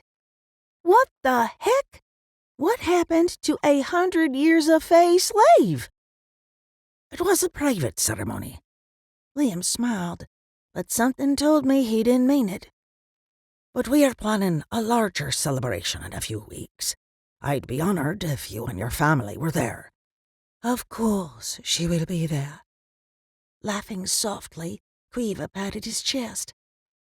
You're welcome to visit us in Tiernan Oak any time. Lucky for you, your brother is an air elemental and can see you safely through the portal. The way she'd spoken about his powers made me wonder if he'd kept quiet about mine. Thank you, but I'd rather y'all visit us here. From what I've heard, Tiernan Oak isn't my cup of tea. I plastered on a wide smile. I've never been much of a fan of slavery or gambling. Quiva released my father, squared her shoulders, and raised her chin. How dare you! Liam ran his hand over the back of his neck and looked away, but not before I caught the gleam in his eye. I didn't know him well enough to know for sure, but it looked a lot like pride. The Queen said something to me, but her sticky, sweet voice was swallowed up by the noise around us. I didn't bother to ask her to repeat it. Sensing rather than seeing Bryson's approach, I scanned the tree line. One glance at his grief-stricken face and I knew something was wrong. Really wrong. Bryson met my gaze, lifted JoJo's little pink purse, and shook his head. "Aaron!" I reached for him without taking my eyes off Bryson. I see him. He angled Darlene away from the forest. Let's get you out of here. For once in her life, she did as she was told without questions or arguments. "Wait. Take Quinn with you." I handed him our son. "Don't let him out of your sight, and for the love of everything good and holy, don't let anyone touch him." I'm not leaving. Aaron juggled the baby, but eventually got him settled on his shoulder. I'll have Darlene take him home. I didn't have time to argue. He was a smart guy, a homicide detective. He had to realize we were in too much danger to send our child off with Darlene. I pressed my hand to his cheek and turned his face toward mine. "I'll find the kids, but I need to know Quinn is safe. Now go. Please." She's my daughter. "She's our daughter. I swear to you, we'll do whatever it takes to bring her home." He nodded, but the hard look he gave me told me he'd have quite a bit to say about it later. I turned back to where my father and the Queen had stood moments before, but they were gone. Freaking great. What good was having a bunch of Fae in the family if they didn't stick around long enough to help? Bryson surprised me by pulling me into his arms. Like Liam had done before, he used the embrace to whisper into my ear. I found JoJo's purse near the river. He pressed something against my belly. I glanced down, and my world screeched to a halt. "Is that blood?" He nodded. "This can't be happening." I sagged against him for a split second before pulling myself together. There'd be time enough to fall apart once everyone was safe. Did Aaron get Quinn and Darlene out of here? Bryson glanced over the thinning crowd. "They're on their way home. At least I hoped they'd manage to get to the car safely." Bryson nodded. We need to shift and search for the kids from the air. My father's words hit me like a battering ram. I was warned not to use magic. He snapped his head back. By who? Keeping my voice low, I said, "Liam. He said, no matter what happens, no magic." So help me God. If they had something to do with this. I pulled him to the side of the gathering space. "We'll worry about that after we find the kids. Go in the woods and shift. Just make sure no one sees you. I'll join you in the air as soon as I can." Are you sure that's a good idea? I couldn't believe he'd asked. What choice do we have? They've forced our hands. Be careful. He pressed a kiss to my brow. Tessa, Bryson, I need to speak with you. Buck stormed over to us. What happened here today will not stand until the elders decide what to do with the Fae. Whatever you're about to say, don't. Bryson held his hand up to the older man. Buck's eyes widened. I'd smarted off to him more times than I could count, but Bryson had always spoken to him with respect. Bryson shoved Jolene's bloody purse into Buck's hands. Our daughter and Tessa's 7-year-old cousin are missing. I found this in a pool of blood beside the river. What did you think would happen with those creatures here? He spat on the ground and tossed the purse at me. I'll send out search parties. But once those kids are found, you and yours will not set foot on these lands again." Bryson dipped his chin in acceptance or gratitude or what the hell ever. I was having no part of it. This isn't our fault. You're the one that said you have enough magic users here to stop trouble, but you damn sure started it with denying Quinn. Bryson rested his hand on my shoulder. "There will be time for talk once the kids are safe." Buck gave us a once-over, sneered, and walked away. I motioned to the retreating elder. One day he loves us, the next he treats us like something he stepped in. We've come every time he's needed us and never asked a thing in return. Bryson turned to me to face him. "Forget about Buck. Round up any of the Fae who are still here and ask them to help us find Jojo and TJ. I'll meet you in the air."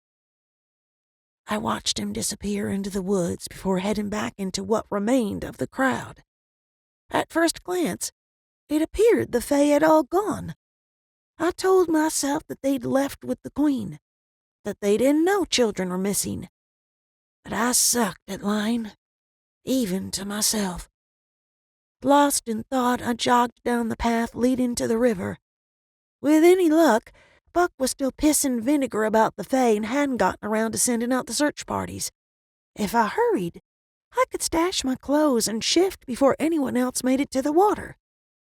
As luck would have it, I found a Fae straggler standing on the bank staring off into space.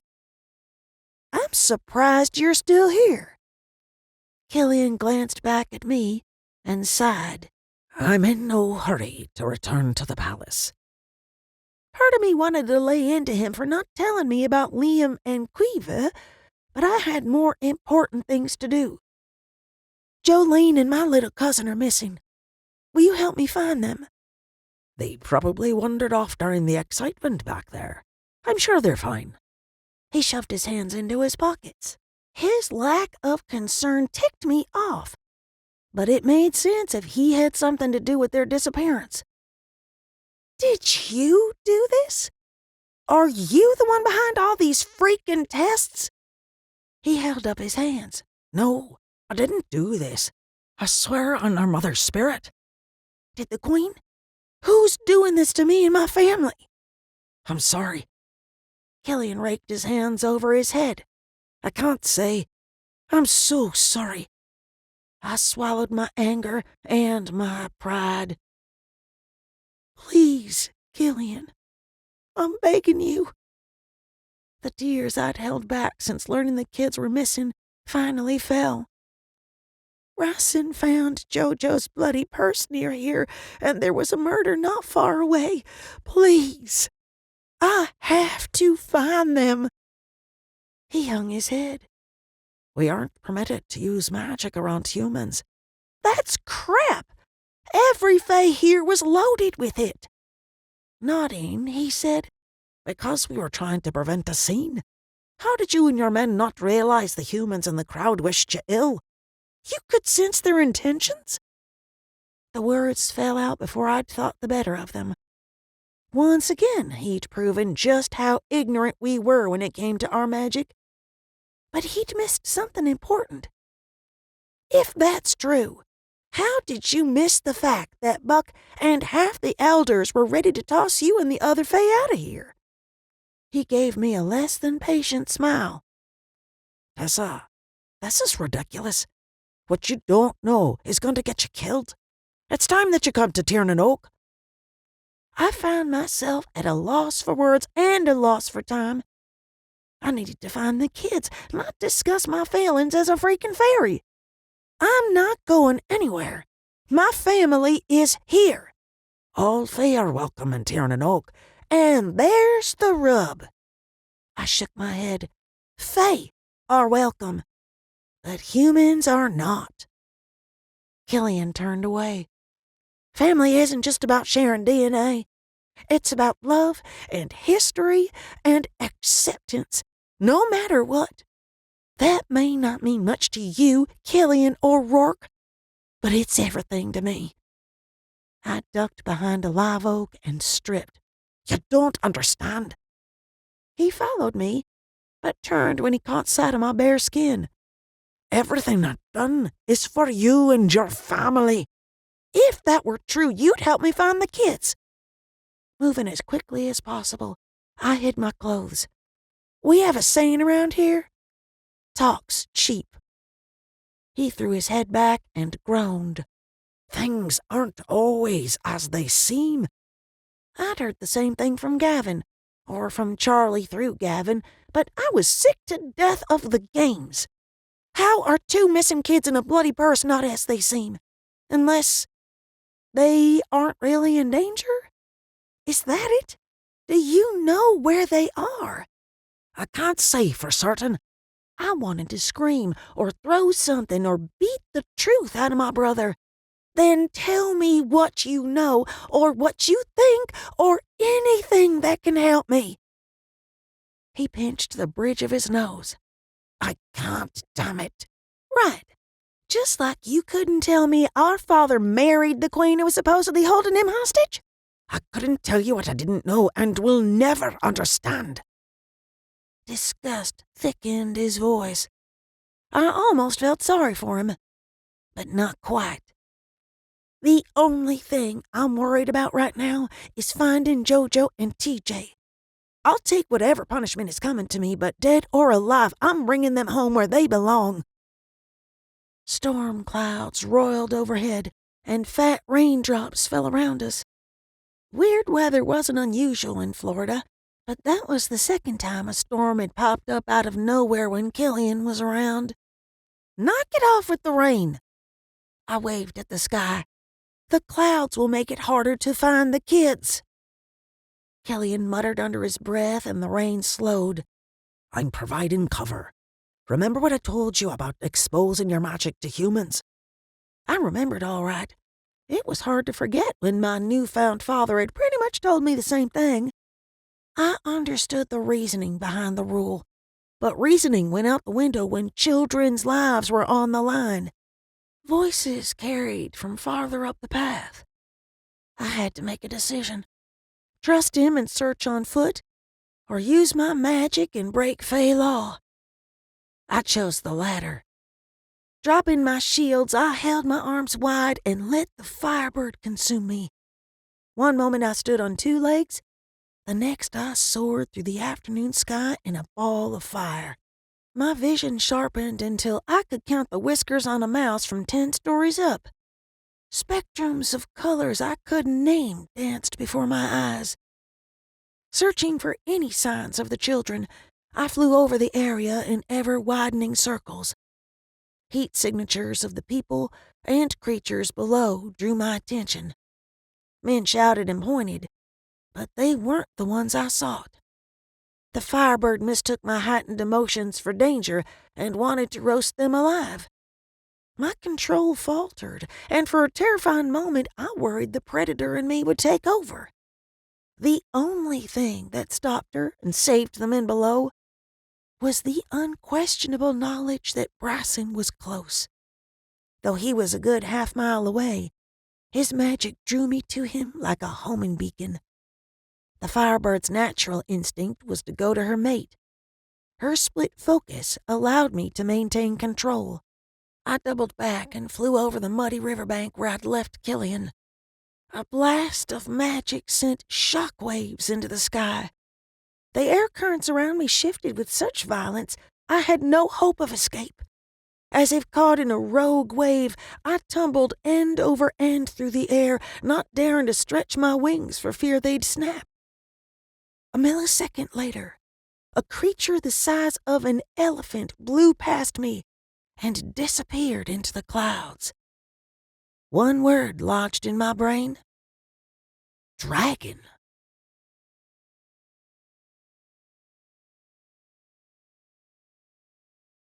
Chapter 36. Don't panic. Dragons are giant lizards. Birds eat lizards. What the heck am I thinking? To that monster, I'm fun-sized. I caught movement from the corner of my eye, but the dragon's white and silver scales blended with the clouds. Normally, the firebird could see heat signatures, but the creature had none. Then again, reptiles were cold-blooded. A shadow passed above me. Fear made it difficult to breathe, let alone fly. The dragon snaked its long neck down until its head was close enough to strike. There were plenty of horrible ways to die, but being a dragon's hors d'oeuvre had to be the worst. I prayed the damned thing would swallow me whole. Using my only defense, I blazed brighter, the heat turning my flames from oranges and yellows to white. If I was going to be a snack, I intended to cause some serious heartburn. The creature jerked its head back, and a familiar magic caressed me. The icy power reminded me of snowflakes, cold and delicate. Killian? I met the dragon's emerald green eyes, and my heart lurched. Not only could my brother shift into a freaking dragon, but he'd broken Fey law. For me. Had I been in human form, I would have hugged him, or cried, or both. Instead, I flew in spirals around his long neck and let out a short series of chirps. Someone screamed, high and shrill below. I recognized the pitch immediately. Jolene's spider shriek. Cursing my weird bird hearing, I scanned the ground, but it was no use.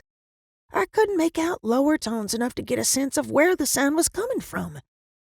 Killian nodded to the north, away from the tribal house and river.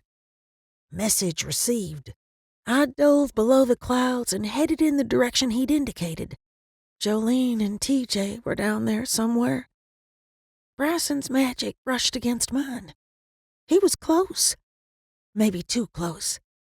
I didn't know what he'd do if he saw the dragon after hearing the girl scream, but I doubted it'd be good.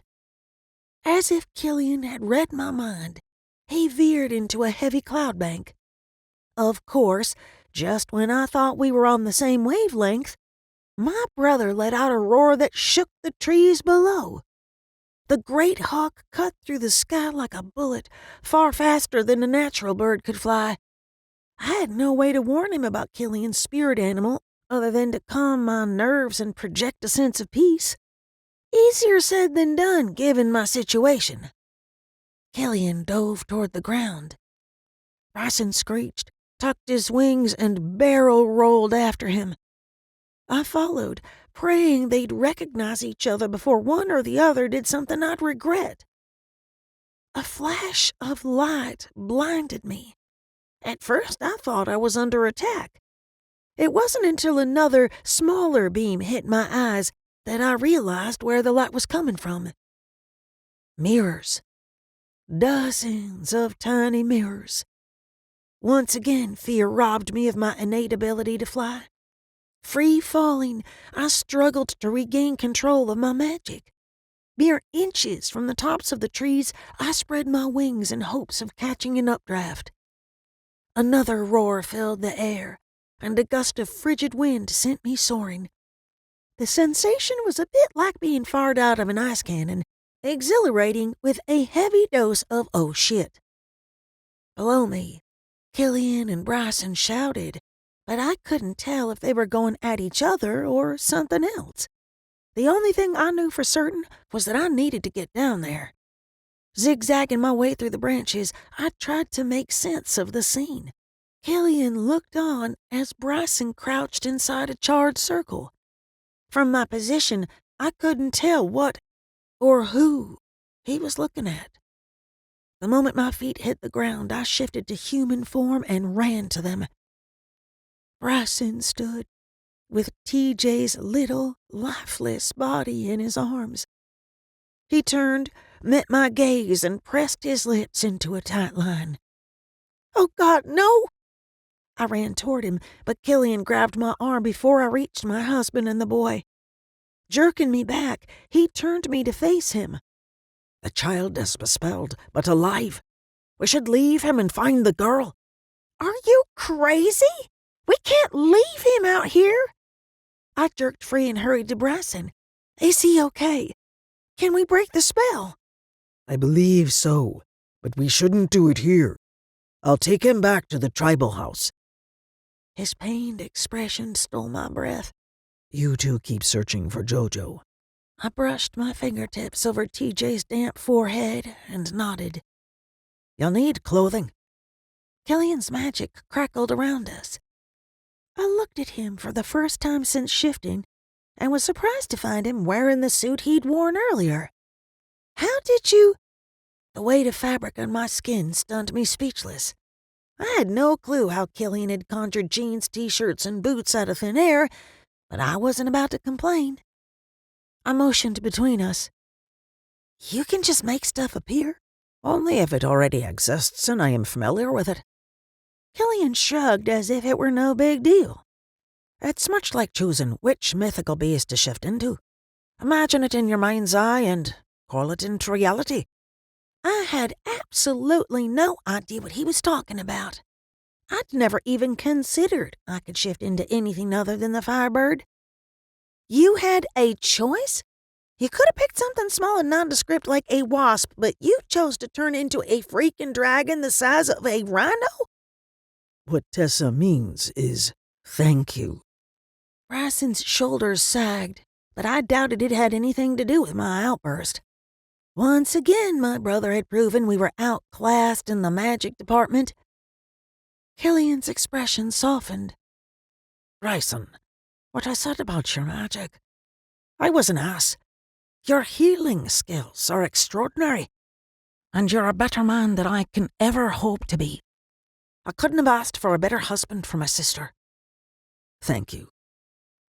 Bryson stood a little straighter and headed for the path with TJ in his arms. I'd lost count of the number of times Killian had shocked me in the previous couple of hours. That he'd given Bryson a compliment when he'd needed it most impressed me even more than his ability to turn into a dragon. Thank you for that, and for helping me. But you broke the fairy golden rule. Terrorizing children is a new low, even for the Fae, Killian muttered under his breath. I reached for one of the mirrors hanging above the charred circle. Wait. Killian grabbed my wrist. We don't have time for that. We need to find Jolene. You're hurting me. I jerked my arm back and stared down at the red fingerprints on my pale skin. That wasn't my intention. He paced away, turned and paced back. We need to talk before you read the mirrors. But you just said... It dawned on me a few seconds too late that he likely didn't want me to see him in the visions. You did this? No, not this time. Killian motioned to the area around us. Don't you recognize where you are? You've been here before. This is the first circle. I glanced around and nodded. Right. Where Wyatt disappeared. Did you hurt him?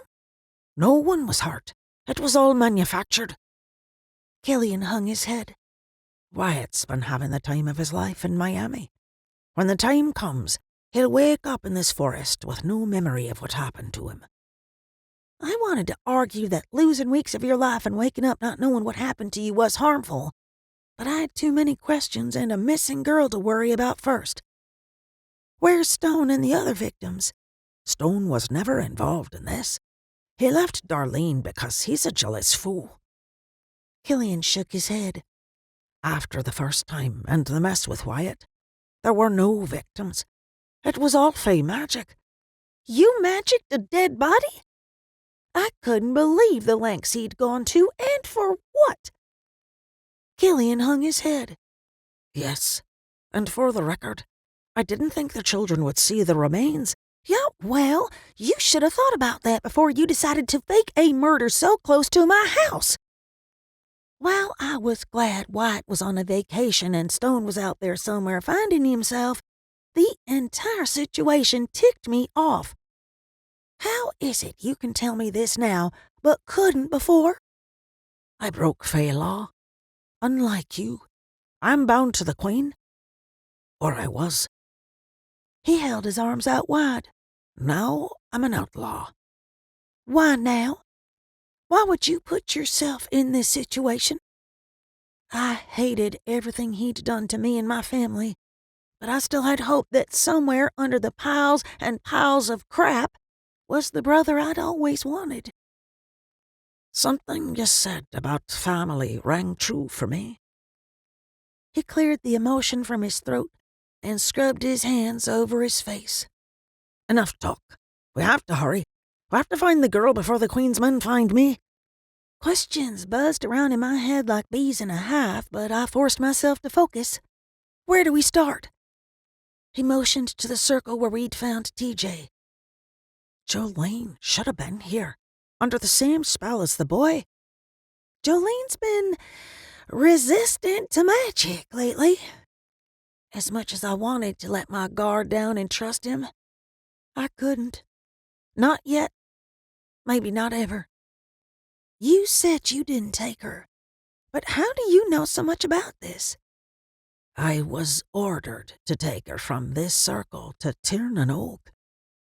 Killian knelt and pressed his palm to the ground. Resistant how? For starters, she woke from the healing spell on her own. That would explain why she's not here, but not where she is now. He pulled his hand back and furrowed his brow. I don't sense any malevolent magic. Read the mirrors. I will, but I couldn't help but wonder if he wanted to find JoJo because he cared, or because he intended to save his own hide by taking her to Tiernan Oak. Why were you ordered to take her in the first place? After that summoning the other night. Do you really have to ask? His tone grew more desperate. We can talk about this later, but she's in serious danger. Either she's lost in this forest or someone else took her. I'd never felt so unsure of what or who to believe. My indecision not only paralyzed me, but was costing time Jolene didn't have. How can I trust you? Killian winced, as if my doubt had physically hurt him. I just gave up my life for you. Spots danced before my eyes. Your life? You mean years of your life, right? He turned away. Right. He's twisting the truth, hell girl. Gavin's spirit shimmered beside me. His level of disobedience is punishable by death. No. No. I hurried to my brother. I'm not going to let them take you back to that wretched place. Do you hear me? I'm not going to allow it. A hint of a smile ghosted across his lips. I have no intention of going, but the sooner you read the mirrors and we can get out of here, the better my chances of survival. I gave Gavin a we need to talk look on my way to the first mirror. As with the others, images filled my mind on contact. Unlike the others, there were no creatures, no half-man, half-gators, or wolves, or big cats. Only the kids in the distance. TJ and JoJo seemed to be playing a game of tag. She'd touch him and run away. He'd give chase and touch her. At first, their path seemed random. They ran in circles around each other or zigzagged between the trees. But somehow, they moved closer and closer to the burned circle. I moved to the next mirror. The angles of the images was consistent with the angle of the mirror.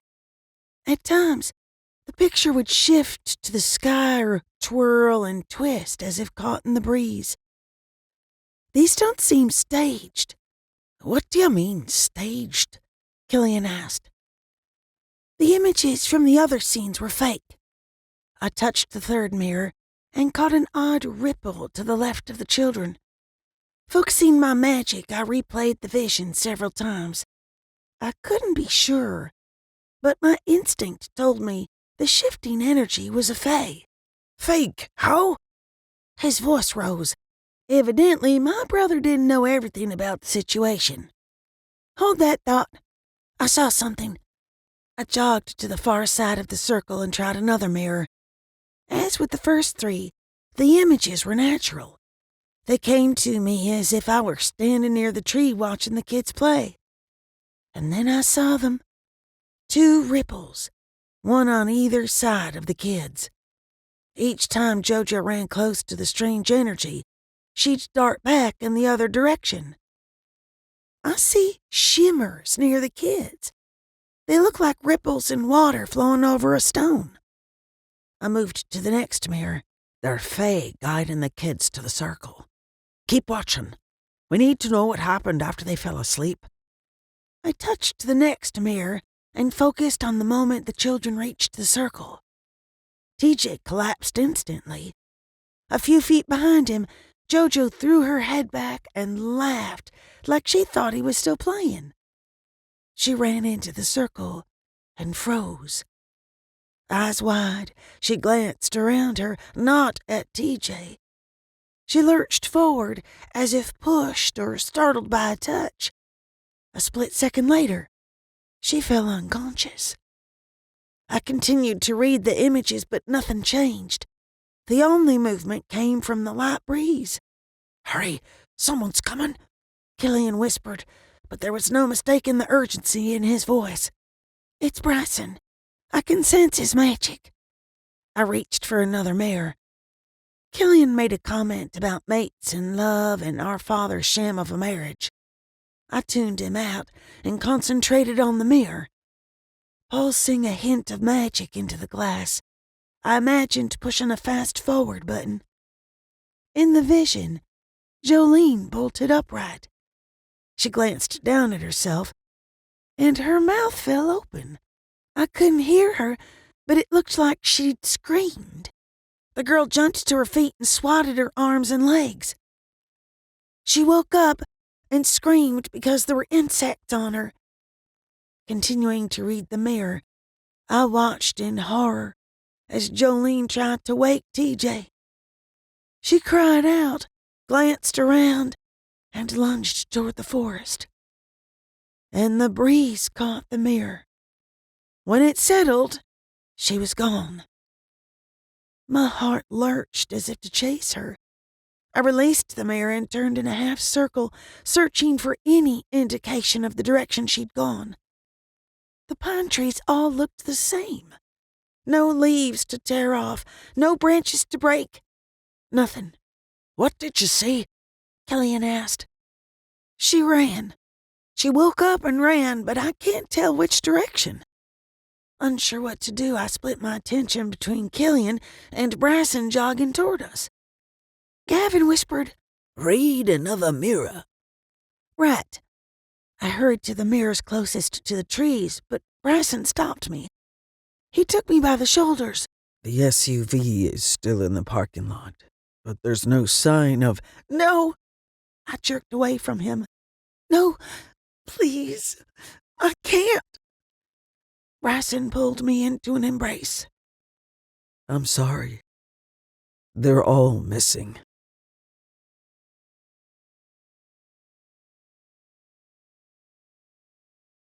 Chapter 37. Every doubt, insecurity, and fear about my ability to be a good mother roared to life. I hadn't wanted to work with kids or adopt Jolene or get pregnant with Quinn, because deep down, I knew I'd fail them. And boy, was I right. But never, and I mean never, had I thought my inability to parent could cost them their lives. Killian rested his hand on my back. I'll find Jolene, but I need you to keep reading the mirrors, and I'll find Aaron and Quinn and your mom. Gavin's spirit hovered to my right. Bryson tightened his grip on me and said the one thing I needed to hear but wasn't ready to accept. None of this is your fault.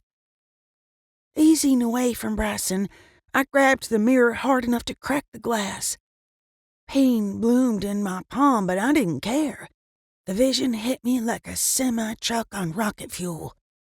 Not only could I see Jolene waking from the spell, I could feel the insects crawling on her, her terror when TJ wouldn't wake. I could smell the sharp but sweet scent of pine mingled with the damp, musty smell of mud and old leaves. I could feel her heart pounding, her lungs expanding, the rattle of a scream escaping her mouth, and the wind on her face when she ran. Something slammed into my side and knocked me to the ground. I opened my eyes to find Killian looming over me. "Are you crazy?" Killian shouted. "Never use blood in a reading. You'll get lost in the vision." Bryson shot him a hard look and eased me upright. "Are you okay?" Nodding, I pointed in the direction Jojo had gone. "She went that way." He opened his mouth as if he had more to say, but shook his head and took off.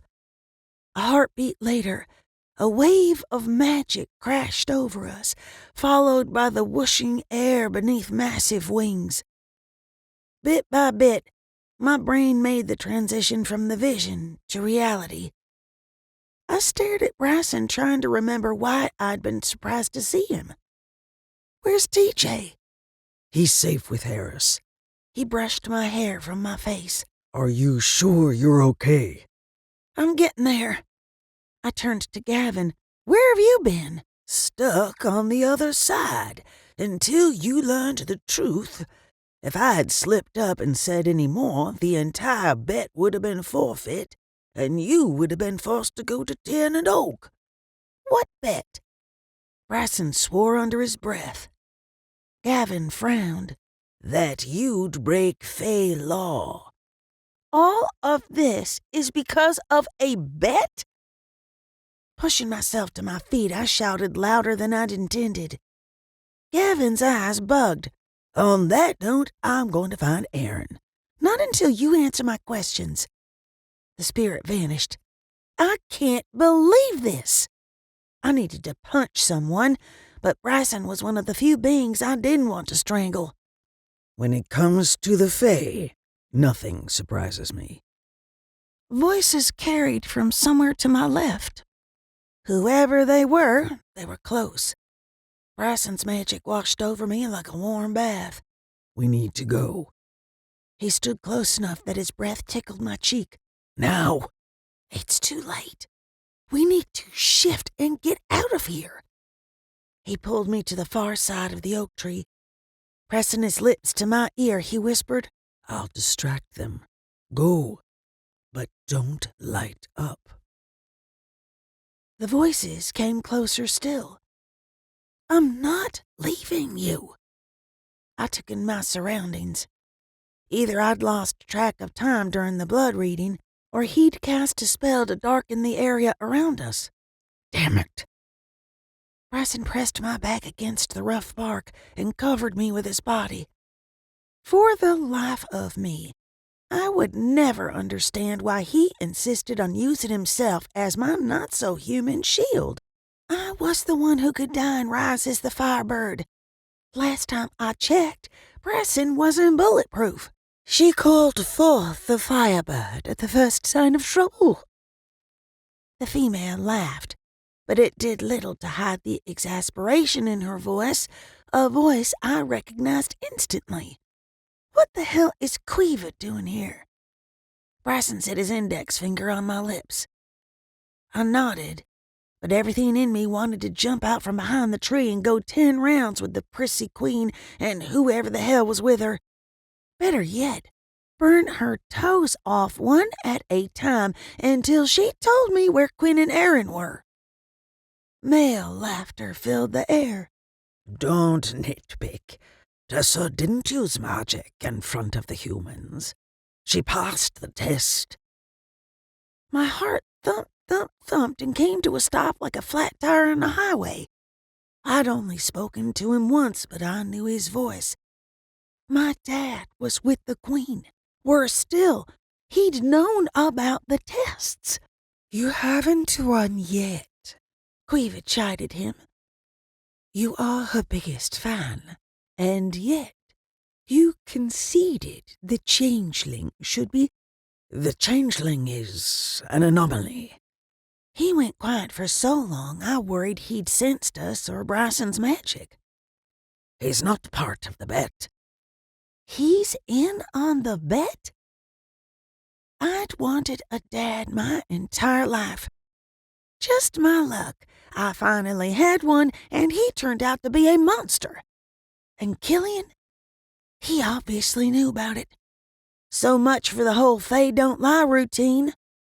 My spinning thoughts left me feeling like I'd spent an hour on the teacup ride at Disney. Bryson tensed to the point I struggled to get air into my lungs. True, but we may have to renegotiate after that stunt your son pulled. The pouty tone in her voice made me want to puke. She probably thought it made her seem cute and innocent. Imprisoning a man for 100 years and forcing him to marry you isn't cute or innocent. I gasped out loud. It's all a lie. Every last word of it. Bryson ground his teeth together so hard I worried they'd crack. I'll have a talk with him. Liam sighed. Talk? She scoffed. There will be no talking involved. His fate is sealed. Liam murmured, Yes, my queen. He agreed to Killian's execution? Now, tell me who took the girl. Quiva's delicate footsteps retreated. I felt as though I'd come out of my skin. What the heck were we doing hiding behind a freaking tree while two of the people responsible for traumatizing our kids, fake murdering innocent humans, and lying about everything except the color of the sky were feet away? We needed to confront them and demand they return our son and Aaron. Liam hummed a tune that took me back to lazy days with Charlie, Dottie sitting in the sun, and May tending to her roses. The haunting melody unlocked the box holding my grief and allowed it to consume me. Bryson relaxed and dropped his cheek to mine. Liam's cold magic raised goosebumps as it tickled across my skin. The tune he hummed changed to an old Celtic folk song. Mirrors clanked together, and I fought not to peek from behind the trees to see if he read them the same way I did. As if he'd read my mind. Bryson shook his head. Liam's humming changed to full-fledged singing. The little red log like a spark of sunburst, fly. It's time you've risen. Earth is a prison full of my lonesome sighs. Out of thy hiding, silently gliding, go now, take to the skies. Bryson took my hand and eased me away from the tree. My father sang the song again, louder and bolder, but this time the lyrics were as I remembered. He's telling us to go. Liam, if you insist on singing while you work, pick a better song. Quiva's laughter made my pulse race. Bryson led us a safe distance away from Liam and the Queen. Crouched behind a fallen log, we stared at one another. I didn't know what to say. I'd gone from hating my father to confusion to a guarded optimism in the span of a few minutes. Bryson pulled me into his arms. We need a plan. I don't know where to start. I slipped my arms around his waist and buried my face in his chest. When do you think Liam realized we were there? I'm not sure. The spell I cast was meant to keep us in the shadows and muffle any sound we made. Bryson dragged his hand down his face. But my guess is Liam sensed your residual magic when he walked into the circle. If the Queen picked up on it, she might have thought it was his. He was reading the mirrors. Now we know where I get it from. The tiny amber of hope in my belly glowed brighter, but I doused it with distrust. Not that it matters. I don't want a father who uses me like a poker chip. He took my face in his hands. Tessa, no matter what his part is in all of this, he's still your father. You have every right to know him. Just promise me you'll be careful. I'm not sure I want to know a man who places bets on my abilities. I pulled away. I don't want to talk about this anymore. We need to find Aaron and— They're still alive. We would have felt it if Aaron had— That neither of us were capable of finishing a sentence worried me. We were too emotional to think straight, which could lead to mistakes that got people killed. A scream tore through the forest. A woman's scream.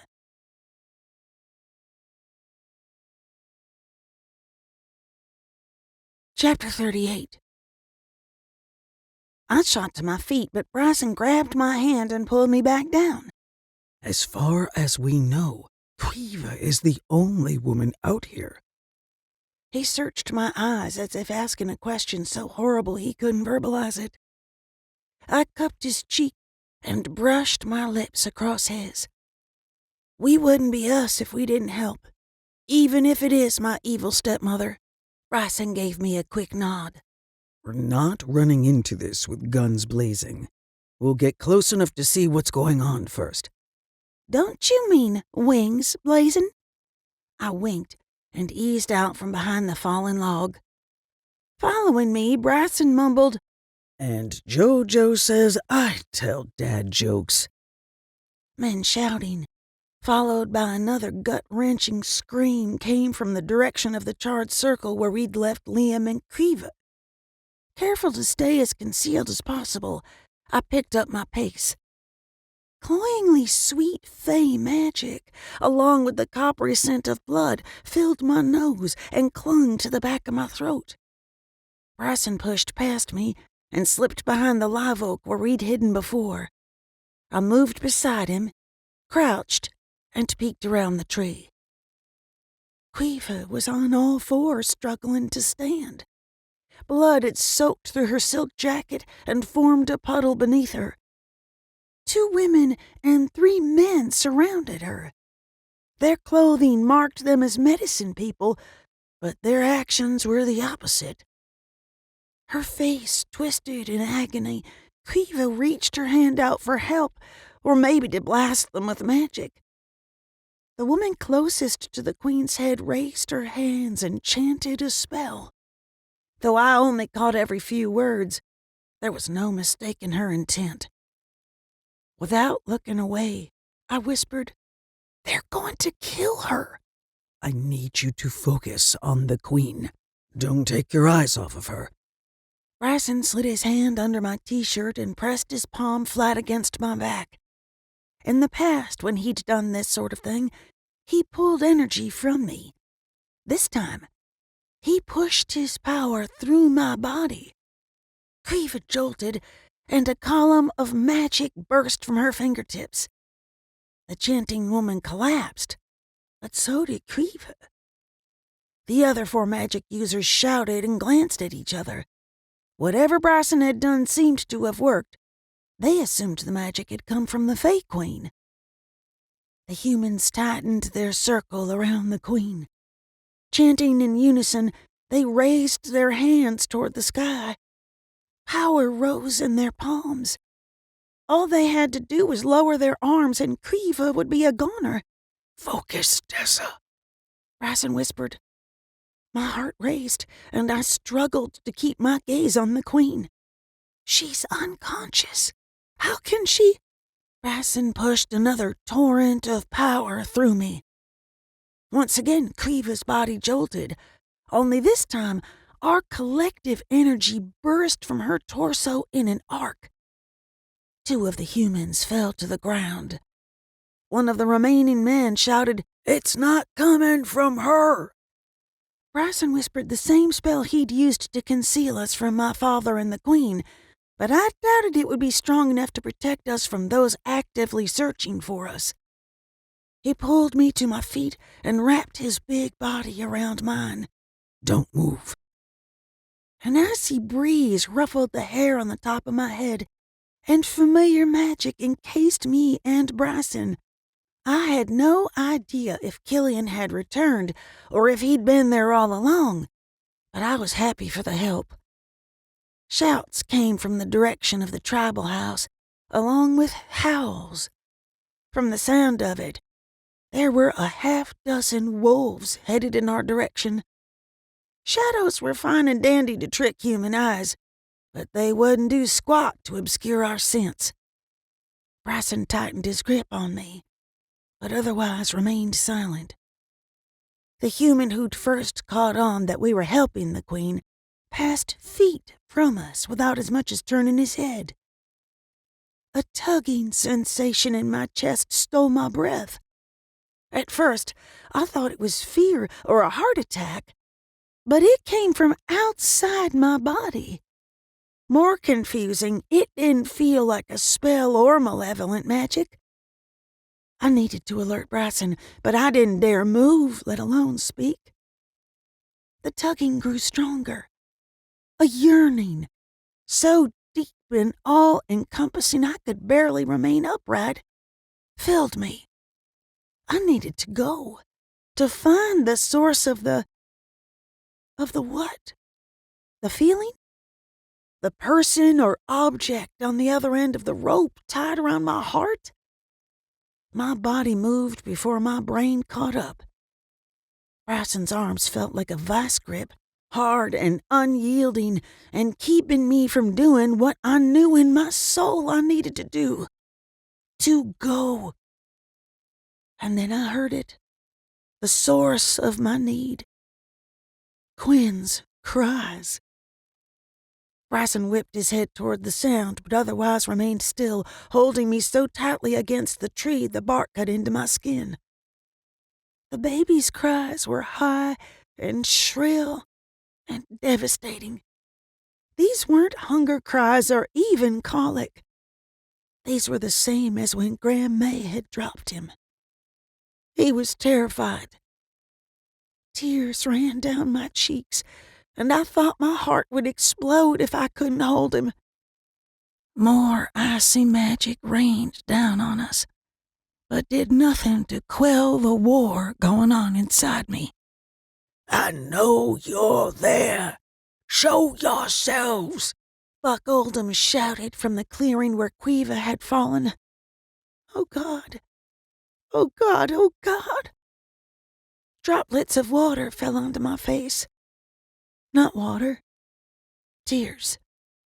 Bryson's tears. His entire body shook as if he fought the same battle as me.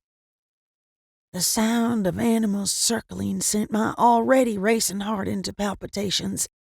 Our only advantage was Buck and his men didn't know where we were. If we had any hope of saving Quinn, we had to do something before they found us, and they would find us. We have your son. Can you not hear him? Buck must have done something to Quinn because his cries became shriller. We have the Dream Walker, too.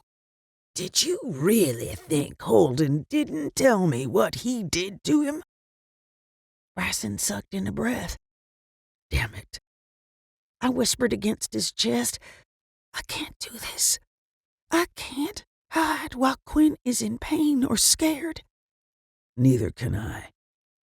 Bryson raised my chin, met my gaze, and whispered, You've given me more than you will ever know. Don't you dare say goodbye. I barely got the words out around the emotion clogging my throat. I didn't know where he was going with this, but I didn't like it. It's never goodbye. Bryson pressed a kiss against my temple. I love you. Unable to speak, I shook my head and clung tighter to him. It was an impossible choice, him or our son, but I had to believe that together we could escape. Without him, Quinn and I were both doomed. And Jolene and Aaron and all of the other people counting on us. Bryson released me so quickly I stumbled forward. Wait for my signal. He gave me one last longing look and shifted into a creature I had no name for. The great hawk was triple the size of a natural redtail, but this bird was massive. It took me a moment to realize his feathers weren't copper-colored. They were metal. Charlie's voice whispered inside my head. Tla'nuwa. I'd grown up with a Cherokee medicine man for a grandfather. I knew the legends. The Tla'nuwa were mythical birds of prey with impenetrable wings who killed the evil servant Uktana. Buck had called Bryson Tla'nuwa when we'd first met, and Bryson had used the name when we'd renounced our memberships in the tribe. Shouts rose up from the clearing. followed by the whoosh of wings and screams. I pressed my back against the tree and rubbed the middle of my chest where I felt Quinn. Where I felt Quinn's magic. He was calling for me. Gunshots and the high-pitched clink of bullets on metal sounded from overhead. The earth rumbled, and man and wolf alike cried out in agony. I couldn't stand it. I had to look, to see what was going on behind me, to make sure Quinn was okay. Moving slowly, I peeked from behind the tree. It took my brain a beat to make sense of what I was seeing. Pieces of men and wolves were strewn throughout the clearing, and Buck Oldham stood in the center of it all, holding Quinn by the back of his neck. The baby kicked and squirmed and screamed, but I couldn't hear him over the chaos. A blast of magic screeched through the sky like a firework, but hovered when it came closer to the Tluk-No-Wak. Bryson lifted his wing in flight, and the magic shot forward, striking him in the chest. He fell. Unable to watch, I curled in on myself and closed my eyes until the ground shook beneath my feet. Gasping for breath, I reached out through the mystical connection that bound me to my mates. Aaron's essence came through first, weak and far from here. Bryson's flashed once and blinked out, like a candle deprived of oxygen. Show yourself, Firebird. Buck laughed the laugh of a man who'd thought he'd won. Your mates are dead. Will you bury your son too? Bryson isn't dead. He can't be.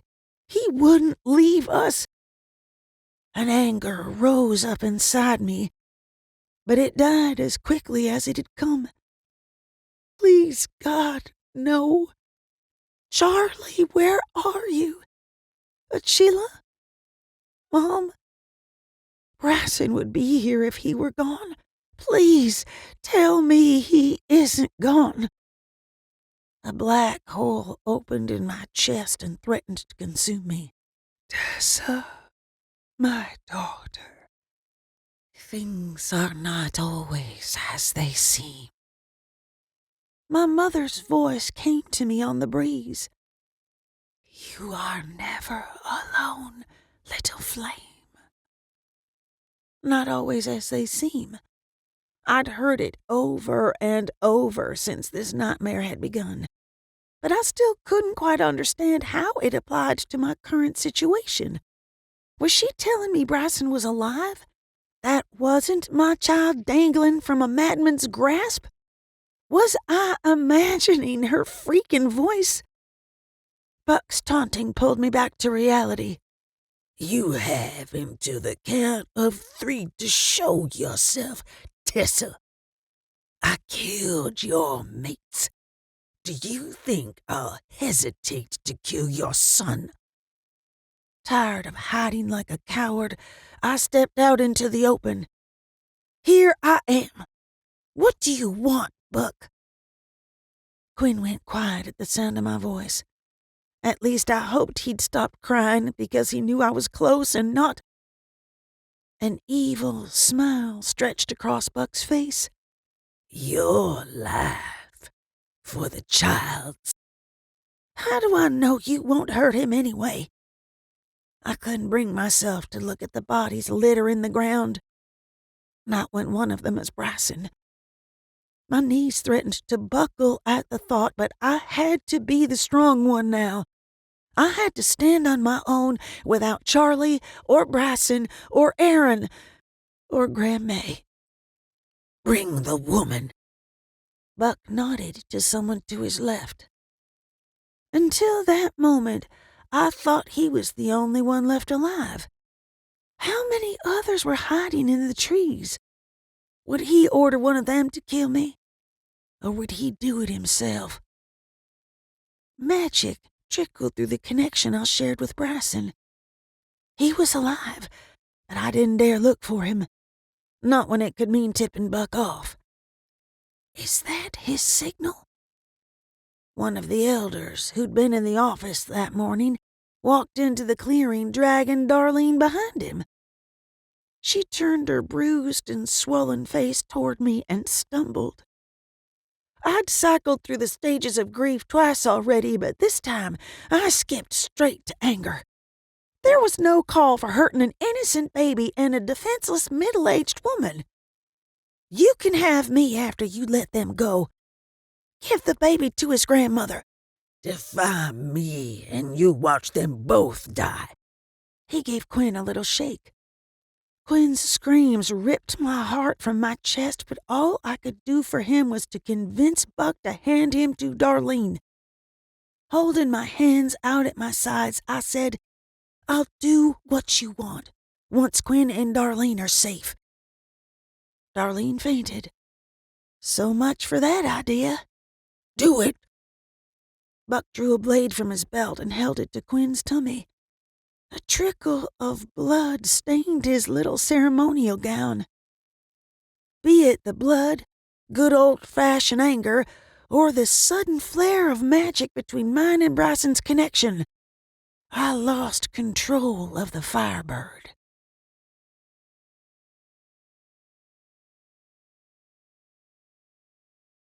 Chapter 39.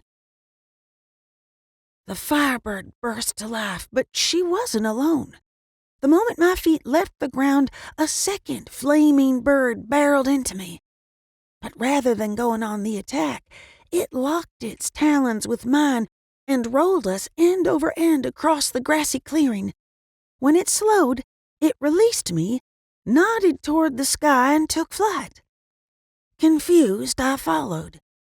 The other Firebird flew toward the tree line and unleashed a column of flames. A half-dozen or so men made the wrong decision to run into the clearing, and the bird incinerated them one at a time. The cries of my young drew my attention. I circled above Buck and the baby. Movement below caught my eye along with the pull of my mate. He was there, injured, but alive and reaching out. Gunshots rang out and bullets whizzed by me. I tucked my wings, dove for Bryson, and covered him in flames. Not to burn, but to heal. The other Firebird called to me. Its magic felt so familiar and yet foreign. It bobbed its head toward Buck and Quinn, circled, and barreled toward them. I thought it intended to attack the man, but it turned away a few feet from Buck's head. More gunshots barked from below. The human part of me realized what was happening. The second Firebird was drawing the attention and the bullets away from me.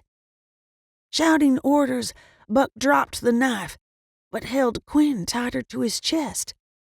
The other Firebird dove again, but this time it released a ball of flames about the size of an orange.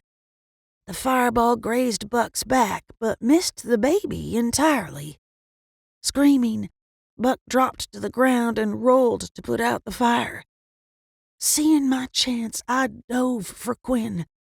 I shifted 2 feet from the ground, darted to the child, and scooped him into my arms. Before I could run, something hard and heavy smashed into the space between my shoulder blades. I rolled into the fall in hopes of protecting Quinn. Landing half on my side and half on my back, I felt the dagger hit bone. Buck Oldham's weathered face filled my line of vision. He smiled as he leaned in and whispered, I used this very blade to kill your mother. She was just as disobedient as you.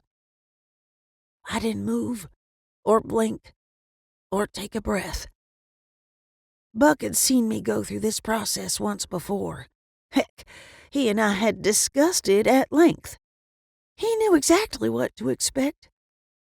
I'd die, but my spirit would remain in my body, I could see and hear, but I couldn't feel a thing. Seconds or minutes or hours would pass, but eventually I would rise as the Firebird. And when I did, he'd be waiting to kill me for keeps. Only this time, I wasn't dead. Don't you worry about Quinn. I'm going to raise him as my own.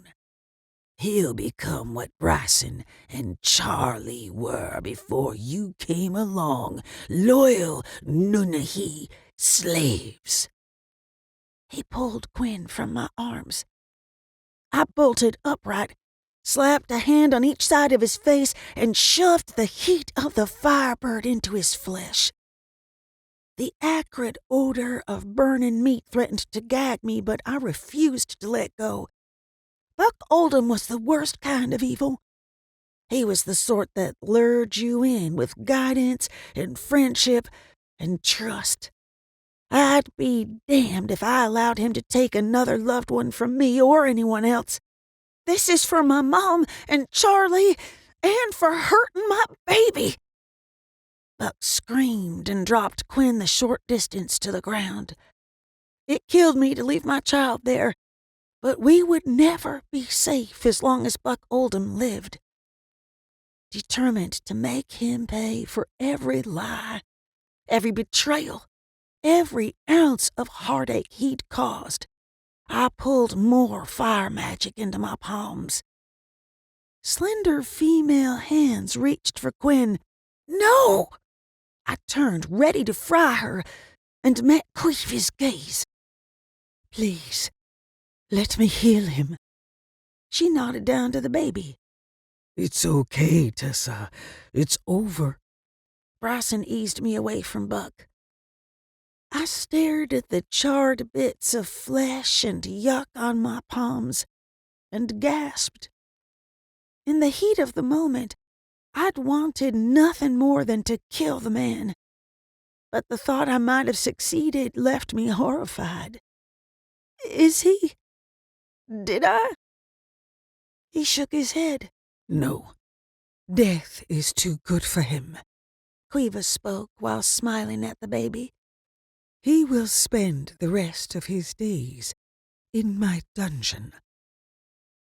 I glanced from her to Bryson and back. I thought the humans killed you.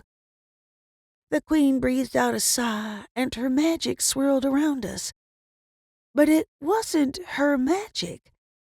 It was my fire and Bryson's warmth intermingled with her cool, sweet essence. I believe I was close to the end, but you two saved my life. I owe you many favors. The brush of silky fabric on my skin made my breath catch. I glanced down to find myself not only clothed in a flowy dress, but clean. Bryson said, Thank you. Hell, girl, sorry to interrupt. Gavin's spirit hovered a few feet away. He motioned to the Queen. Can she hear me? I glanced at Queeva and made a how-the-heck-do-I-know face at the ghost. After all, he was the one who told me only one living fae had all 5 types of magic. Surely Gavin had someone more informed to ask than me. He went quiet for a sec, then shook his head. She can't. Okay, here's the deal. In theory, Aaron found Jojo. Aaron's alive! The words fell out before I could stop them. To cover my tracks, I forced a smile. I mean, I can sense him. He's alive. Bryson gave me an odd look, but seemed to catch on. Do you know where he is? He's safe. Some of Bryson's friends have him hidden in a room at the tribal house. Gavin glanced behind me at something and looked away just as quickly. Be careful not to let on about me. You're not out of trouble just yet. He's safe. I stared, hoping against hope he knew what was going on. Aaron has a good idea where Jojo is, but Killian needs your help, Gavin said. Killian was still searching for Jolene? How was that possible? He'd shown up as a decoy firebird, but I hadn't seen him since Bryson had peeled my hands off of Buck's face. Then again, it made sense Killian would leave since Kriva was there. The spirit sighed. Something's wrong. I can feel Jojo calling for me, but Killian and I can't find her. She's scared, but I don't think she's hurt.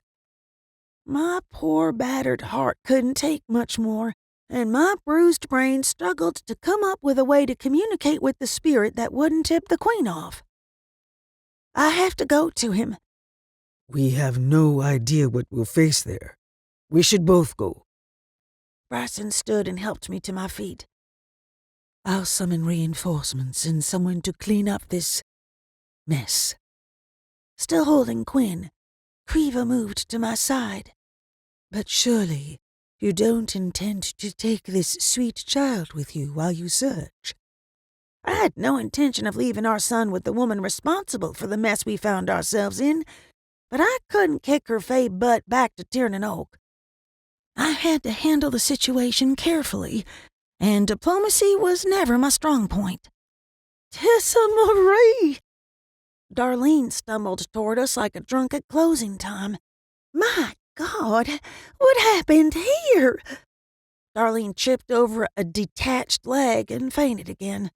Go. I'll get her and Gwen to safety. Bryson's long-legged strides ate up the distance between him and my mother. Hurry, hell girl. Gavin paced a few inches from the ground. Jojo's becoming more desperate. I turned back to the queen.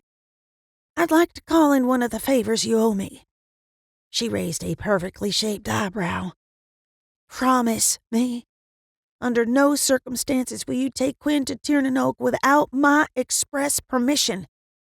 I'd tried to cover my bases and leave no loopholes, but just to be sure, I added, mine or one of his father's permission. I mean Bryson or Aaron. Grandfathers don't count.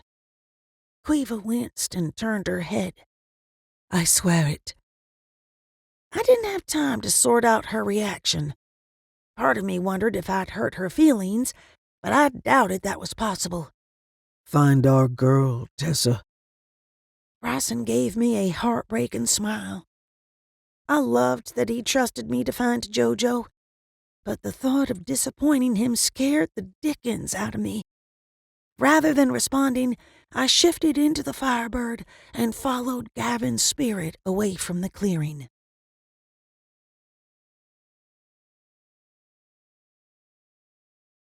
Chapter 40. I found Killian beside a dilapidated hunting cabin near the western bend of the river. My normally calm, cool, and collected brother looked almost as ramshackle as the building. Mud had dried on his clothes, and small scratches dotted his face and forearms. I wasn't all that surprised he looked like hell. He'd put up quite a fight against Buck's men. Are you okay? I'm fine. He motioned to the area around him. I'm not so sure about Jolene. Adrenaline flooded my bloodstream. Gavin said she's scared but not hurt. That doesn't mean she's alone. Someone could have taken her. He raked his hands through his hair. My knees threatened to buckle. Oh, God. I didn't think... Do you sense her presence? Sense her? You mean her magic? I'd never thought to search for her power. Why would I? The only way it would work is if she happened to be communing with ghosts. He gave me an odd look. It's more a matter of... His brow furrowed, as if he struggled to put it in terms I would understand. Think of it as sniffing out her scent. Only instead of using your nose, you'll use your magic. That makes sense. It didn't make a lick of sense. But you're obviously stronger than I am. Can't you do it? Gavin piped in. Hell, girl, we've been searching for her for hours. Don't you think one of us would have done it by now if we could? Hours? I glanced between the spirit and Killian. I haven't been around her enough to recognize her essence. Killian glanced around the dense forest. I'm just as likely to lead us to another fae. There are other Fae out here? You think one of them took her, don't you?" My voice bordered on hysteria. The only Fae I could imagine being this far out in the forest were the ones looking for Killian. I thought back to the promise Quiva made and pressed my hand to my chest. I'd made her swear she wouldn't take Quinn to Tiernan Oak, but that wouldn't stop her from ordering someone else to do it. "I'll try." I walked a few yards from them and closed my eyes. Planting my feet, I imagined my power as vines spreading and covering the forest floor. I felt the gentle slope of the land near the river, fallen logs, the root systems of countless trees. Rather than calling out with my voice, I spoke through my spirit. "Jojo, are you there?" I felt her essence, small and shivering. Forcing more energy through the web, I wrapped my magic around her in hopes she'd feel it and recognize me. "Mommy!" Jolene's spirit vanished. Refusing to think of what her disappearance could mean, I bolted in her direction. "Jojo!" Branches bit into my arms and face, but I couldn't stop. Not until I found her. "Jojo, where are you?" "Here! Please find me! Please!" She sobbed loud enough for me to follow the sounds with my ears instead of my magic. Or so I thought. It seemed as if I were running in circles. "Jojo, where are you?" "No, this way." Gavin flew in a different direction, only to stop and cry out in frustration. "I swear I heard her." Killian caught up with me and grabbed my shoulders. Bending to meet my gaze, he said, "This is what I've encountered all day. I hear her, but can never find her." "I don't understand. I felt her spirit." His eyes widened. "Her spirit? You sensed her spirit?" But something was off. It seemed smaller than it should be, and then it vanished. But I could hear her calling me. I hoped I hadn't screwed up and admitted something I wasn't supposed to, but I couldn't bring myself to care. I'd face whatever came my way as long as my family was safe. Killian laughed and pulled me into an embrace. When he released me, he wore the same expression Bryson had when I'd left the clearing. Complete trust in my ability to find Jolene. If only I was so sure of myself. "What? What did you figure out?" "Tessa, listen to me. She's not hiding. I would have found her by now. I think someone put an obfuscation spell on her. Don't search for her this time. Search for the magic." "Obfuscation? Right. Whatever that is." Closing my eyes, I pushed my power out over the area. Rather than using it to find Jolene, I imagined searching for an unfamiliar magic. I found something. Something similar to mine, but bigger and bolder and more deadly. It's the same magic that was at the fake crime scenes. I glared at Killian. He'd all but admitted he'd set up the burned circles and mirrors. Holding up his hands, he took several steps back. "I didn't do this." Ignoring him, I turned my attention back to the magic. This time when I brushed against it, it tugged my heart the same way Quinn's had earlier in the day. My feet moved before my brain caught up. "This way." "Focus on her. I'll make sure you are safe." Staying close, Killian worked like a fey machete to clear branches and underbrush from my path. The strange but familiar magic grew stronger, but faded as I passed an old oak tree. I circled back. My magic told me she was close, but the part of me that still thought of myself as human didn't believe anything it couldn't see. "Jojo?" "Mommy!" She wrapped her arms around my waist. "TJ's hurt. He wouldn't wake up. He needs help." Fear overwhelmed me, leaving me breathless, shivering, and mute. I could feel her, but couldn't see her. Is she dead? Is this her spirit? Bryson has TJ. He's safe. My words came out in a gush. Killian stepped closer and patted the space in front of me where the girl, or the ghost, stood. His hand made contact and he blew out a breath. She's been bespelled. I glanced at him and wished I hadn't. His expression reminded me of Bryson's when Buck had denied Quinn. Shock mixed with rage. You know who did this? He opened his mouth, snapped it shut, and turned his head. Mommy! Jojo's voice cracked, but her body flickered into view for a split second. What's wrong with me? It's okay, Jojo. Uncle Killian is going to help you. Tell me what's wrong! She screamed loud enough to disturb the birds perched above us. We can't see you. I met Killian's gaze and silently pleaded for him to do something. He drew a ragged breath and glanced down to where the invisible girl stood. I'm going to help you, but I need you to not touch me or your mom, okay? No! Clinging to me, she flickered in and out of sight like the images in the damned mirrors. Why can't you see me? Am I dead? I screamed and screamed, but no one could hear me. Am I dead? Kneeling again, I pulled her close. Jojo, listen to me. You're very much alive. We're going to take the spell away, but I need you to calm down, sweetie. Can you do that for me? She sagged against me. Killian took a step back and dragged his hand over his face. Her fear is breaking the spell. This is exactly like something our father would do. It took me a heartbeat to catch on to what he'd said. Our dad? He refused to meet my gaze.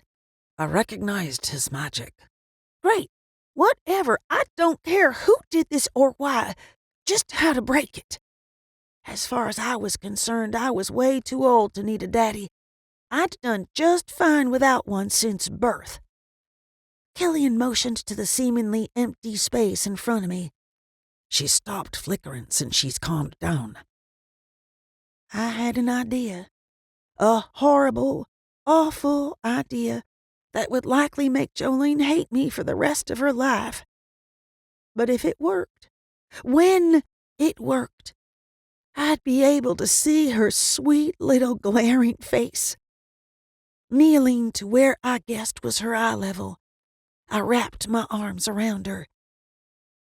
Killian and I are going to do something, but you can't move from this spot.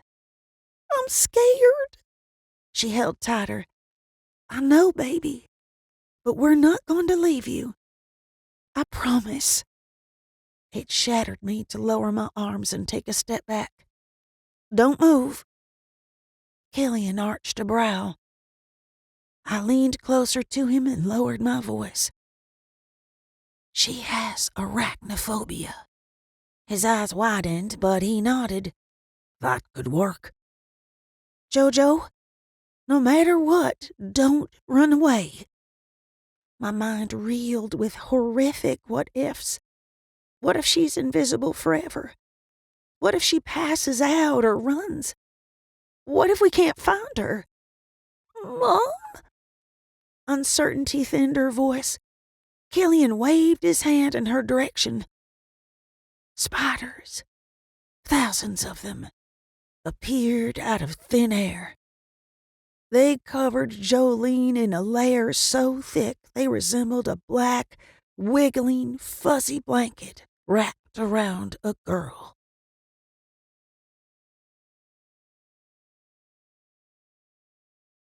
Chapter 41. As I'd predicted, Jolene hadn't stopped glaring since she'd broken the spell, or more specifically, since I'd ordered Killian to scar her for life.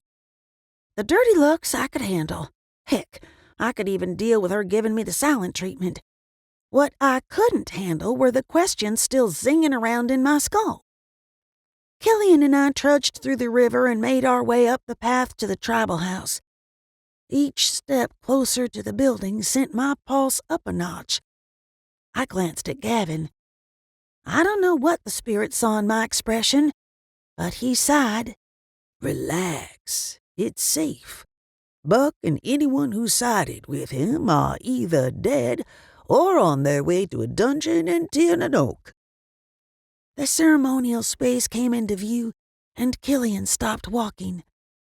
He set Jojo on her feet and turned to me. This is where I leave you. The thought of never seeing him again left me breathless. I had questions and doubts about him, but he was my brother. Despite his shortcomings and questionable behavior, he'd put his life on the line for me. Twice. I took his hand. Please don't go. The Queen owes you favors, too. Bryson and I may have saved her the first time, but if it wasn't for your Firebird, Buck would have won and we'd all be— Jojo stood between us. The last thing she needed was to hear the gory details of what had happened while she'd been lost. Killian furrowed his brow. Tessa, I don't know what you're talking about. I do not have fire magic. I can't shift into the Firebird. You weren't in the tree protecting me and Bryson? You didn't— My hands flew to my mouth. The magic was so like ours. It had to be our father. I'd assumed Killian had flown away after the fight to find Jojo, but I didn't remember seeing Liam anywhere on the battlefield. Had he fled the Queen? That's possible. He has fire magic, as well as the other four. Like my brother, I had mixed feelings about my dad, but knowing I'd inherited something from him made me smile.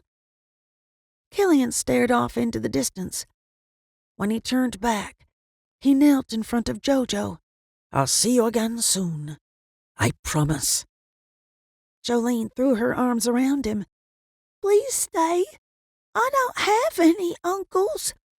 After everything the Queen has put us through, she owes me a brother. Emotions thinned my voice. Killian drew me into an embrace. Dad was never her servant, Tessa. I'm sorry I bent the truth, but I was under her orders to get you to Tiernan Oak, no matter the cost. He glanced down at Jojo. I'm not proud of the things I did before I knew who you were, but please know, I had your best interests at heart. I wanted to ask what he'd done, to tell him I could forgive anything, to beg him to stay. But I couldn't. Then let me return the favor. Go.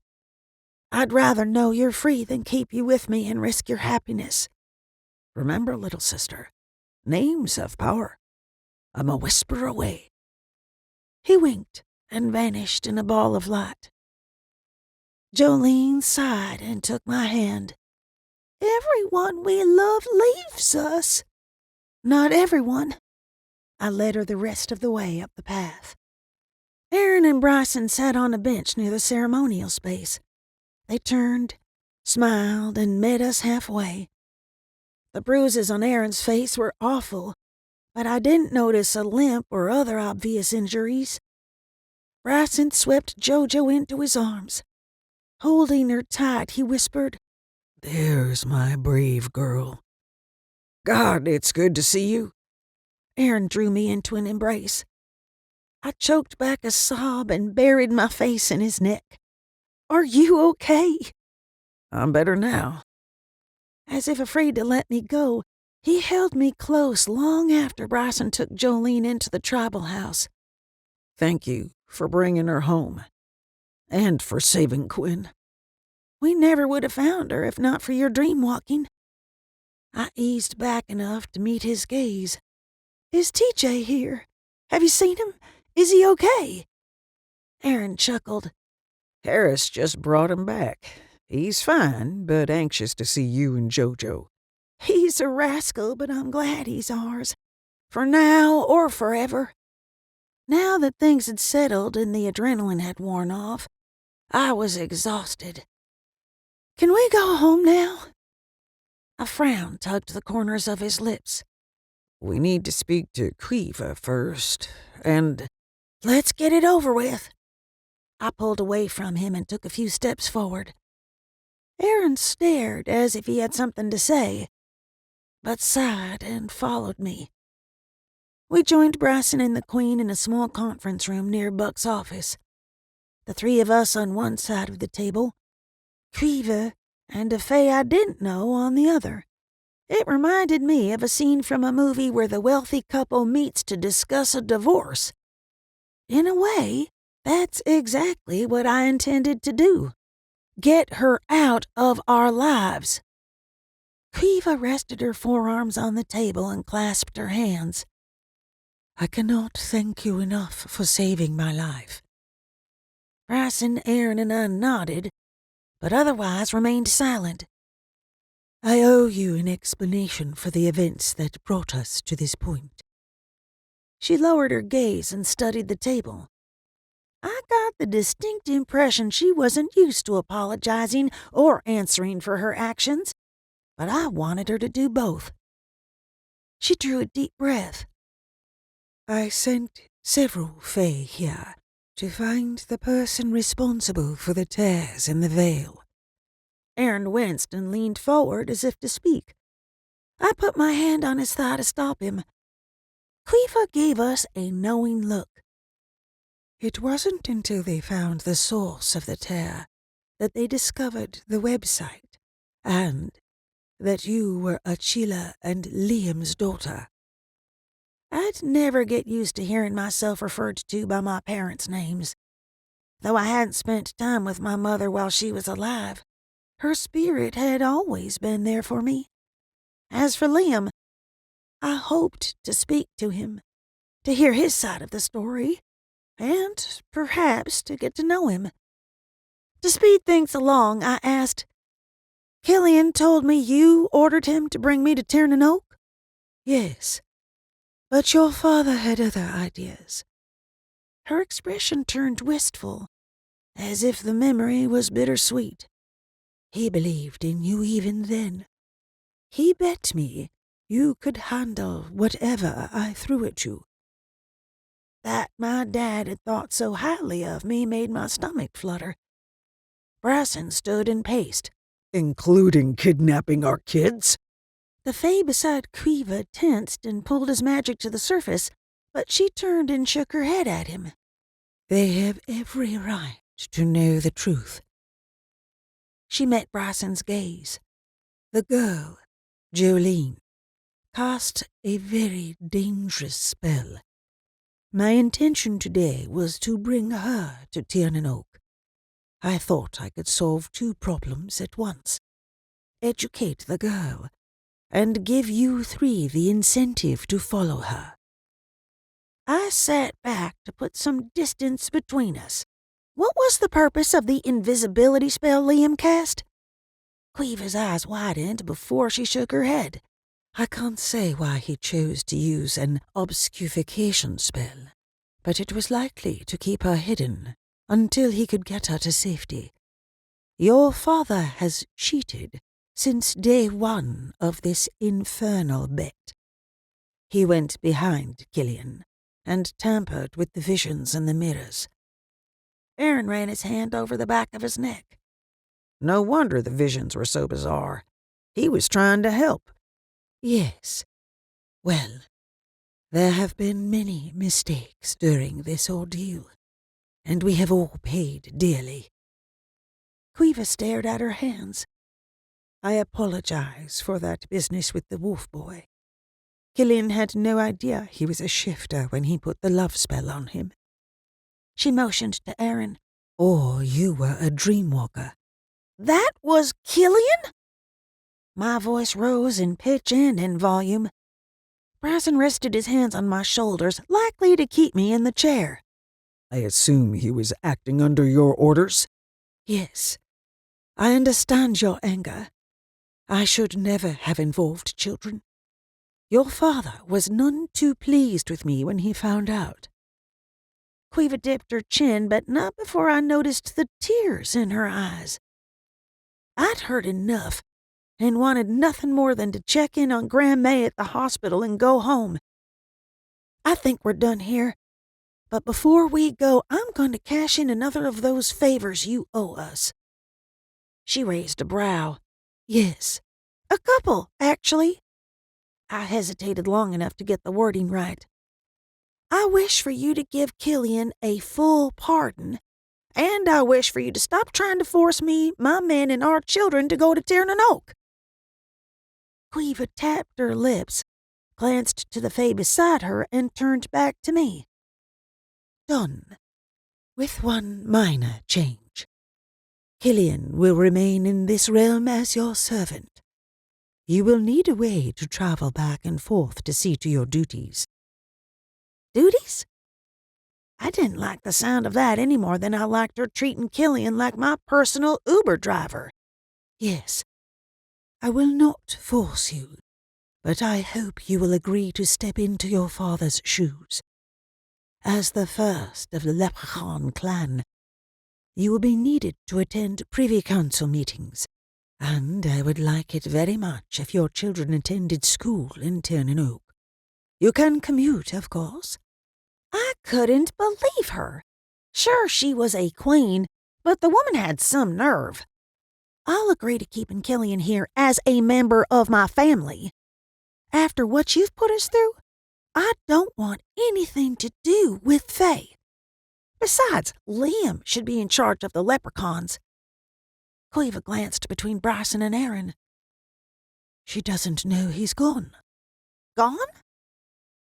I wanted to believe her tears were because he'd left her, but my husband's grim expressions told me otherwise. Was this what Aaron had tried to tell me outside? Why Liam wasn't with Quiva after the fight? Why he wasn't at the table? Where is he? I stood and glanced between them. Bryson hugged me. "He sacrificed himself to save you and Quinn." "No! Let me go!" I pushed him away and scrambled back from the table. "I need to see him." He hung his head, but motioned to the door. Bryson led me into a small room in the back of the building. Aaron and the Queen followed, but remained in the hall. Several small wooden chairs had been shoved against the walls, and a low table sat in the center of the space. It looked like a classroom, except for the flag-draped body resting on top of the table.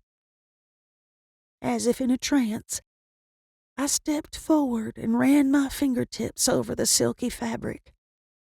The rich blue, emerald green, and gold emblem was beautiful, but the name written across the bottom made my knees buckle.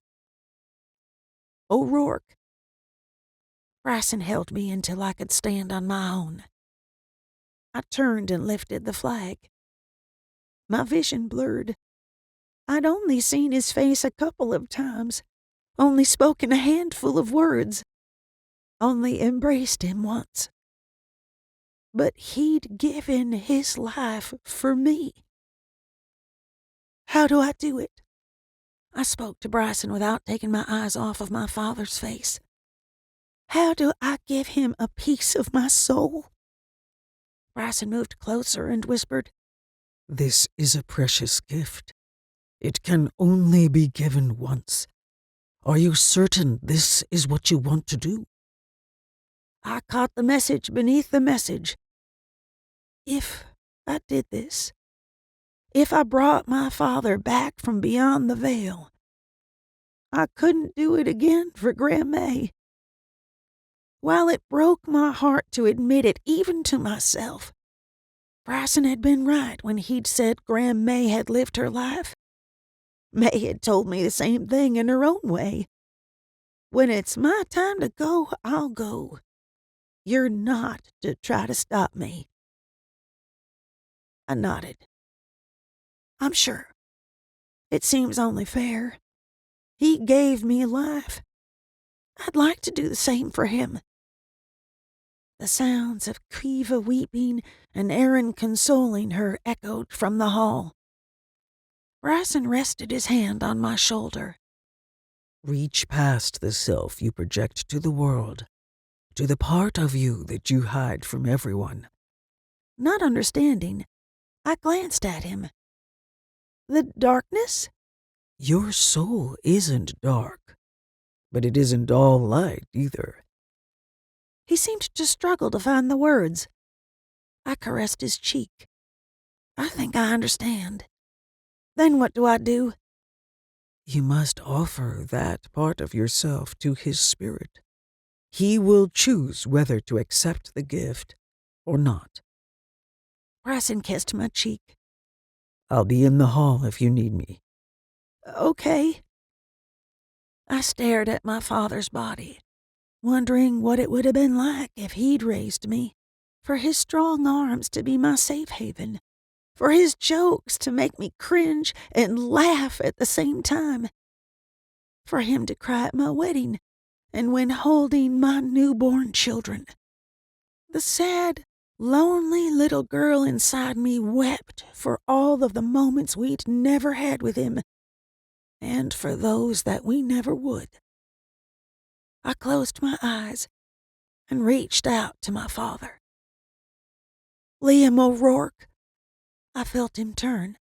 A heartbeat later, his spirit revealed itself to me. I could see bits of myself reflected in his face. The curve of my nose, the shape of my eyes, the slightly crooked way he smiled. Tessa! The little girl inside me hid, only to peek out a moment later. She reached a tentative hand out toward him and whispered, "Will you be my daddy?"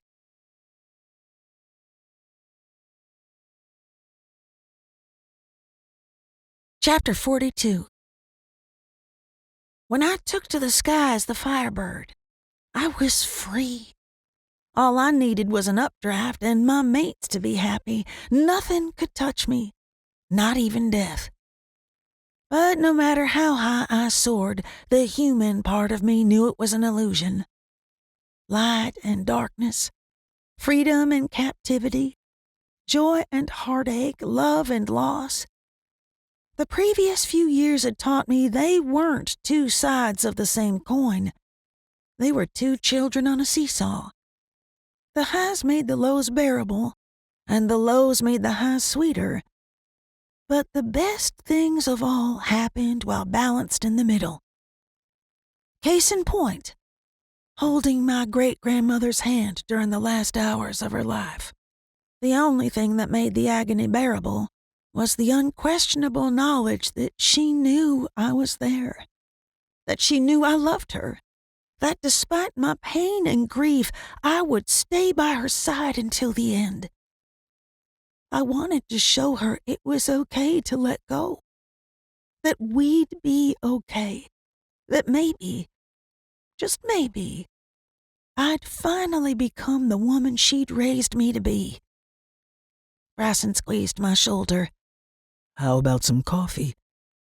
Ignoring 3 mostly full cups of cold hospital muck, I turned my face up to his and nodded. That'd be great. Thank you. I'll be right back. He kissed my forehead and headed for the door. I leaned closer to the bed and rested my head on my arm. I'd intended to catch a cat nap, but when I woke, a 4th cup of coffee sat on the bedside table, and a blanket rested on my shoulders. Darlene knocked lightly and peeked inside. "Come on in." I rolled my head from side to side to relieve the tension. "I brought company." She smiled and opened the door wider. Stone stood in the hall, looking rather uncomfortable in a dark suit and tie. He had his hair pulled back in a ponytail and had shaved his goatee. I rushed to him. "My goodness, I hardly recognize you." He hugged me tight. I finally decided to put my PhD to good use. You're looking at the newest professor of anthropology at the University of Maryland. PhD? Is he serious? Wait, that's why he was in Maryland? Had he not been squeezing the daylights out of me, I would have fallen over. You're moving? We'll talk about this later. Darlene eased into the chair I'd abandoned and took Grandmay's hand. How is she? The hospice nurse says it won't be long now. That I'd managed to get the words out without my voice cracking was a miracle that rivaled Stone's transformation. She nodded and turned her attention to May. I could only imagine what my great-grandmother would say if she opened her eyes and got a look at him. Either she'd tell him he looked spiffy, or she'd ask if he'd finally found Jesus. Thinking of what she would or wouldn't do, instead of her sitting up and being her usual mischievous self, made my throat tighten. That Darlene, Dr. Stone, and my baby brother were moving away didn't bother me as much as I thought it would. I'd miss them, but I understood. Of course, those folks up in Maryland had no idea what they were in for. We'd made small talk or sat in silence for 15 minutes or so when Darlene stood, wiped her eyes, and shook her head. I'll be back later tonight. Tell her I was here if she wakes up. She knows, Mama, but I'll tell her. I hugged her and Stone goodbye and returned to my chair. Aaron came in sometime later. He kissed my cheek. How are you holding up? I'm okay. He moved to the other side of the bed, kissed Grandmay's brow, and sat in the hospital version of a recliner. I saw Stone and Darlene in the lobby. That must have been one heck of a walkabout. I laughed, despite the situation, or maybe because of it.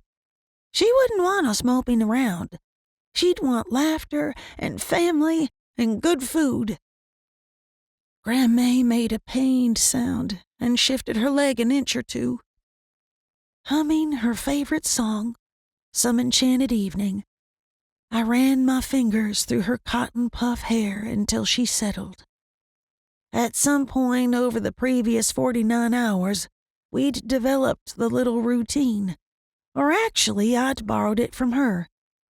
She'd done the same for me when I was little and didn't feel well. Would you like for me to bring the kids to say goodbye? That he'd asked made me love him a little more. That his eyes misted and brow wrinkled with emotion nearly broke my heart. Sure, but let them know it's their choice. I glanced from the crayon drawings of our patchwork family TJ had sent to the lifelike sketches of Grandmay's roses Jolene had drawn. Tell them she knows they love her. Will do. He kissed me quick and speed-walked from the room. Grandmay opened her eyes and drew a shallow breath. I leaned close enough for her to see me without her glasses. I'm here. Have you been here all night? She squeezed my hand. Her sudden burst of energy gave me hope that the doctors were wrong, but I knew better. The hospice nurses had warned me she would have lucid moments, but her organs were slowly shutting down. Nope. I went home, showered, ate dinner, and played with the kids. I pressed my lips to the back of my hand to hide my lie. I hadn't left her side since she'd been moved to hospice. Good. She glanced around. I can't see a doggone thing. I slid her glasses on. How's that? Better. She patted my face. I'd like to see Teague. All right. I pulled myself from my purse and fired off a text. The Fae hadn't left the human world since May had first been admitted to the hospital. Heck, he'd barely left the building. I think he's downstairs with Bryson. I don't know what he wants with an old lady like me. The uncertainty in her voice broke my heart. If I had to guess, I'd say he still loves you, but maybe you should ask him? I intend to. She tried to push herself upright, but the effort was too much for her. "Let me help you." I fumbled for the button to lift the head of the bed. She patted her hair and went wide-eyed. "Mirror and brush." It was my turn to bug my eyes. Little bursts of energy were one thing. Wanting to primp while on your deathbed was another. Pulling a compact and brush from my purse, I said, "You should rest. There'll be time enough for that." She took the mirror and studied her reflection while I put her hair in some semblance of order. Teague came through the door and glanced from May to me and back before exhaling a relieved breath. May squeezed my hand, raised her chin, and blew my mind. "I'm ready to go to the Summerlands, but I have some questions first." Teague jolted and lit up as if he had jumper cables hooked to his ears. Ask away. I stood and hitched my thumb toward the door. May shook her head and dropped her head back to the pillow. "Stay." I all but collapsed back into my chair. Teague sat on the edge of her bed and sandwiched her hand in his. "Can I come back?" She struggled to catch her breath. No, but Tessa and other fae can visit us. He glanced at the monitors behind her head and shot me an alarmed look. I had no idea what the numbers meant, nor did I need to. I could feel her spirit growing restless inside her body. The part of me that still believed I was human panicked. Her time had come. She was dying before my eyes. But somewhere deep inside me, a bright, burning ball of hope formed. Teague pressed her hand to his face and covered it with his. Rocking back and forth, he hummed some enchanted evening. I shot to my feet. "Take her! What are you waiting for?" Grandma gave me one last loving look. That. He swept her into his arms and vanished in a light so bright, so pure, I wondered if the fae was truly an angel.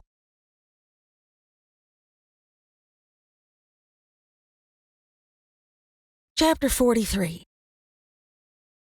Sundays were still my favorite day of the week, but this one was bittersweet. I stood beside the hole in the ground as the gleaming white casket slowly descended. Although I knew beyond a shadow of a doubt Grandma was with the love of her life in a wonderful place, I felt as empty as the pretty box disappearing into the earth. Bryson slid his arm around my shoulders, and Aaron pressed a hand to the small of my back. Though they hadn't said a word, it was past time to go. The rest of the mourners had left the graveside service and were likely waiting on us to get home. "I'm ready." I wasn't ready. Not by a long shot. Bryson tugged me to his side. "You'll see her in a few hours." Not trusting my voice, I nodded. "It's not the same." Aaron shoved his hands in his pockets. "I swear, every time I walk into her house, I expect to see her at the stove frying chicken." Or watching soap operas in her easy chair. I rolled my lips in and willed myself not to cry. Again, Bryson sighed from deep in his soul. "I'm worried about Dottie. She's taking this hard." Me too. I rested my head on his shoulder. But this isn't like when Charlie died. She's gone out with her friends once and has been spending a lot of time on her phone with her beau. We walked the rest of the way to the SUV in silence. I eyed the sleek black sports car parked behind us. "Is that?" "Looks like it." Bryson chuckled. "I was wondering if he'd come." "That better not be stolen," Aaron said under his breath. Killian climbed out of the driver's seat and gave me a nervous smile. "I thought we'd follow you to the house." I ran to him as fast as my heels would allow and threw my arms around his neck. Laughing through my tears, I said, I wasn't sure I'd see you today. Technically, Quiva hadn't agreed or disagreed with my stipulation that I'd treat Killian like any other member of my family and not like a servant. And I didn't plan to call and ask for clarification. I figured as long as he stayed out of trouble, he had every right to come and go as he pleased. If it's okay with you, I thought we'd go to the Summerlands with you. He eased away from me and nodded to someone in the car. I squinted, but couldn't see a darned thing through the tinted glass. The door opened, and my heart stopped. Liam pulled the dark glasses from his face and flashed me a smile that chased every last shadow away. Hi, Tessa. You're here? The ground tilted beneath my feet, but Killian caught me before I made a complete fool of myself. Liam closed the distance between us, but stopped a couple of feet away as if unsure of himself. I'm sorry it took me so long to come to you. I needed to heal and to get the Fey equivalent of an annulment. Killian rolled his eyes. It's okay. Bryson explained it could take time, and Grandma once told me the days weren't the same in Tiernan Oak. I babbled like an idiot, but I was so dang happy to see him I couldn't stop myself. Besides, knowing you were alive and carrying a piece of me with you was enough. You gave me quite a gift. My dad pulled me into a tight embrace. If it's all right with you, I would very much like to see May again. Absolutely. But we have a going-away party to go to first. Then, I've arranged a special surprise for the kids. Liam and Killian stared as if I'd told them I had to dance on a pole before we could leave. The party is for Grandma.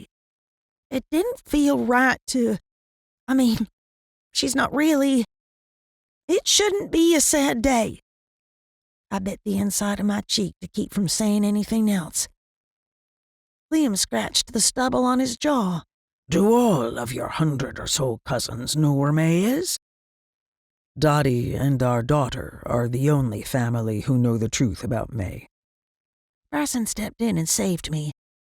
We're raising Tessa's 7-year-old cousin. He lost his mother a couple of months ago. We decided to call the wake a going-away party for his sake. Killian looked as if he'd swallowed a bug.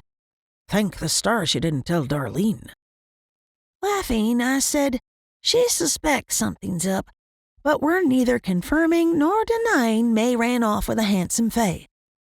Keep it that way. Killian smirked. That woman told me everything from your bra size to how to get under your skin.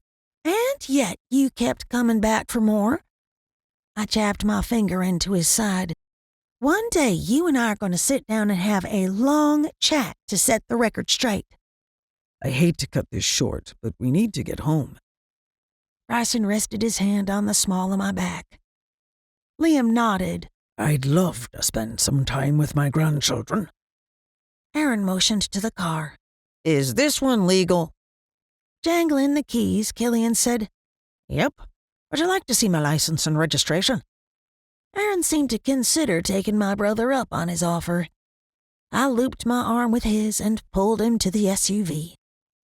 We drove the short distance to the house, me bouncing with excitement, and my men gently reminding me my family believed we were hosting a wake.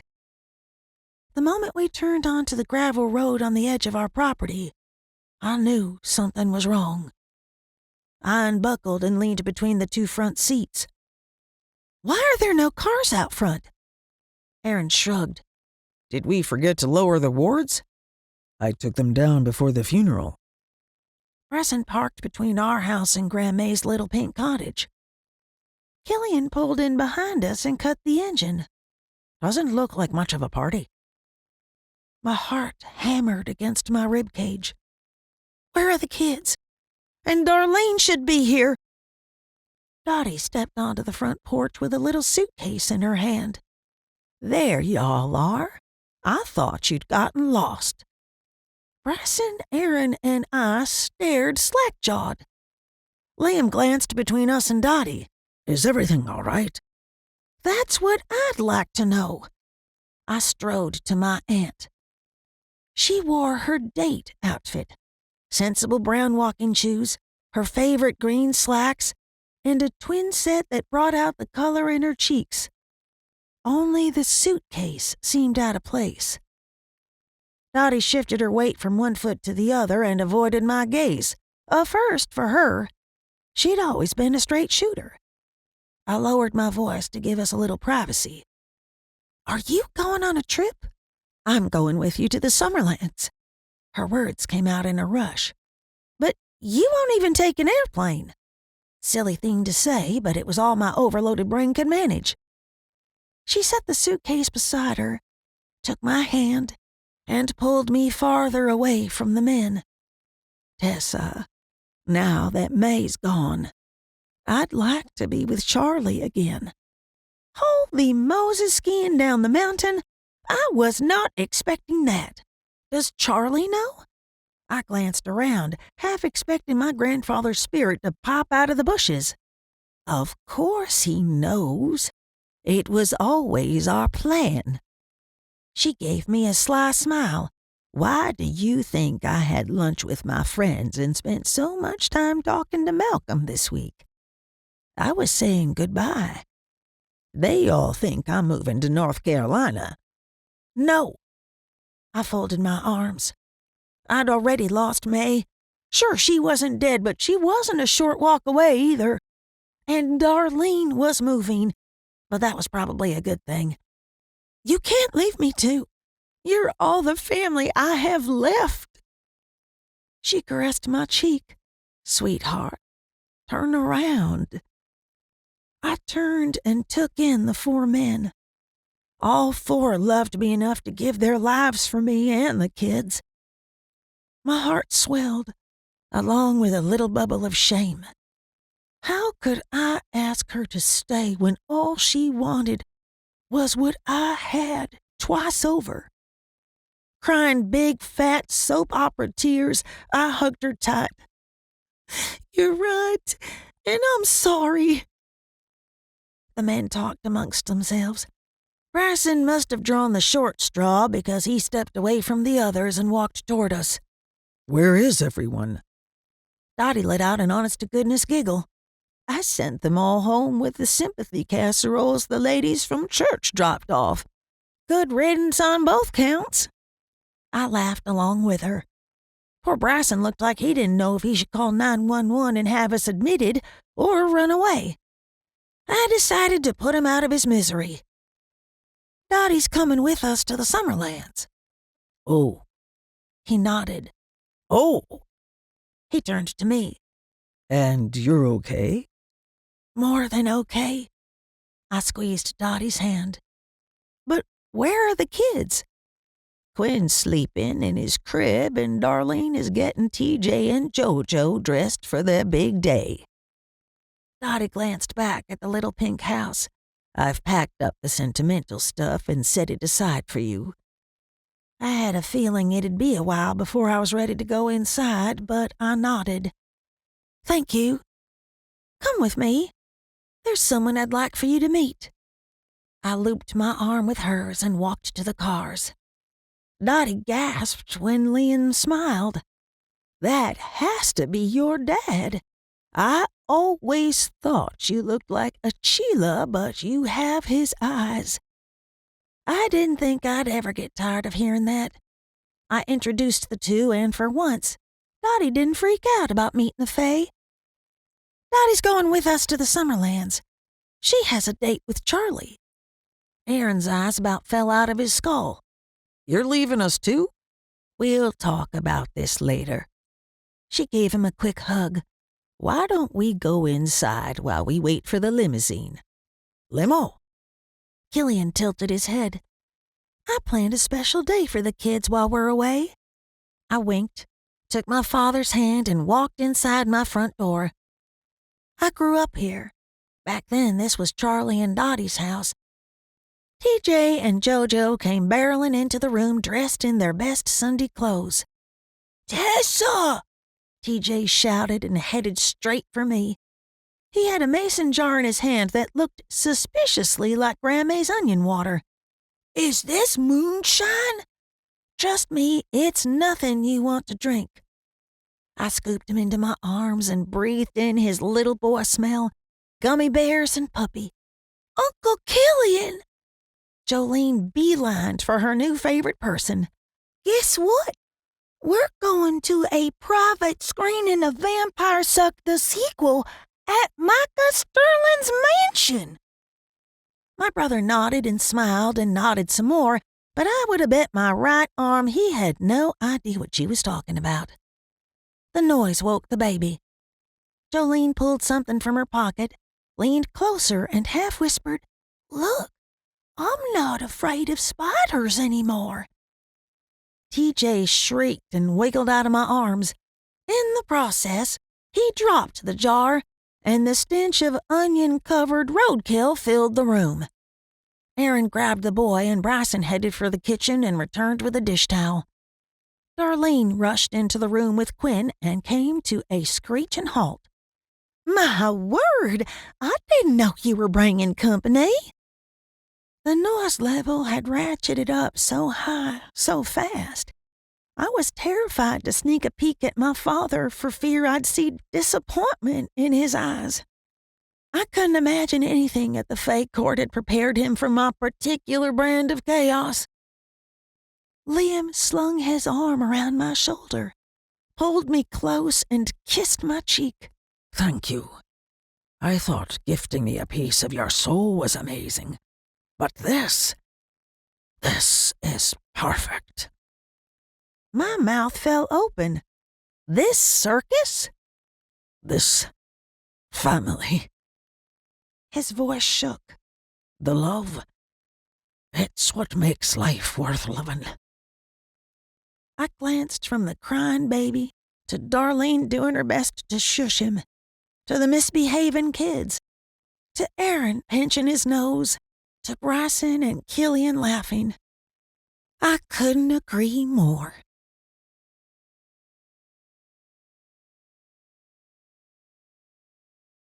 You've been listening to The Spirit Dancer, Book 5 of the Tessa Lamar novels, written by Kathryn M. Hearst.